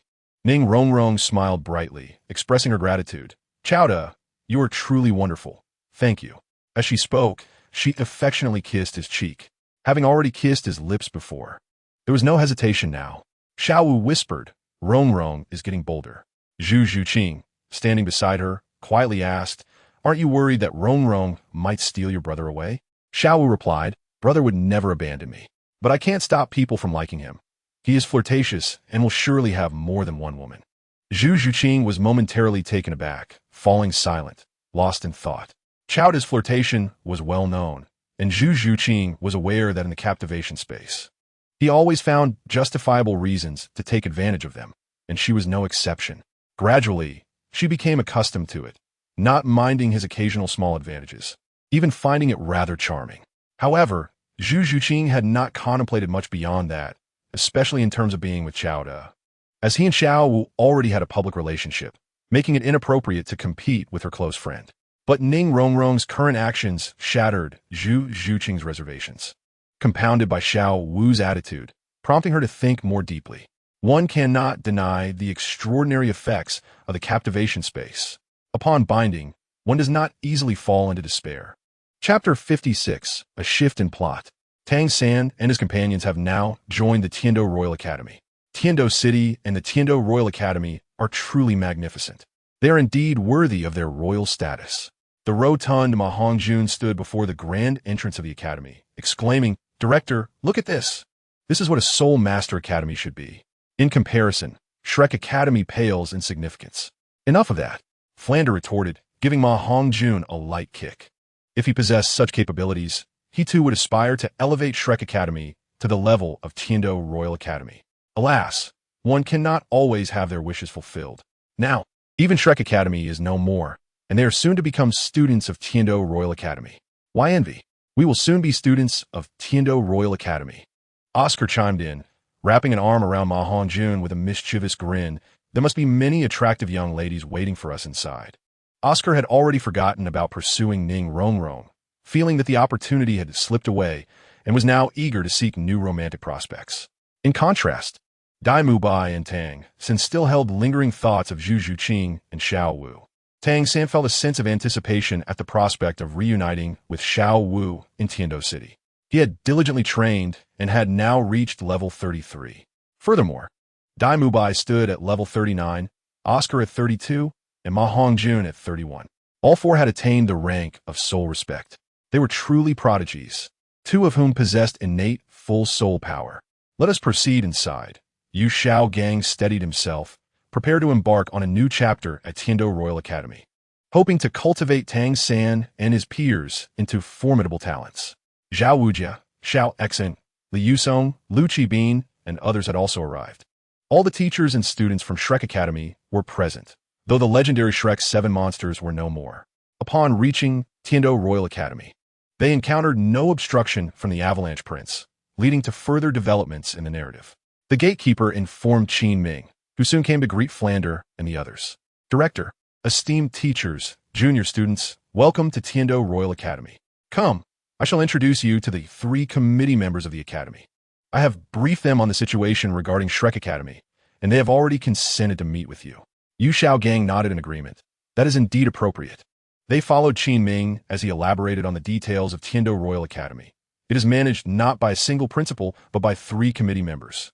Oscar and Ma Hongjuan's eyes wandered, captivated by the female students they encountered along the way, whispering about their figures. Is that not teacher Qin Ming? Who are those accompanying him? I have not seen them before. Perhaps they are here for some official business. Some students speculated upon encountering Flander and his group. Unbeknownst to them, they arrived at the office building of the 3 committee members, where they were welcomed into a spacious office. Committee members.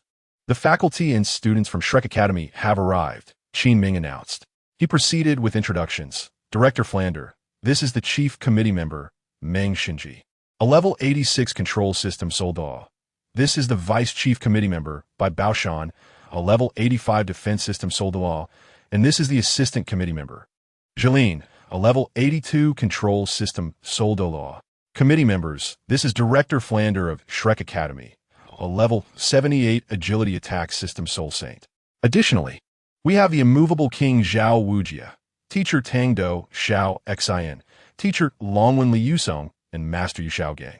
The 4 students included Dai Mu Bai, age 15, with a level 39 agility attack system, Evil Eye White Tiger Martial Soul. Oscar, age 14, a level 32 innate full soul power food system Sausage Martial Soul. Tang San, age 12, a level 33 innate full soul power control system Blue Silver Grass Martial Soul. And Ma Hongjun, age 12, with a level 31 agility attack system Evil Fire Phoenix Martial Soul. With Yu Xiaogang, there were 6 teachers from Shrek Academy, among whom 3 were soul saints. 2 were soul masters, and 1 was a great soul master.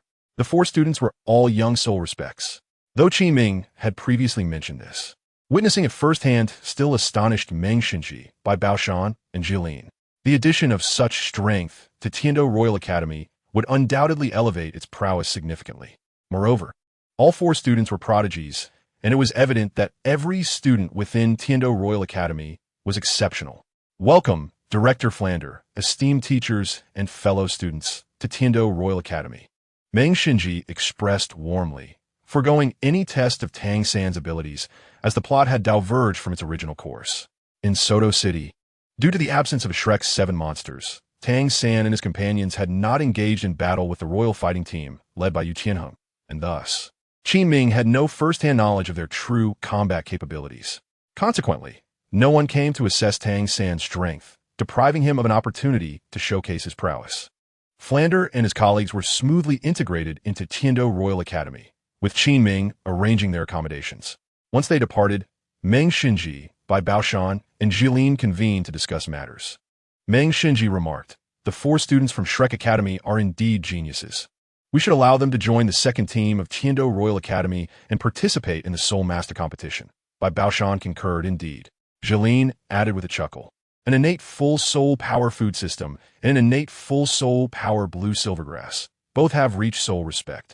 They are truly remarkable. The other 2 are also prodigies. They surpass all other students in the academy and deserve to be nurtured well. In the Sunset Forest, Ning Rongrong was absorbing a soul ring from a defensive-type soul beast that was over 11,000 years old, having been weakened by Lu Erlong. With the soul ring acquired, she now bore 4 soul rings, yellow, purple, and black, elevating her soul power to level 42, thus becoming a soul master. As a result of Ning Rongrong obtaining a 10,000-year soul ring, Chowda's 4th soul ring transformed from purple to black. His 5 soul rings now displayed. Black, red, black, and black.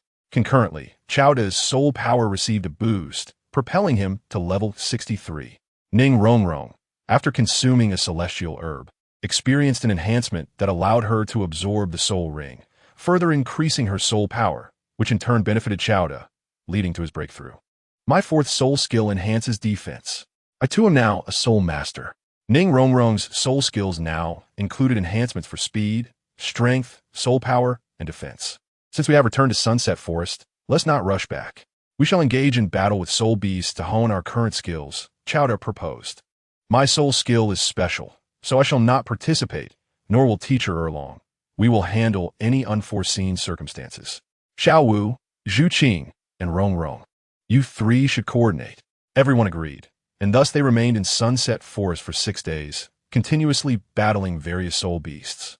Xiao Wu, Zhu Zhuqing, and Ning Rongrong sustained numerous injuries, and although they had healing potions, Chowda still felt they lacked a healing-type soul master. Lu Erlong remarked, "There is an excellent healing soul master at the academy named Jiangzhu. I was planning to have her team up with you for the soul master competition." Jiangzhu. That name resonated with Chowda, who also recalled Tai Long, Jingling, and another individual whose name escaped him. That should suffice.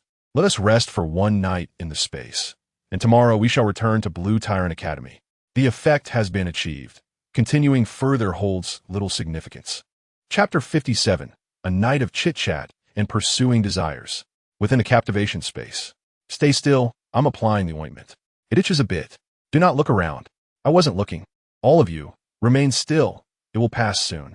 Chowda was tending to the injuries of Xiao Wu, Ning Rongrong, and Zhu Zhuqing, who were dressed in beachwear. After battling soul beasts, they bore various wounds, particularly on their hands and feet. Although these were merely superficial injuries, ointment was necessary to prevent scarring. The beachwear made it convenient for applying the ointment, and Chowda vowed that his intentions were not to take advantage, but rather to enjoy a moment of benefit.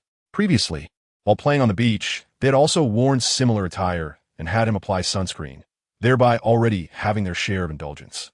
Yet, their bashful and reserved demeanor, coupled with their alluring figures and beauty, was an undeniable boon for Chowda, who would never tire of it. He maintained a respectful boundary to ensure sustainable development. Though Xiao Wu also feigned modesty and blushed, she was the most uninhibited among them, having acknowledged her bond with Chowda. "Brother, I have injuries on my thighs too. Don't miss those. I refuse to bear scars. Rest assured, I will ensure no scars remain." Chowda assured her, "If scars appear, you won't be able to marry anyone. You'll all end up with me." Ning Rongrong shyly retorted, "You dream too big. You think you can marry all 3 of us? Even if Xiao Wu is unreliable. Zhu Qing and I will not let you succeed. Be gentle." Zhu Zhuqing interjected unexpectedly. Chowda was simultaneously applying ointment to both Xiao Wu and Zhu Zhuqing, inadvertently applying a bit too much pressure. He was half-dazed, enjoying the moment, entirely oblivious to Ning Rongrong's remarks. Xiao Wu flipped over, presenting an enticing view, and seeing Chowda gaze at her, she felt a sense of pride, convinced that her physique could captivate him. "Brother, stop staring at me, you lecherous one." Ning Rongrong also turned over, drawing Chowda's gaze, teasingly reproaching him, "Pervert, haven't you seen enough?" Chowda continued applying the ointment, playfully retorting, "If I don't look now, when you marry in the future, I won't get another chance. Why not all marry me, then I can look in different ways." "Huh, dream on. Just wait," they replied in unison. "All right, we can handle the rest ourselves. We won't let you shamelessly take advantage of us any longer." "Exactly. You can leave now, you're no longer needed." The 3 women dismissed Chowda. Reluctantly, he left with a smile, making his way to the kitchen. Lu Erlong was preparing a meal, donning an apron that added a unique charm to her appearance. "Erlong, you look quite lovely this way," Chowda said as he embraced her from behind. Lu Erlong displayed a hint of shyness, glancing toward the kitchen door, and scolded, "Aren't you afraid they might see us?" "They will find out sooner or later," Chowda replied. Leaning closer to her ear, he whispered, "Tonight, shall I come to your room, or will you come to mine?" Lu Erlong restrained herself, shaking her head, "Perhaps another time. I plan to sleep with Xiao Wu tonight to share some heartfelt words. She is a soul beast. Can I confide in her? I believe it's better to say it sooner, to let her know that besides you, there is a friend who genuinely cares for her." After a moment of contemplation, Chowda agreed, "That's fine. Xiao will surely be pleased to know you, accept her identity. Once you talk to her, I will also have a word with her. The sooner we reveal this, the better it will be for Xiao Wu. Then we can all interact sincerely without secrets." "Yes, I think that is a good idea," Lu Erlong responded. As they conversed, the mischievous Chao suddenly turned Lu Erlong around and pressed his lips against hers. After a prolonged moment, they separated. Lu Erlong scolded, "You truly are a menace." Glancing at Chowda's physical condition, she added, "Serves you right. Let us see how you fare tonight." Chowda released her, cheerfully proclaiming, "I will prepare your meal." A partnership makes work less burdensome. Unbeknownst to them, The meal was soon ready and placed on the dining table in the living room. Xiao Wu and the others had donned long outer garments, their figures subtly concealed, yet providing Chowda with a delightful view.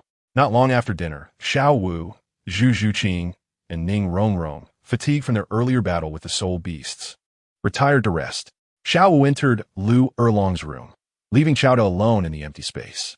Lu Erlong and Xiao Wu shared the same blanket, whispering to each other. After a few casual exchanges, Lu Erlong paused, gazing into Xiao Wu's eyes. "What's wrong, Mom?" Xiao Wu inquired, puzzled.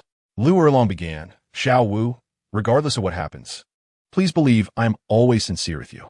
A tightness gripped Xiao Wu's heart, fearing Lu Erlong might discuss Chowda. Recently, she had noticed something unusual between Lu Erlong and Chowda, while Ning Rongrong and Zhu Zhuqing remained oblivious. However, Xiao Wu understood Chowda well and feared Lu Erlong might either confront her or attempt to take Chowda away. She was unwilling to part with him, influenced by the captivation space, and was already smitten. Retreat was not an option. Without Chowda, Xiao Wu felt she could not survive. Yet Lu Erlong's words took Xiao Wu by surprise. "Xiao Wu, whether you are a soul beast or a human, you are my daughter, a family member, a friend. I will always protect you from harm." Xiao Wu was momentarily stunned, though Lu Erlong and the others would eventually discover the truth. Xiao Wu had long feared that others would reject her for being a soul beast. Seeing Xiao Wu lost in thought, Lu Erlong tenderly embraced her, offering warmth, recognition, and sincerity.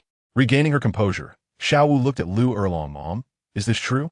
Lu Erlong, feeling guilty yet resolute, comforted her. "Xiao Wu, you will always be my goddaughter. No, my biological daughter."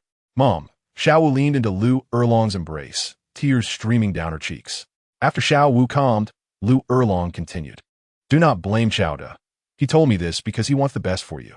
Xiao Wu nodded. "I understand. Brother has always treated me well." Lu Erlong added, "He believes that Ning Rongrong and Zhu Zhuqing are also sincere toward you and wish to discuss revealing your situation to them. They will surely accept you," leading to more open and heartfelt relations among everyone. Without hesitation, Xiao Wu declared, "I trust brother, and I believe in Ning Rongrong and Zhu Zhuqing." Keeping her identity as a soul beast a secret while interacting with them weighed heavily on her heart. Yet, having everyone accept her would allow Xiao Wu to live more freely and joyfully. They conversed until late into the night before finally drifting off to sleep. The next day, after exchanging glances with Xiao Wu, a serious expression crossed Chowda's face as he looked at Ning Rongrong and Zhu Zhuqing. "What is wrong with you two? Didn't sleep well?" They looked at him, puzzled. Chowda said, "I have a secret to share about Xiao Wu's origins. You must not tell others after learning."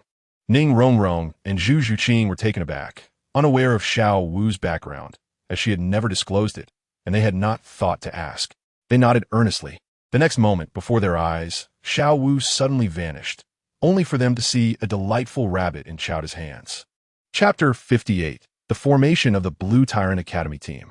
Ning Rongrong and Zhu Zhuqing were utterly bewildered. Was this some kind of magic trick? Where was Xiao Wu? Had she transformed into a rabbit? The rabbit in Chowda's grasp spoke, its familiar voice resonating. "Rongrong, Zhuqing, it's me, Xiao Wu." The rabbit was Xiao Wu. This was utterly unbelievable. How could this be possible? The two young women, Ning Rongrong and Zhu Zhuqing, found themselves at a loss for words.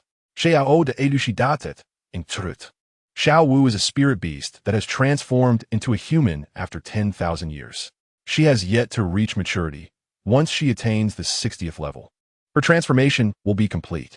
The revelation that Xiao Wu was a 10,000-year spirit beast in human form left both Zhu Zhuqing and Ning Rongrong in utter astonishment. As Chowda's rabbit leapt to the ground, it morphed into Xiao Wu's likeness. Ning Rongrong exclaimed, while Zhu Zhuqing stood in awe. Lu Erlong, observing their reaction, remarked, "Initially, I hesitated to share this, fearing your reactions. However, having spent time together, I sensed your sincerity and decided it was time to reveal the truth." Xiao Wu gazed at Ning Rongrong and Zhu Zhuqing with hopeful anticipation, yearning for their acceptance. Suddenly, Ning Rongrong rushed forward and embraced Xiao Wu, exclaiming, "What a delightful surprise! I had no idea you were a 10,000-year spirit beast. I have a dear friend who is also a spirit beast of the same age. This is simply wonderful." Her words encapsulated everything, and Xiao Wu, moved to tears, replied, Thank you, Rongrong. Zhu Zhuqing joined in the embrace, affirming, regardless of whether you are human or spirit beast, you will always be our dear Xiao Wu, our sister for life. For Ning Rongrong and Zhu Zhuqing, the initial shock of Xiao Wu's identity paled in comparison to the profound friendship they had forged, one that transcended mere labels. Thank you, Xiao Wu sobbed, tears streaming down her face. Lu Erlong approached, joining the group hug. You can't leave me out. Qiao Da, with unabashed confidence, stepped in to embrace them, enjoying the camaraderie without being rebuffed. After several minutes, they finally parted ways. The four women glared at Qiao Da, who had been rather indiscreet in his earlier actions. Unfazed, Qiao Da declared, "It is time for us to return to Lamba Academy. You may stay here while I make my way back." With that, he vanished from their sight, leaving the captive space. Exchanging glances, the four women shared a smile. Ning Rongrong proposed, "While we have this time, let's go fishing. We need to gather some ingredients from the captive space." Given their levels, Lu Erlong could fish successfully 8 times a day, Xiao Wu 5 times, and Ning Rongrong and Zhu Zhuqing 4 times. The waters teemed with various fish and seafood, all imbued with spiritual essence that could aid in cultivation and improve their physiques. Not to mention their exquisite taste, an essential part of their daily sustenance. By afternoon, Qiao Da successfully returned to Lamba Academy, appearing at Lu Erlong's residence. He brought the 4 women from the captive space, along with the lunch they had prepared. During the meal, Chun Li and her daughter Mai Xiang were summoned. Chun Li's spirit power had reached level 9, while Mai Xiang stood at level 8. Sister Chun, Mai Xiang, should your spirit power reach level 10, it will signify a significant enhancement in your physique and talent, marking your advancement toward becoming true spirit masters. Qiao Da expressed his hopes for their success, as the ingredients and fruits from the captive space would greatly aid in cultivating potential talents. Without you, our lives would have been unbearable. Chun Li and her daughter expressed their gratitude repeatedly. Lu Erlong reassured them, there is no need for such formality. You are now part of Lamba Academy, which makes you one of us. Your lives are your own.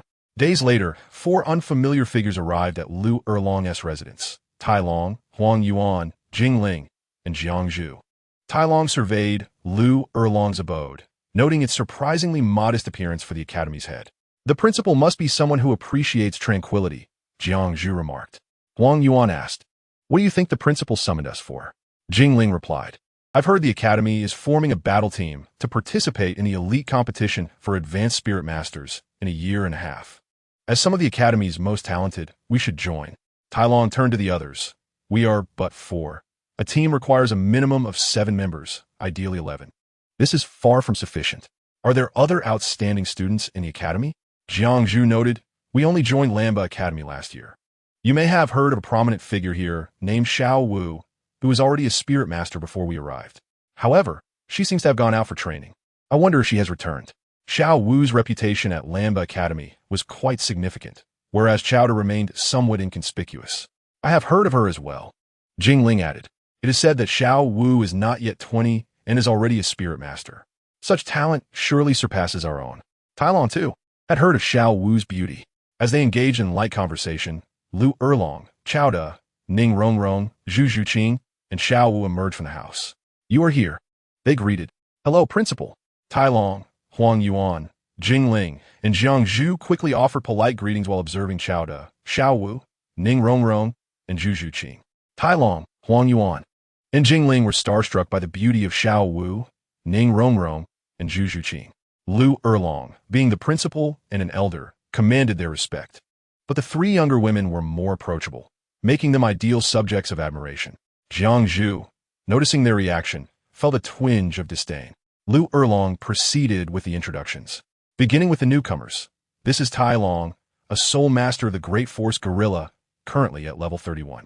This is Huang Yuan, a soul master of the Lone Wolf, also at level 31. Next is Jing Ling, a soul master of the Skeleton, and lastly, Jiang Zhu, a soul master of the Healing Staff, both at level 31. As each was introduced, Tai Long, Huang Yuan, and Jing Ling stood tall, proudly displaying their martial spirits and soul rings, 2 yellow and 1 purple, as they were the highest ranked among the academy's students. Qiao Da and the others observed them quietly. Lu Erlong continued, "This is Ning Rongrong, a soul master of the 9 treasure glazed tile pagoda at level 42. She has recently joined Lamba Academy. The mention of a 9-treasure glazed tile pagoda piqued their interest. They had heard of the 7-treasure glazed tile pagoda, but had never encountered the 9-treasure variant. Astonished, they noted that Ning Rongrong's spirit power was already at level 42, despite her youthful appearance. Truly remarkable. Lu Erlong continued her introductions. This is Zhu Zhuqing, a soul master of a spectral spirit cat, at level 43. Another spirit master. Tai Long and the others gazed at Ning Rongrong and Zhu Zhuqing with awe, as if they were enveloped in a radiant glow, utterly captivated. Lu Erlong then introduced Xiao Wu. This is Xiao Wu. Perhaps you have heard of her. Her martial spirit is the soft-boned enchantress rabbit, and she is at level 51. Wasn't Xiao Wu only a spirit master last year? To have risen to Spirit King in less than a year is astonishing. Tai Long and his companions were left in sheer disbelief. Their mouths agape as they stared at Xiao Wu. Xiao Wu smiled and said, "Hello everyone, from now on you may call me Sister Xiao Wu. I shall look after you." Suddenly, Tai Long, Huang Yuan, and Jing Ling felt a twinge of inferiority. Previously, they had entertained thoughts of pursuing Xiao Wu and her companions. But now, facing the stark disparity in their levels, they found themselves lacking the courage to do so. Should Ning Rongrong and Zhu Zhuqing reveal their soul rings? Witnessing their 4th soul rings, each lasting 10,000 years, they might be left in utter astonishment. Lu Erlong had anticipated their reaction and proceeded to introduce the final individual. This is Chao De, a student from Lanba Academy, who joined alongside Xiao Wu. His martial soul is a space type, and he is also a soul king. He deliberately refrained from disclosing Chao De's specific soul power level, although it exceeded 60. The absence of a 6th soul ring meant he remained a soul king. The concept of a space-type martial soul was foreign to Tai Long and the others. Another soul king, a prodigy akin to Xiao Wu. They had begun to feel numb. In comparison to Chao De and his companions, they felt like mere jesters, unworthy of being called geniuses. Chao De greeted them. "Hello." Lu Erlong continued. "The purpose of gathering you all is to form a battle team from Lanba Academy, which will participate in the elite competition of advanced soul master academies across the continent in a year and a half. For now, we have 8 members, and we will consider adding more as circumstances allow." Tai Long and the others glanced at Chao De and his companions, realizing that, given their strengths, they were destined to be mere supporting characters. Yet, they were willing to play that role, believing that with Chao De's prowess, they might just secure the championship in the upcoming tournament. If that were the case, they too would bask in glory and leave their mark in history. Jiangzhu approached Xiao Wu and the others, saying, "Sister Xiao Wu, and everyone, I look forward to your guidance in the future." Xiao Wu smiled and replied, "With you around, Jiangzhu, we need not fear injuries. You can heal us." Ning Rongrong added, "Indeed. My support abilities are focused on amplification and lacking healing soul skills. Your presence alleviates our worries." Zhu Zhuqing chimed in, "Let us strive together." Jiangzhu nodded, feeling that Xiao Wu and her companions were quite easy to get along with. Sister Xiao Wu, please take care of us in the future," she said shyly, rubbing her head. Xiao Wu patted Tai Long's shoulder and reassured the 3, "Don't worry. With Sister Xiao Wu around, no one dares to bully you." Their conversation continued, leaving Chao De somewhat neglected, for Xiao Wu and her companions were evidently more popular. Lu Erlong interjected, "Though we have established the team, there remains over a year until the competition. For the next year, focus on your cultivation to enhance your soul power, and we shall conduct training in the final 6 months." Allowing Tai Long and the others to train alongside Chao De and his companions at this stage would be impractical. Thus, it was best for them to concentrate on their personal growth for the time being. Moreover, it was unnecessary for Chao De to provide them with resources from the captured space, not only due to limited quantities, but also because their relationship had yet to reach a level of obligation. As for participating in the competition, Tai Long and the others were primarily there to fill numbers. Chao De and his trio were sufficient. Naturally, Tai Long and the others found Lu Erlong's arrangements reasonable and did not dwell on it further. Given that they were all at Lanba Academy, opportunities for interaction would abound, rendering constant togetherness unnecessary. Lu Erlong invited Tai Long and the others to stay for lunch. Chun-Li and Xiang were also present, utilizing ingredients from the captured space, occasionally treating Tai Long and the others.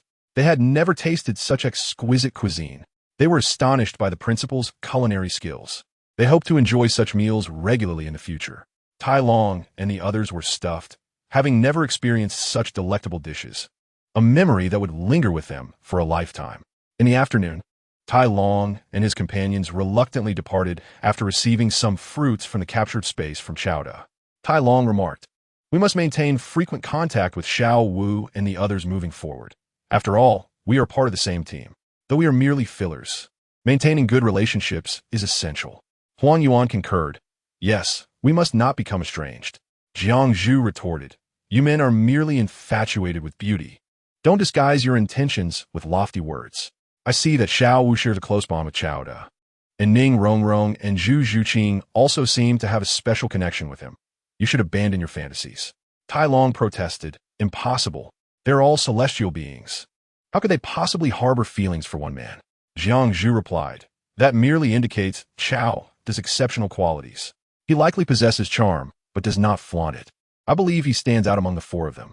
It is entirely normal for accomplished men to attract many women. You have no chance." Huang Yuan and Jing Ling fell silent, evidently affected by Jiang Zhu's words. Tai Long was unwilling to concede, stating, "How could I know without trying?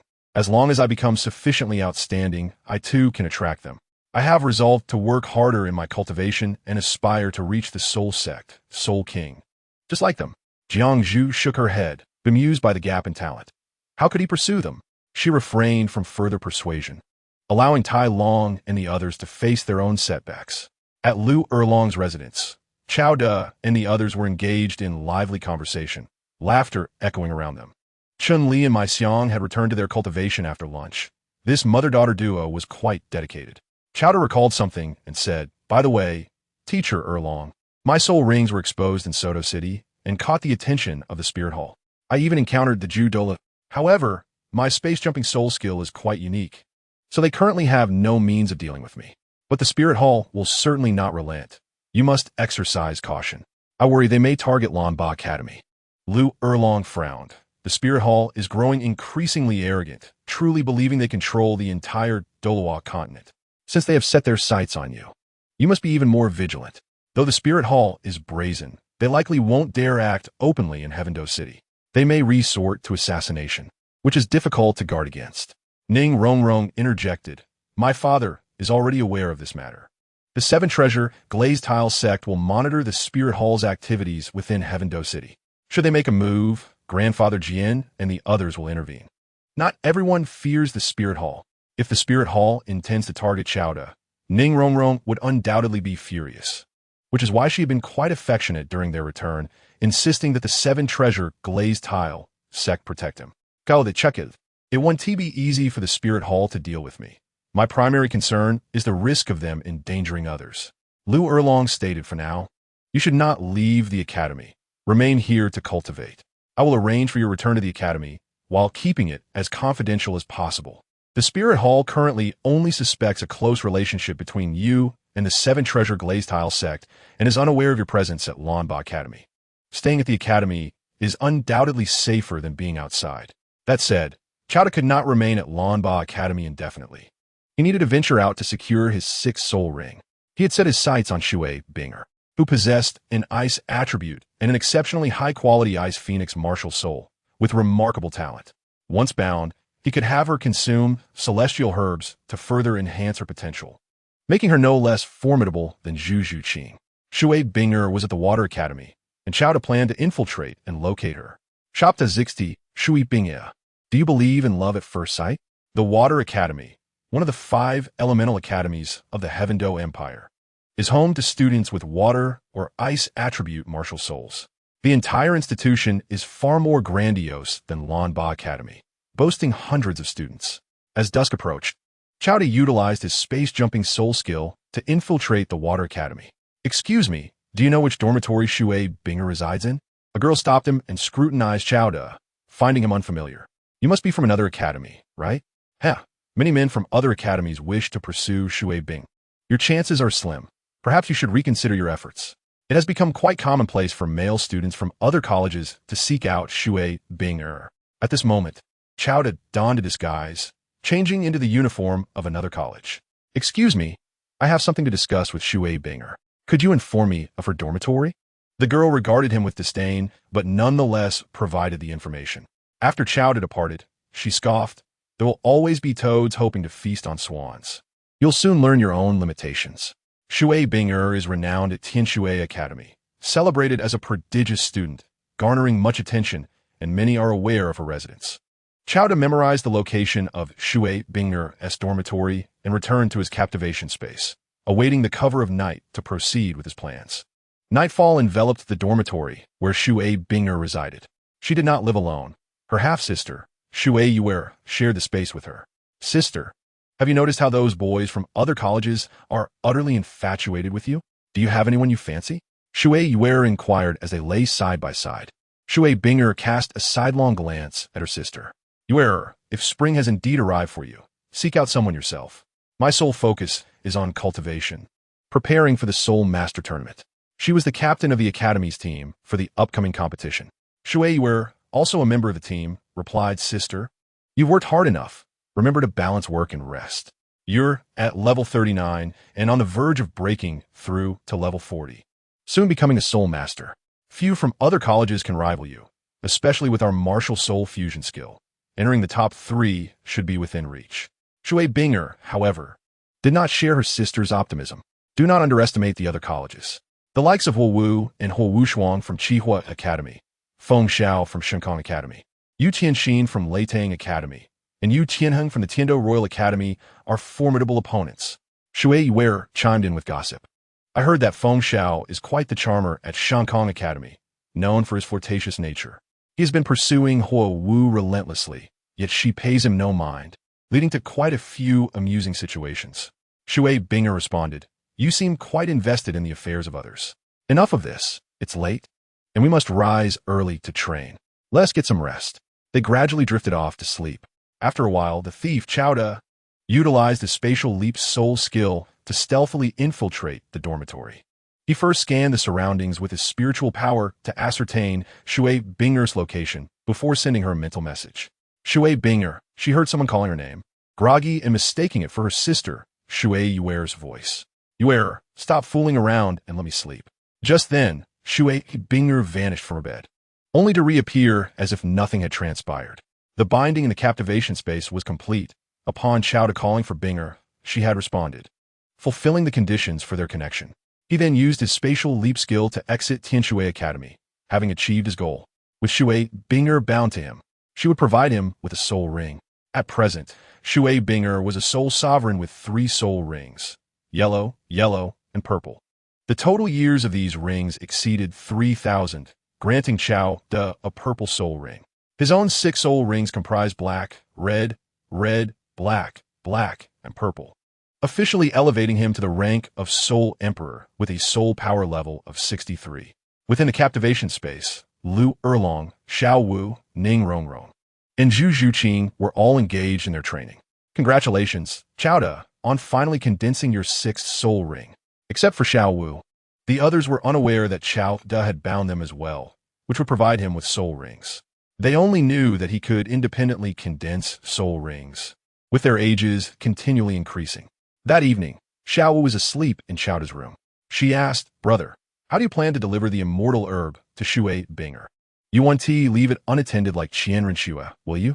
Qian Renxue, endowed with a natural soul power level of 20 and a high-quality martial soul, was incomparable to Xue Binger. Although Xue Binger might not be significantly affected without the herb, Xiao Wu pondered that it could limit her growth, thereby hindering her ability to assist Qiao in the future.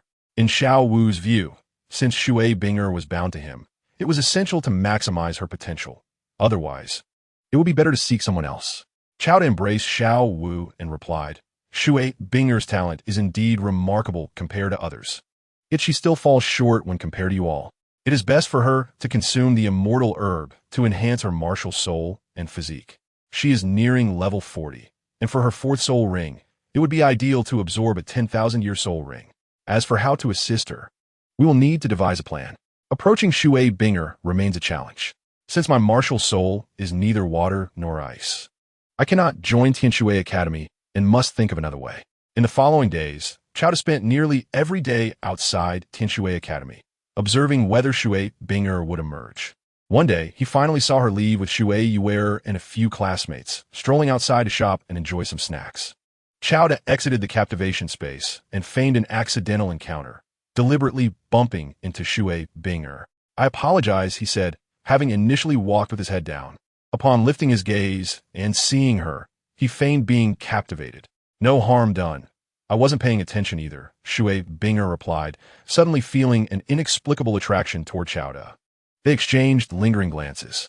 "Are you both all right?" Shui Yu interjected, breaking the spell. Qiao stammered, "Ah, yes, all is well. Glad to hear it." Shui Binger replied as Qiao walked away, glancing back multiple times. Shui Binger mirrored his actions, occasionally looking back as well. After taking several steps, Qiao abruptly returned, asking, "May I know your name?"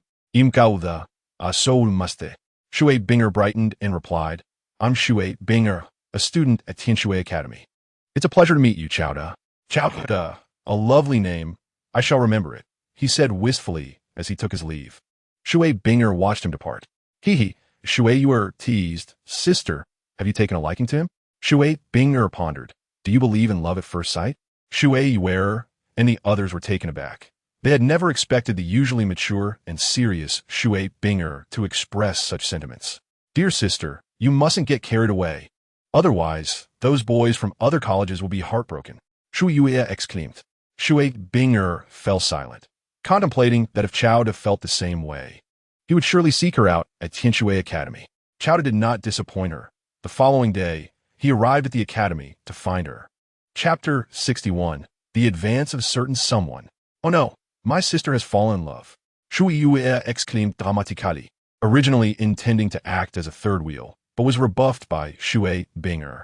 However, Shui Yu was not deterred and decided to follow discreetly.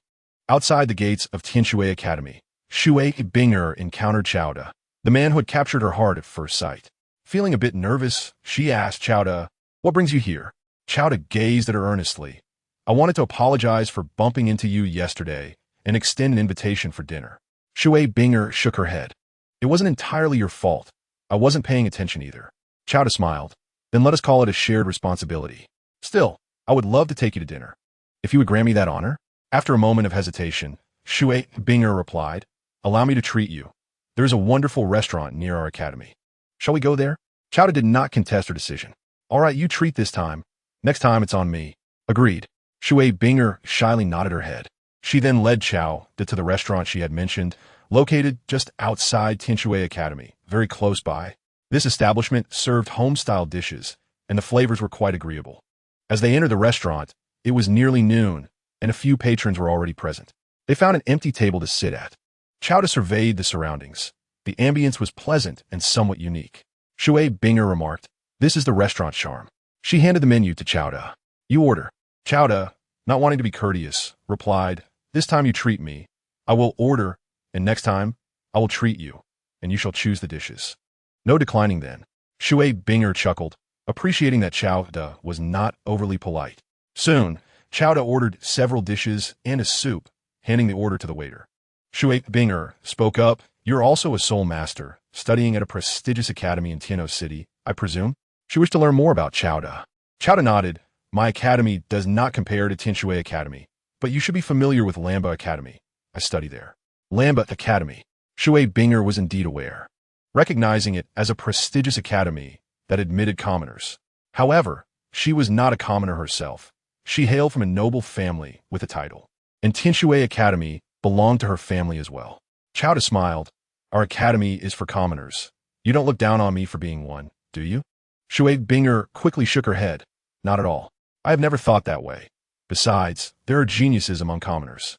I believe there should be no distinction between commoners and nobles. We are all human and should not differentiate ourselves by status." Seemingly fearful of Qiao, the misunderstanding, she explained extensively. Qiao replied with a smile, "I also believe you are not like those superficial nobles who look down on others. My first impression of you is that you are a beautiful and kind girl, and I was right." Shui Binger sighed in relief. "I'm not as good as you say." At that moment, the dishes were ready. "Come, try this." Shui Binger pushed the food toward Qiao. "Your choices are excellent. You have picked the most distinctive dishes here. See if they suit your palate." Qiao grinned. "Let us eat together." The two began to enjoy their meal. Outside, Shui Yu was peeking in, occasionally shaking her head, feeling her sister was a bit too forward. This simply would not do. She felt it necessary to keep an eye on her sister. Sister, so it's you here? I've been searching everywhere for you. Shui Yu entered the restaurant. Shui Binger shot her sister an annoyed glance before introducing her to Chowda. Chowda, this is my sister, Shui Yu. Ah, so it's you. Shui Yu exclaimed, finally recognizing Chowda. Chowda politely said, Shui Yu, it's a pleasure to meet you. You must be happy to meet my sister, Shui Yu mumbled, then sat beside Shui Binger, requesting a set of chopsticks from the waiter. The food here is always delicious. Chowda, you are in for a treat, so eat up. Shui Binger apologetically said, my sister is like this. Please don't mind her. Chowda chuckled. She is quite charming indeed. At least you know how to flatter. Shui Yueka said, my sister has many admirers. You need to work harder. Shui Binger pinched her sister, exclaiming, what nonsense. Then she explained to Chowda, don't listen to her. I focused solely on my cultivation at the academy, and Haven Tea paid much attention to others. Xiao Wu replied, Shui Binger.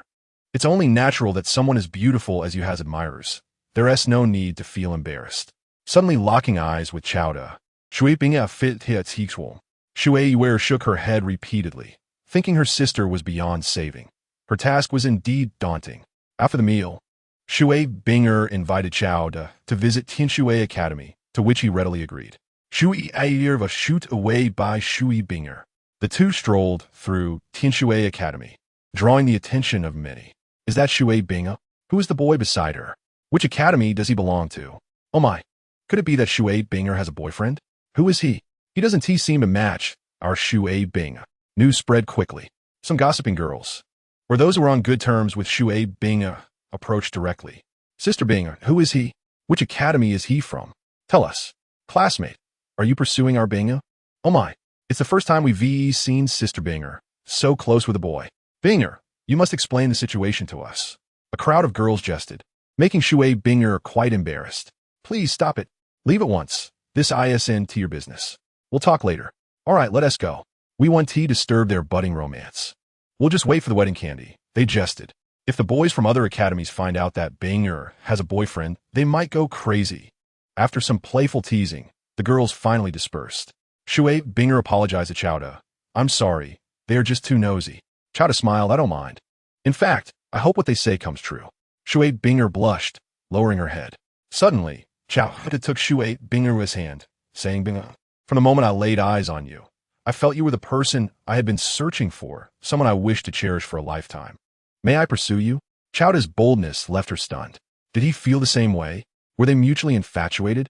Shui Binger shyly replied, what you wish to do, I cannot prevent. This implied her consent. Chowda held onto her hand, not letting go, and Shui Binger did not refuse as they continued walking through the academy. Shall we sit by the lake? Chowda suggested, pointing towards a nearby lake. The breeze there is delightful. Shui Binger nodded. The two settled on the grass by the lake, enjoying the scenery and engaging in conversation.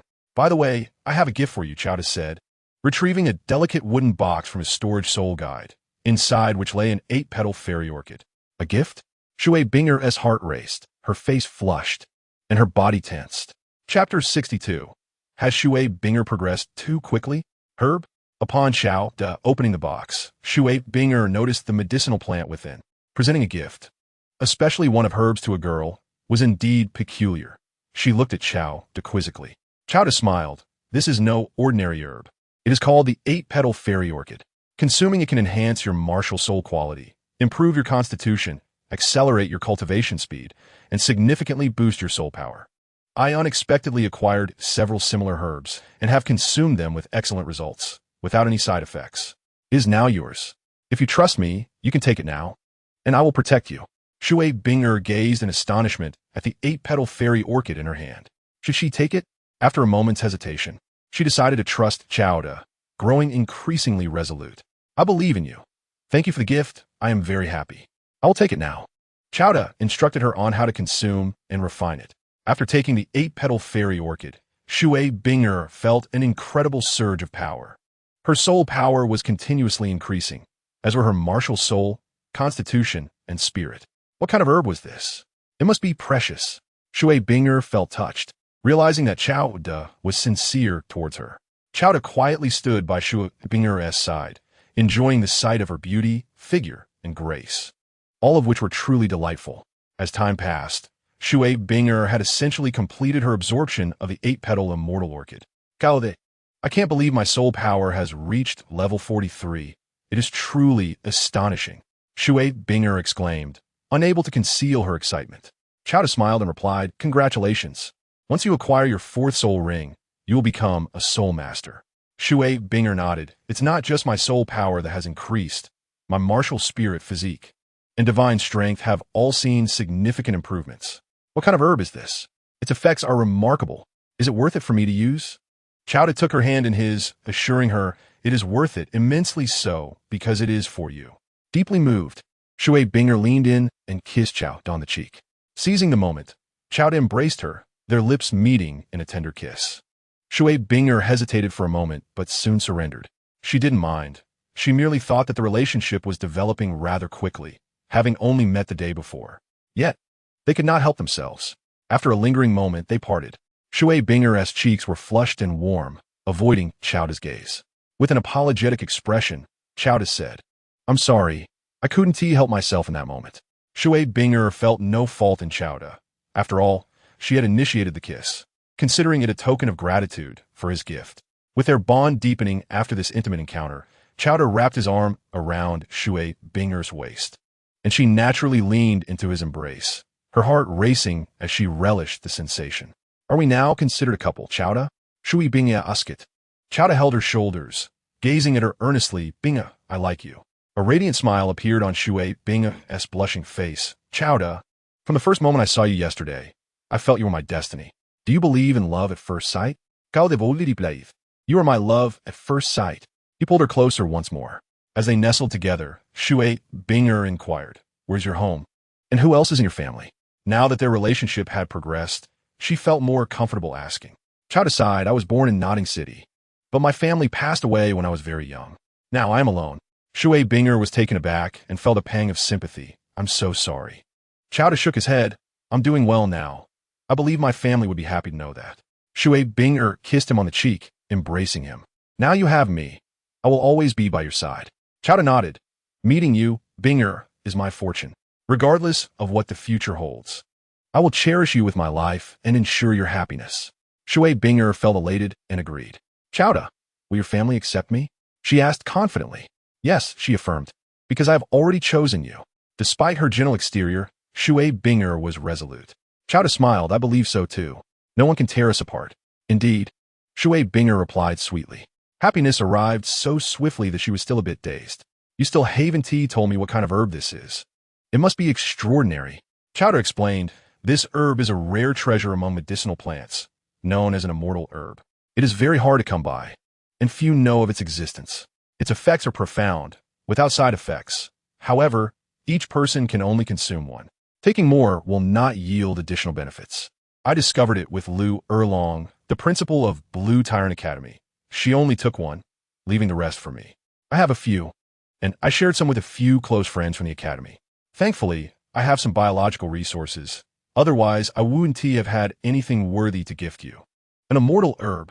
Shui Binger had never heard of it, but immediately recognized its rarity and value. She teased, you're quite generous. If I consume it without acknowledging your favor, wouldn't that be in vain? Xiao De replied, for the one I care about, I would willingly take that risk. Shui Binger laughed. I didn't expect you to be so charming with your words. Xiao De retorted, I only speak this way to those I cherish. I find that hard to believe, Shui Binger said, feeling sweetly flattered. Who knows if you have said similar things to other girls? After a pause, she continued, your principal treats you well, giving you most of the immortal herbs. Xiao De replied, she does treat me well. I am a prodigious talent at Blue Tyrant Academy, her prized pupil, so she shares her treasures with me, even her body and heart. Shui Binger laughed, who boasts about being a prodigious talent. She then added, speaking of which, I still don't know your current level. You must at least be a soul master or even a soul king, right? She assumed Xiao De's talent must be remarkable, especially with the aid of the immortal herb. Xiao De replied calmly, I am merely at the Soul Emperor level. Soul Emperor? Shui Binger gasped, realizing that Xiao De appeared to be around her age, yet had already reached such a level. You truly are extraordinary. She did not doubt his words, merely found them astonishing. Qiao chuckled. Now you see how impressive your husband is. Feel free to revel in the fact that you found a great treasure. Who is your husband? Oomph. Shui Binger playfully huffed, feeling shy. Binger, do not rush to acquire your 4th soul ring just yet. Wait a while longer, and I will help you obtain a 10,000-year soul ring. Qiao proposed, planning to use the fruits and ingredients from his captured space to enhance Shui Binger's physique. A 10,000-year 4th soul ring? Shui Binger exclaimed in surprise. No one can withstand a 10,000-year soul ring at that level. Qiao replied, others may not, but we can. Among my friends, 2 have succeeded, and so have I. I am confident that I will provide you with some special fruits and ingredients. With time, your physique will improve, and absorbing the 10,000-year soul ring will be no problem. As he spoke, Qiao deliberately released 3 10,000-year soul rings. Shui Binger was left speechless. Xiao Wu, a soul emperor, possessed 3 10,000-year soul rings, which meant his first soul ring was also a 10,000-year ring. Suddenly, she felt a wave of inferiority. Qiao, I feel somewhat unworthy of you. You are far too exceptional. Qiao held her tightly, demonstrating his affection through action. Shui Binger felt as if she might suffocate from the intensity of Qiao's feelings. She could clearly sense his love during their kiss. It dawned on her that she should not harbor negative thoughts, but instead strive to improve herself, not to fall too far behind Qiao. As dusk approached, Shui Binger and Qiao lingered together until they finally parted ways. Before leaving, Qiao handed her a selection of ingredients and fruits from his captured space, cautioning her, only allow your sister to partake. Do not disclose this to anyone else, as these are very special items. I will return tomorrow. I understand. Shui Binger placed the items into her soul guide, reluctantly saying, be careful on your way back. See you tomorrow. She escorted Qiao out of the Heavenly Water Academy, watching him disappear before turning back. Suddenly, Shui Wu darted out. Sister, something big has happened. Many people saw you and Qiao embracing by the lake, and the news has spread far and wide. The boys from other academies who pursue you will soon catch wind of this explosive news. Shui Binger shot her sister a glare, realizing she had been secretly observing them, displaying a lack of decorum. Remember, from now on, when you see Qiao, you must call a brother-in-law. Brother-in-law? Shui Wu was taken aback. Was this still her composed and reserved sister? What kind of enchantment had Qiao cast upon her? Sister, you've changed. You truly are my sister. You haven't been swapped, have you? Shui Wu questioned, her expression filled with disbelief. Shui Binger, uninterested, walked towards the dormitory. Shui Wu caught up, gossiping, sister, dear sister, I saw you 2 kissing. What was it like? Was it comfortable? I've heard that kissing is quite pleasurable. Is that true? If you're curious, you could find a boy to try it out. As Shui Binger opened the dormitory door, she replied, once inside, you'll find out. After entering and closing the door, Shui Wu continued, if you won't tell me, I'll ask Qiao. Or perhaps I should try it with him. You dare. Shui Binger, slightly annoyed, retorted, there are limits to such playful banter. Oh, Shui Wu feigned tears. Sister, you've really changed, now that you have a brother-in-law. You don't want your little sister anymore. Shui Binger, feeling helpless, responded, he has given me some wonderful things, and you will benefit too. Wonderful things? Shui Wu stopped crying. Her curiosity piqued as she looked at her sister. Quick, show me what these wonderful things are. If it's ordinary, I won't acknowledge Qiao as my brother-in-law. Shui Binger produced some ingredients and fruits that Qiao had gifted her. Hui? Seafood? This is what you call wonderful? Shui Wu expressed disappointment. Sister, you've been fooled by Qiao. They say a woman in love is a fool, and now I believe it. He can win you over with just fruits and seafood. You don't have to eat them, Shui Binger said, washing the fruits before bringing them to the dining table. After tasting one, she was astonished. She had never eaten such delicious fruit before.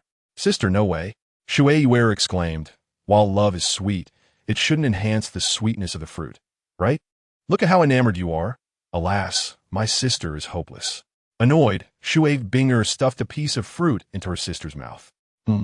Shui Wu took a bite and exclaimed, oh my, what kind of fruit is this? It's so delicious. Shui Binger replied proudly, now you see how good it is? Qiao said that eating these daily can improve one's constitution and enhance talent. Delicious. Shui Wu indulget eagerly. Soon, half the fruit was gone, and she felt stuffed, saying, what a pity, I can't eat anymore. Shui Binger was radiant with happiness. Sister, these fruits are truly extraordinary. I can feel a unique energy coursing through me. So comforting. Perhaps they really can enhance one's talent. Absolutely. Shui Binger firmly believed. Since you've eaten so much, you won't have a chance to eat seafood later. I'm going to cook now. Shui Wu, with a full belly, replied, don't underestimate me. I can still eat. Having tasted the sweetness of the fruits, she didn't want to miss out on the seafood, determined to try it regardless of her fullness. Once the dishes were prepared, the aroma was enticing. Wow, this is so delicious. That evening, Shui Wu completely overindulged and lay on her bed, motionless. Shui Binger, exercising strong self-control, refrained from overindulging, cleaned up the dishes, tidied the room, took a shower, and then returned to her room to cultivate. Sister, is it really necessary to push yourself so hard? Shui Wu leaned against the headboard, rubbing her overstuffed belly. I need to work harder to elevate my level and avoid being overshadowed by your brother-in-law, Shui Binger replied. Is your brother-in-law much higher in level than you? Shui Wu asked, astonished. He just reached the Soul Emperor level, Shui Binger stated. What? Soul Emperor? You're not joking, right? He looks about our age. Shui Wu was incredulous. He's 2 years younger than me, Shui Binger clarified. Shui Wu was utterly shocked. Could it be that Xiao Du, at around 15, had already reached the Soul Emperor level? Was he a monster? Believe it or not, Shui Binger said, but please don't disturb me. If you have nothing to say, just cultivate with me. Seeing her sister's attitude, Shui Wu believed her, muttering to herself, sister has struck gold with such a powerful brother-in-law. He can protect me in the future. That's wonderful. She pondered the fruits and seafood and wondered if they could truly enhance talent, making her sister so extraordinary. She felt it necessary to establish a better relationship with Xiao Du, envisioning future advantages. She glanced at her sister, thought for a moment, and began to cultivate as well. As it was boring without conversation.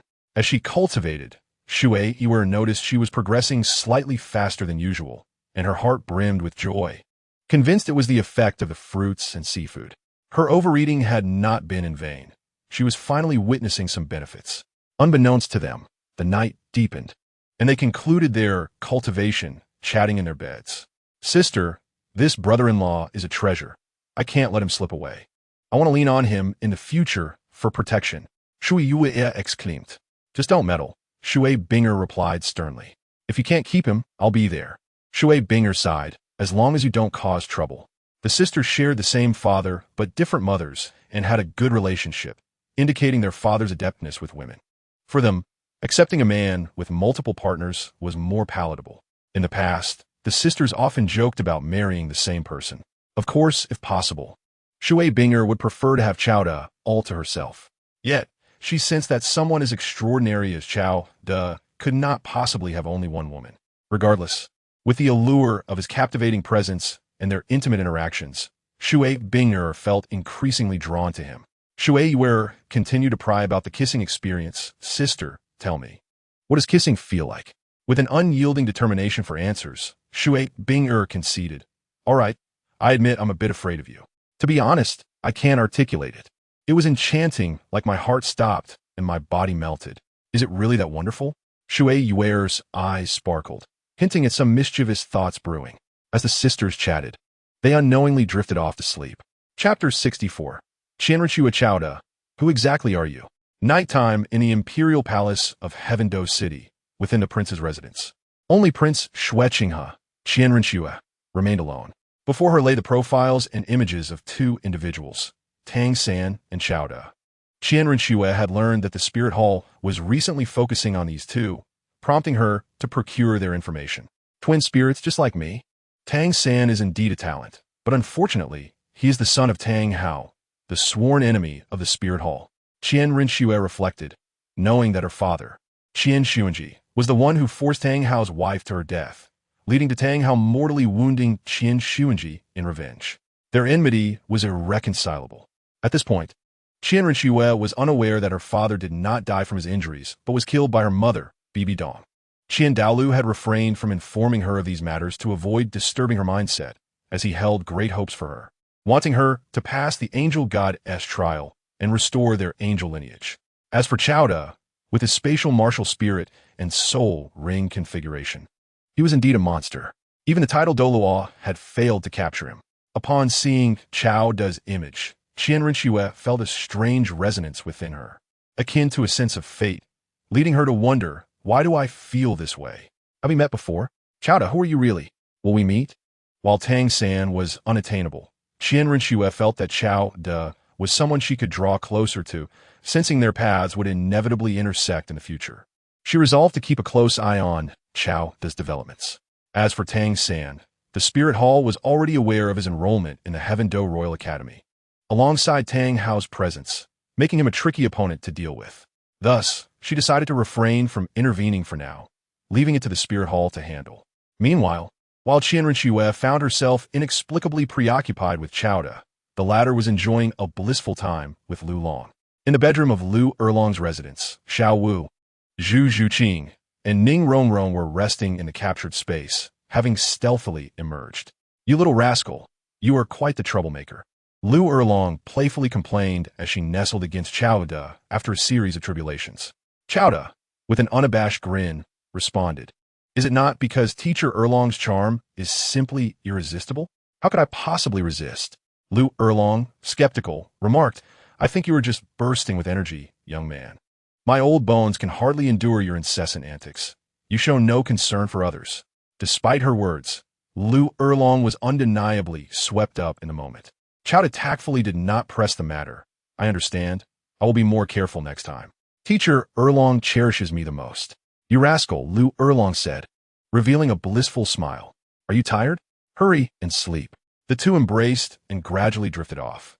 Upon waking the next morning, it was inevitable that they would stir things up once more. During breakfast, Xiao Wu and the others noticed that Lu Erlong's complexion was exceptionally rosy, as if she could exude moisture. Rongrong and Zhu Zhuqing exchanged glances of suspicion, while Xiao Wu speculated that Qiao De and Lu Erlong had indulged in a secret affair again. Now, Xiao Wu had come to terms with it, her jealousy having diminished. In a world where humans practiced polygamy and spirit beasts had multiple mates, she was no longer overly concerned, as long as Qiao De treated her well. Such innocence, indeed, had favored the shameless Qiao De. Later that morning, they received word that Ning Fengji from the Seven Treasures Glazed Tile School, along with the Sword Douluo, had arrived. Lu Erlong arranged for a meeting in the office. Ning Rongrong could hardly contain her excitement and rushed over. "Daddy, Grandpa Jian, you're here. I have a surprise for you." The Sword Douluo, besotted, urged Rongrong, "What is this surprise? Do tell Grandpa Jian, so I may rejoice." Ning Fengji smiled, not expecting much from the surprise, given that they had only been apart for a little over 10 days. "Watch closely and do not blink," Ning Rongrong proclaimed as she stood before them, releasing her spirit rings one by one.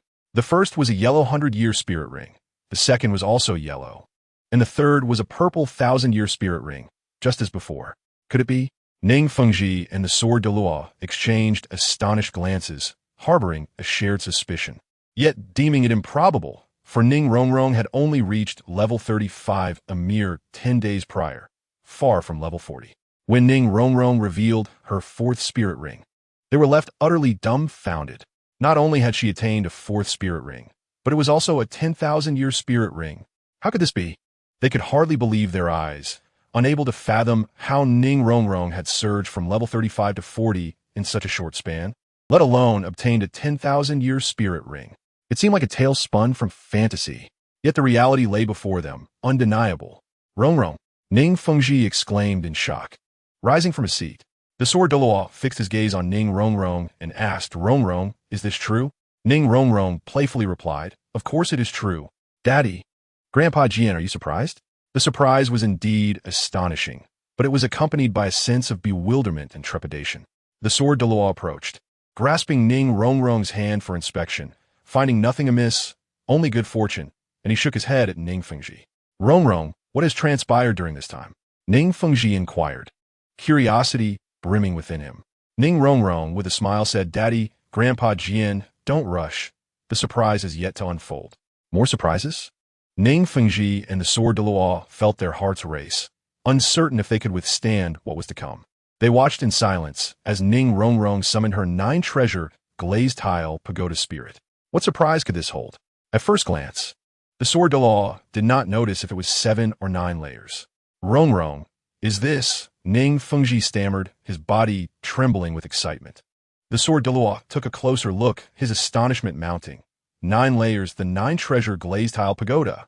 They were acutely aware of the significance of the 9-treasure glazed tile pagoda. The Ning family had long awaited the day a 9-treasure glazed tile pagoda spirit would emerge to elevate their status. After years of anticipation, they had lost hope. Yet now, Ning Rongrong's spirit had transformed into the 9-treasure glazed tile pagoda, leaving them in awe. Ning Rongrong reveled in their reaction. Daddy, Grandpa Jian, have you regained your senses?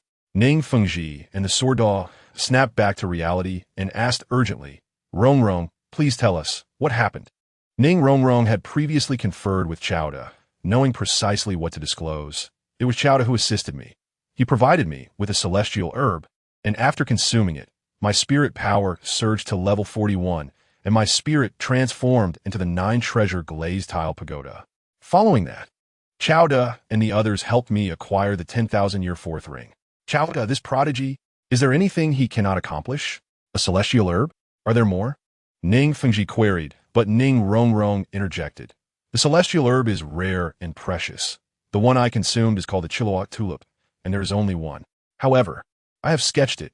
Daddy, if you search, you may find someone who can help, though it is likely to be a challenge. That made sense. Yet Ning Fengji still wished to search, hoping for a stroke of luck.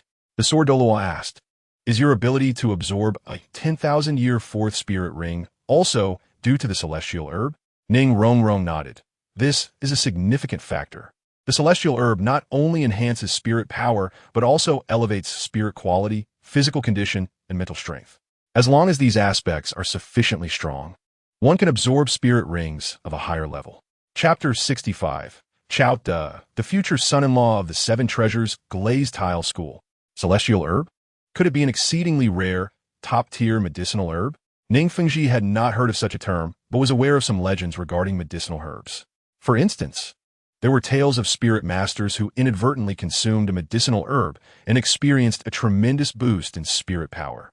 Or someone whose talent vastly increased after consuming a specific herb, or someone who cured long-standing ailments through such means. The sword Douluo's knowledge was similar to Ning Fengji's. Ning Rongrong commented, even I had not heard of celestial herbs prior. It is merely how Xiao De refers to them. I find the name quite fitting. Only such a title could match its astounding effects. Let me call the celestial herb then. Ning Fengji no longer dwelled on the name, asking, Xiao De is willing to give you a celestial herb. It seems he treats you well. If it were anyone else, he surely would not have done so. The sword Douluo comprehended Ning Fengji's implication, wishing for Ning Rongrong and Xiao De's relationship to deepen. In Ning Fengji's eyes, Xiao De had already become the preferred son-in-law. Ning Rongrong, not grasping the underlying meaning or momentarily oblivious to it, replied directly, no, besides me, there are others to whom Xiao De has also given celestial herbs. Of course, we are all good friends, treating each other sincerely, so we share both joy and hardship. Others have received celestial herbs. Does Xiao De have many? Ning Feng Ti inquired. Does Xiao De still have celestial herbs? The 7 Treasures Glazed Tile School is willing to purchase them from him. We will ensure he does not suffer a loss. It need not be the same herb I consumed. Any celestial herb will do. The 7 Treasures Glazed Tile School is wealthy and lacks nothing but such rare treasures. If they could be acquired with money, it would surely be a bargain. Ning Rongrong shook her head. There should not be any left. Xiao De stumbled upon a few celestial herbs, and we each consumed one, depleting 5 of them. The 5-element celestial grass has vanished, causing Ning Fengji great distress. He mused that even if Xiao De possessed some, it would be scarce and unlikely to be sold. Under such circumstances, sending Ning Rongrong to procure the celestial grass from Xiao De could leave a negative impression. So he decided against it to safeguard the relationship between Ning Rongrong and Xiao De. With this decision, Ning Rongrong breathed a sigh of relief. The prospect of asking Xiao De was somewhat daunting for her. Dad, sword grandpa, my martial soul quality has improved and my talent has increased significantly. I will devote myself to training and strive to alleviate your burdens as soon as possible. Rongrong had matured. Sword Douluo reassured her, there is no need to rush. Your father and I can endure a little longer. Training should be gradual, not hasty. Your rapid advancement concerns us, but fortunately, it's a unique situation. And nothing seems amiss for now. Ning Fengji nodded, acknowledging the benefits Rongrong had gained. Regardless, we must express our gratitude to Chowda. We should be mindful of repaying kindness. Rongrong, does Chowda require anything? Ning Rongrong pondered, not that I can think of. He doesn't have any soul bones. But he mentioned he isn't in a hurry and intends to acquire some 10,000-year soul bones in the future. I doubt he would be interested in those under 10,000 years. Several thousand or tens of thousands of years of soul bones are available to the 7-treasure glazed tile school, but soul bones over 10,000 years are truly non-existent. That is quite awkward. Sword Douluo remarked, is that lad somewhat ambitious? Are 10,000-year soul bones so easily obtainable? Ning Fengji had a sudden realization. For Chowda, it may not be particularly difficult. Let's not forget he already possesses a 10,000-year ring. He might have soul bones of that caliber already. He then glanced at Ning Rongrong, who understood that Chowda's soul rings did not originate from soul beasts. The age of the rings had been continuously elevated to reach 10,000 years. Thus he lacked 10,000-year soul bones.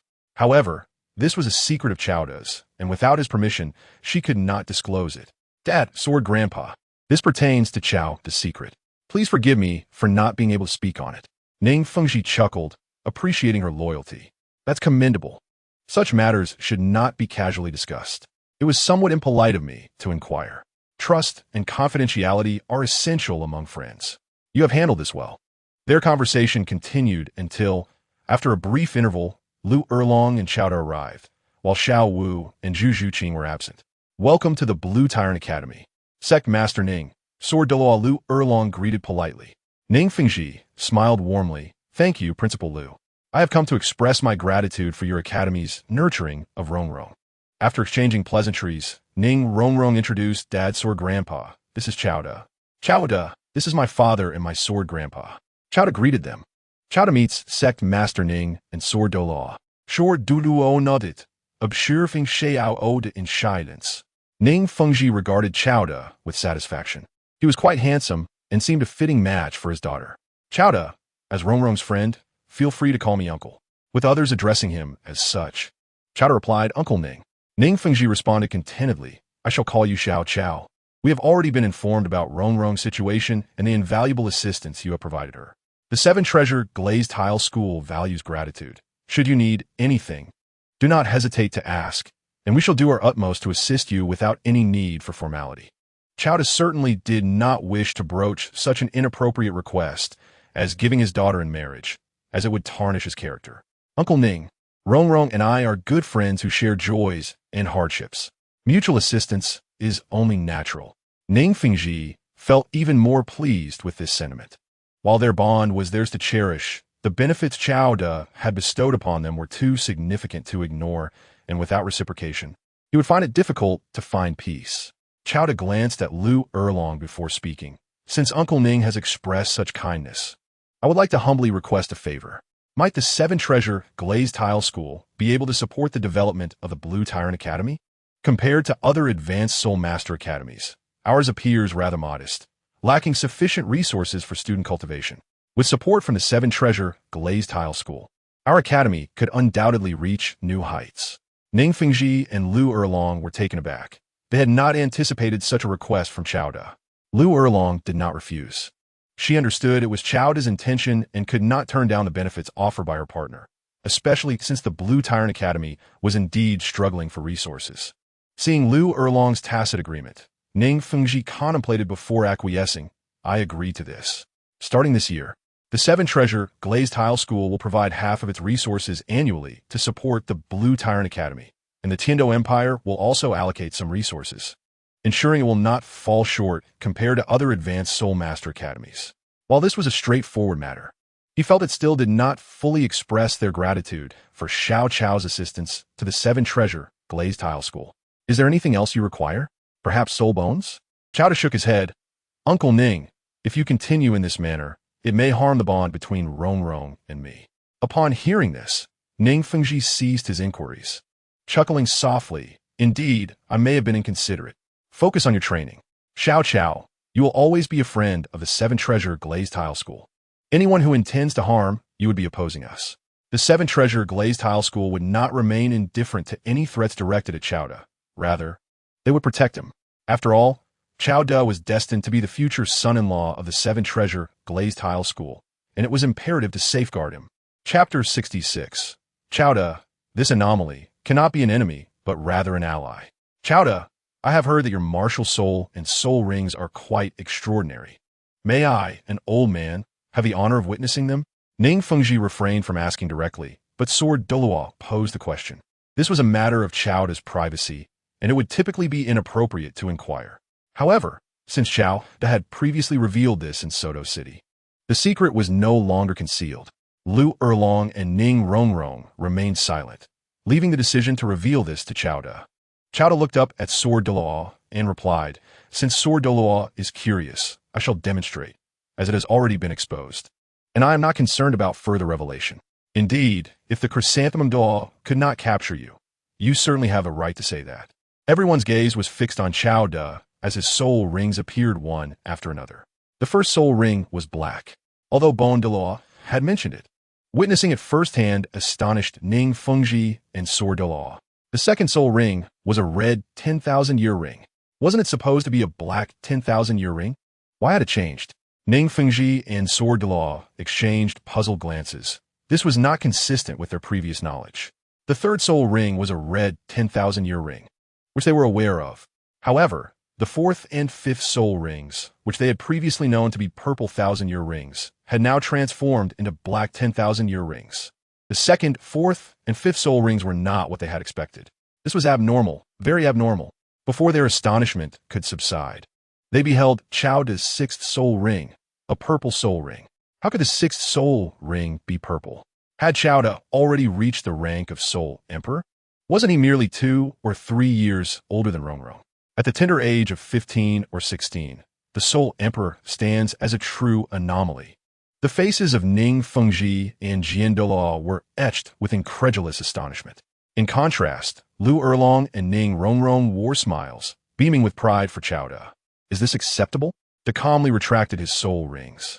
Coughing to regain composure, Ning Fengji proclaimed, Qiao, you are undoubtedly the most unique existence among soul masters in history. One of a kind. You will surely ascend to the pinnacle of this world in the future. Truly remarkable. Jian Douluo fixed his gaze on Qiao De, questioning, Kid, are you a monster? I truly cannot fathom how you accomplished this. How could such a prodigy exist? Were it not for witnessing it firsthand, who would believe it? Nevertheless, he added, though you are indeed extraordinary, you must exercise greater caution, especially regarding the spirit hall. While one may dodge a direct assault, a covert strike is far more treacherous. Do not underestimate it. Ning Fengji continued, if you feel threatened, you are welcome to seek refuge at the seven-treasure glazed tile school. Even the spirit hall, no matter how tyrannical, would hesitate to attack us directly. That is a misconception. Jian Douluo interjected. The spirit hall possesses greater audacity than you realize. They simultaneously assaulted both your seven-treasure glazed tile school and the blue electric tyrant dragon sect. One left in tatters, the other annihilated. Thank you for your kind intentions. Uncle Ning, Qiao De replied, but given the current circumstances, I am confident in my ability to cope. Should that day ever arise, I will not trouble you. Very well. Ning Fengji conceded without insistence, but do take care. The seven-treasure glazed tile school will closely monitor the spirit hall's movements and will not allow them to strike at you easily. Following this, they engaged in idle chatter for a while before Ning Fengji and Jian Douluo departed from the Blue Tyrant Academy, returning to the seven-treasure glazed tile school. On their way back, Jian Douluo inquired, Fengji, what do you suppose he did to achieve this? Ning Feng Tisurmiset, are you referring to the transformation of Qiao De's soul rings? Precisely, Jian Douluo confirmed. His soul rings are evidently undergoing changes, or perhaps their ages are constantly increasing. However, the years obtained from hunting soul beasts are fixed and cannot be enhanced. I have yet to hear of any method to extend the lifespan of existing soul rings. Yet he has managed to do so. Ning Fengji admitted his own confusion. That is his secret, and it is inappropriate to pry. However, if his methods can be emulated by others, then Rongrong may benefit in the future. Douluo was left speechless, realizing that this fellow had quite literally sold out his daughter. Yet, in Jian Douluo's eyes, Qiao De was indeed the best option available. Such a prodigy could only be befriended, never antagonized. With the likes of Zhu Douluo and numerous members of the Spirit Hall failing to seize Qiao De, Qian Douluo felt no assurance of success in confronting him. If they wished to contend with Qiao De, they would have to resort to friendship and goodwill. Since they were to pursue such a course, why not take it a step further and propose that Qiao to become the son-in-law of the seven-treasure glazed tile school? Within the Blue Tyrant Academy, Qiao De, Lu Erlong, and Ning Rongrong were making their way to Lu Erlong's residence.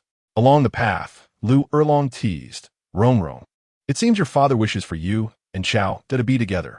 What are your thoughts?" Pretending to be surprised, Qiao De replied, "Is that so? Well, I have no objections. We could settle this matter tonight." Ning Rongrong, initially shy, retorted playfully, "Humph, you think too highly of yourself. However, I might just grant you the opportunity to pursue me, if you can impress me." With that, she dashed ahead. Lu Erlong playfully pinched Qiao De's waist, "Bad man." Qiao De playfully patted Lu Erlong's soft rear, saying, "The texture seems a bit lacking." Lu Erlong shot him a glare. "That is entirely your doing. Indeed, it is my fault. I ought to cherish it more. I shall be gentler in the future," he replied, as they engaged in playful banter. Ning Rongrong had already reached Lu Erlong's residence. There, Chun-Li, Mai Xiang, Xiao Wu, and Zhu Zhuqing were practicing. "Rongrong, has your father left?" "Yes, he just departed." "What about my brother and Erlong's mother?" "They are just behind us." Shortly thereafter, Qiao De and Lu Erlong returned with a serious demeanor. The group continued their training. After lunch, Qiao De mentioned he had business to attend to. The others did not pry, but only Xiao Wu was aware that Qiao De was meeting Xue Bing. They had arranged to go shopping together that afternoon. Just past noon, Xue Binger was already waiting outside the Heavenly Water Academy for Qiao De's arrival. "Sister, we came out too early. It's barely past noon," Xue Yuer remarked. "Did you invite me along?" Xue Binger retorted. "I am here to protect you," Xue Yuer replied, scanning the vicinity. "Look, some boys from other schools have heard about your relationship and have been waiting since early morning. You turned them down, so they cannot confront you. But it seems they are targeting my brother-in-law." Dozens of boys from other academies had gathered nearby, having previously pursued Xue Binger, now united in their disdain. They plotted a deal with Qiao De, the formidable rival. "If they dare to come after Qiao De, I will not hold back," Xue Binger declared sternly. Qiao De had become her Achilles' heel. Xue Yuer now fully understood that her sister had indeed fallen head over heels and was utterly captivated. After waiting for over half an hour, Qiao De finally made his appearance. "Sister, we're here," Xue Yuer called out loudly. Following the sound, Qiao De spotted the enchanting sisters, Xue Binger and Xue Yuer. Before he could approach, he was intercepted by a throng of boys. "Hey, are you the one stealing Xue Binger from us? You little brat. Go back where you came from. Scram and don't ever show your face to Binger again, or we won't go easy on you." Several groups surrounded Qiao De, issuing verbal threats. "Are you all former suitors of Binger?" Qiao De chuckled. "You all are quite ineffective, failing for so long." With that, he boldly advanced, disregarding their barricade. "This kid is asking for a beating." A few who were close enough to Qiao De prepared to strike. However, they suddenly found it difficult to breathe, clutching their throats.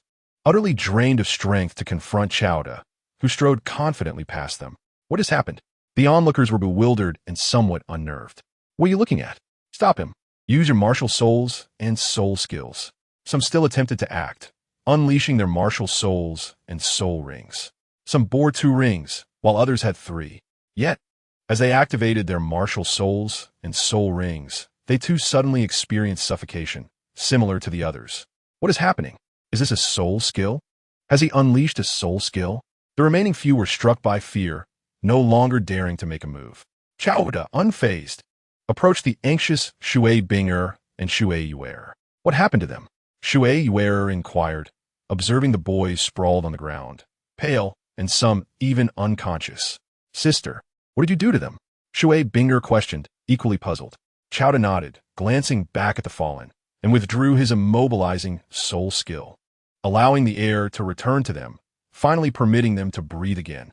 The conscious ones gazed at Qiao De with terror, as did those who had avoided his effects. Qiao De wrapped his arm around Xue Binger's waist. She stiffened momentarily, but did not resist, embracing Xue Binger at the waist. Qiao De planted a kiss on her cheek before turning to the onlookers, declaring, "This serves as a warning.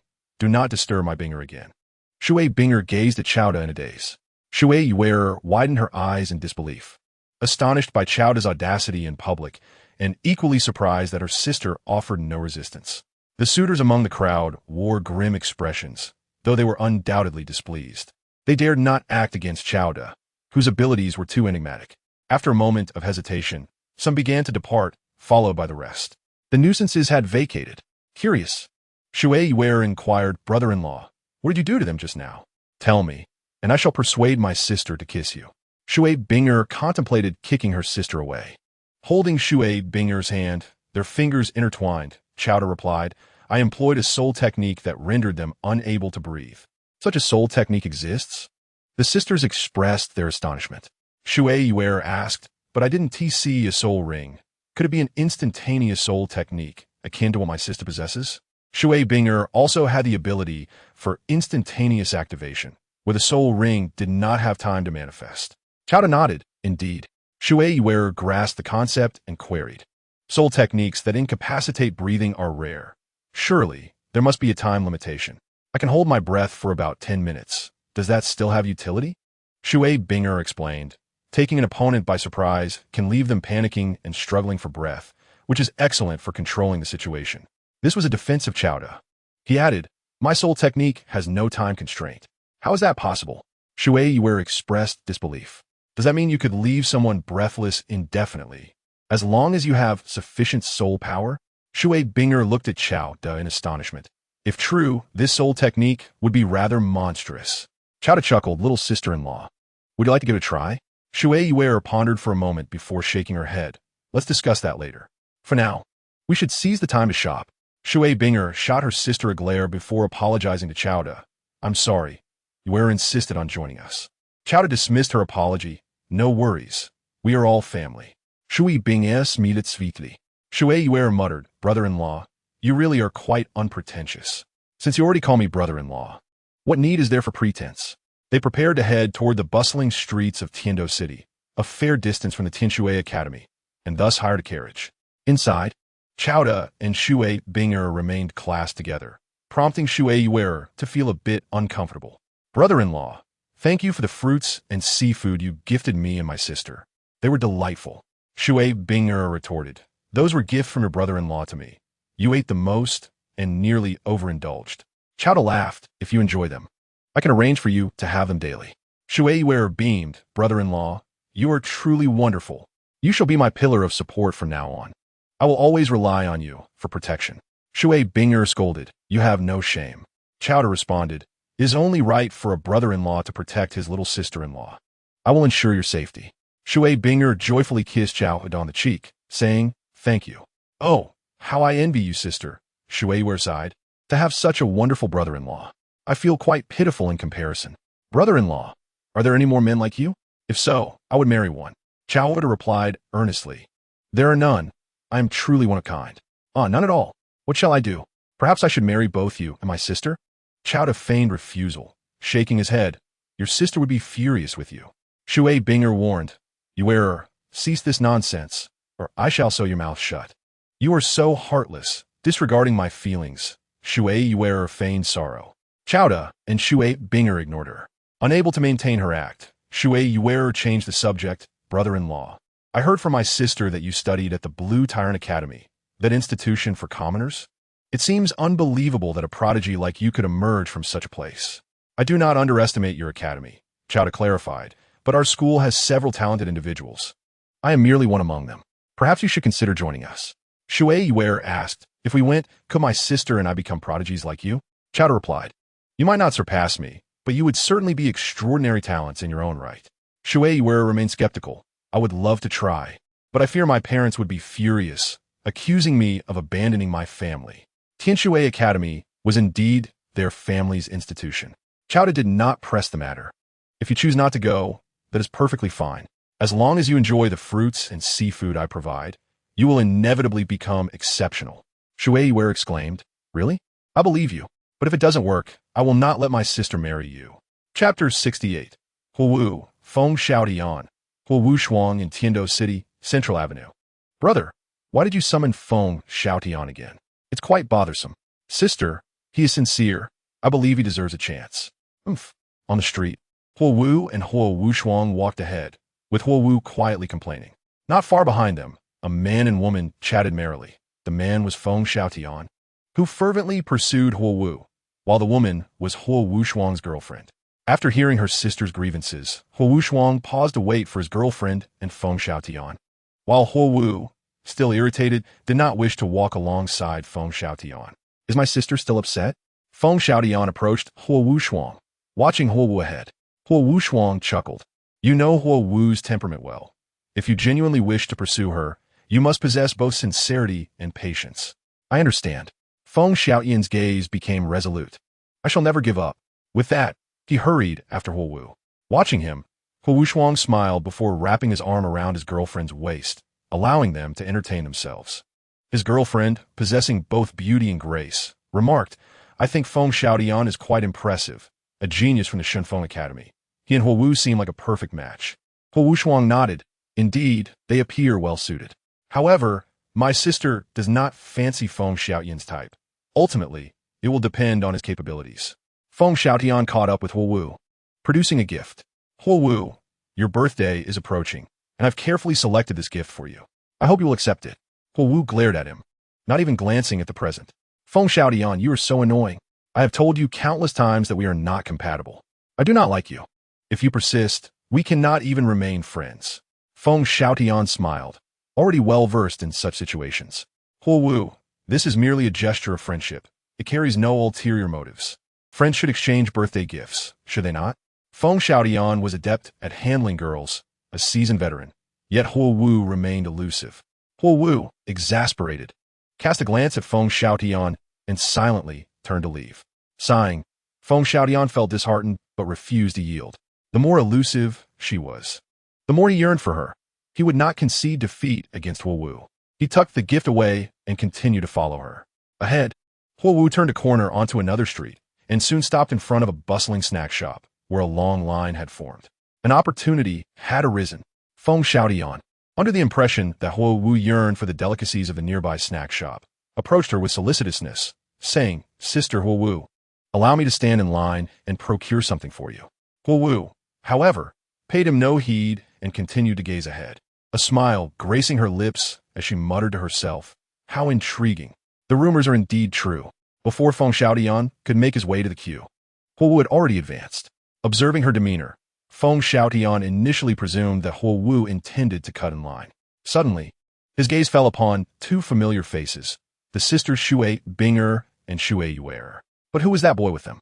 He noticed Xue Binger and Xue Yuer, along with Chao De, occupying a central position in the line, with Xue Binger holding hands with Chao De in a display of intimacy. Feng Xiaotian's curiosity was piqued by the identity of the boy who had captured Xue Binger's affections. He had previously attempted to court both Xue Binger and Xue Yuer, but the sisters had not afforded him any opportunity. Although he had never succeeded in winning their hearts, he had managed to charm other girls from the Qian Renxue Academy. His reputation as a suave and gallant figure was not unfounded. At that moment, Huo Wu approached the sisters. Xue Binger, Xue Yuer. She greeted them warmly. Huo Wu, what a coincidence! Xue Binger exclaimed, realizing it was Huo Wu. Huo Wu, this is Chao De, my boyfriend, she introduced, her smile radiant. Huo Wu was momentarily taken aback, noting the significant change in Xue Binger. So, you truly have a boyfriend now? She remarked, glancing at Chao De, though she found him somewhat appealing. He did not ignite any immediate spark within her. Huo Wu preferred to gauge a boy's essence rather than rely solely on superficial charm. She was not one to be swayed by mere looks. Yesterday, I heard you had a boyfriend, but I thought it was just a rumor. I never expected it to be true, Huo Wu expressed, her disbelief evident. She had always viewed Xue Binger as someone who was solely focused on cultivation, seemingly indifferent to romantic entanglements. The sudden development of a relationship, especially one so affectionate, shattered Huo Wu's preconceived notions of Xue Binger. Xue Binger, with a beaming smile, introduced. Chao De, this is Huo Wu, a prodigious student from the Qihua Academy. Huo Wu was taken aback again by the magnitude of change in Xue Binger. Meanwhile, Xue Yuer chimed in playfully, Huo Wu, your admirer is approaching. She had noticed Feng Xiaotian making his way towards them. Huo Wu cast a glance at him and firmly stated, he is not my boyfriend. Xue Yuer chuckled, saying that might hurt his feelings. After a pause, she continued, It's rather peculiar how the famed Feng Xiaotian, known for his charm, is so fixated on one girl. Has he truly turned over a new leaf and become a devoted suitor? Despite his reputation, Feng Xiaotian was indeed a handsome and talented individual, a desirable choice for many girls. Why not give him a chance? Shui Yuer teased. Huo Wu retorted, I heard Feng Xiaotian once pursued both of you sisters. If you think he is so wonderful, why didn't you give him a chance? Shui Yuer replied with a smile. He is simply not our type. We prefer someone like my brother-in-law. Shui Binger quickly added, I have never entertained any thoughts of Feng Xiaotian, fearful that Chowda might misunderstand. Chowda, with a smile, reassured her, Bing, I trust you. Although I might feel jealous if others pursued you, it only reflects your excellence, and I consider myself fortunate to have you. Huo Wu's impression of Chowda slightly diminished at his overly flattering words. As Feng Xiaotian approached, Shui Yuer was the only one to engage him, teasing Feng Xiaotian. I'm surprised you haven't won over Huo Wu yet. Have your skills diminished? In the past, you would have secured a girl in no time, or simply moved on to another target. Feng Xiaotian felt a twinge of irritation, but concealed it, declaring, my feelings for Huo Wu are genuine. She is the only one I desire. The rest are mere distractions. Feng Xiaotian, be silent. Huo Wu snapped. Who said I wanted your affection? Stop saying such things. She found Feng Xiaotian's persistence rather bothersome. Yet, she refrained from resorting to violence to drive him away, as a part of her relished the vanity of being pursued. Just then, Huo Wushuang arrived, alleviating Feng Xiaotian's awkwardness. Huo Wushuang, you're here too, Shui Yuer remarked, eyeing his girlfriend. Girlfriend? Which academy is she from? Neither Shui Binger nor Shui Yuer recognized Huo Wushuang's girlfriend, who was named Yulan. Huo Wushuang briefly introduced her as a powerful soul master who had recently joined the Qihua Academy. Curious about Chowda's affiliation, Huo Wu inquired, Shui Binger, which academy is your boyfriend from? Chowda answered, I hail from the Lamba Academy. The four of them were taken aback in unison. Feng Xiaotian chuckled, a commoner's academy, his tone dripping with disdain. How dare you, Feng Xiaotian? Shui Yuer retorted. Do you look down on commoner soul master academies? Do you scorn my brother-in-law? Feng Xiaotian countered, I don't belittle the Lamba Academy.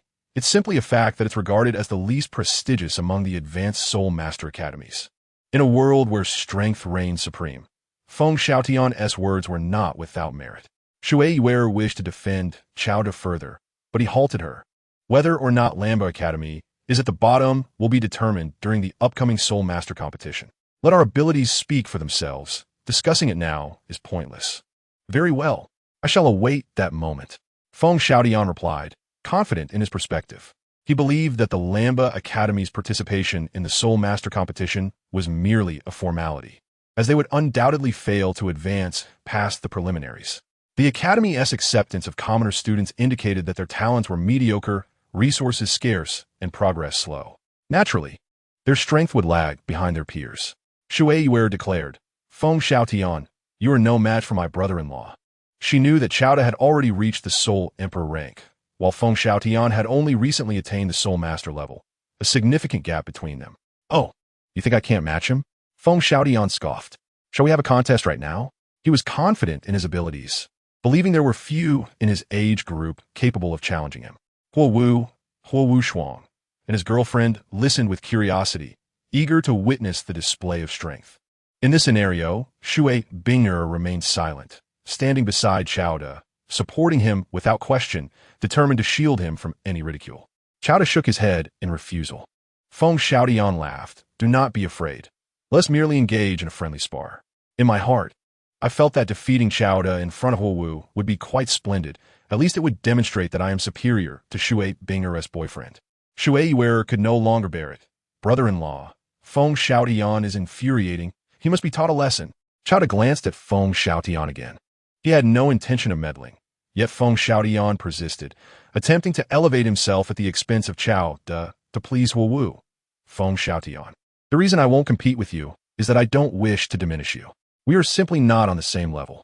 Engaging with you would be akin to bullying the weak. How arrogant. The four of them shared this sentiment, finding Chowda even more presumptuous than Feng Xiaotian. Shui Yuer, in a moment of realization, cheerfully remarked, Brother-in-law, your reasoning is impeccable. If you were to confront Feng Xiaotian, it would indeed be like bullying a child. However, If this child misbehaves, he can certainly be reprimanded. Her gaze towards Qiao De held a hint of admiration. My brother-in-law not only possesses strength, but speaks with such authority. He truly exudes charisma. This was Xue Yuer's inner thought. Xue Binger commented, Feng Xiaotian, it would be wise not to seek discomfort. You are clearly no match for Qiao De. He is benevolent and does not wish to exploit the weak. How well Xue Binger understands me. Qiao De relished this compliment, even if it was somewhat misplaced for the current situation. Xue Binger, you seem to be quite fond of him. Huo remarked, though Feng Xiaotian is bothersome. His strength and talent are evident. Few can surpass him in the prestigious Soul Master Academies. It is not that I look down upon Lanba Academy, but the students there have always been quite mediocre, that is a fact. Of course, I do not doubt your judgment. It seems, however, that Qiao De was indeed questioning Xue Binger's discernment, finding little merit in Qiao De. Feng Xiaotian felt pleased that Huo Wu was indeed speaking on his behalf, and thus sought to use Qiao De to showcase his own prowess. Qiao De, you're the first to speak to me like this. Anyone can boast, but in the end, it is strength that matters.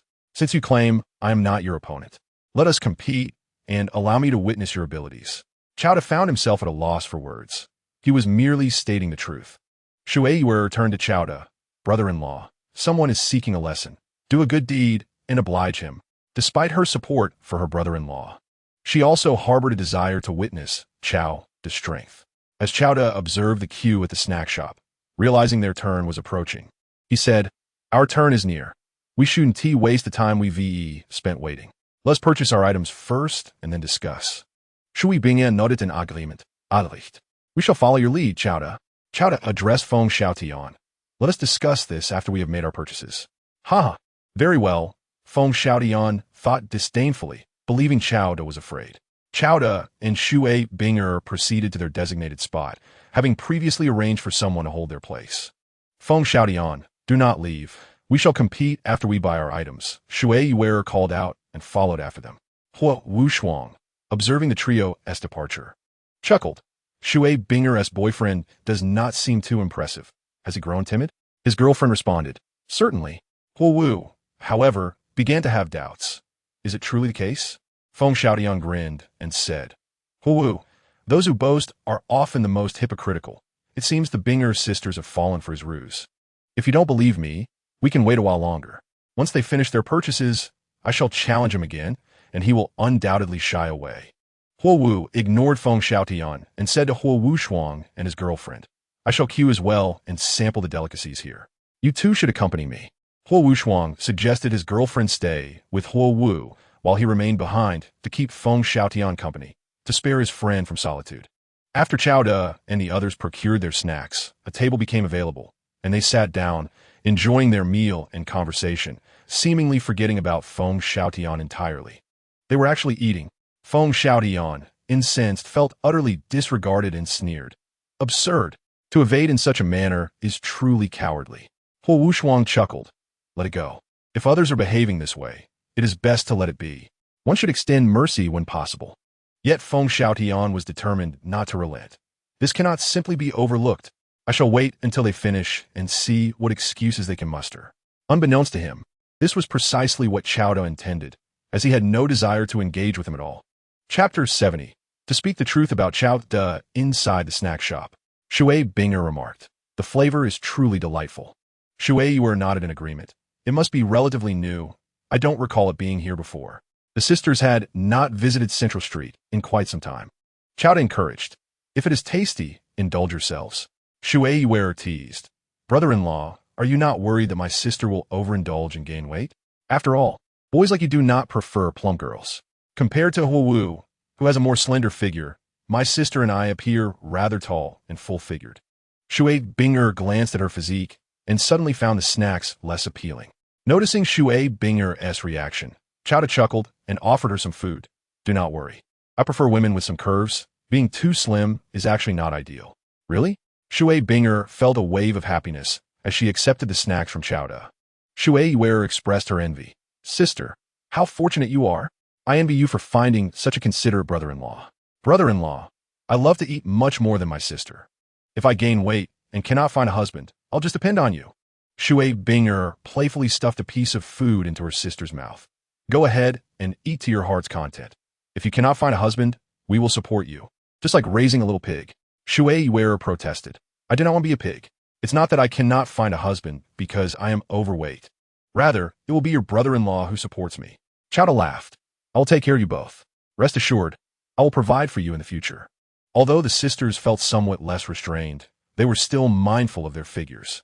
Shui Wearer glanced outside and noticed Feng Xiaotian still waiting. Feng Xiaotian is still lingering. It seems he will not relent until he competes with my brother-in-law. Brother-in-law, I believe you should teach him proper lesson. Shui Binger also looked outside and commented. Feng Xiaotian merely wishes to demonstrate his prowess through a competition with you, to impress Huo Wu. It would be best to ignore him. Chowda replied. I had no intention of acknowledging him in the first place. Shui Wearer countered. Brother-in-law, while you may dismiss him, he might perceive your reluctance as fear, and as a result, he may become even more brazen in his attempts to bully you. Just wait. He will undoubtedly seek another opportunity to challenge you. Some boys enjoy flaunting their prowess in front of girls they like. It is quite laughable. Indeed, Shui Wearer's observation proved to be accurate. After they finished their snacks and exited the shop, Feng Xiaotian and Huo Wu approached. Feng Xiaotian smiled and said, Have you finished your meal? Chowda, shall we commence our promised competition now? Shui Binger found Feng Xiaotian irritating. Feng Xiaotian, do not push your luck. We are not quarreling with you, yet you persist. Your behavior is quite off-putting. Shui Wearer chimed in. Indeed, it is quite annoying. No wonder you have yet to win over Huo Wu. She must find you exceedingly bothersome. Feng Xiaotian scowled, displeased. If you are afraid, just admit it. There is no need for excuses. He found himself in a predicament, compelled to challenge Chao to salvage his reputation. Huo Wu interjected. There is no need for such harsh words.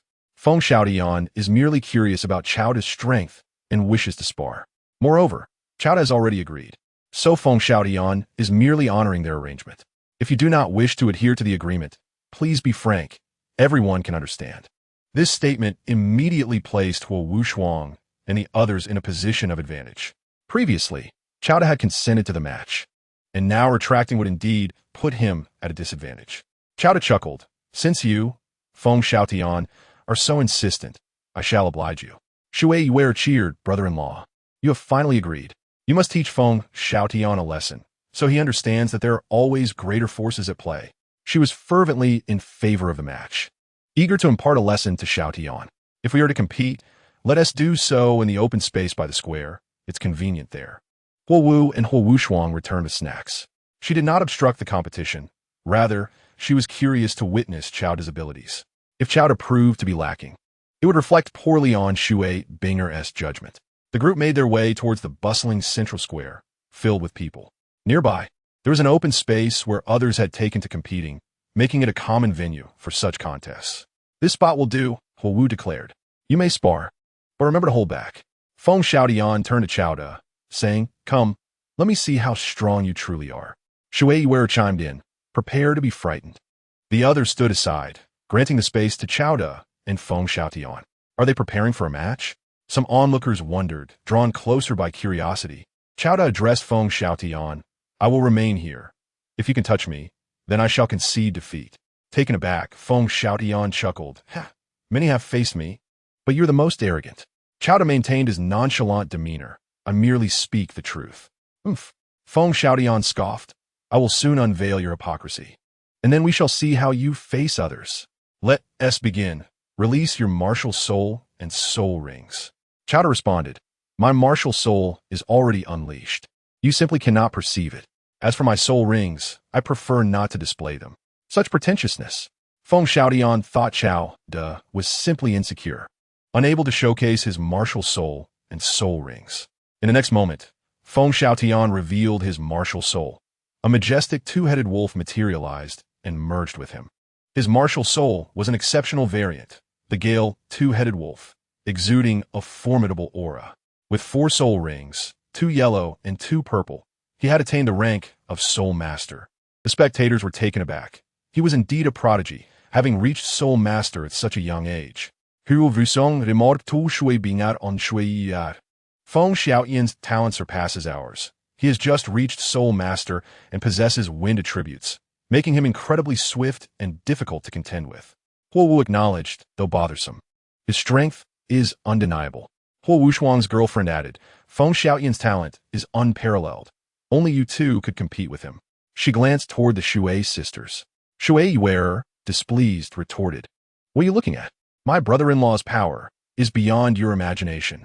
He stated that Feng Xiaotian cannot touch him, and that reflects the disparity in their strength. You will see soon. Huo Wu questioned, Isn't Chaoda's reluctance to showcase his martial soul and soul rings indicative of insecurity? Shui Yuer replied, He fears it may frighten you. In truth, neither Shui Yuer nor Shui Binger had witnessed Chaoda's martial soul and soul rings. Shui Binger had only seen Chaoda's 3 10,000-year soul rings, confirming he was indeed a soul emperor. The sisters were also curious about the nature of Chaoda's martial soul and soul rings, but they would not reveal their intrigue in the current setting. As the crowd gasped in astonishment, Feng Xiaotian felt a surge of satisfaction, wearing a smug smile. Now, a soul master, he was aware that, despite being at level 41, few within the Advanced Soul Master Academy could surpass him. He represented the pinnacle of talent in this cohort. Even Dai Mu Bai, Tang San Oscar, and Ma Hongjun could not compare to Feng Xiaotian's soul power level. Of course, Feng Xiaotian was several years older than Tang San and the others. Among peers of the same age, he would not stand a chance against them. However, Feng Xiaotian, along with Tang San and Chaoda, belonged to the same age group of students, those under 20 at the Advanced Soul Master Academy, allowing for some degree of comparison. Feng Xiaotian glanced at Xiao Wu, noticing his calm demeanor, which incited frustration within him. Such pretentiousness. I will soon expose your true self, he thought. Caution was unnecessary for Chaoda, as he believed Feng Xiaotian would be unable to touch him. Rather, it was Feng Xiaotian who should be wary. Feng Xiaotian moved with astonishing speed, darting around and closing in on Chaoda.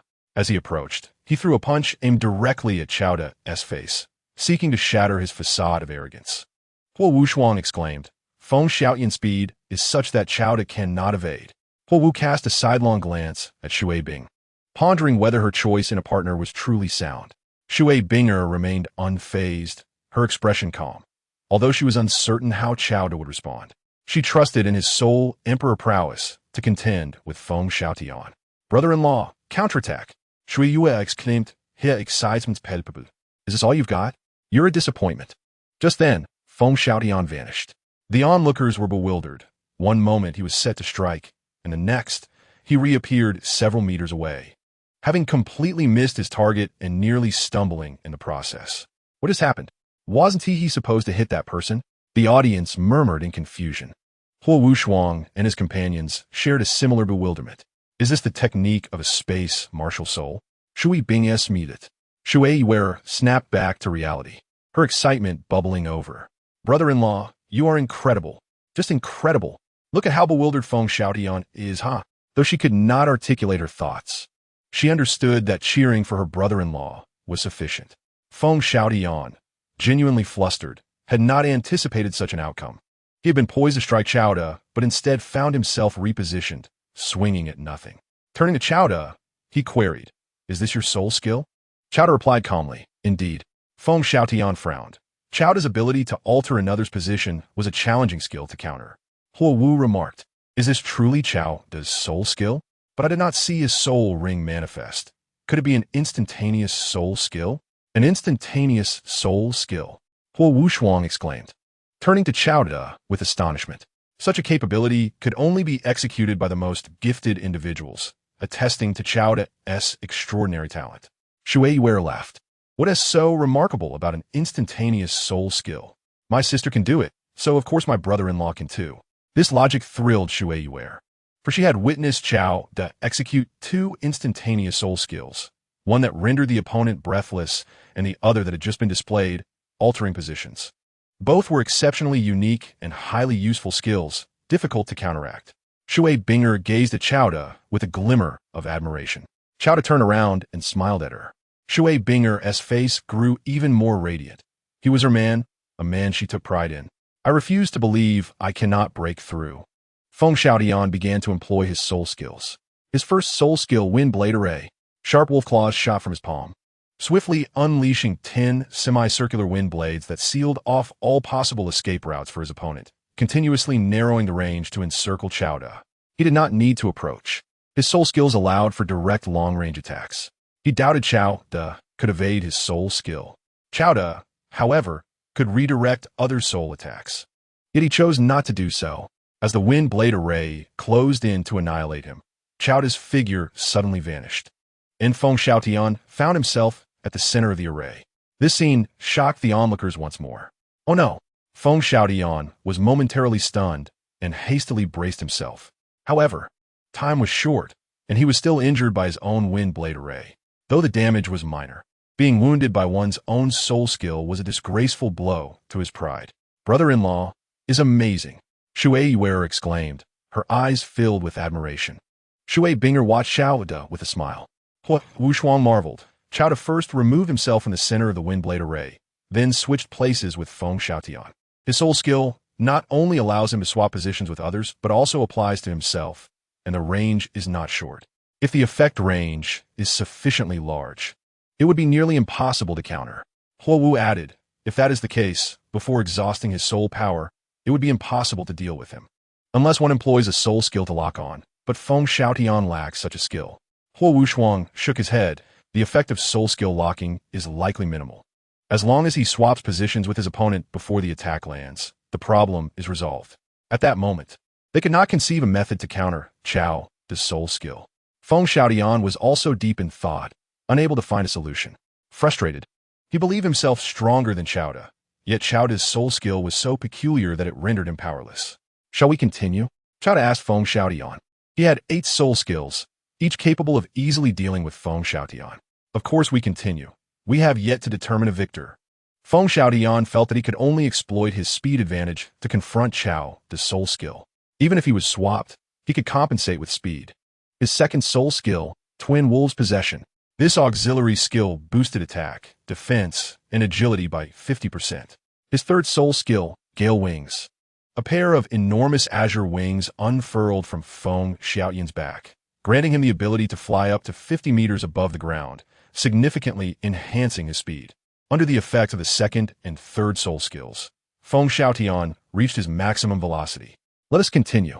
The airborne Feng Xiaotian looked down at Xiao De and proclaimed, I refuse to believe your soul skill can disregard distance limits. At a height of over 20 meters, he increased the distance, preparing to launch a long-range attack. You might as well fly higher and see if my soul skill can reach you. Xiao De's spatial jump skill had a distance limit of 1 mile. Suddenly, Feng Xiaotian found himself swapped back to ground level. Can Feng Xiaotian still compete effectively? Over 20 meters high? Is that even possible? Huo Wu and the others were astonished. Typically, soul skills rarely exceeded a range of 20 meters. Although Shui Yuer was unclear about the specifics, it did not prevent her from praising. My brother-in-law's soul skill ignores distance. No matter how high Feng Xiaotian flies, it is futile. Huo Wu and the others expressed skepticism. Feng Xiaotian himself doubted it. Soaring to nearly 50 meters, the highest he could currently fly. Use it. Xiao De employed another spatial jump skill, swapping Feng Xiaotian back to the ground. Feng Xiaotian felt numb and increasingly infuriated. Xiao De, if you have the guts, face me head-on. He was convinced that in a direct confrontation, he could defeat Xiao De. The latter's technique was too underhanded, and Feng Xiaotian refused to concede. Face you head-on? Xiao De chuckled. You cannot even touch me. What qualifications do you have to challenge me directly? Exactly. Shui Yuer shouted. Brother-in-law is formidable. Feng Xiaotian, hurry up and concede. You cannot possibly be my brother-in-law's opponent. Curse it. Feng Xiaotian was so frustrated he felt like spitting blood. Seeing Feng Xiaotian trapped, Huo Wu interjected, Feng Xiaotian, Xiao De's soul skill is unique, for now. You cannot deal with him. Perhaps we should consider it a draw. Shui Yuer disagreed. Clearly, Feng Xiaotian lost. How can you say it is a draw? Xiao De shrugged indifferently. I do not mind. I never intended to compete. It was you all who insisted. With a way out presented, Feng Xiaotian felt much better. I will find a way to counter your soul skill. Next time, you will surely lose. After saying this, he walked towards Huo Wu and the others. Shui Yuer retorted, Cannot take a loss. What kind of man are you? Just so you know, my brother-in-law is a soul emperor, while you are merely a soul master. Soul emperor. Huo Wu and the others were taken aback, yet disbelief filled their hearts. Huo Wu asked Shui Binger. Is that even possible? Shui Binger smiled, non comitat. Chao approached. Let us continue our shopping. Brother-in-law, you are truly impressive. I admire you. Shui Wearer ran up to Chao, hugging his arm, clearly feeling his warmth and fragrance. With his sister-in-law playfully clinging to him, Chao felt unable to protest. And indeed, he relished the attention. Shui Binger understood her sister's nature and was not angered. She thought it perfectly fine for her younger sister to seek some affection from her brother-in-law. Even if Shui Wearer ultimately wished to marry Chao, Shui Binger would likely accept it, as their family was accustomed to a polygamous lifestyle, fostering a harmonious atmosphere. In terms of values, they found it easier to accept.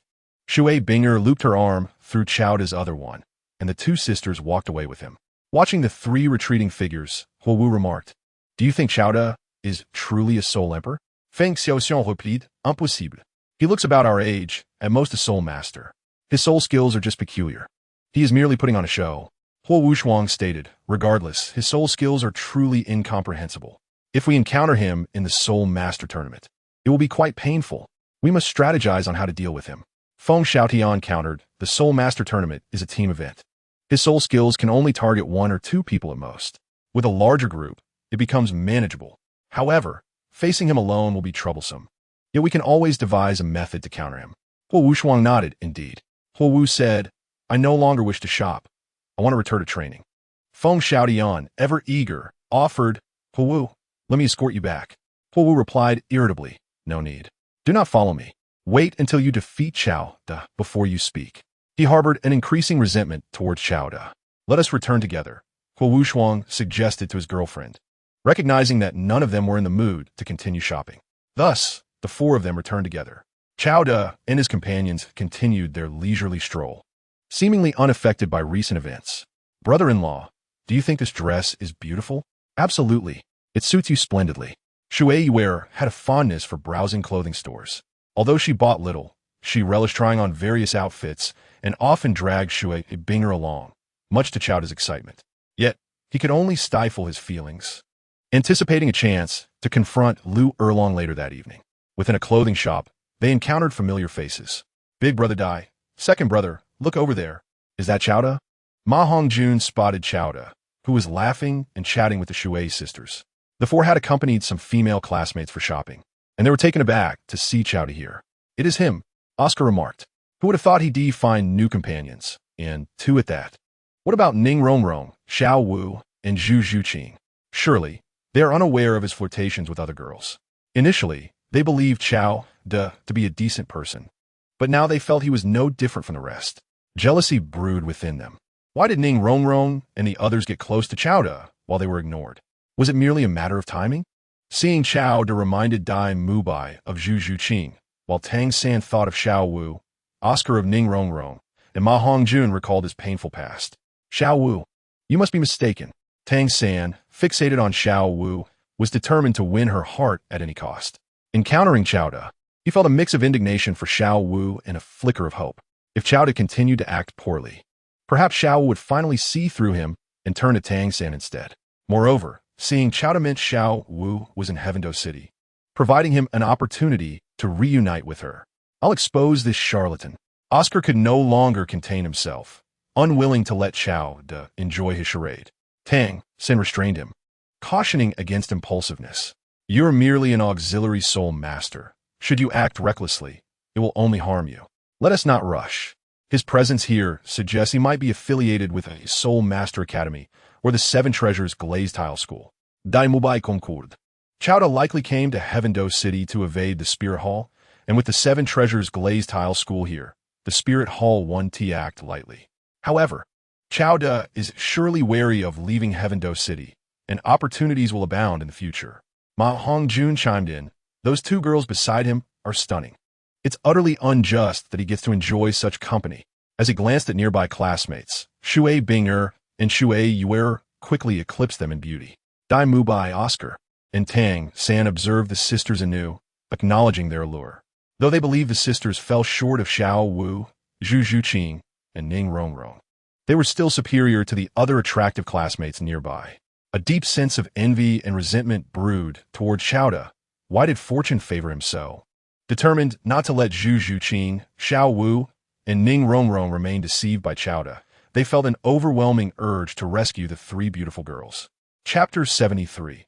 Assassination. Tang San and his companions became aware of Chowda's presence and exchanged glances, neither party inclined to acknowledge the other. However, their appearance confirmed certain suspicions for Chowda. For instance, their arrival in Heavendo City was undoubtedly due to Qin Ming's invitation. Yet, their absence from Lamba Academy indicated they had joined the Royal Academy of Heavendo. The narrative shifted dramatically with Chowda's presence. Since they had joined the Royal Academy, their talent and strength assured their participation in the Soul Master competition, wherein they would inevitably cross paths with Chowda. He mused, I wonder if Tang San has acquired the 8 spider lances yet? Probably not, given that the relevant events have unfolded differently. It's a mere thought. My power now far surpasses his. Even if he employs Tang Sect techniques and hidden weapons, he remains no match for me. While contemplating, a woman entered the shop, casually passing by Tang San and his companions. Suddenly, she brandished a sharp, poisoned dagger, lunging at Tang San. Sans signe danger. Tang San reacted just in time to avoid a fatal blow, sustaining only a shoulder wound. The sudden assassination caught Dai Mubai and the others off guard. Assassin, be careful. As Dai Mubai processed the situation, the female assassin launched a second attack, still targeting Tang San. She activated her martial soul and soul skills. Violet soul rings shimmering around her as she conjured numerous green poison needles, hurling them at Tang San. Assassin, why target me? Tang San pondered, though he dared not underestimate the threat, utilizing his Xian Yu hand technique to capture the incoming needles. He effortlessly dealt with the assault without resorting to his martial soul or skills. You're asking for death. Dai Mubai unleashed his martial soul and soul rings, directing his soul power towards the assassin. Ma Hongjun, slightly delayed, hesitated to unleash soul skills for fear of damaging the shop. Panic erupted among the crowd as people screamed and scattered. Chaos ensued. Tang San retaliated, sending his blue silver grass vines toward the female assassin. Despite her formidable strength, the assassin found herself at a disadvantage against Tang San and his companions. Chowda, along with Shui Binger and Shui Yuer, retreated to the periphery, observing the clash. Shui Yuer, trembling, clung to Chowda's arm. This is terrifying. In broad daylight, someone is attempting murder. Shui Binger added, they're students from the Royal Academy. Who would be so audacious as to attack them here in Heavendo City? Chowda replied, there are always those with audacity. That female assassin, based on her soul power, seems to be a soul king, while the others are merely soul respect. She is a soul king. Are they doomed? Shui Yue exclaimed. Chowda shook his head. Not necessarily. Those three are exceptional, especially the one wielding blue silvergrass. It will be challenging for the assassin to succeed. Once she failed her initial strike, her chances dwindled. The guards should arrive shortly, and she won't be able to hold out much longer. She will either perish or flee. As Chowda predicted, the female assassin soon retreated, escaping before Tang San and his friends could apprehend her. Whether she would be caught later remained uncertain. Third brother, are you all right? Oscar approached Tang San with a healing sausage, noticing his pallor and blood-stained clothing, filled with concern. I'm fine, just a minor wound and a bit of poison. It's nothing fatal. The injury was superficial, and although the poison was potent, it posed no threat to Tang San, who was well-versed in toxicology. Dai Mubai stepped forward. The assassin was targeting you. Thankfully, you reacted swiftly. Otherwise, the outcome could have been dire. It's peculiar. We've been together since you joined Shrek Academy. Who would bear such a grudge against you to send an assassin? Tang San shook his head. I have no idea why I was targeted. I've been focused on my studies. Even if I have conflicts with others, it shouldn't warrant assassination. Ma Hongjun interjected. We should return and inform the dean. Staying here might invite further attempts on our lives. Oscar agreed. Fatty has a point. Let us head back. It's safer at the academy. The four departed together. Though the owner of the clothing store possessed some connections, he neither obstructed nor demanded compensation from them. Shortly after Tang San and his companions departed, the guards arrived at the shop. At that moment, Chowda, Shui Bing, and Shui Yuer had already left the clothing store, and this incident was not related to them at all. Chowda pondered over who might have attempted to assassinate Tang San. After much contemplation, he surmised that the Spirit Hall was the most likely suspect. He believed that the Spirit Hall had begun to pay attention to Tang San due to his previous remarks, and this assassination was both an attack and a test. Otherwise, they could have sent a more formidable foe to eliminate Tang San in one fell swoop. Chowda's conjecture was indeed correct. The assassin had been dispatched by the Spirit Hall. Typically, an assassin would contemplate the benefits of a successful kill, while a failure would not attract excessive scrutiny. Simultaneously, it served as a probe to determine whether Tang Hao was secretly protecting Tang San. This assassination was primarily an experiment, devoid of a genuine intent to kill. Was Tang Hao merely distant? Chowda firmly believed that Tang Hao was in the Heaven Do City and not too far from Tang San, and he was likely already aware of the situation. Indeed, Tang Hao had not immediately learned of the assassin's appearance, as he could not remain at Tang San's side for constant protection due to certain distance limitations. Upon learning of his son's assassination attempt, Tang Hao was enraged and was now pursuing the female assassin. Where could she possibly run? Tang Hao apprehended the female assassin, and with his immense strength, she was unable to take her own life. He demanded to know who had sent her. Suspecting the Spirit Hall, he also deemed it improbable, as Tang San had not yet revealed his identity, and he could not dismiss the possibility that it was an assassin hired by someone Tang San had offended in the past. The female assassin remained silent. She was well-trained and difficult to interrogate, and she did not know the identity of her employer. She was part of an assassin organization and merely executed the task assigned to her. It was unlikely that the Spirit Hall would directly involve individuals with close ties to them in such an assassination. "I have time to make you speak," Tang Hao declared, first incapacitating the female assassin's spirit and then severing her limbs, before taking her away for a more thorough interrogation. He was confident that he could extract a result. Chowda was unaware of Tang Hao's actions. He was currently cautious. Since the Spirit Hall had targeted Tang San, it was plausible that they might also aim for him. Although he held no fear for himself, he was concerned about the safety of others, particularly Xue Yu. Xue Yu had not bound herself to the capture space, rendering her unable to retreat to safety in times of danger. Conversely, those bound to the capture space would allow Chowda to sense their peril and enable him to guide them to safety. The Soul Emperor is still insufficient. Chowda felt the need for greater strength to ensure both his own safety and that of those around him. Due to the assassination attempt, they lost their desire to continue shopping and returned to the Tianxue Academy. Chapter 74, Mother-in-Law. At the Royal Academy of Heaven Do, Tang San was in the room of Yu Xiaojing. "Think carefully. Have you offended anyone?" Yu Xiaojing inquired, frowning. "To hire an assassin suggests a significant grudge," he added. Tang San shook his head. "I do not believe I have wronged anyone to such an extent. It feels utterly inexplicable. Could it be that someone discovered your dual spirits and sought to eliminate you?" Yu Xiaojing speculated. Tang San expressed confusion. If that were the case, would they not first try to win me over? Why would they resort to direct assassination? Yu Xiaojing suggested, "Perhaps it is a rival." "A rival?" Tang San questioned, puzzled. "My father is merely an ordinary blacksmith in the village. He has no enemies." Yu Xiaojing observed Tang San, realizing he was still unaware of Tang Hao's true identity. Had he known, his perspective would likely be different. Yu Xiaojing was well aware of Tang Hao's formidable reputation and the enmity he had garnered from the Spirit Hall. Moreover, Tang Hao's ascent to the rank of title Douluo would naturally attract other adversaries, and as a member of the Haotian sect, he would undoubtedly have enemies from there as well. The attempt on Tang San's life was most likely linked to Tang Hao. It was not necessarily that they knew of Tang San's dual spirits, but it was highly probable they were aware of his lineage. "Xiao San, given the current circumstances, it would be prudent for you to remain in the academy and focus on your training. Do not venture outside. Assassins would not dare enter the Royal Academy of Heaven Do," Yu Xiaojing advised. For now, he could only respond in this manner, trusting that Tang Hao, who was secretly protecting Tang San, would uncover the truth and resolve the matter in due course. Tang San nodded. "Master, I understand. I will refrain from going out and will concentrate on my cultivation within the academy. Only by enhancing my strength can I ensure my own safety."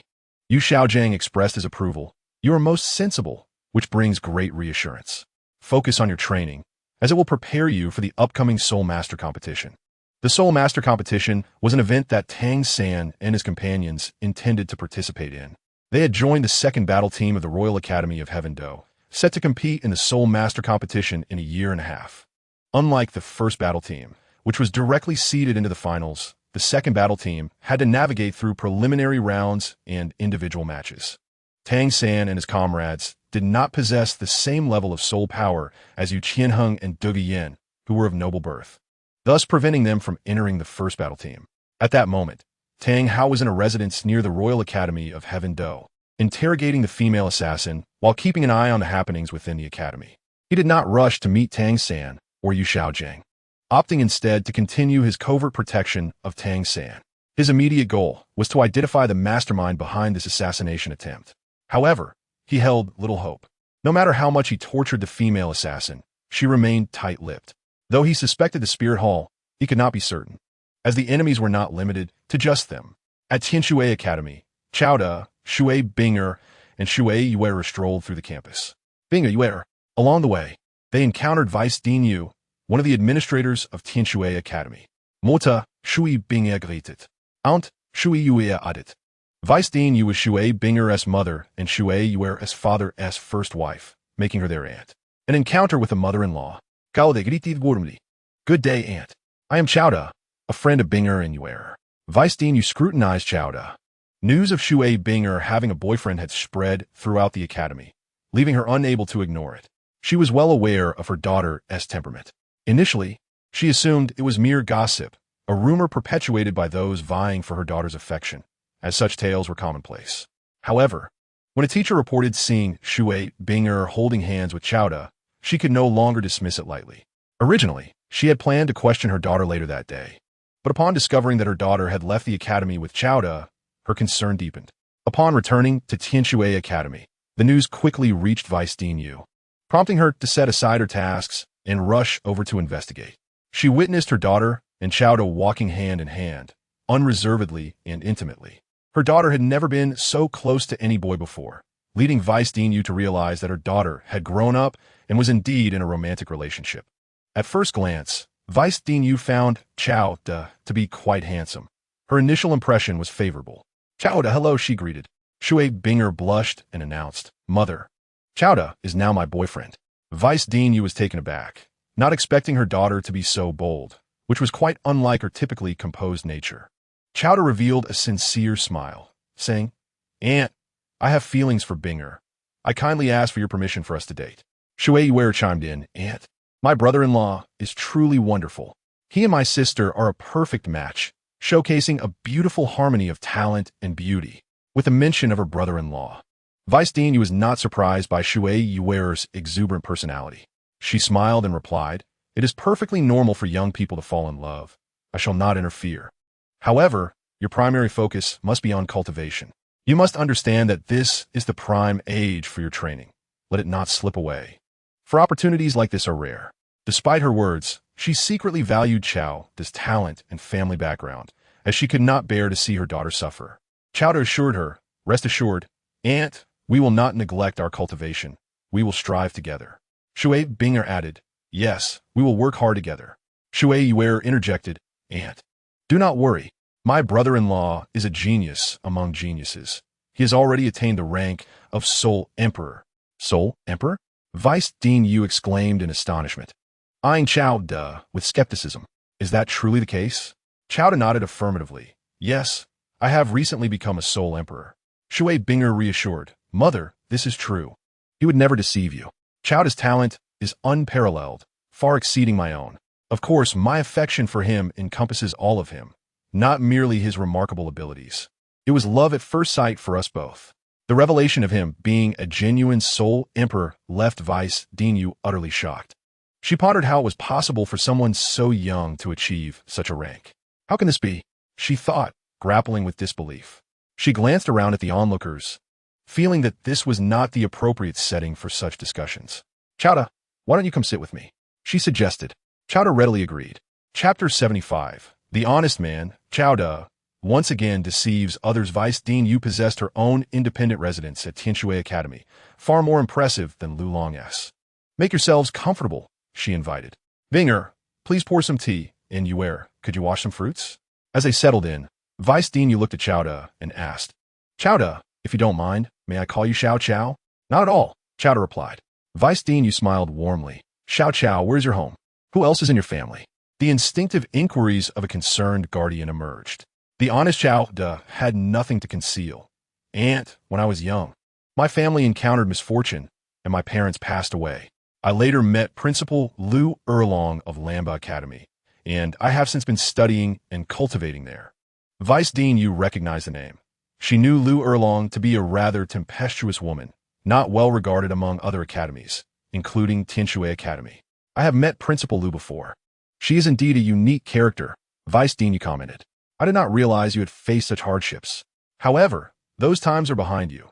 You must live with resilience, for the future will surely be brighter. In her view, Xiao De, now an orphan, had Lu Erlong as his guardian, which represented his familial circumstances. Though unaware of Lu Erlong's secretive background, Vice Dean Yu surmised that establishing a well-regarded academy in Tiando City indicated significant connections. With Lu Erlong backing Xiao De, his status was indeed compatible with that of Shui Binger. Now that familial matters seemed settled, Vice Dean Yu's foremost concern lay in Xiao De's soul power. While she was swayed by her daughter's words, she still wished to witness it firsthand. Xiao, may I see your soul rings? If it is inconvenient, do not worry. Is it permissible? If I do not show you, would that not disappoint you? After all, his soul rings had already been revealed, and he held no fear of exposure. Xiao De nodded. There is nothing to hide. At that moment, Shui entered the living room with the freshly washed fruits, exclaiming, I want to see too. I have yet to witness my brother-in-law's soul rings. Vice Dean Yu shot a disapproving glance at Shui, thinking, how can you be so certain that he is indeed a soul emperor without having seen his soul rings? And why do you so sweetly refer to him as brother-in-law? Have you been enchanted? Xiao De chuckled. If you wish to see my soul rings, I shall gladly show you. Shui blinked. Have I not asked before? She realized that they had only known each other for 2 or 3 days, yet it felt as if they had been acquainted for ages. It was indeed normal not to have expressed a desire to see Xiao De's soul rings during such a brief time of knowing one another. Shui Binger emerged with several cups of tea, saying, you have only known Xiao De for a few days. How could you have the audacity to ask to see his soul rings? I myself could not muster the courage to ask. However, Xiao De previously showed me 3 black soul rings, which confirms he is indeed a soul emperor. 3 black 10,000-year soul rings. By conventional standards, that would at least qualify him as a soul sage, not a soul emperor. Vice Dean Yu's gaze turned towards Xiao De, filled with astonishment. 3 10,000-year soul rings? How can you merely be a soul emperor? Should you not be a soul sage? Shui Binger clarified. Xiao De's 4th soul ring is a 10,000-year soul ring. Shui gasped. Can a 4th soul ring absorb a 10,000-year soul ring? That seems impossible. Vice Dean Yu shared her disbelief. My soul rings are quite special. Not only is my 4th soul ring a 10,000-year ring, but you will soon discover more. Not only the 4th soul ring is unique. Are there other special soul rings as well? The 3 women gazed at Xiao De with curiosity. Xiao De released his soul rings, 6 in total, black, red, black, purple. The 3 women were rendered speechless, struggling to comprehend the impossibility of such a phenomenon. How could anyone possess such soul rings? The first soul ring was a black 10,000-year ring, and there was even a red 100,000-year ring. Shui swallowed hard, that red soul ring. It must be from a 100,000-year soul beast, right? Brother-in-law, how did you accomplish this? Are you a monster? Vice Dean Yu regained her composure, fixated on Xiao De's 6 soul rings. At a loss for words, Xiao De and Shui Binger exchanged glances. Xiao De explained, my martial soul and constitution are quite exceptional. My soul rings were not obtained by hunting soul beasts, but rather condensed by myself, and their age continues to increase. This is my greatest secret, and I ask you to keep it confidential. Such an astonishing secret, and he shared it so freely. Did it evoke feelings of gratitude? The 3 women undoubtedly felt moved. Did it bring about concern? They were indeed worried. Shui Binger voiced her apprehension. Xiao De, you should not have revealed this to us. If it were to leak out, there would undoubtedly be those who would wish you harm.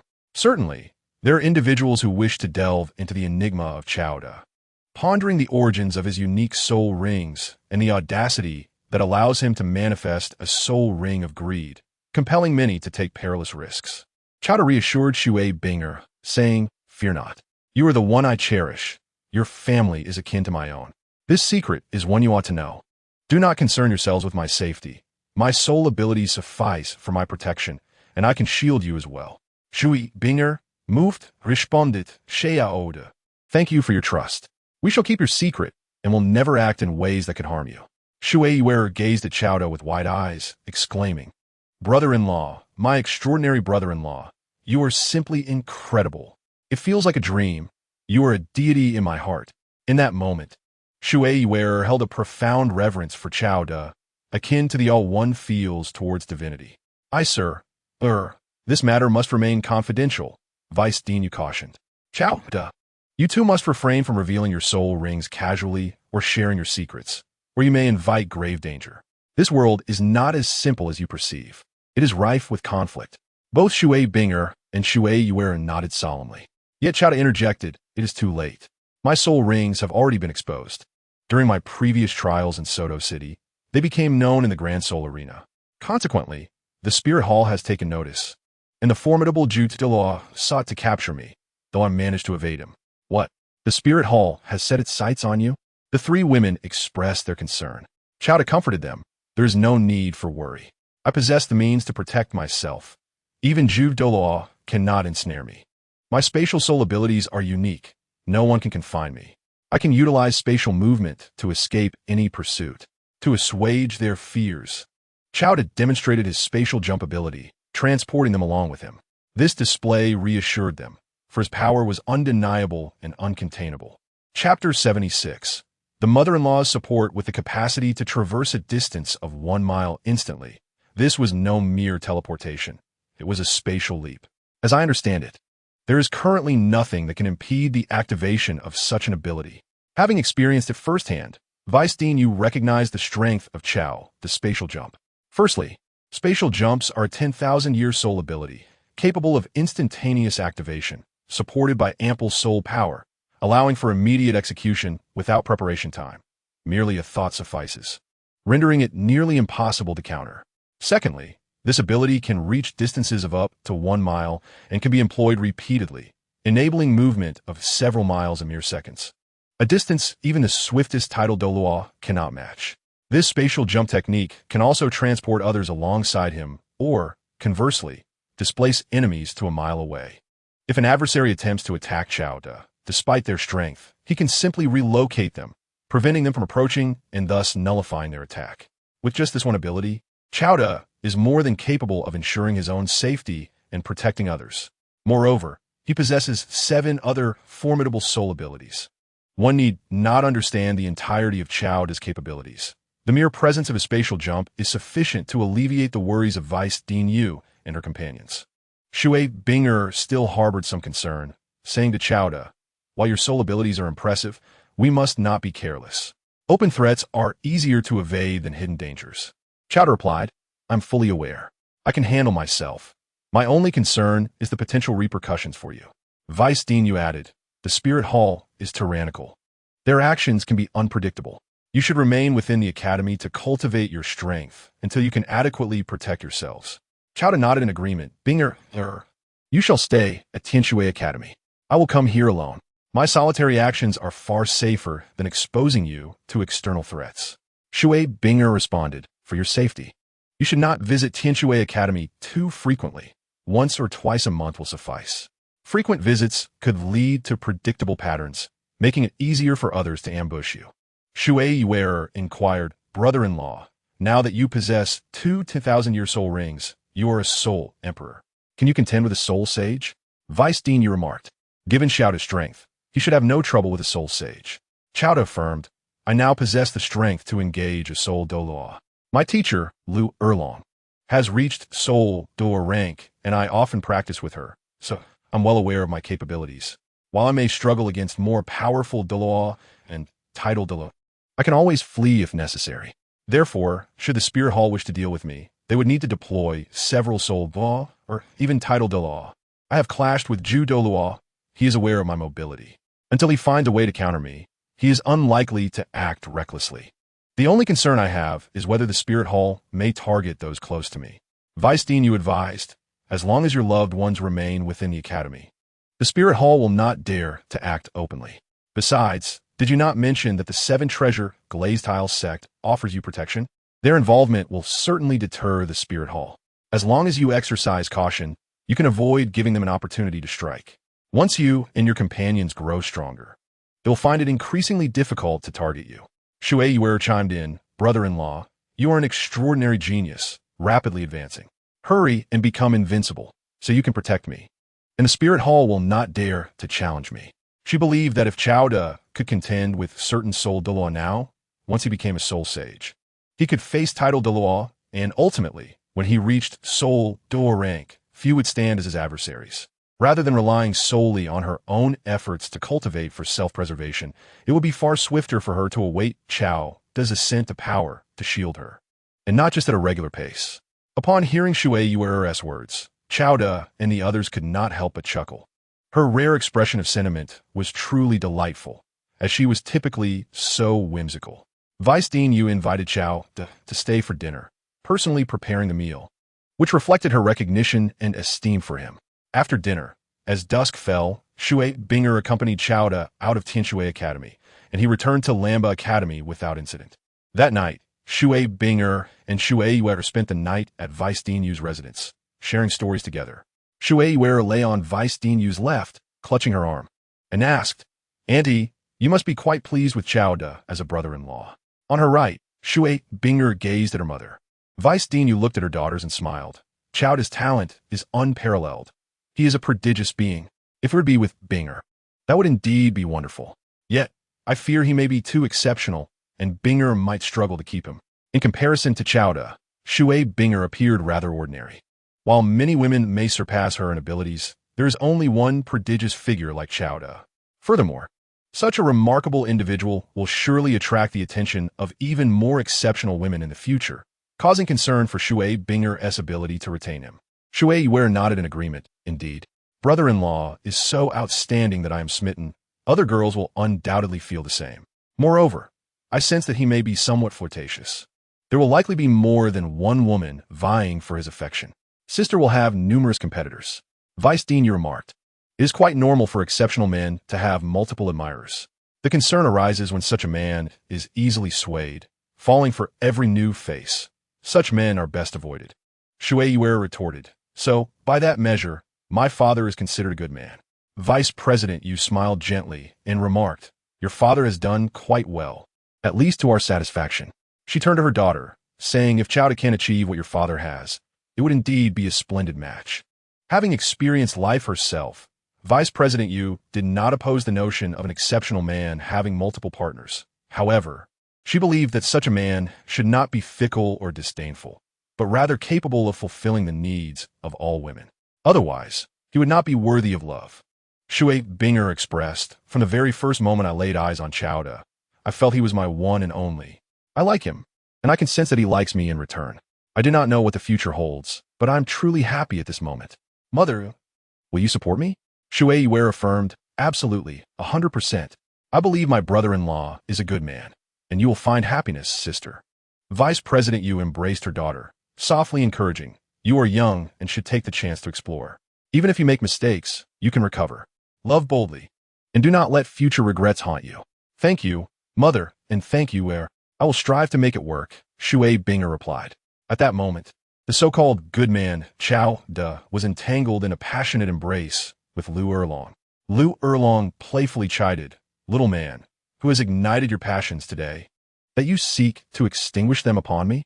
Qiao De, unabashed, grinned and responded, today, Erlong, you're simply exquisite. Lu Erlong smiled coyly, such sweet talk. Chapter 77. The first formal meeting with Qian Renxue in the palace of the Heaven Do Empire, the Crown Prince's residence. Teacher, do you know of this person named Qiao De? The Crown Prince Xue Qinghe, Qian Renxue, suddenly inquired of Ning Fengji. As the Crown Prince's mentor, Ning Fengji not only instructed him in cultivation, but also in the ways of the world. However, he was unaware that Xue Qinghe was, in truth, Qian Renxue in disguise. The mention of Qiao De's name took Ning Fengji by surprise momentarily, but he quickly regained his composure, pondering, the court is concerned about this individual. And so is His Highness. It was only natural that the court would be interested in Qiao De after his soul ring was revealed at the Soul Arena in Soto City. And it was unexpected that Xue Qinghe had taken notice so quickly. Xue Qinghe explained, I came across this information by chance, and was astonished, questioning whether he truly exists. Teacher, you must know more. He paused and asked, in your opinion, does this Qiao truly exist? The idea of someone possessing a 10,000-year soul ring as their first and a 100,000-year soul ring as their third is utterly fantastical and hard to believe. In truth, Xue Qinghe, Qian Renxue, had already accepted Qiao's existence. Her inquiry stemmed from a desire to learn more about him. Since seeing his portrait, she had been unable to forget him and was eager to uncover more details about his life. To Ning Fengji, Xue Qinghe's reaction was entirely normal. Anyone who learned of Qiao would be shocked and curious. After a moment's thought, Ning Fengji decided to share some information with Xue Qinghe. Your Highness, while it is indeed difficult to believe, I can confirm that Qiao exists and possesses such incredible soul rings. We have also learned that the Spirit Hall attempted to capture him after discovering this, dispatching a titled Douluo in the effort, but they were unsuccessful. Currently, Qiao is in Heaven-Do City, with some connections to the Seven Treasure Glazed Tile School. I have met him once, and he is quite a remarkable individual. Xue Qinghe confirmed some intelligence gathered by the Spirit Hall from Ning Fengji's words, her expression one of astonishment. There truly exists such a person. Teacher, you have even met him? After a brief pause, her excitement bubbled forth. His first soul ring is a 10,000-year soul ring, the second as well. And the third is a 100,000-year red soul ring. The fourth and fifth are purple. Qiao is an unprecedented anomaly, a prodigious talent. Ning Feng Timuset, not just a prodigy, he is nothing short of a marvel. His soul rings have transformed into 2 red soul rings and 3 black soul rings. And they continue to ascend. Such matters he chose not to disclose to Xue Qinghe. Xue Qinghe turned to Ning Fengji with a request. Teacher, this Qiao is undoubtedly a great talent who will surely become a formidable force in the future. I wish to befriend him and seek your assistance in introducing me. It was evident that the Crown Prince had a keen eye for talent, which was something Ning Fengji had always encouraged. As a mentor, it would be difficult for him to refuse. Qiao, if he were to flourish, would undoubtedly become a powerful title de law, making him worth cultivating a relationship with. However, he noted that Qiao was not one to be easily constrained. The Seven Treasure Glazed Tile School had attempted to recruit him, but had been politely declined. Do not be disheartened. I suggest you first meet him and begin as friends. By maintaining a good friendship, he may eventually assist the Empire. Did the Seven Treasure Glazed Tile School truly fail to recruit Qiao? Xue Qinghe expressed skepticism, yet kept her doubts concealed, echoing Ning Fengji's advice. As you say, let's first befriend him and establish a cordial rapport. Ning Fengji smiled with satisfaction and replied, I will meet with Qiao and convey your request. I trust he will agree to meet with your Highness. Xue Qinghe expressed her gratitude. Thank you, teacher. For reasons unknown, as the prospect of meeting Qiao approached, Xue Qinghe's heart raced, filled with both anticipation and anxiety. A few days later, Ning Fengji and Bon Da visited Shrek Academy, bringing along resources promised to the academy. He spoke with Qiao and relayed the Crown Prince Xue Qinghe's desire to meet him. The Crown Prince wishes to see me? The court is indeed watching my movements? Considering it was Uncle Ning who made the request, Qiao decided to meet this Crown Prince. Having yet to formally converse with Qian Renxue, Xue Qinghe, he thought it would be beneficial, not only for himself, but also to honor Ning Fengji. That very afternoon, Qiao accompanied Ning Fengji into the royal palace and entered the Crown Prince's residence. Qiao, this is His Highness, Crown Prince Xue Qinghe. Ning Fengji introduced them. Xue Qinghe, Qian Renxue, gazed at Qiao, her heart pounding, her cheeks slightly flushed with a hint of shyness, lost in his presence for a moment. Your Highness, are you unwell? Ning Fengji noted her peculiar demeanor. Qiao was equally perplexed by Xue Qinghe's behavior, as she stared at him, blushing, clearing his throat. Xue Qinghe quickly regained her composure. I apologize. I was feeling slightly unwell, but it is nothing serious. Young Master Qiao, it is an honor to finally meet you. Please have a seat. Qiao politely replied, Your Highness is too kind. The three of them settled in, and Xue Qinghe personally brewed tea, showcasing her respectful demeanor. Young Master Qiao, you are a once-in-a-millennium talent. It is my fortune to make your acquaintance. Should you require any cultivation resources in the future, please do not hesitate to ask. Consider me a good friend, and I will do my utmost to assist you. Qiao was uncertain of Qian Renxue's intentions, but felt no concern. He had confidence in his charm, even if she were unaware of the full truth. It was unlikely she would harm him. He smiled and replied, "It is my honor to befriend your highness. I do not concern myself with others' backgrounds. I reciprocate kindness genuinely to those who treat me well. I hope to cultivate a true friendship with you, your highness." Zhu Zhuqing revealed a warm smile, expressing her sincere desire to befriend him, asserting that time would attest to her authenticity. Ning Feng chuckled softly, remarking that as young individuals, mutual sincerity would undoubtedly lead to a beautiful tale. The trio engaged in casual conversation, with Zhu Zhuqing enthusiastically inviting Qiao to lunch, reluctantly bidding him farewell afterward. Her reluctance was palpable. It dawned upon Zhu Zhuqing, or rather Qian Renxue, that she had developed feelings for Qiao, a notion that astonished her. Yet, there was an undeniable charm about him that captivated her, drawing her in further. Had it not been for her concealed identity, she would have longed to embrace Qiao and declare her affections. For now, she resolved to exercise restraint, intending to confess her feelings once her masquerade concluded, in pursuit of her own happiness. As the days swiftly passed, nearly a month elapsed.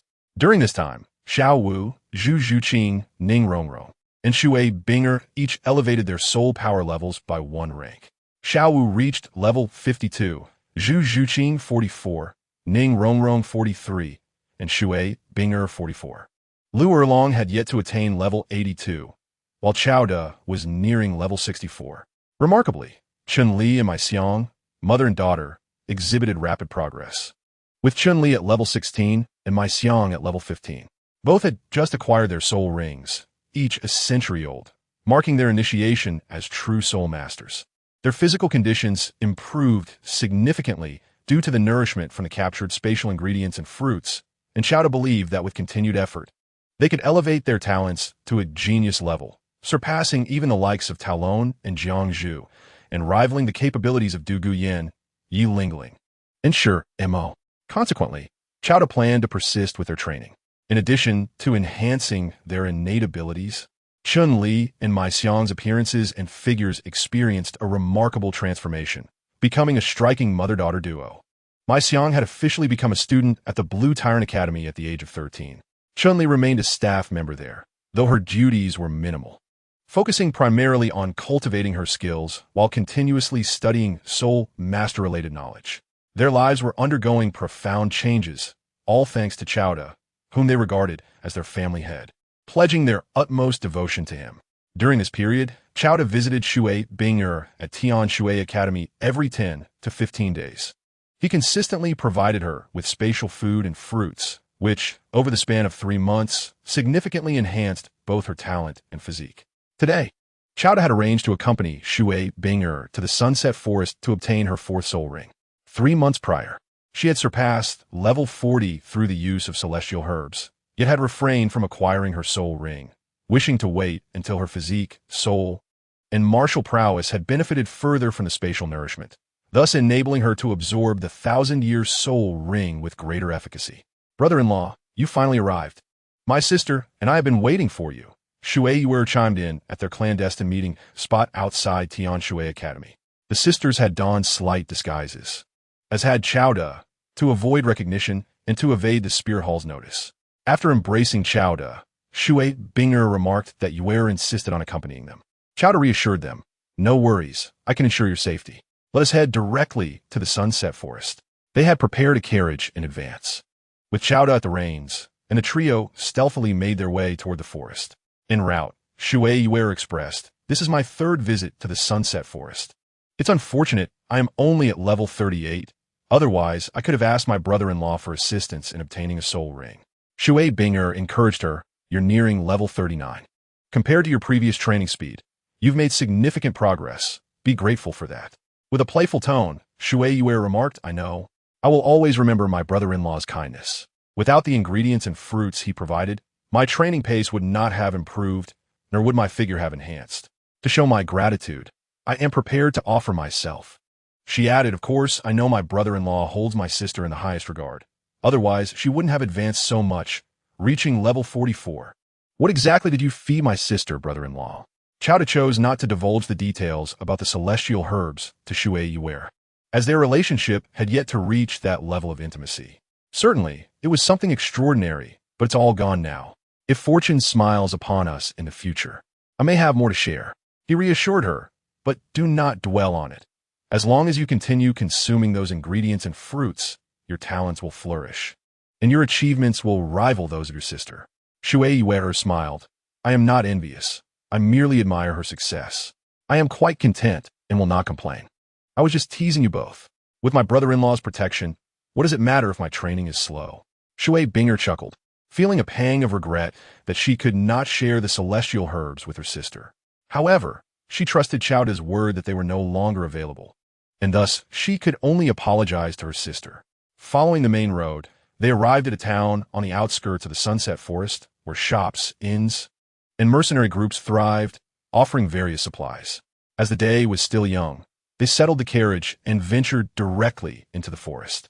Are you three here to hunt soul beasts for soul rings? If so, we can assist you, considering the beauty of these two lovely ladies. A group of individuals offered as they encountered others heading into the forest. Chowda, disinterested, utilized a spatial teleportation soul skill to relocate them a mile away. Out of sight, out of mind. The startled individuals, suddenly displaced, hastily fled, fearing that Chowda and his companions would not spare them. Xue Yu giggled, brother-in-law. My sister and I are becoming increasingly beautiful. There will be more such pesky insects drawn to us, so you'll have to work hard. Chowda replied, such matters are well within my expertise. You both focus on your beauty and leave the rest to me. Xue Binger smiled brightly. You certainly have the confidence. Chowda opted not to rely on spatial teleportation for travel, but instead guided the sisters deeper into the Sunset Forest at a leisurely pace. When soul beasts attacked, they resolved the encounters themselves, using them as opportunities for training. Freeze. This was Xue Binger's instant soul skill, enabling her to lock onto a target and execute an ice seal. Ice armor. Her second soul skill provided defensive capabilities, bestowing an ice armor barrier upon her allies. Repulsivoha. Her third soul skill, a millennium-level ability, functioned similarly to Huo Wu's fire resistance ring, creating a repulsive ice barrier that radiated outward from Xue Binger, inflicting damage and pushing adversaries away. Dolphin Soundwave. Water Blast Attack. Transform in a fish. These were Xue Yu's three soul skills. Her martial spirit being a dolphin of the water attribute. Sister, this 1,000-year soul beast is formidable. Let us fuse our martial spirits. The two sisters initiated the rare martial spirit fusion technique, snowflakes falling, with Xue Binger as the primary controller. There are two modes of attack. The first is to conjure a dark cloud that releases snowflakes, each as sharp as a blade.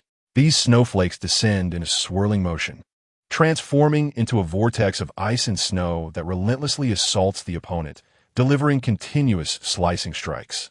The second mode involves Xue Binger infusing the essence of their martial soul with power, coalescing the snowflakes into a colossal blue phoenix, measuring 7 meters in length, which then glides toward the enemy with tremendous force, chilling the surrounding area to an extraordinarily terrifying degree. During their battle with soul beasts, the sisters exerted their utmost efforts, employing all available means. Their cooperation was sufficient to contend with soul beasts below 5,000 years of cultivation. Chapter 79. The Powerful Spatial Soul Skill Brother-in-Law. ISNT, the Martial Soul Fusion Technique, amazing? After the fusion concluded, Xue Yu exclaimed proudly. Indeed, it is rare for soul masters to achieve martial soul fusion. It's commendable. Keep up the good work. This was the first time Chowda had witnessed martial soul fusion. Achieving this is challenging and requires meeting numerous stringent conditions. The two martial souls must be compatible and not mutually exclusive, even when compatibility exists. The two soul masters must possess sufficient rapport and affection. Otherwise, the fusion remains unattainable. Xue Binger and Xue Yu's martial souls exhibit excellent compatibility. One is an ice phoenix, and the other is a dolphin, both embodying water element beast martial souls. Their close sisterly bond and seamless cooperation enabled them to achieve martial soul fusion and unleash a formidable fusion technique. Their combined martial soul technique allows for battles beyond their current level, granting them the strength to rival certain soul kings. Shui Binger remarked, "Our family never anticipated that Yuer and I could achieve martial soul fusion." Shui Yuer embraced her sister, saying, "It's because we share a strong bond that we could achieve this. Sister, we must always be together." She then glanced at Chowda, implying brother-in-law. "You must not separate us." Chowda chuckled. "As long as you two do not wish to part, no one can tear you apart." Shui Yues meet it, interpreting his words as a tacit agreement. "With you saying this, I feel reassured. Brother-in-law, do we continue training by battling magical beasts next?" Chowda shook his head. "The soul beasts we will encounter ahead exceed your capabilities. Continuing to fight would be perilous, and there's no need to take such risks. Being an ice attribute martial soul needs to find a suitable ice-type soul beast with offensive prowess that is at least 10,000 years old. To do this, we must travel to the northernmost part of the Sunset Forest, where a snow-capped mountain should host the right soul beast. I will guide you there." Chowda then utilized his spatial jump soul skill, leading them through the center of the Sunset Forest and around the back, avoiding direct encounters with 10,000-year soul beasts. They reached the outskirts of the snow-capped mountain before nightfall. "It's dark now. We shall camp here and search for a suitable soul beast in the morning." Chowda found an appropriate spot, set up the tent, and began to make camp. With dangerous soul beasts over 5,000 years old lurking nearby, sleep would be elusive. If Shui Yuer were not present, Chowda could have taken Shui Binger to the capture space, a venture she had not yet experienced due to the absence of suitable opportunity. The sisters chatted with Chowda until late into the night before he urged them to rest, as they intended to keep him company until dawn. "Brother-in-law, thank you for your hard work. Please be careful," Shui Binger said, giving him a gentle kiss on the cheek before she and her sister entered the tent. Inside, they did not converse much, eager to sleep and rise early to accompany Chowda. However, when they awoke, it was already morning. Having seldom camped outdoors, they struggled to adjust. "You're awake. I prepared breakfast and was about to call you," Chowda stated, presenting a delicious porridge. "This is delightful," Shui Yuer exclaimed after tasting it. "Brother-in-law, you are truly exceptional. A once-in-a-century man. Not only are you extraordinarily gifted and powerful, but your culinary skills are also superb. You are simply perfect, and my sister is so fortunate." Shui Binger shyly added, "Meeting you, brother-in-law, is my greatest fortune." Chowda smiled. "Your praises make me blush." Just then, a snow-white flying soul beast appeared in the sky, launching an attack with a flurry of sharp ice feathers directed at them. "What a coincidence! The soul ring Binger seeks has come to us." Chowda observed the flying soul beast closely, revealing a grin. "Is it suitable for my sister?" Shui Yuia inquired. "Based on its soul power, it should indeed be a 10,000-year soul beast of the ice attribute. Precisely what we need," Shui Binger replied. Shui Yuer gazed at the sky, seemingly unconcerned about the flying soul beast's assault, grinning. "Brother-in-law, it's your time to shine. I can't wait to see you in battle. I've never witnessed it before." "Don't blink." Chowda sprang into action, activating his spatial jump soul skill. To evade the flying soul beast's ice feather assault, he suddenly vanished, reappearing directly in front of it, intercepting its icy barrage. The beast, caught off guard, sustained its own attack and was left bewildered, unsure what had just occurred. Spatial confinement. This was Chowda's second soul skill, a technique derived from a 100,000-year soul ring, capable of immobilizing the flying soul beast in midair. With its strength insufficient to break free, the creature soon displayed a look of terror. "Is it unable to move? Is it brother-in-law's soul skill?" Shui Yuer exclaimed in surprise. Could it be the spatial restriction soul skill? Shui Binger speculated, though they were unfamiliar with spatial martial souls. They deduced its nature from Chowda's previous demonstrations of spatial jump and confinement techniques. Chowda explained this is the spatial confinement soul skill, which can immobilize the surrounding space of the target. If the target's power is not sufficiently strong, it cannot escape this confinement. Spatial confinement, how impressive. Does that mean you can bind anyone you wish? Shui Yuer exclaimed, filled with admiration. I want such a soul skill. Spatial blade. Chowda unleashed his fourth soul skill, manifesting invisible spatial blades that pierced the confined flying soul beast, inflicting severe injuries. What kind of soul skill is this? Shui Yuer inquired, intrigued. An attack that is invisible? Chowda clarified, the spatial blade is an unseen knife that can appear anywhere within a certain range, even inside this flying soul beast. This is the true essence of killing without a trace. The mere thought of it made Shui Yuer shudder, imagining it piercing her own body, such a terrifying soul skill. Utterly defenseless against it, Shui Binger realized that Qiao Da's spatial soul skills were overwhelmingly powerful and nearly impossible to defend against. Qiao Da continued, as long as one's mental strength is sufficiently robust, they can perceive the spatial blade's presence and use their soul power for defense. However, if their soul power is not strong enough, they will be unable to withstand the attack.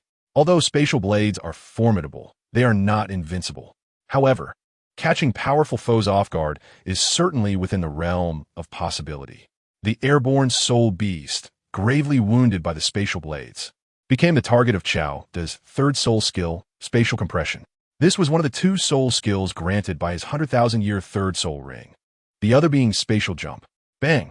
The wounds of the flying soul beast suddenly burst open under the pressure of space, rendering it weak and on the brink of death. Then, with a leap through space, the flying soul beast appeared before Shui Binger, awaiting her final strike to claim its soul ring. Chapter 80. The Phoenix's Rebirth, Fully Revived. Just as Shui Binger was about to deliver the finishing blow, an intense light erupted from the dying flying soul beast, blindingly bright. Qiao Da immediately stepped in to shield Shui Binger and Shui Yuer behind him. What was happening? Shui Yuer stared in astonishment at the glowing soul beast. Let's wait and see, Qiao Da said, protecting them without attacking, curious about the unfolding situation. Shui Binger observed, its soul power is rapidly regenerating. Don't you think the soul beast resembles a white phoenix, much like a white bird? The snow-white flying soul beast before them was not a common type of soul beast. It indeed bore resemblance to a white phoenix. Amidst the radiance, Qiao Da and the others could distinctly feel the soul power of the flying soul beast rapidly recovering.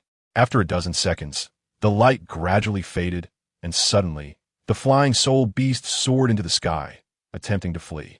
Come back. Qiao Da executed a spatial leap and captured it, using spatial confinement to control it. Now, they could clearly see the flying soul beast state. It looked at them in terror, struggling desperately, but to no avail, only deepening its fear. Astonishingly, all its injuries had vanished. Shui Yue exclaimed in surprise, noticing that the flying soul beast bore no injuries or bloodstains. Previously, it had been grievously wounded by spatial blades, its flesh and blood a gruesome sight. Now, it was completely unscathed. It can heal its wounds and restore its soul power. This must be its special ability, Shui Binger speculated. Qiao Da remarked, such a power is remarkable. Perhaps after absorbing its soul ring, Binger will acquire this ability. He struck again, sending a spatial blade piercing through the flying soul beast, gravely wounding it once more.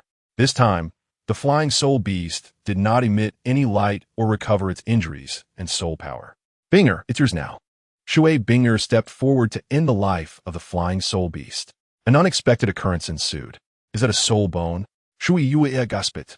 Not only did a black soul ring appear on the flying soul beast, but also a soul bone. Binger is fortunate. This is a left arm soul bone. Qiao Da expressed joyfully. Binger absorbed the soul ring first, then the soul bone. The soul ring has a time limit for absorption. If you wait too long, it will vanish, while the soul bone can be absorbed at any time. All right. With the emergence of the soul bone, Shui Binger was elated as she began to absorb the soul ring.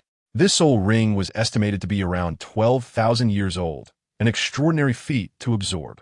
Having consumed the celestial herb 8-petal xianlon and utilized captured spatial ingredients and fruits for over 3 months, her martial soul, spirit, and physique were all primed for such an endeavor, posing no risk.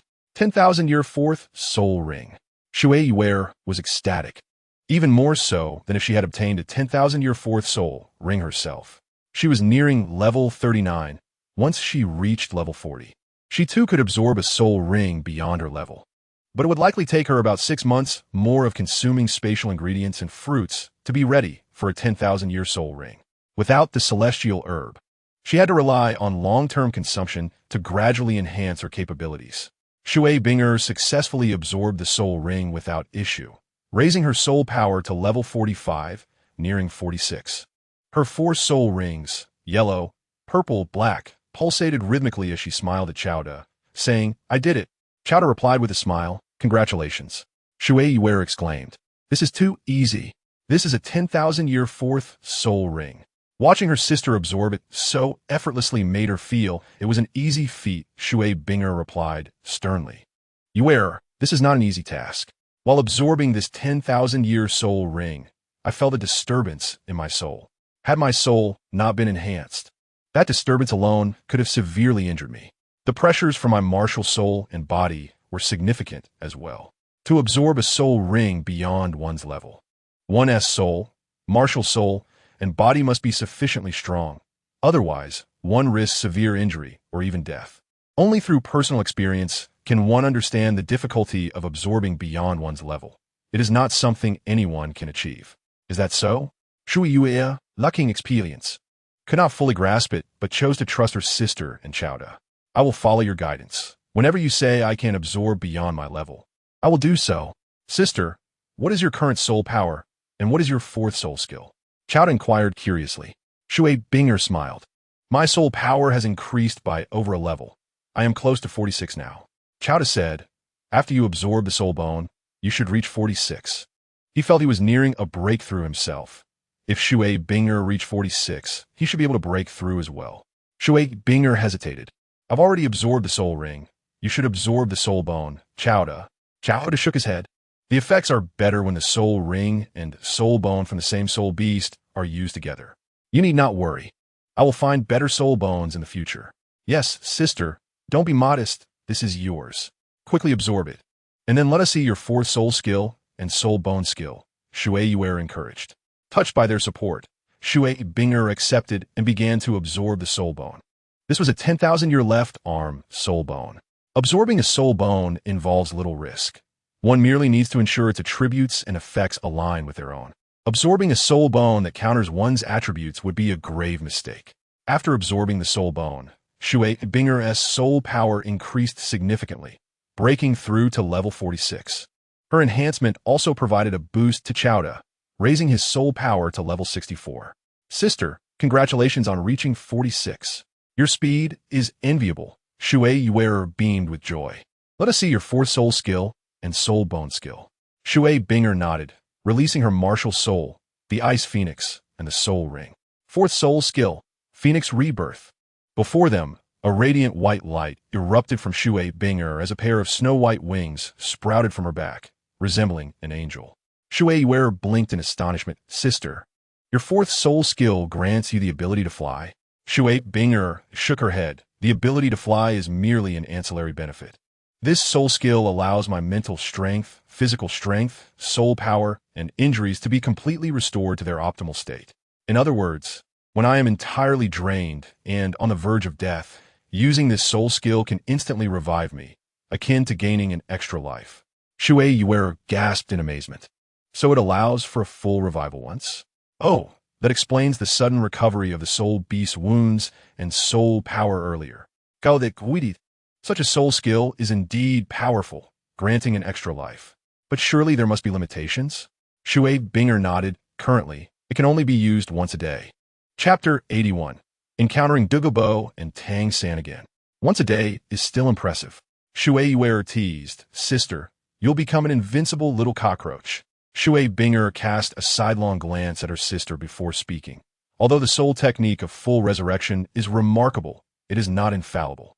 That soul beast was revived completely just moments ago, yet it still failed to escape from your brother-in-law.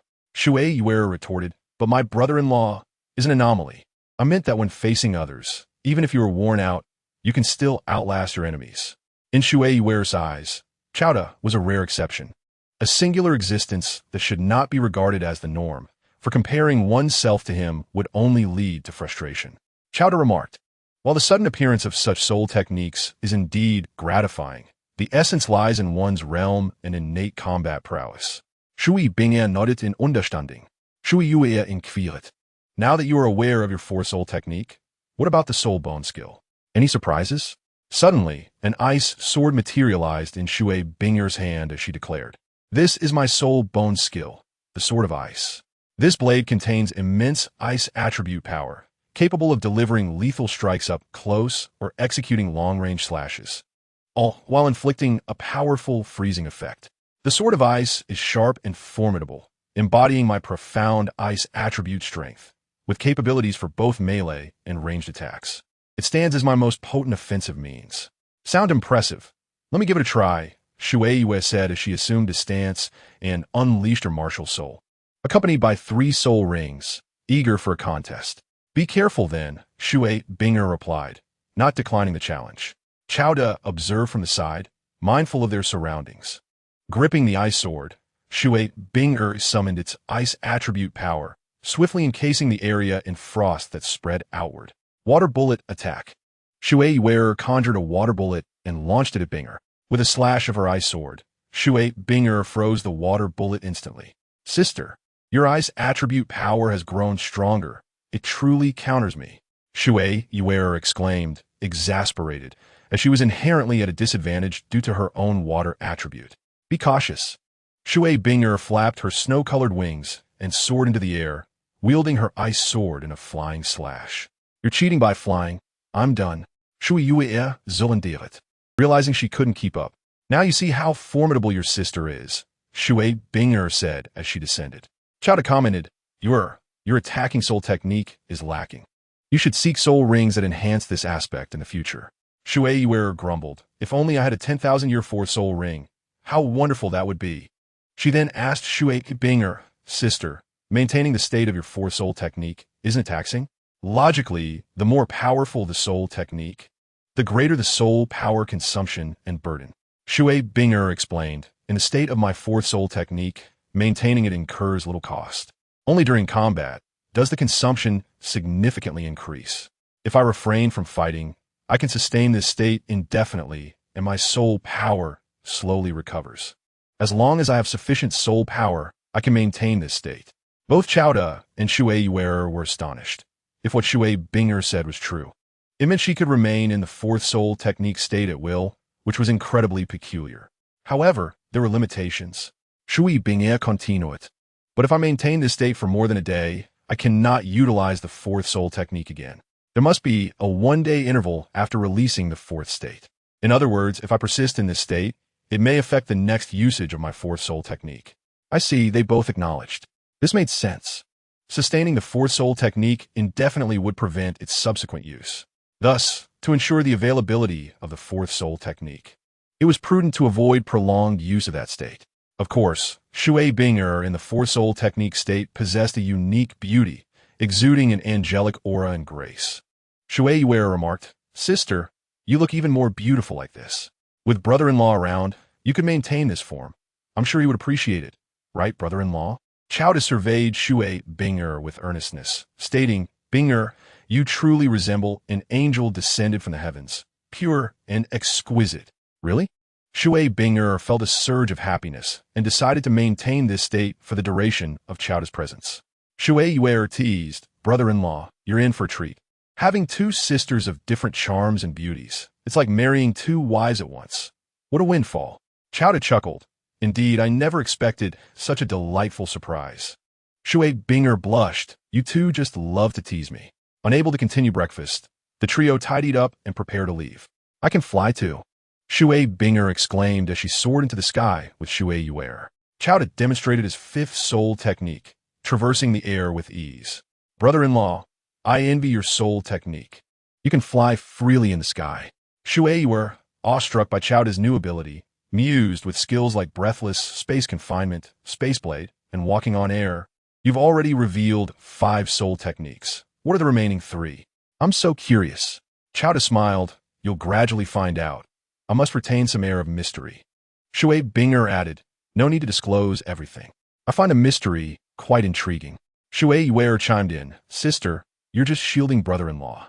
Ahead, a flying soul beast approached menacingly. The sisters showed no signs of concern. With a swift use of space confinement, Qiao De immobilized the flying soul beast midair. The trio then leisurely flew over it, while the creature, paralyzed by fear, soon regained its freedom and hastily fled.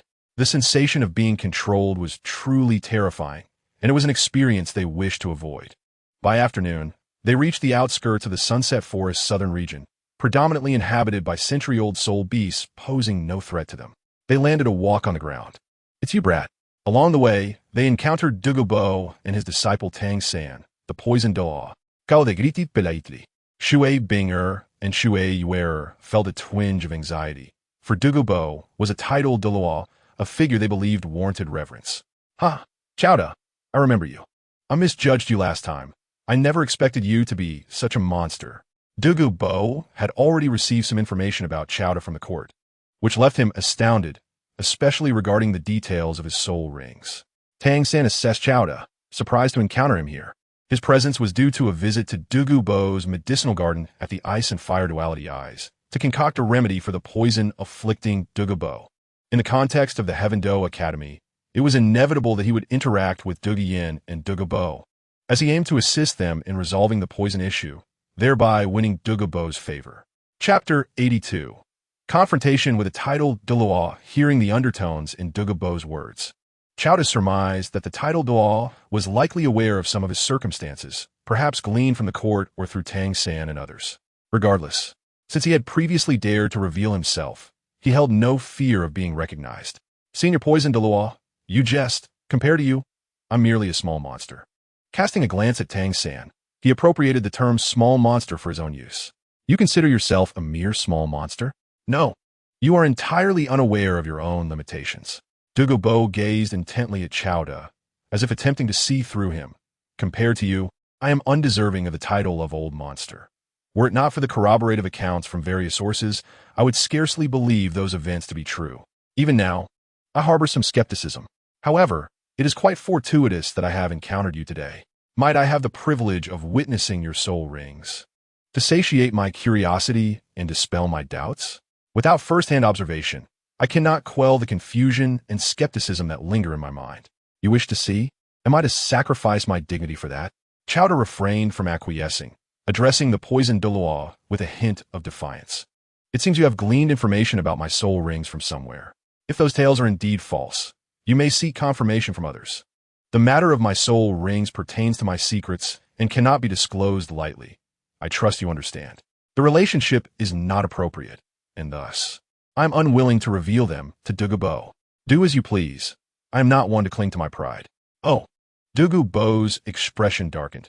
You refuse to grant me face? I insist on seeing them. Chowda remained composed. I kindly ask you not to make things difficult for someone of my lesser standing. Humph. Douluo scoffed. Do not assume that your previous escape from the clutches of the Chrysanthemum Pass grants you the right to underestimate me. What I desire to do is not something anyone can refuse. Douluo's domineering nature was something Tang San could deeply relate to. Watching from the sidelines, Tang San hoped that Douluo would teach Chowda a lesson. Chowda was also displeased. As a titled Douluo, are you really resorting to bullying the weak? Xue Binger remarked. Senior Poison Douluo, your esteemed status as a titled Douluo makes such actions seem rather unbecoming, should word of this get out. Douluo chuckled coldly. As long as I eliminate you all, who would know? Erasing traces is child's play for me. With that, he unleashed a cloud of poisonous gas, engulfing the surrounding weeds, which rapidly disintegrated. If such was the fate of weeds, so too could it be for human flesh. This was a clear threat. In light of this, Chowda acted decisively, unleashing a spatial confinement soul technique that ensnared Douluo. He has actually managed to imprison me. Douluo sensed something amiss and immediately attempted to break free using his soul power, employing an energy equivalent to a soul king. He found himself unable to escape the confinement. He then resorted to a force akin to that of a soul emperor, yet it proved futile. Forced to summon his martial soul's true form, he wielded the power of a soul sage. The confinement began to loosen, yet he remained trapped. Finally, summoning the strength of a soul Douluo, he broke free from the spatial bind. Douluo's expression grew grave, astonished by Chowda's formidable soul technique. He had underestimated him gravely. Senior Poison Douluo, I have no intention of being your adversary, yet not everyone can be easily manipulated. Chowda merely showcased his strength. With no intention of completely severing ties with Douluo otherwise, he could have launched a surprise attack with his spatial blades, potentially incapacitating Douluo. However, he felt the situation had not escalated to that point. Very well, Douluo conceded. I acknowledge my earlier misjudgment. I now believe you could indeed escape from the Chrysanthemum Pass. You are truly a monster with a 100,000-year soul ring. Chowda remained unfazed. Senior, may we take our leave now? Douluo suddenly chuckled. Haha, I consider myself an old monster, an old poisoner, yet I lack the confidence to handle you. This young anomaly. Since that is the case, there is no need for further conflict. You may go. Having realized he could not subdue Xiao De, Douluo was decisive in his withdrawal. He understood from the information he had gathered that Xiao De possessed no such binding abilities, and he was aware of Xiao De's capacity for long-distance spatial movement. These two abilities left Douluo at a loss. Crucially, Douluo recognized that Xiao De's strength exceeded his expectations. Someone of such caliber was not worth making an enemy of. Of course, despite his understanding, Douluo would not apologize to Xiao De. His previous words had already constituted a form of concession. Should Xiao De seek retribution in the future, Douluo would simply have to accept it. Xiao De departed with Shui Binger and Shui Wu. Tang San, standing beside Douluo, remarked, Old monster, you have offended Xiao De today. Do you not fear retribution for allowing him to leave? He believed it was still possible for Douluo to kill Xiao De. Douluo cast a sidelong glance at Tang San. Do you, Tang San, wish for me to eliminate Xiao De? Are you two acquainted, harboring enmity? Old monsters are not easily fooled, Tang San explained. I once encountered Xiao De in Suodo City. He is no ordinary individual, possessing a unique soul ring and strength. Such a person should either be avoided or eliminated if offended, lest future troubles arise. I harbor no grudge against him. I merely believe that you, old poisoner, should consider how to deal with him to eliminate any potential threats. Douluo remained skeptical. I do not require your guidance, young one. That lad is quite peculiar. Today's events are hardly significant. Should he hold a grudge, I will not fear him. Let us proceed. We must address the matters you promised. Should you fail to deliver, it will be much easier for me to deal with you than with Xiao De. Tang San inwardly scoffed, harboring no fear of Douluo.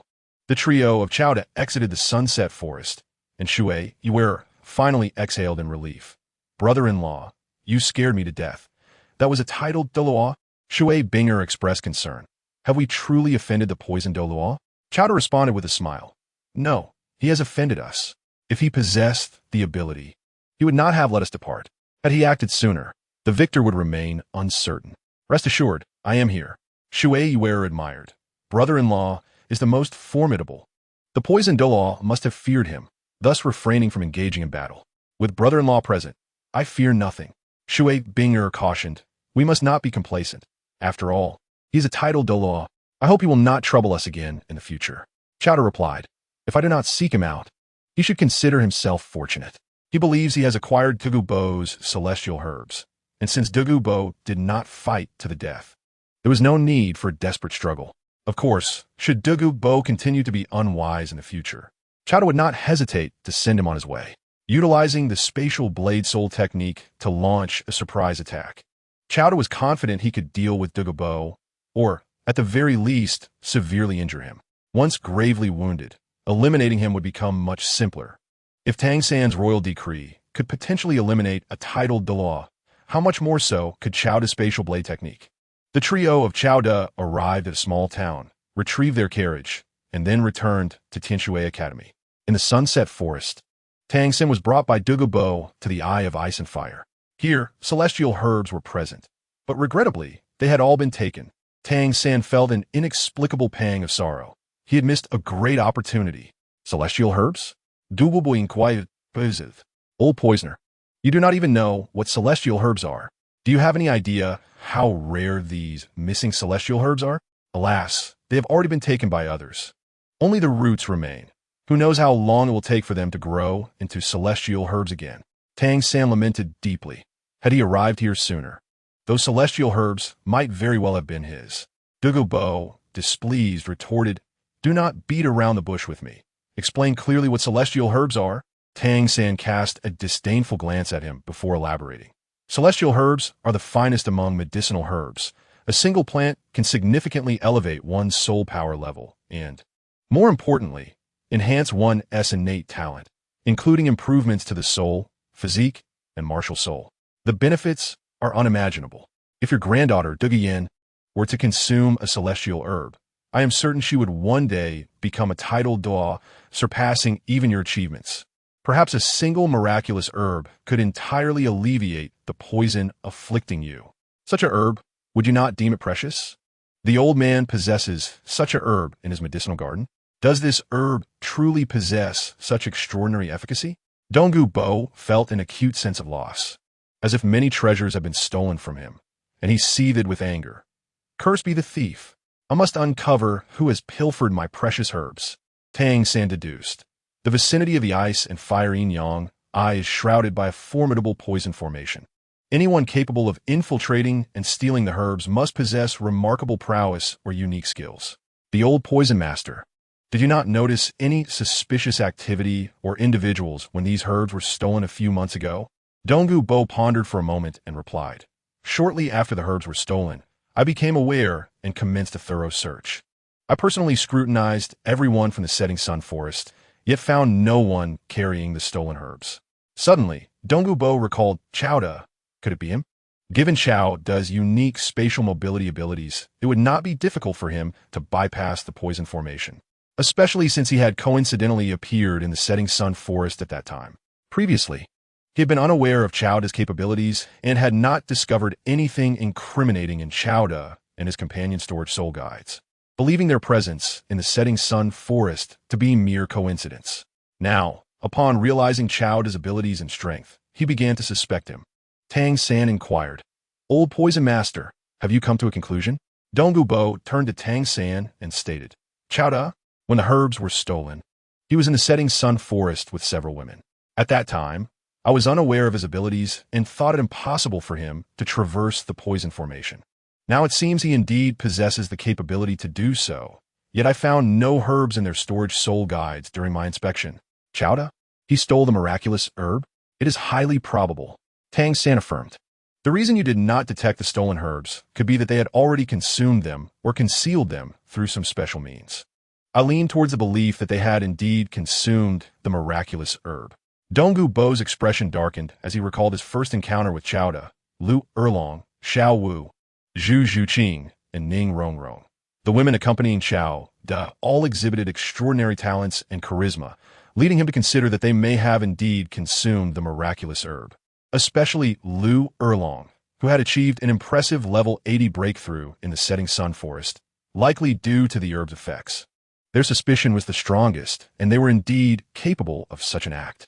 Cursed be the thief for stealing my miraculous herbs. He had nearly concluded that Xiao Da and his companions were the culprits. It must be them, regardless of whether it was truly Xiao Da. Tang San had to assert. Nevertheless, you cannot confront Xiao Da now. What good does it do to know he stole the herbs? Dongwu Bo Grambeth. How I handle matters is of no concern to you. Now that the herbs are back, if you cannot resolve my issue, it is you who shall bear the brunt. As for the matter of the herbs, in the future, Dongwu Bo would undoubtedly seek an explanation from Xiao Da. If the opportunity arose, he would confront him. But if not, so be it. He simply lacked the confidence to deal with Xiao Da. Faced with such an anomaly as Xiao Da, Dongwu Bo would not invite trouble. He would wait for the right moment to act. If the opportunity presented itself, he would seize it, but if not, he would let it go. Meanwhile, Xiao Da had returned to Tianshui Academy with Shui Binger and Shui Yuer. He prepared dinner in their dormitory, and only after they had dined did he leave for Lamba Academy. On his way back, he encountered an injured girl who was being bullied. With a kind heart, Xiao Da intervened, driving away the assailants and rescuing the girl. Thank you for your rescue, young sir. My name is Qian Renxue. May I ask your name? The girl expressed her gratitude. Of course, I know you are Qian Renxue. Otherwise, why would I have intervened? Xiao Da observed the unmasked Qian Renxue, pondering her intentions. Having bound Qian Renxue through his spatial capture, he immediately recognized her identity. As a soul sage, how could she be bullied by mere great soul masters? It was evident she was merely acting, deliberately approaching Xiao Da. Xiao Da chose not to expose her pretense, but instead played along to ascertain her motives.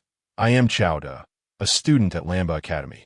You are Qian Renxue, a soul master, correct? Are you training at the Soul Master Academy? Xiao Da, what a splendid name. Qian Renxue smiled, her beauty striking, her figure alluring, and her demeanor exuding nobility. Indeed, I am a soul master, yet I am new to Tiando City and have not attended the Soul Master Academy. I never anticipated encountering such rogues today. Had it not been for your timely intervention, I shudder to think of what might have transpired. As she spoke, her voice trembled. feigning a pitiful demeanor. Chowda was left speechless for a moment before advising. Now that the villains have been dispatched, you should return home while it is still light. Avoid venturing out at night. Yes, Qian Renxue replied obediently. Thank you, young sir. I shall take my leave now, but I will visit you again to express my gratitude for your rescue. With that, she turned to depart, glancing back every few steps. Was that all? Merely orchestrating a chance encounter for future convenience? Chowda remained perplexed by Qian Renxue's intentions, yet he was aware they would meet again soon. Unbeknownst to him, Qian Renxue's actions stemmed solely from her longing for him. As fate would have it, several days later, Qian Renxue arrived at Lamba Academy, specifically seeking Xiao to express her gratitude for his earlier rescue. Brother, who is that girl outside the academy looking for you? Xiao Wu inquired curiously. Could it be that Xiao Wu has taken a liking to some beautiful girl? Ning Rongrong speculated. Should we follow and see? Zhu Zhuqing suggested. I'm also curious. I want to take a look, Lu Erlong added. Have you been courting someone outside, and now she has come to confront you? They teased. Oh no, the jealousy is palpable.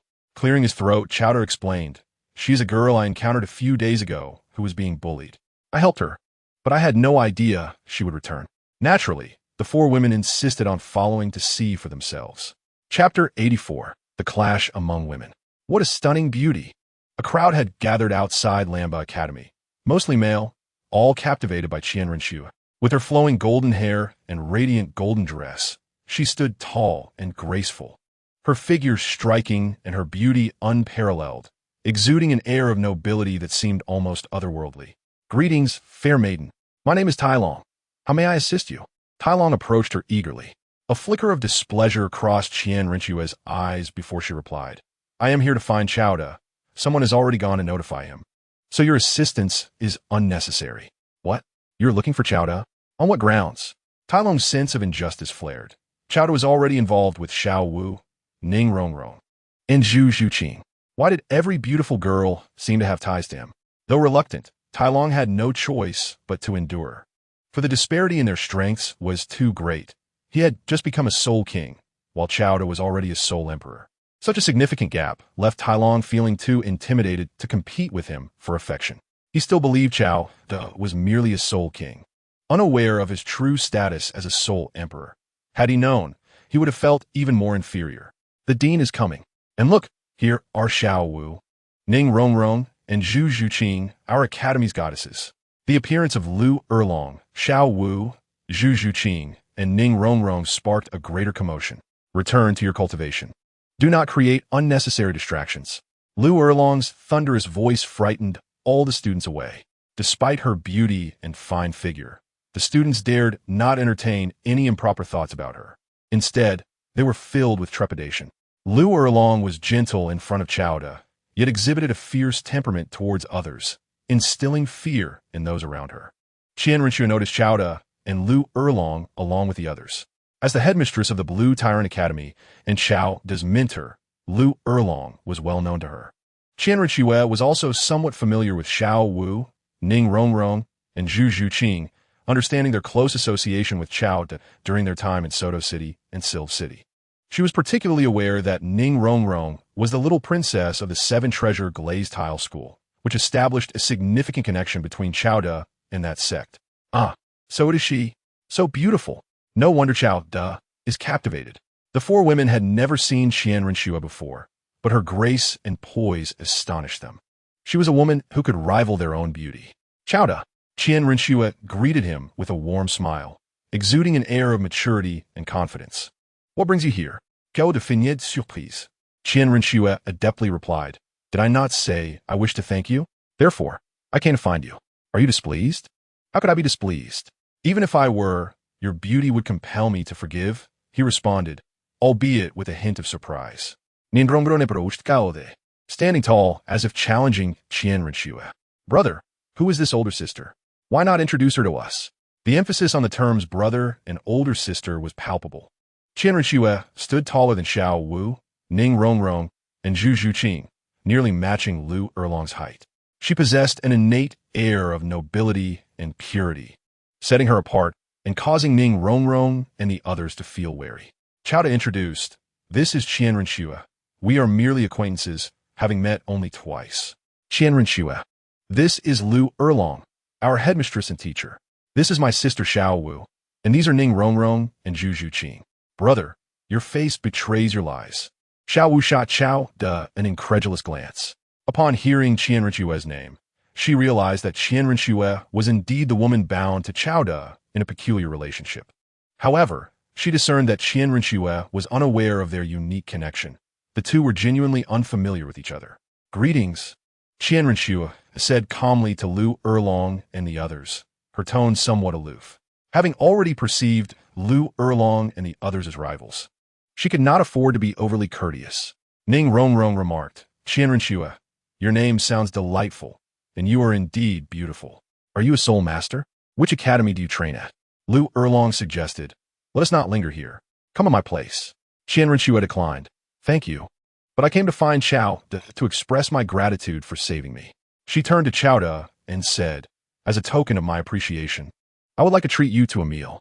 Feeling ignored, Ning Rongrong interjected, if you wish to dine with Brother Qiao De, then by all means. But we are busy cultivating and have no time for such indulgences. If you wish to express gratitude, he is already aware. You may leave now, correct, Brother Qiao De? Qiao De cheerfully replied, a meal is nothing to fuss over. It is nearly noon, so why not all go together? He glanced at Qian Renxue. Would that be agreeable? The more, the merrier. Qian Renxue found it difficult to refuse, so she acquiesced. If you insist, then let us proceed together. Though she hoped to spend some private time with Qiao De, the current circumstances seemed to preclude that possibility. Qiao De's agreement to dine with Qian Renxue prompted Ning Rongrong and the others to join, as they were not entirely at ease. Let us go. I have reserved a room at the hotel Qian Renxue had prepared for this encounter. She intended to walk alongside Qiao De, but was sandwiched between Ning Rongrong and the others. Ning Rongrong deliberately engaged Qian Renxue in conversation to prevent her from speaking with Qiao De. Sister Qian Renxue, how old are you? You appear much older than us. Qian Renxue felt a strong urge to retaliate against Ning Rongrong's provoking words, responding coolly, you all seem to be of similar age to me. I'm only as old as Qiao De. If you call him brother, you may as well call me sister. I refuse to do that, Xiao Wu declared. Even if you're older, I will not call you sister. However, you may refer to me as Sister Xiao Wu. That is what everyone calls me. Zhu Zhuqing added. I believe addressing one another by name would be more convenient. Qian Renxue, your surname is quite rare. I recall that the previous pope of the Spirit Hall was named Qian Xuanji. I wonder if you are related? She spoke casually, but to her surprise, Qian Renxue vehemently denied any connection. I know nothing of the Spirit Hall's pope. I have no ties to the Spirit Hall. However, from your words, it seems you harbor some grievances against them? Ning Rongrong responded, the Spirit Hall seeks to target us, and naturally we are displeased. If you are affiliated with the Spirit Hall, I advise you to distance yourself. Qian Renxue smiled. Qiao De saved me. Anyone who seeks to harm him becomes my enemy. The exchange of words among them was lively and engaging. Lu Erlong and Qiao De listened from the side, refraining from interjecting. Chapter 85. Yu Xiaojiang went mad. The spirited verbal exchanges among the women promised a rather eventful lunch. Qiao De, I shall forever remember your kindness. I will return to find you when the opportunity arises. Qian Renxue departed, for she had to continue her role as the crown prince, Shui Qinghe, and could not afford to vanish for too long. Having seen Qiao De twice alleviated her longing, she felt she could endure for a while longer. Approaching Qiao De in her true form was risky, yet Qian Renxue deemed it worthwhile. Brother, stop staring. She has already left, Xiao Wu remarked, wrapping her arm around Qiao De's. Qiao De estaba naive. I was lost in thought. Ning Rongrong, Zhu Zhuqing, and Xiao Wu simultaneously cast him disdainful glances, well aware of Qiao De's character. It was impossible for him not to have thoughts when encountering a beautiful woman, and taking advantage of situations was second nature to him, something they all understood deeply. Lu Erlong observed the street, suggesting, since we are already out, let us browse about and purchase some items. It has been a while since I last enjoyed stroll. Xiao Wu was the first to agree, sure. Let us see if there is anything interesting or delicious. Ning Rongrong chimed in, by whatever you wish. I'll cover the bill. Truly a display of extravagance. Zhu Zhuqing smiled, then let us explore. Thus, Qiao De found himself accompanying them on their shopping excursion. As they wandered, the sun began to set, and they prepared to return to the Blue Tyrant Academy. At that moment, they suddenly heard someone calling Lu Erlong's name. Erlong! Qiao De and the others turned at the sound. Lu Erlong spun around, astonished Flinder. Qiao De and the others followed her gaze, spotting Flinder along with Yu Xiaojing, Zhao Wujin, and Qin Ming. The four had initially set out together for drinks, but unexpectedly encountered Lu Erlong. Upon seeing Lu Erlong, Yu Xiaojing appeared visibly uncomfortable, unable to face her. He had been evading the matters concerning Lu Erlong, but upon arriving in Tiando City, he felt an inevitable encounter was looming. Now, that sensation had become a reality, leaving him at a loss on how to confront it. Lu Erlong, of course, had noticed Yu Xiaojing. Yet her reaction was remarkably calm and natural. Her heart had long since moved on from Yu Xiaojing and was now wholly occupied by Qiao De. I thought I was mistaken, but it truly is you. Upon seeing Lu Erlong, Flinder was overjoyed and visibly excited. Erlong, you have become more beautiful with each passing day. Unlike us, who only grow older, Flinder had always harbored feelings for Lu Erlong, and those feelings persisted. However, when Lu Erlong and Yu Xiaojing shared mutual affections, he had no choice but to withdraw. Later, upon discovering that Lu Erlong was Yu Xiaojing's cousin, he had entertained some hopes. But as Lu Erlong's heart remained unchanged towards Yu Xiaojing, who chose to escape, Flinder found himself without opportunity and thus relinquished those hopes. Erlong, you seem full of vitality. You're not aging at all. Lu Erlong was equally pleased to see her old friend, though her feelings for both Flinder and Yu Xiaojing had settled into a platonic realm. After exchanging a few pleasantries, Flinder pulled Yu Xiaojing over, grinning widely. Xiaojing, why are you still shy in front of Erlong? Erlong, Xiaojing has always held you in his thoughts. Lu Erlong found Yu Xiaojing's evasive demeanor amusing. She had long since let go of her past feelings for him and was now wholeheartedly devoted to Qiao De. Reflecting on the past and witnessing Yu Xiaojing's reaction, she found it amusing, thinking how childish they both were. Brother, I never expected to see you again. I have moved on from the past. Let us treat it as if nothing ever happened. From now on, you are my brother, and I am your sister. We need not endure any more pain. Flinder and Yu Xiaojing were both taken aback. Had Lu Erlong truly moved on and forgotten the past? Flinder was momentarily uncertain whether to feel happy or sad for Lu Erlong. Yu Xiaojing struggled to accept this. He had always been preoccupied with their past and had evaded Lu Erlong, yet now she claimed to have forgotten and moved on, making him feel pitiful and ridiculous. Even if someone could let go and forget the past, it should be him, not Lu Erlong. This was a bitter pill to swallow. It seems I've been overly sentimental. How laughable. The greatest joke is indeed on me. He laughed maniacally, losing composure. Erlong, you need not feel this way. Let go of the past. You will find a new beginning and a new partner, just as I have, and you will find happiness. What do you mean? Have you already found someone new? And I have been the one who was overly sentimental, foolishly evading. I am merely a joke. Yu Xiaojing continued to laugh madly. Xiaojing, you must calm down. Flinder was at a loss for words. Lu Erlong's transformation was so profound that it felt alien to him. In the past, Lu Erlong had been so enamored with Yu Xiaojing that she disregarded societal judgment to be with him. Had it not been for Yu Xiaojing's evasion, they would have likely been together, perhaps even with children by now. Yet now, Lu Erlong had changed, forgotten the past, and seemingly found new happiness. Flinder could only lament the relentless passage of time. Zhao Wujin and Qin Ming endeavored to console Yu Xiaojing. Xiao Wu, Zhu Zhuqing, and Ning Rongrong were completely bewildered, unsure of what had transpired. Qiao De observed calmly. Lu Erlong, too, was at peace. She no longer held feelings for Yu Xiaojing and wished for him to forget the past as well, hoping their relationship would conclude and they could both live their new lives independently. She glanced at Qiao De and quietly said, I will tell you about my past with him once we return. Qiao De nodded, smiling all right. Feeling the trust and affection from Qiao De warmed Lu Erlong's heart. Her previous concerns dissipated. She had worried that Qiao De might mind her past with Yu Xiaojing. But why would he? Lu Erlong no longer held feelings for Yu Xiaojing. And she had once been an untouched flower.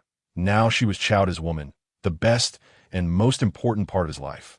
What was there to worry about? Erlong, Xiaojing is in a bad state. We should take him away. Where are you staying? We will come to find you once Xiaojing is stable. Flinder approached. Lu Erlong replied, You can visit me at the Blue Tyrant Academy. I am the principal there. Regardless of circumstances, we are still the Golden Iron Triangle. So feel free to come find me. Blue Tyrant Academy. Flinder was unfamiliar with it, but noted it down. I will remember. I will come to find you another day. For now, I will take Xiaojing back. What was meant to be a delightful reunion had turned into a chaotic affair, with Yu Xiaojing losing control. After Flinder and the others took Yu Xiaojing away, Lu Erlong returned to the Blue Tyrant Academy with Qiao Da. On the way, Lu Erlong briefly explained Flinder, Xiaojing. We met over 20 years ago during our adventures, and together we forged the reputation of the Golden Iron Triangle. Afterward, due to certain events, I discovered that Xiaojing is my cousin. It has been about 20 years since we last met, and I never expected to encounter them here. Xiao Wu and the others could tell that there was a story between Lu Erlong and Yu Xiaojing, but they were surprised to learn they were cousins, leading them to conjecture that their story must certainly end in tragedy. Chapter 86. Qiao Da, I will take care of Erlong. You just focus on teaching Tang San. Flinder, Zhao Wujin, and Qin Ming decided they wouldn't return until they were thoroughly intoxicated. Yu Xiaojing did not return to the Tiando Royal Academy. Once his emotions had stabilized somewhat, he dragged Flinder and the others to a tavern to drink. Qin Ming raised a glass to Yu Xiaojing, encouraging him, Master, whatever troubles you have will fade after a good drink. We are here for you. Zhao Wujin boisterously proclaimed, Let us drink. Tonight, I will accompany you, my friend. Once we are drunk, no worries will remain. Flinder comforted him, Xiaojing, since you wish to drink, we will join you.